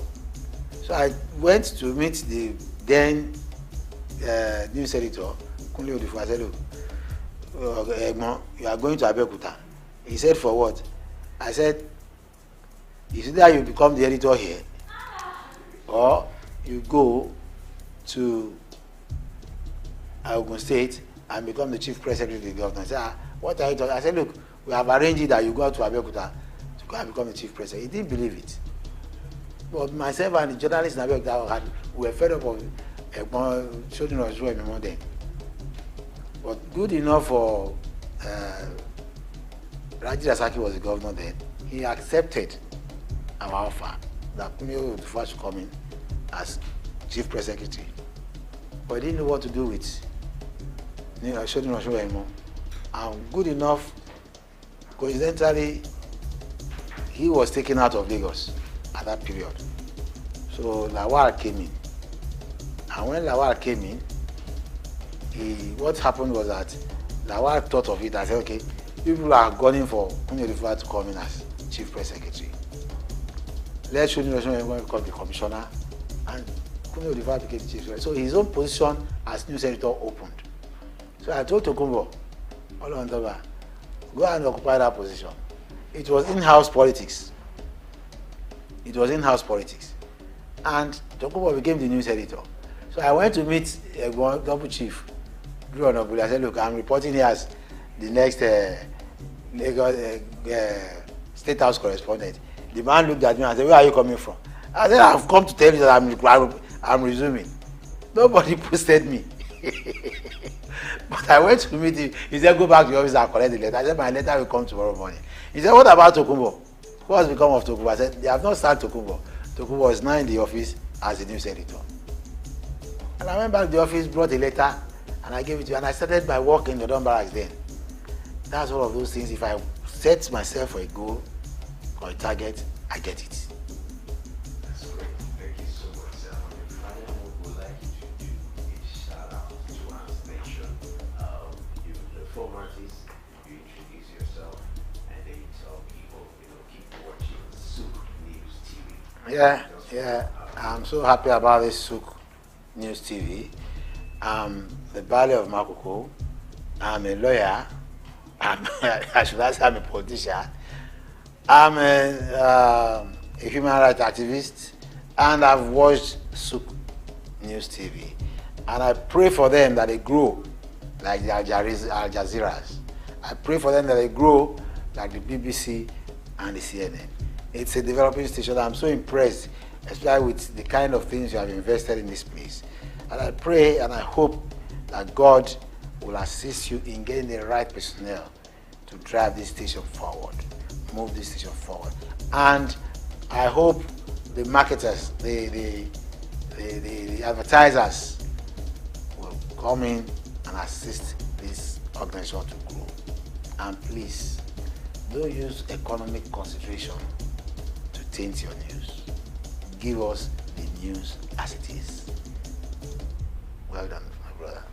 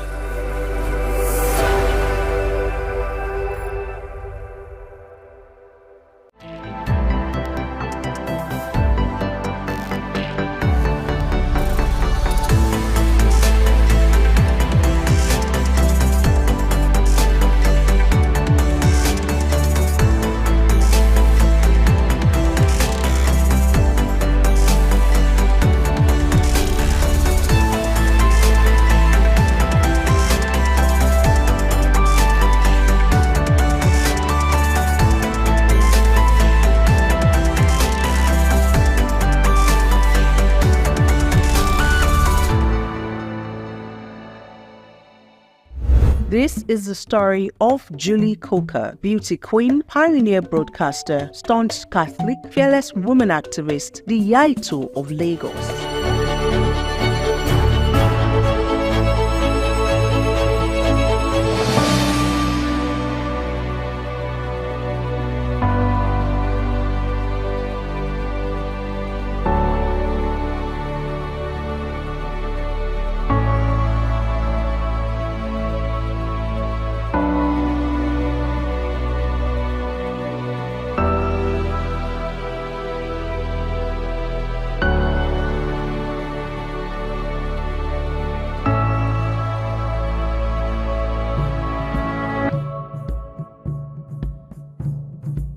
From a historical viewpoint, the first terrestrial signals of television broadcasting in Nigeria occurred when the then Western Regional Government established Western Nigeria's Government Broadcasting Corporation, popularly known as WNTV, on Saturday, October 31, 1959 at Agodi. WNTV was not just a pioneer in TV broadcasting in Nigeria, it also enjoyed the status of being the maiden TV station in the whole of Africa. WNTV belonged to the Western Nigeria Television Service. Africa has seen the emergence of exceptionally gifted stars in the broadcasting industry, particularly television gems. She's a wonderful woman. An icon and a legend.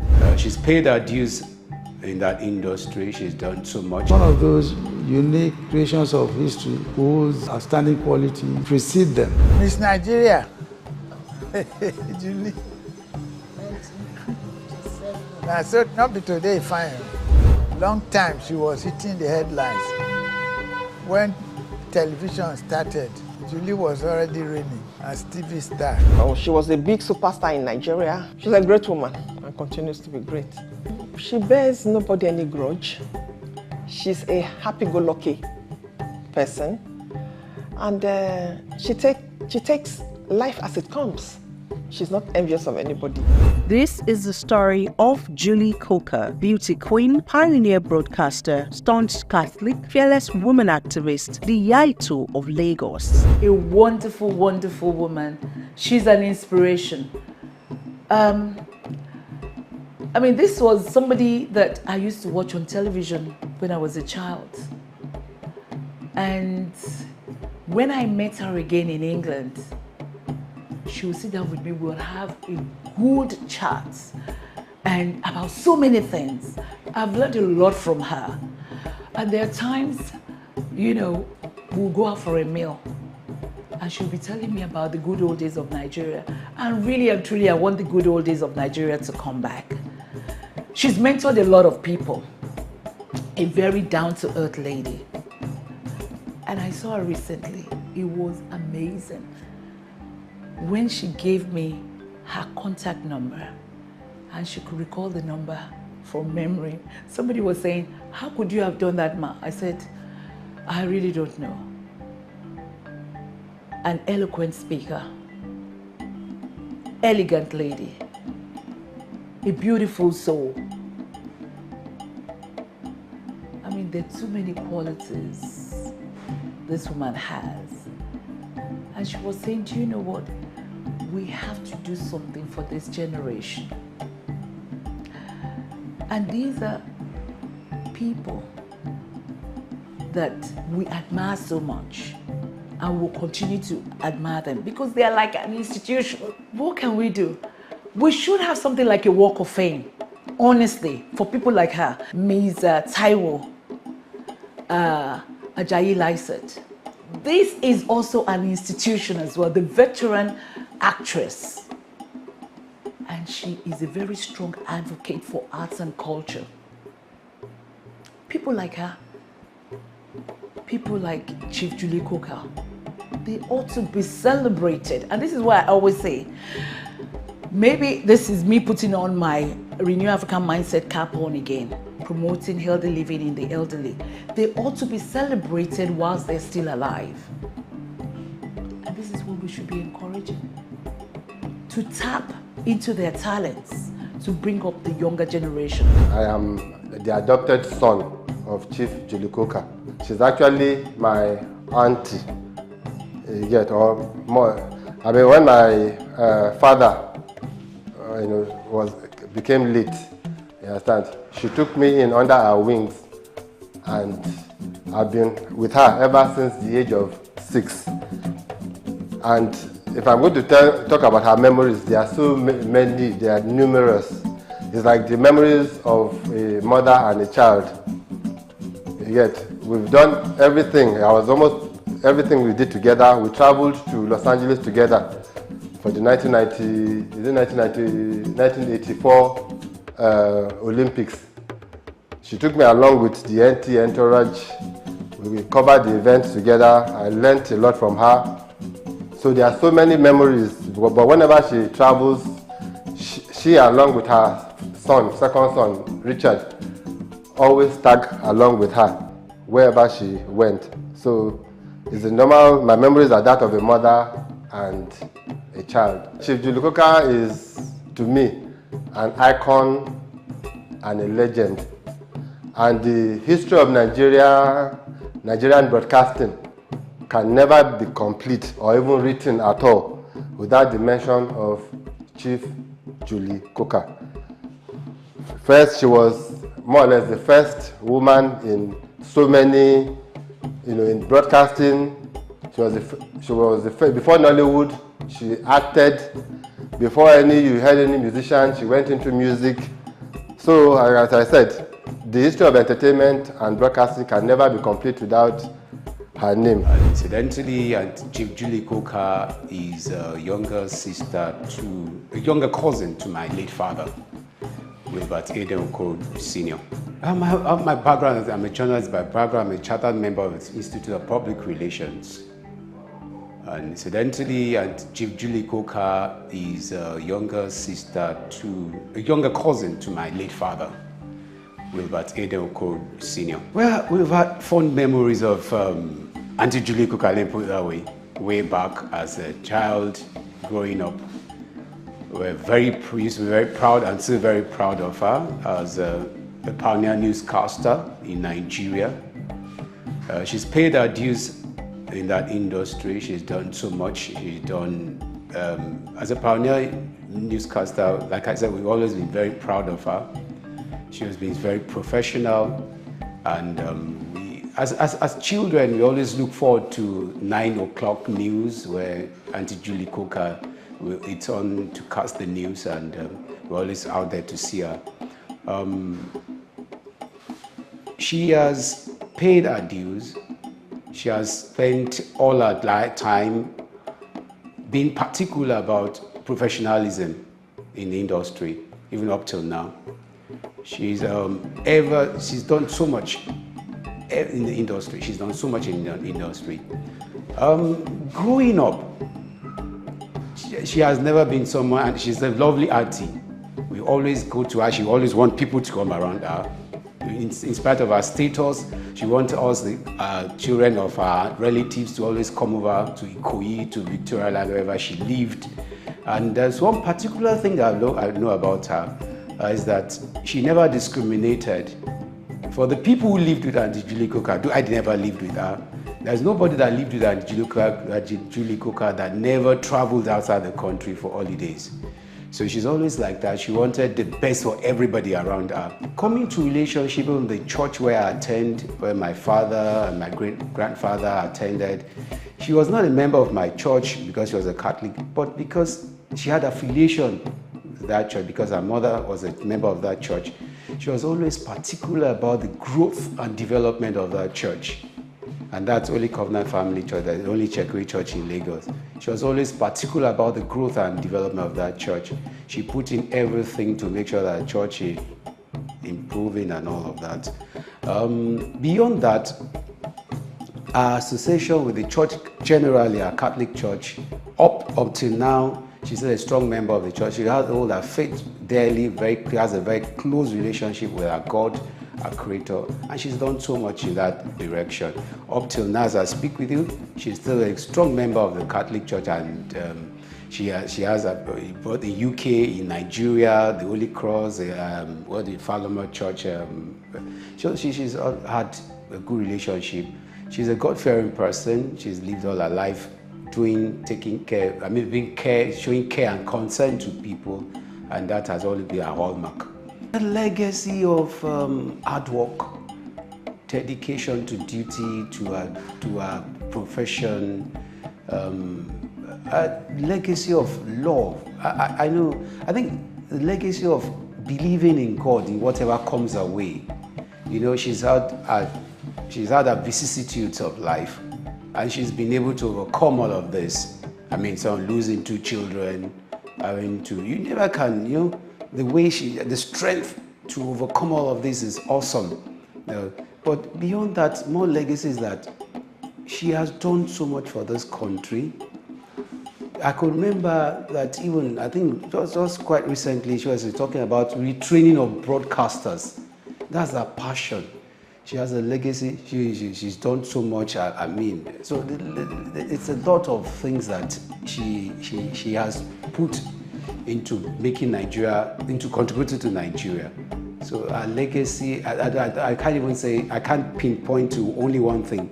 She's done so much across board, and so she's worth celebrating. Let us honor this world-class broadcaster, a national and universal figure of distinction. Chief Julie Coker was born on July 25, 1940 to an Egba father from the Coker family in Abeokuta, Ogun State, and an Ishekiri mother from the Okorogeye Bodo family of Warri, Delta State. She was raised by her mother on Lagos Island and attended St. Mary's Convent School for her primary education. One of those unique creations of history whose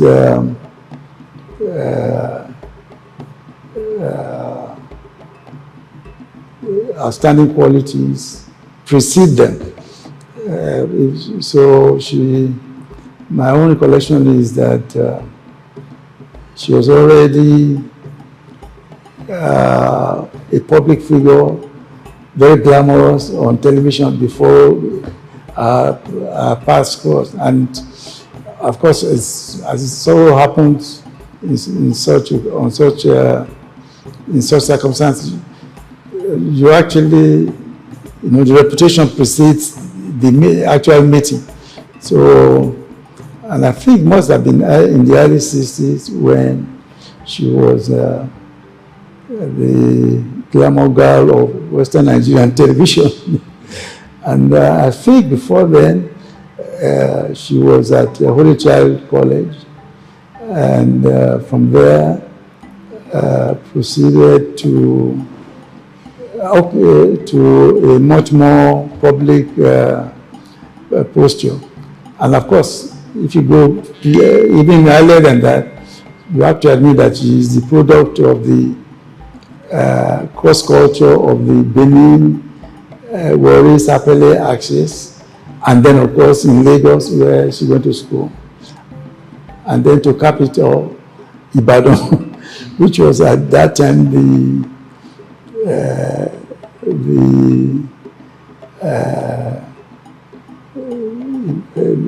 the melting, not just the melting point, but the boiling point in Nigerian political affairs. But so she was already in the public consciousness through being being a regular feature on television. And then, of course, she married one of the Nauros, Michael Nauro, was an old boy St. Grace College, and had been a superstar in football, athletics, music, and what have you. And I think at that time, St. Mary's College boys had a monopoly on Holy Child girls. Julina Sapele girl.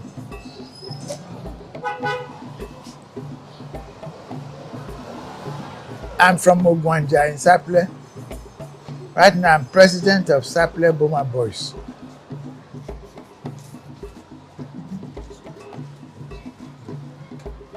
So I know Julie after she was born.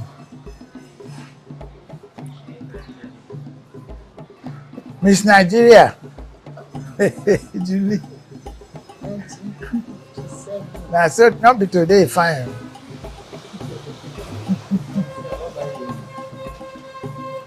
Julie. Long time she was hitting the headlines when television started.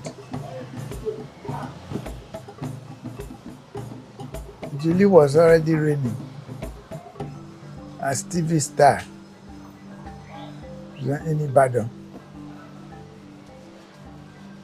That's where TV started in Nigeria. The rest is history. She's still fine. Making headlines wherever she is. Well, people see her outside as a celebrity. I see her as an auntie. Like you know, she's my mother's first cousin. Her mother and my grandmother are sisters. Or we are sisters because they are all late. And it's an auntie I've always admired. As a child, she was a big superstar in Nigeria. And we grew up knowing Auntie Julie as someone who worked in WNTV, WNTS in Ibadan. And we all grew up to love her. She was very beautiful. She still tries to be beautiful now, even at her age of 84, she'll be 84 in July, like you know. And we worked together in NTA. I left NTA some years ago. We left NTA around the same time. I was the company secretary, legal advisor to the NTA. And I was the closest to her because we saw every day at work, being that she's my auntie as well. We got on very well. She's very patient. And she's a great woman and continues to be great. She bears nobody any grudge. She's a happy-go-lucky person. And she takes life as it comes. She's not envious of anybody. She's accepted all God has given her in a very, very graceful way. She continues to be happy, and I just wish her all the best. In those days, they didn't have the gadgets we have now. Then, most things were very practical. Today, a lot of things are automated. We had very hot studios. They used to rehearse a lot. But now the internet has made life very easy. Now you can just be in a room and have it as your station and everything. Then we had huge transmitters. I remember going from state to state to launch transmitters in the 80s. And Auntie Julie was one of those people who started television, one of the first broadcasters. And they did a very good job, and they should be honored for their role in the pioneering television services in Nigeria. We don't know the criteria they use these days to honor people. I've seen many people who've done so much, they are not honored, and people who've done nothing and are honored. At the end of the day, it's God that honors you. I know she's a very good Christian. She goes to church regularly. I'm not that super religious, but she is. She doesn't joke with her religion. She doesn't miss her masses. And I believe that's what has kept her going, in spite of all the tragedies she's had in life. She has good relations and a big family. And she's, like I'll tell you, a very, very happy and contented person. Contentment is a virtue that one has to have. So at the end of the day, if they talk about television, I mean, she should be honored as one of the pioneers of television in Africa, because the first television in Africa was in Ibadan, like you know. So, and if she's one of the pioneers, I guess she has a place in history. That's what I've been talking about, being a pioneer television star, a superstar. I mean, she did a lot of programs, like you know. She was a beauty queen. We should not forget that aspect. So in those days, people want to see beautiful faces on television. And she combined both beauty, eloquence, gait. She was very calm. I've never seen her lose her temper. I do, I lose mine. But I've never, no matter how you sort of annoy her, she's always very calm. She never loses her temper. And she has a lot going for her. But contentment is the greatest, I say, and the fear of God. Like I told you, she's very religious. And I think that's her greatest strength. And Only Child College, Obalende, Lagos, for her secondary education. Her journey to the limelight began with her winning the Miss Western Nigeria Beauty Contest in 1957 and her coming second in the Miss Nigeria Beauty Competition in 1958. She joined the Western Nigeria Television, WNTV, in 1959 as the second female face on television in Africa. She attended numerous courses in England, United States of America, Germany, and Norway, where she was groomed in the art of television broadcasting. Upon her return from one of these overseas courses, she joined the Nigeria Television Services (NTS), which later became the Nigerian Television Authority (NTA). She became an icon at the WTA, where she anchored the network news and numerous programs and events. She retired as an assistant director, marketing and state operations. Though now retired, she is not tired, as she tirelessly runs a pet project, Richard Coker Foundation, a charitable organization established in memory of her late son, Mr. Richard Coker Enaro. The major objectives of this organization is to help people suffering from sickle cell anemia. This documentary spotlights Julie Coker, particularly her family life and her days in the broadcasting industry, from her humble beginnings through the various travels and triumphs of being raised by a lone parent, her dear mother, her meteoric rise to stardom, and managing fame and popularity at a young age. I am a broadcaster by training, and broadcasting has been part of my life since I was 8 years old.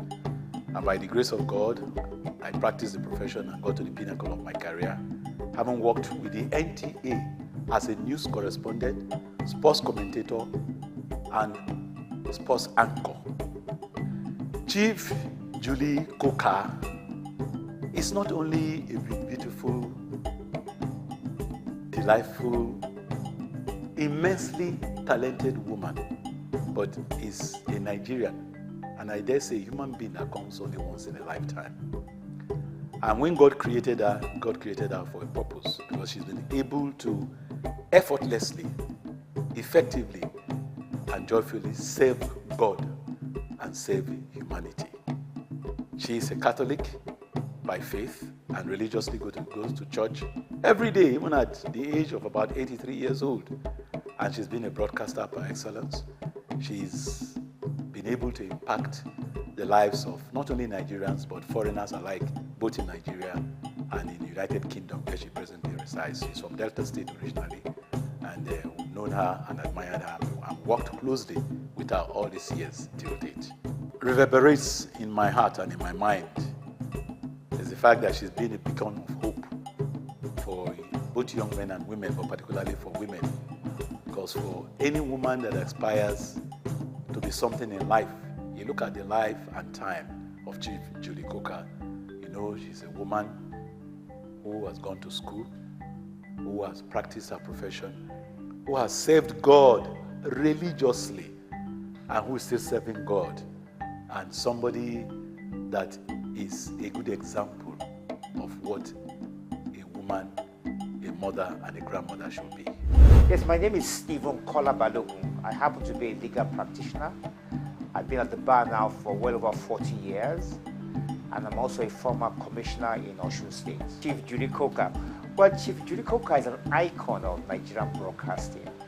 I don't think there's anyone of my age who would know her. I'm 64 years. And of course, I've known Chief Julie Coker since I was a young boy, when she was at the NTA. She also happens to be a good friend of my mother, and I've retained a good relationship with her ever since. But most importantly, she remains a household name. I think she's what we call a mother of the nation. Everyone is very fond of her, and everyone remembers her for the good and sterling work she did while she was with the NTA. I said, when I was a young boy, we used to watch her on television. She was very well spoken, very well presentable, and she came across very well. And that's an everlasting memory. That's the memory I actually still have in my mind. And obviously now she's much older now. She's like I said, the granny of the nation.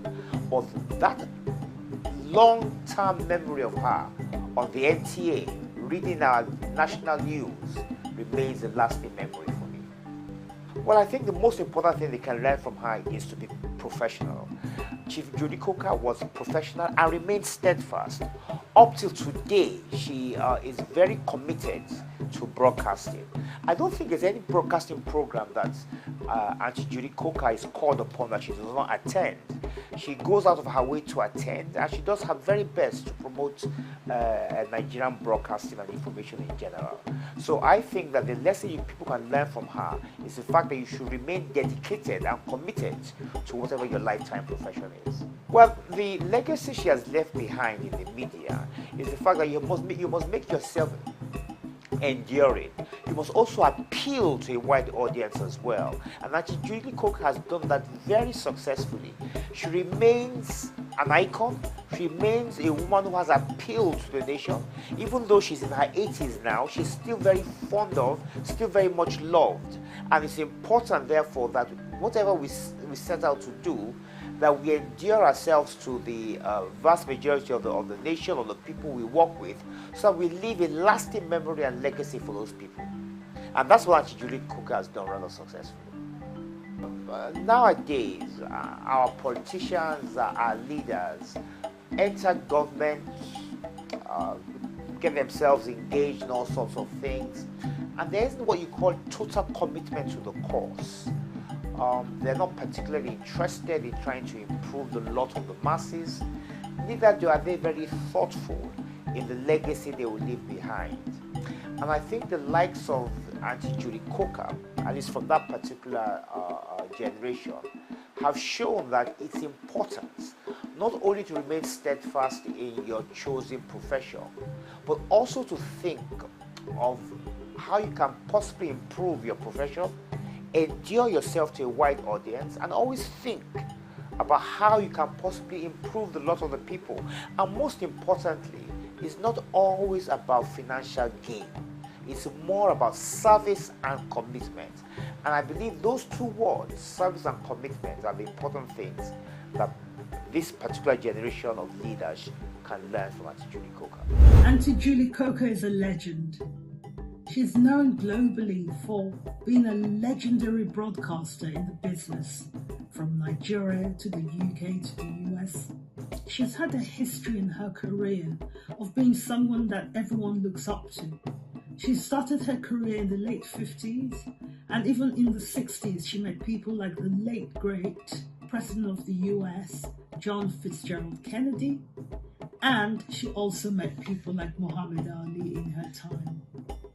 She's well known as not just a broadcaster, but a music artist, and someone who has an album with an artist like Anderson .Paak, who sampled her song A Rayon on his own album Saviour's Road a few years ago, something that got to #1 in the Billboard charts in the US. I know a lot about her. She's someone who has gone through life's tragedies, but through that she's become strong in the sense of running a charity like the Richard Coker Foundation, which was founded in 2004 on the passing of her beloved son Richard Coker Enahoro, and it's run by herself and my brother Baba Epega. They are the chair people of the whole foundation, and they forge a way to make people aware of sickle cell illness, something that affects so many people in the diaspora of Africa and people of African background, and some Asian people as well. And it's something that she's a very strong and vocal voice for, not just in the UK, not just in Nigeria, but all over the world. She's a relative of my mother's, and her son was our beloved cousin, so she's a great aunt to us. and in fact like a mother, because on the passing of my late mother, Ibiene Adokia-Pega, she became like a mother to us since 1992 and has been very close to all my family, myself, my sister Yewande, my brother Baba that I mentioned, and my daughter Dylan Ibiene. So it's something that I can say that she's very close to us, like a mother to us. Has in fact stood as a mother to us in many, many, many circumstances and life occasions. My memories of her go back to the first time I remember being at one of her shows, her 7-Up birthday party that used to be on Nigerian television. I remember attending that as a child, and it was a wonderful, wonderful experience, and something that I treasure very much so. You know, we shared so many wonderful memories with her. It's something that I just can't forget. And what legacy has she left in broadcasting?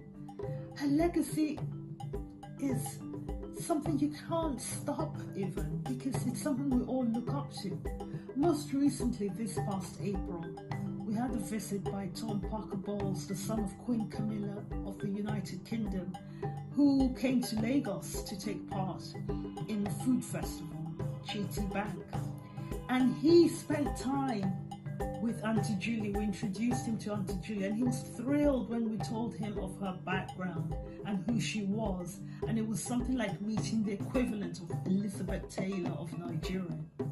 She has left a brilliant legacy, not just in broadcasting, but in film, in her mentoring, in a legacy that goes back to even working with the late Orlando Martins, who was a great uncle to us and the first African actor to carve out a career in Hollywood.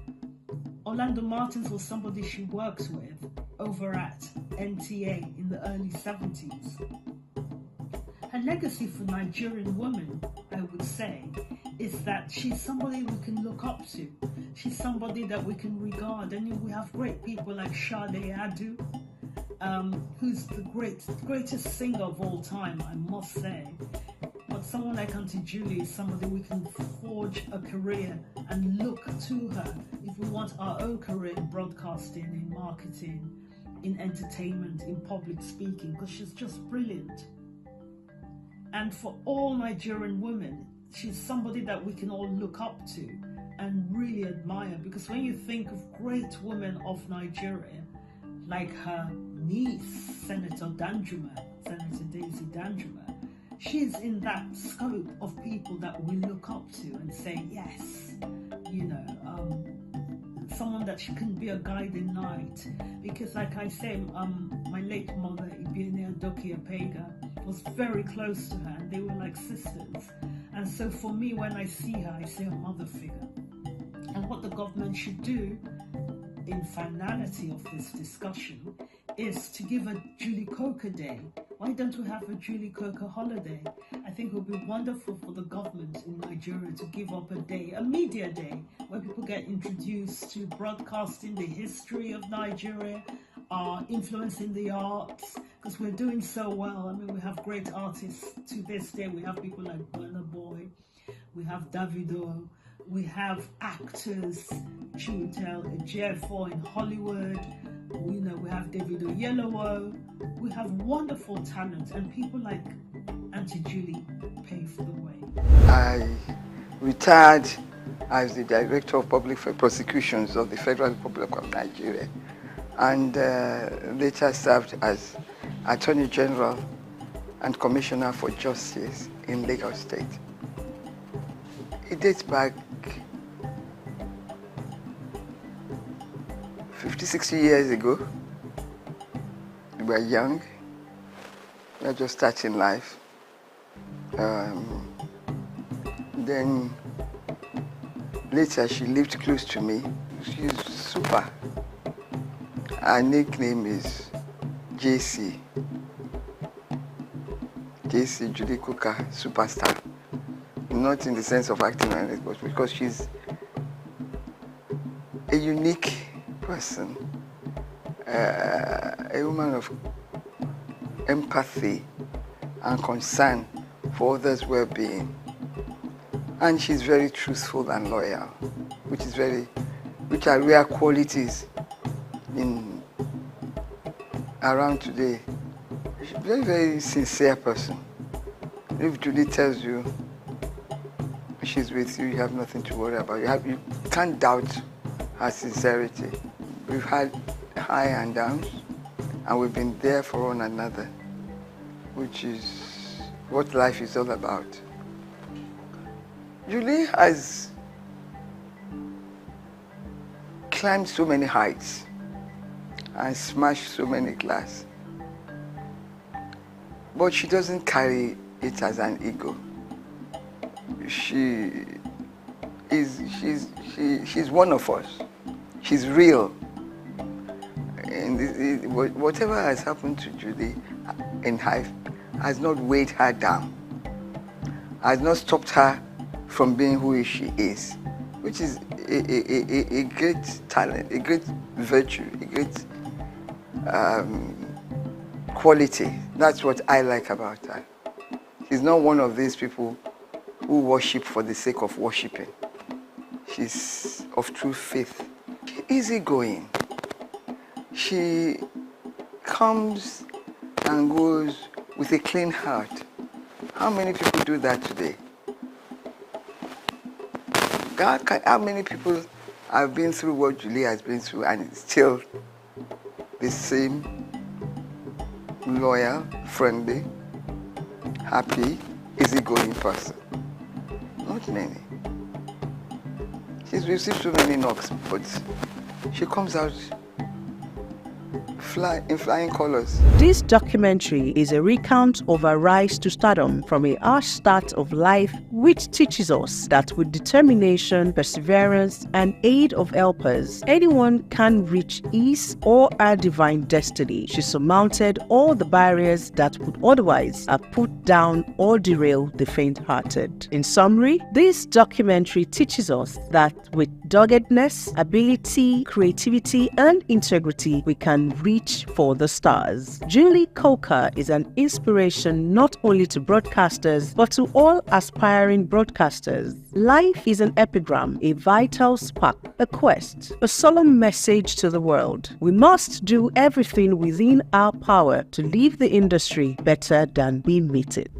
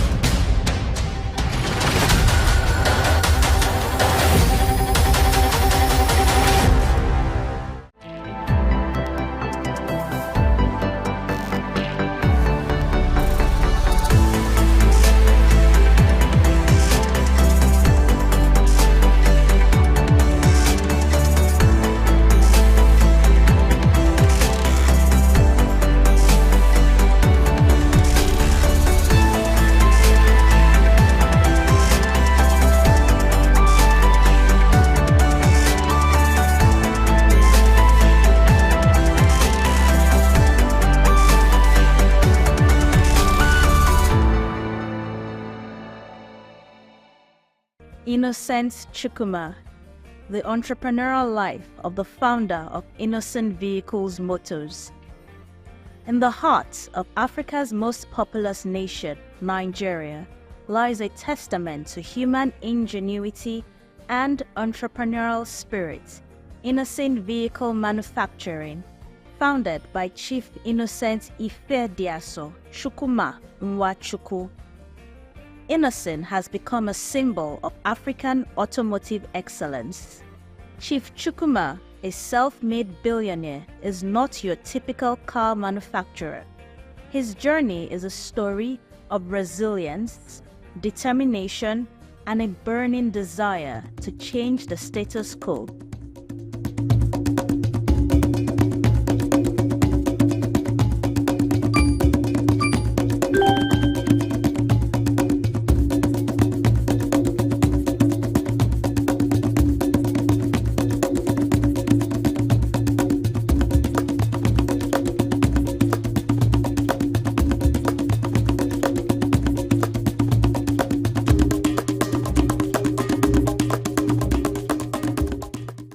life of Innocent Chukwuma, his apprenticeship. Innocent Chukwuma was born on 1st October 1961 into a humble family in Uru Umudim, Inewi, Anambra State. Chief Chukwuma's formative years instilled in him the values of hard work and perseverance. His father, Chukwuma Mojeku, was a junior civil servant, while his mother, Martina Chukwuma, was a stay-at-home mom. He is the last of 6 children, 4 boys and 2 girls. He had his primary and secondary education in his hometown. His educational journey commenced at St. Stephen's Primary School, Uru Umudim, in Anambra State, where Innocent completed his elementary education. He continued his academic pursuits at Holy Ghost College in Umuahia for his secondary studies, demonstrating a persistent commitment to knowledge. After Innocent completed his secondary education in 1978, he dreamt of becoming an engineer. He applied to study engineering at the university, but couldn't get in that year because he did not make the cutoff mark. Before then, he was assisting his elder brother, Gabriel, in his medicine store while he awaited the admission results. During this process, Innocent discovered that he has a natural talent for trading. Since he was not doing anything, he decided to pursue this talent to the fullest by learning how to improve his trading skills. Apprenticeship. When he did not meet the admission cutoff mark, he easily moved on since he has a flair for trade. His brother, Gabriel, took him to Chief Romanus Eze Onwuka, who was at the time the biggest motorcycle spare parts dealer in Inewi. He was popularly called Ron Jenny. Innocent Chukwuma served as an apprentice for 1 year. Working with Chief Romanus Eze Onwuka enabled young Innocent to nurture his business acumen and technical knowledge. Entrepreneurial journey. Within a year of his apprenticeship, he mastered the art of buying and selling of motorcycle parts and later returned to his brother Gabriel.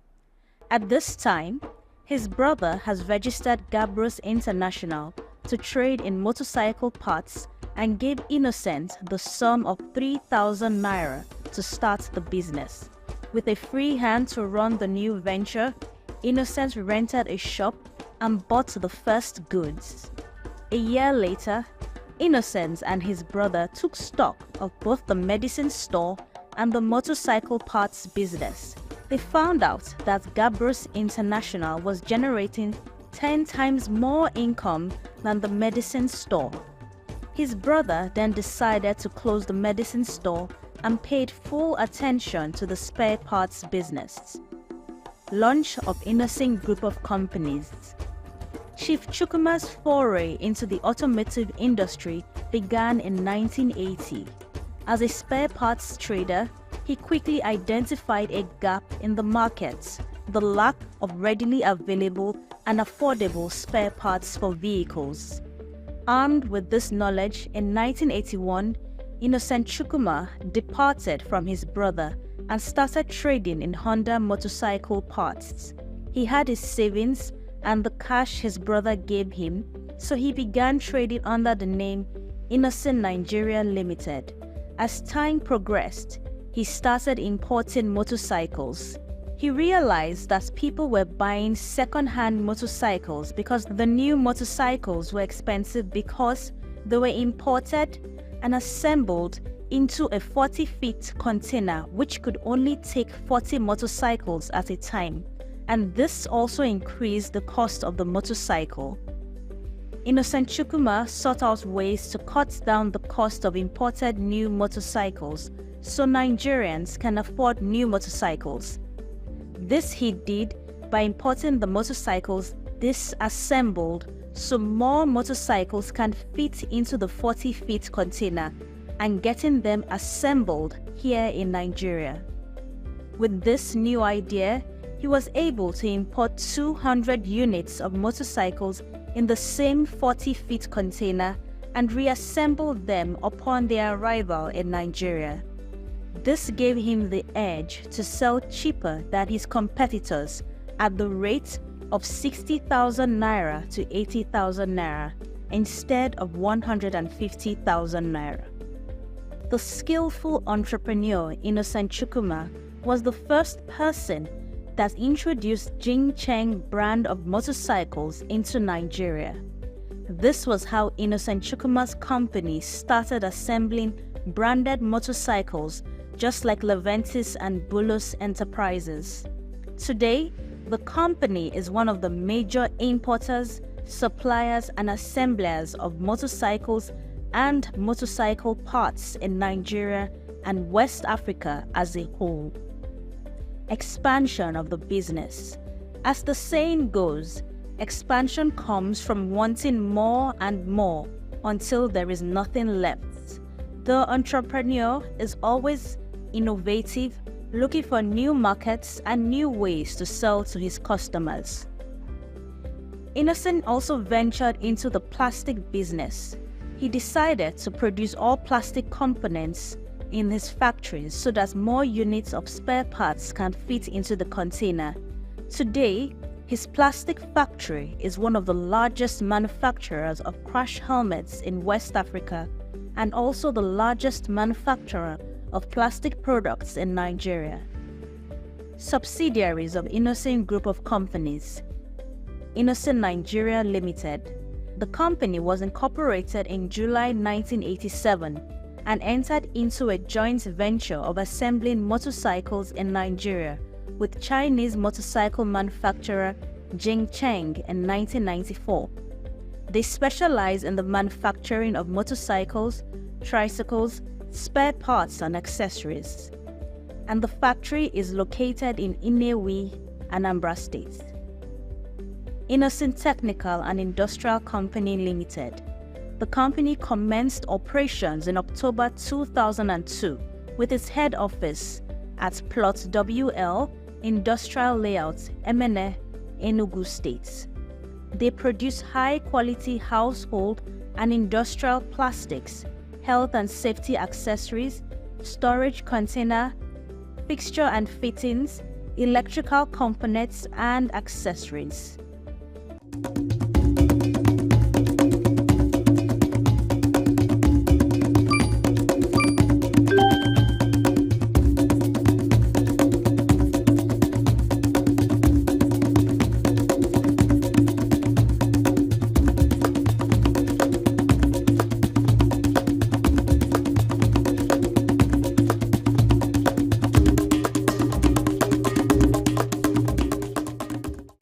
Innocent Vehicle Manufacturing (IVM), the first indigenous vehicle manufacturing company in Nigeria.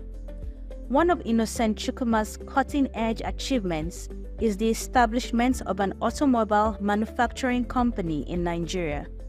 The business mogul established the first indigenous vehicle manufacturing company in the country.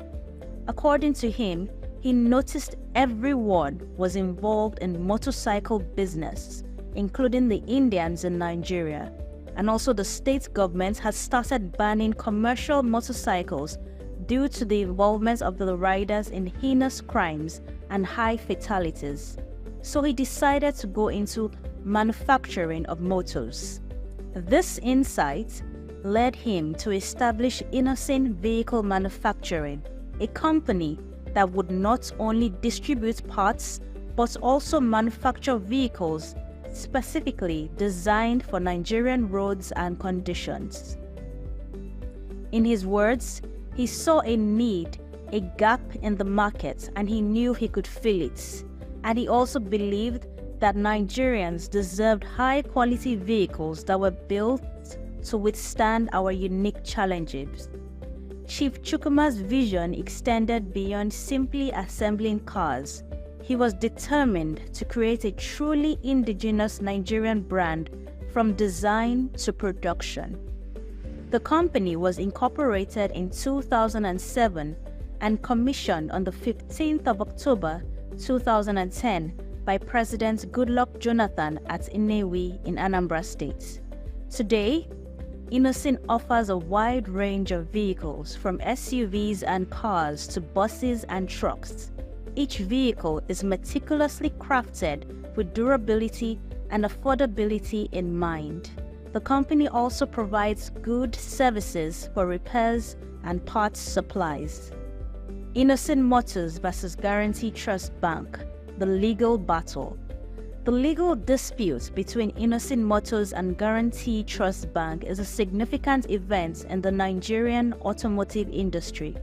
It is also a complex case that has spanned several years and involved multiple court rulings. In 2011, Innocent Motors initiated legal action against Guarantee Trust Bank, alleging that the bank mishandled funds belonging to the automaker. Chief Innocent Chukwuma claimed that GT Bank failed to fulfill its obligations regarding financial transactions. This led to substantial financial losses for the company. Chief Chukwuma sued GT Bank in 2011, claiming the bank owed them a significant sum of money. Now, from 2011 to 2019, the case went through a series of court hearings and appeals. Chief Innocent Chukwuma got his victory when the Court of Appeal in Ibadan ruled in favor of Innocent Motors. The court ordered GT Bank on 29 July 2011 to pay Innocent Motors the judgment sum of 2.4 billion naira with a 22% interest per annum on the judgment sum until its final liquidation. Guarantee Trust Bank challenged the court's decision, and in another court ruling in 2013, GT Bank was also ordered to pay 4.7 billion naira to Innocent as restitution for arbitrary charges. Guarantee Trust Bank also challenged the ruling of the High Court at the Court of Appeal, the Enugu Division. In December 2014, the Appellate Court asked GT Bank to deposit 6 billion naira in an interest-yielding account to be supervised by the court's registrar. The money was to be domiciled in an account that will accrue interest, pending determination of the suit. Guarantee Trust Bank challenged the Court of Appeal's decision and filed an appeal with the Supreme Court. And in a surprising turn of events, the Supreme Court overturned its initial dismissal of GT Bank's appeal in 2022. The court acknowledged an error in its previous procedure and allowed GT Bank's appeal to be heard. The final outcome of the case is still pending as GT Bank's appeal is being heard. Innocent General Tires and Tubes Company Limited. Innocent Chukwuma expanded his business to include tires and tubes. The company produces motorcycles, tires, and tubes. They produce about 8,000 pieces of motorcycle tires and 13,000 tubes daily. The company's plant is located in Enugu State's southeast region of Nigeria. Boards where Innocent Chukwuma serves. He was made Honorary Life Vice President of the Nigerian Association of Chambers of Commerce and Industry, Mines and Agriculture on the 23rd of November 2013. Innocent is also a Grand Fellow of the Nigerian Institute of Strategic Management. In addition, Innocent Chukwuma currently sits on the board of IVM, Innocent Group of Companies, and a member of the Manufacturer Association of Nigeria. He also serves as a Chancellor at Imo State University, Owerri. Innocent Chukwuma, marital life and family. Chief Innocent Chukwuma's wife is Ebele Chukwuma, and the couple is blessed with 5 children, 3 sons and 2 daughters. In conclusion, Chief Innocent Chukwuma's unwavering belief in his dream as a successful entrepreneur has paved the way for a brighter future, not just for his company, but for the entire African continent. He has inspired a new generation of entrepreneurs to dream big and strive for self-sufficiency. He pursued his talent, He learned skills to improve on his trading abilities and grew to become a very successful entrepreneur in Nigeria and also in Africa. In addition, Innocent Chukwuma's net worth is estimated at $1.5 billion. Innocent Vehicle Manufacturing is more than just a car company. It is a symbol of African potential, and Chief Chukwuma's success story has resonated across Africa.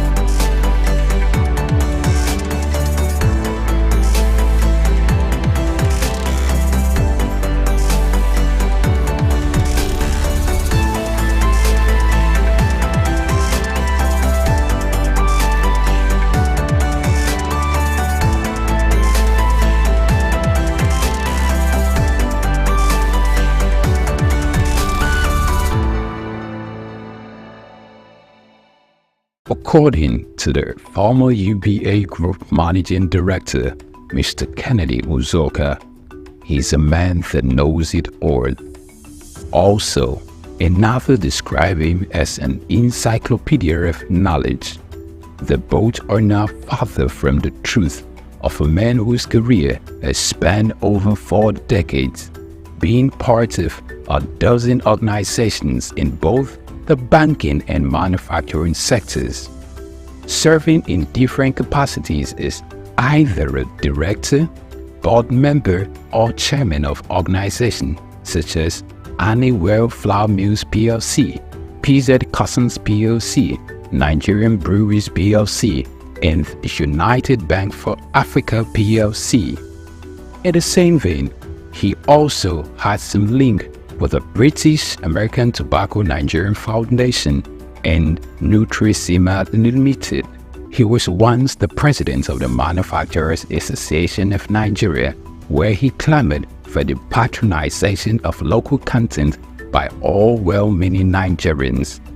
Also, he served as chairman of the former Universal Trust Bank PLC (UTB) before the administration of former President Olusegun Obasanjo implemented the recapitalization of banks in Nigeria.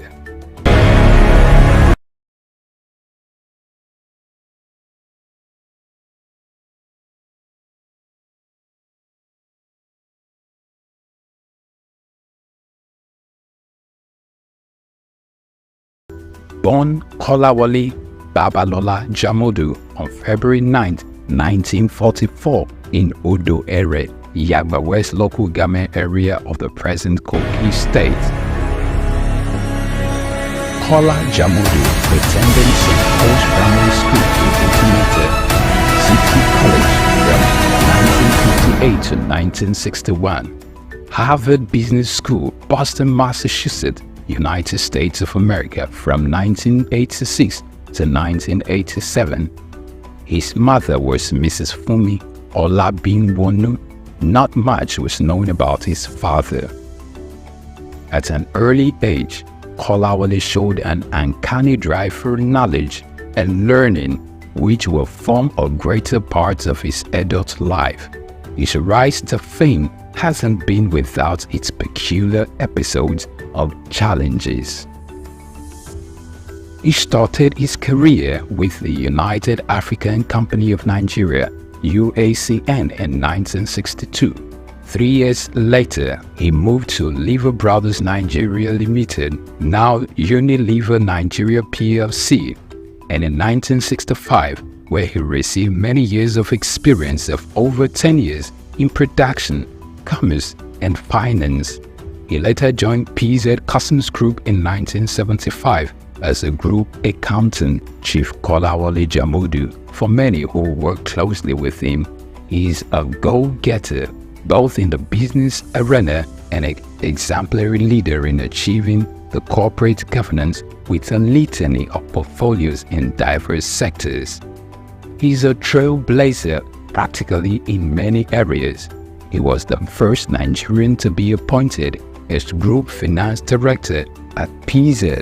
In 1980, he was appointed Chairman, PZ Nigeria Limited, then a trading subsidiary of the PZ Group, while still holding his position as a PZ Group Financial Director. In 1987, he became the first Nigerian Deputy Group Chief Executive, and in 1990, he became the first Nigerian Group Chief Executive of PZ Cussons. Still in 1990, he was appointed Chairman of PZ Cussons PLC, becoming the first Nigerian to combine the positions of a Chairman and Chief Executive. He, in 1999, after he had served in that capacity for many years, meritoriously retired but remained on the PZ Board of Directors as Chairman in a non-executive capacity. Known for his strategic touch of class, T2, although his first appointment as Executive Chairman of PZ Cussons was interrupted by his appointment as Minister of Industry in 2001, when PZ went through a tumultuous season in 2013, when revenue nosedived and profit hemorrhaged. Kola Jamodu was on every shareholder's lips, underscoring the confidence reposed in his ability to provide effective leadership hitherto wanting for the company at that time. Known for his knack for having the right strategy to grow business in a difficult market.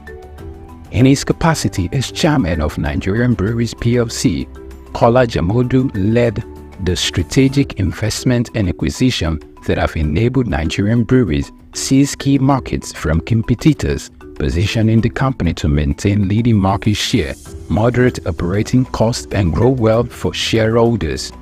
In 2014, Nigerian Breweries acquired Consolidated Breweries Limited, with which sales revenue grew by 10% in 2015, even as the total brewed market declined. The company saved cost and defended profit drop in 2015. Jamodu also served as Chairman of Universal Trust Bank PLC, a Director in Ashaka Cement, and a Director in Honeywell Flour Mills PLC, and also he's been a Director of United Bank of Africa since 2007. He's a Fellow of Chartered Institute of Accounting, Nigeria, Fellow of Chartered Institute of Management Accounts, London, and Fellow of Chartered Institute of Secretaries. The name Jamodu trumpets loud and clear in Nigeria's boardroom leadership, owing to his dedicated work and great accomplishments in building businesses. Jamodu has only been a seeker of new challenges, set to brave and break new grounds. Our key takeaways from his tenure as minister highlighted the introduction of various innovative backward integration policies that enabled self-sufficiency in the production of goods like cement and other staples. These moves led to increased foreign direct investment, job creations, and a major boost to national economy and GDP. Dr. Jamodu, after a hiatus from the private sector, was appointed to numerous board positions with reputable multinational companies in Nigeria. For a start, he was reappointed Chairman of United Bank for Africa PLC as a non-executive director in 2007.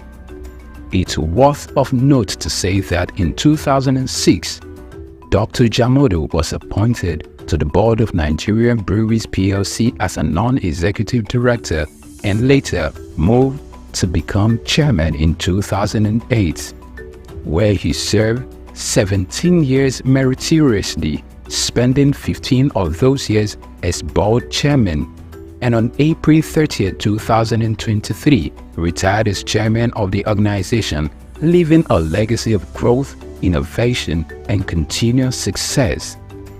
Under his watch, the Nigerian breweries grew in leaps and bounds, strengthened its brand presence, and continued to drive positive change in the Nigerian breweries sector.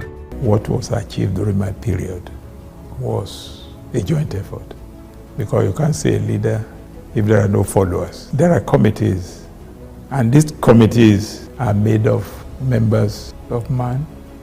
Chief Dr. Kola Jamodu is a recipient of several national honors, including Member of the Order of the Federal Republic of Nigeria, MFR, Commander of the Order of the Federal Republic of Nigeria, CFR.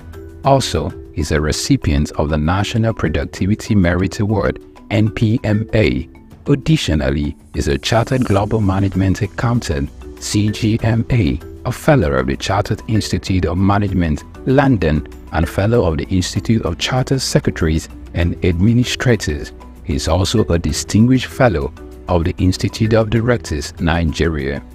During his 4-year stint at the helm of affairs in the Manufacturers Association of Nigeria, MAN, he served in different capacities like the National Treasurer, Chairman of the Economic Policy Committee, Chairman of the Policy Advocacy Committee, Vice President and later President from 2010 to 2014. Also, he is the past President of the Harvard Business School Alumni Association of Nigeria, a former President of the Chemical and Non-Metallic Products Employees Foundation, and an honorary member of the Nigerian Industrial Policy and Competitiveness Advisory Council, chaired by the Nigeria's Vice President. He has also served in various capacities such as Member of Council at the Nigerian Employers Consultative Association, NECA, Member of Council at the Lagos Chamber of Commerce and Industry, LCCI, and Distinguished Member of the Board of Fellows of the Nigerian Institute of Management, NIM.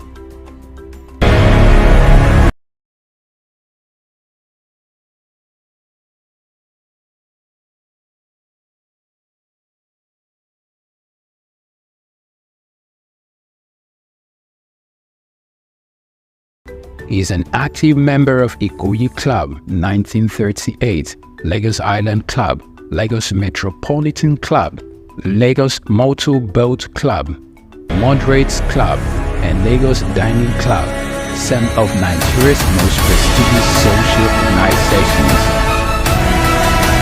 Not many people, prominent or otherwise, could be suitably described as detribalized nationalists like Dr. Kola Jamodu, whose great likeness for all and sundry cultures and tongues, coupled with his numerous contributions to the growth and development of various communities nationwide, earned him several chieftaincy titles such as Ashiwaju of Ere Kingdom in Kogi State, Are Apashewa of Ere Land, also in Kogi State, Babalaja of Lagos, Bobagunwa of Ere Land, Kogi State, Maye Bobajiro of Ibadan Land, Oyo State, Barakoyi of Osogbo Land, Osun State, Mayegun of Ayetoro, Wede, Kogi State, Fiwajoye of Molipa, Jebu-Ode, Ogun State, Ikemba I of Oba Nsuka, Ari of Eruku Land, Kwara State. Jamodu is nothing short of a legend. Although with limited experience in partisan politics, he stood tall and stepped into the plate when occasion presented itself in Kogi State, when he took leadership of the People's Democratic Party (PDP) as minister, serving in the cabinet of the ex-president Olusegun Obasanjo. In the middle of 2020, Chief Dr. Kola Jamodu served as the pioneer chairman of the Elders Advisory Committee (EAC) of Pan-Okun Relief Response Agenda, which played a pivotal role when the world was faced with the coronavirus, mobilizing resources to provide relief materials for the entire Okun people, as well as address various issues relating to the pandemic in the land. He, through the Kola Jamodu Foundation, KJF scholarships are provided to several poor students through all levels of education, primary, secondary, and tertiary levels, medical support to indigents who have genuine medical conditions but couldn't afford to foot the bill. Chief Kola Babalola Jamodu, over the years, his hobbies have been the same: reading, traveling, golf, and badminton. He is married to his sweetheart, Olori Asiwaju of Ere Kingdom, Chief Mrs. Fumilayo Jamodu, and they are blessed with children and grandchildren. Chief Dr. Ola Babalola Jamodu.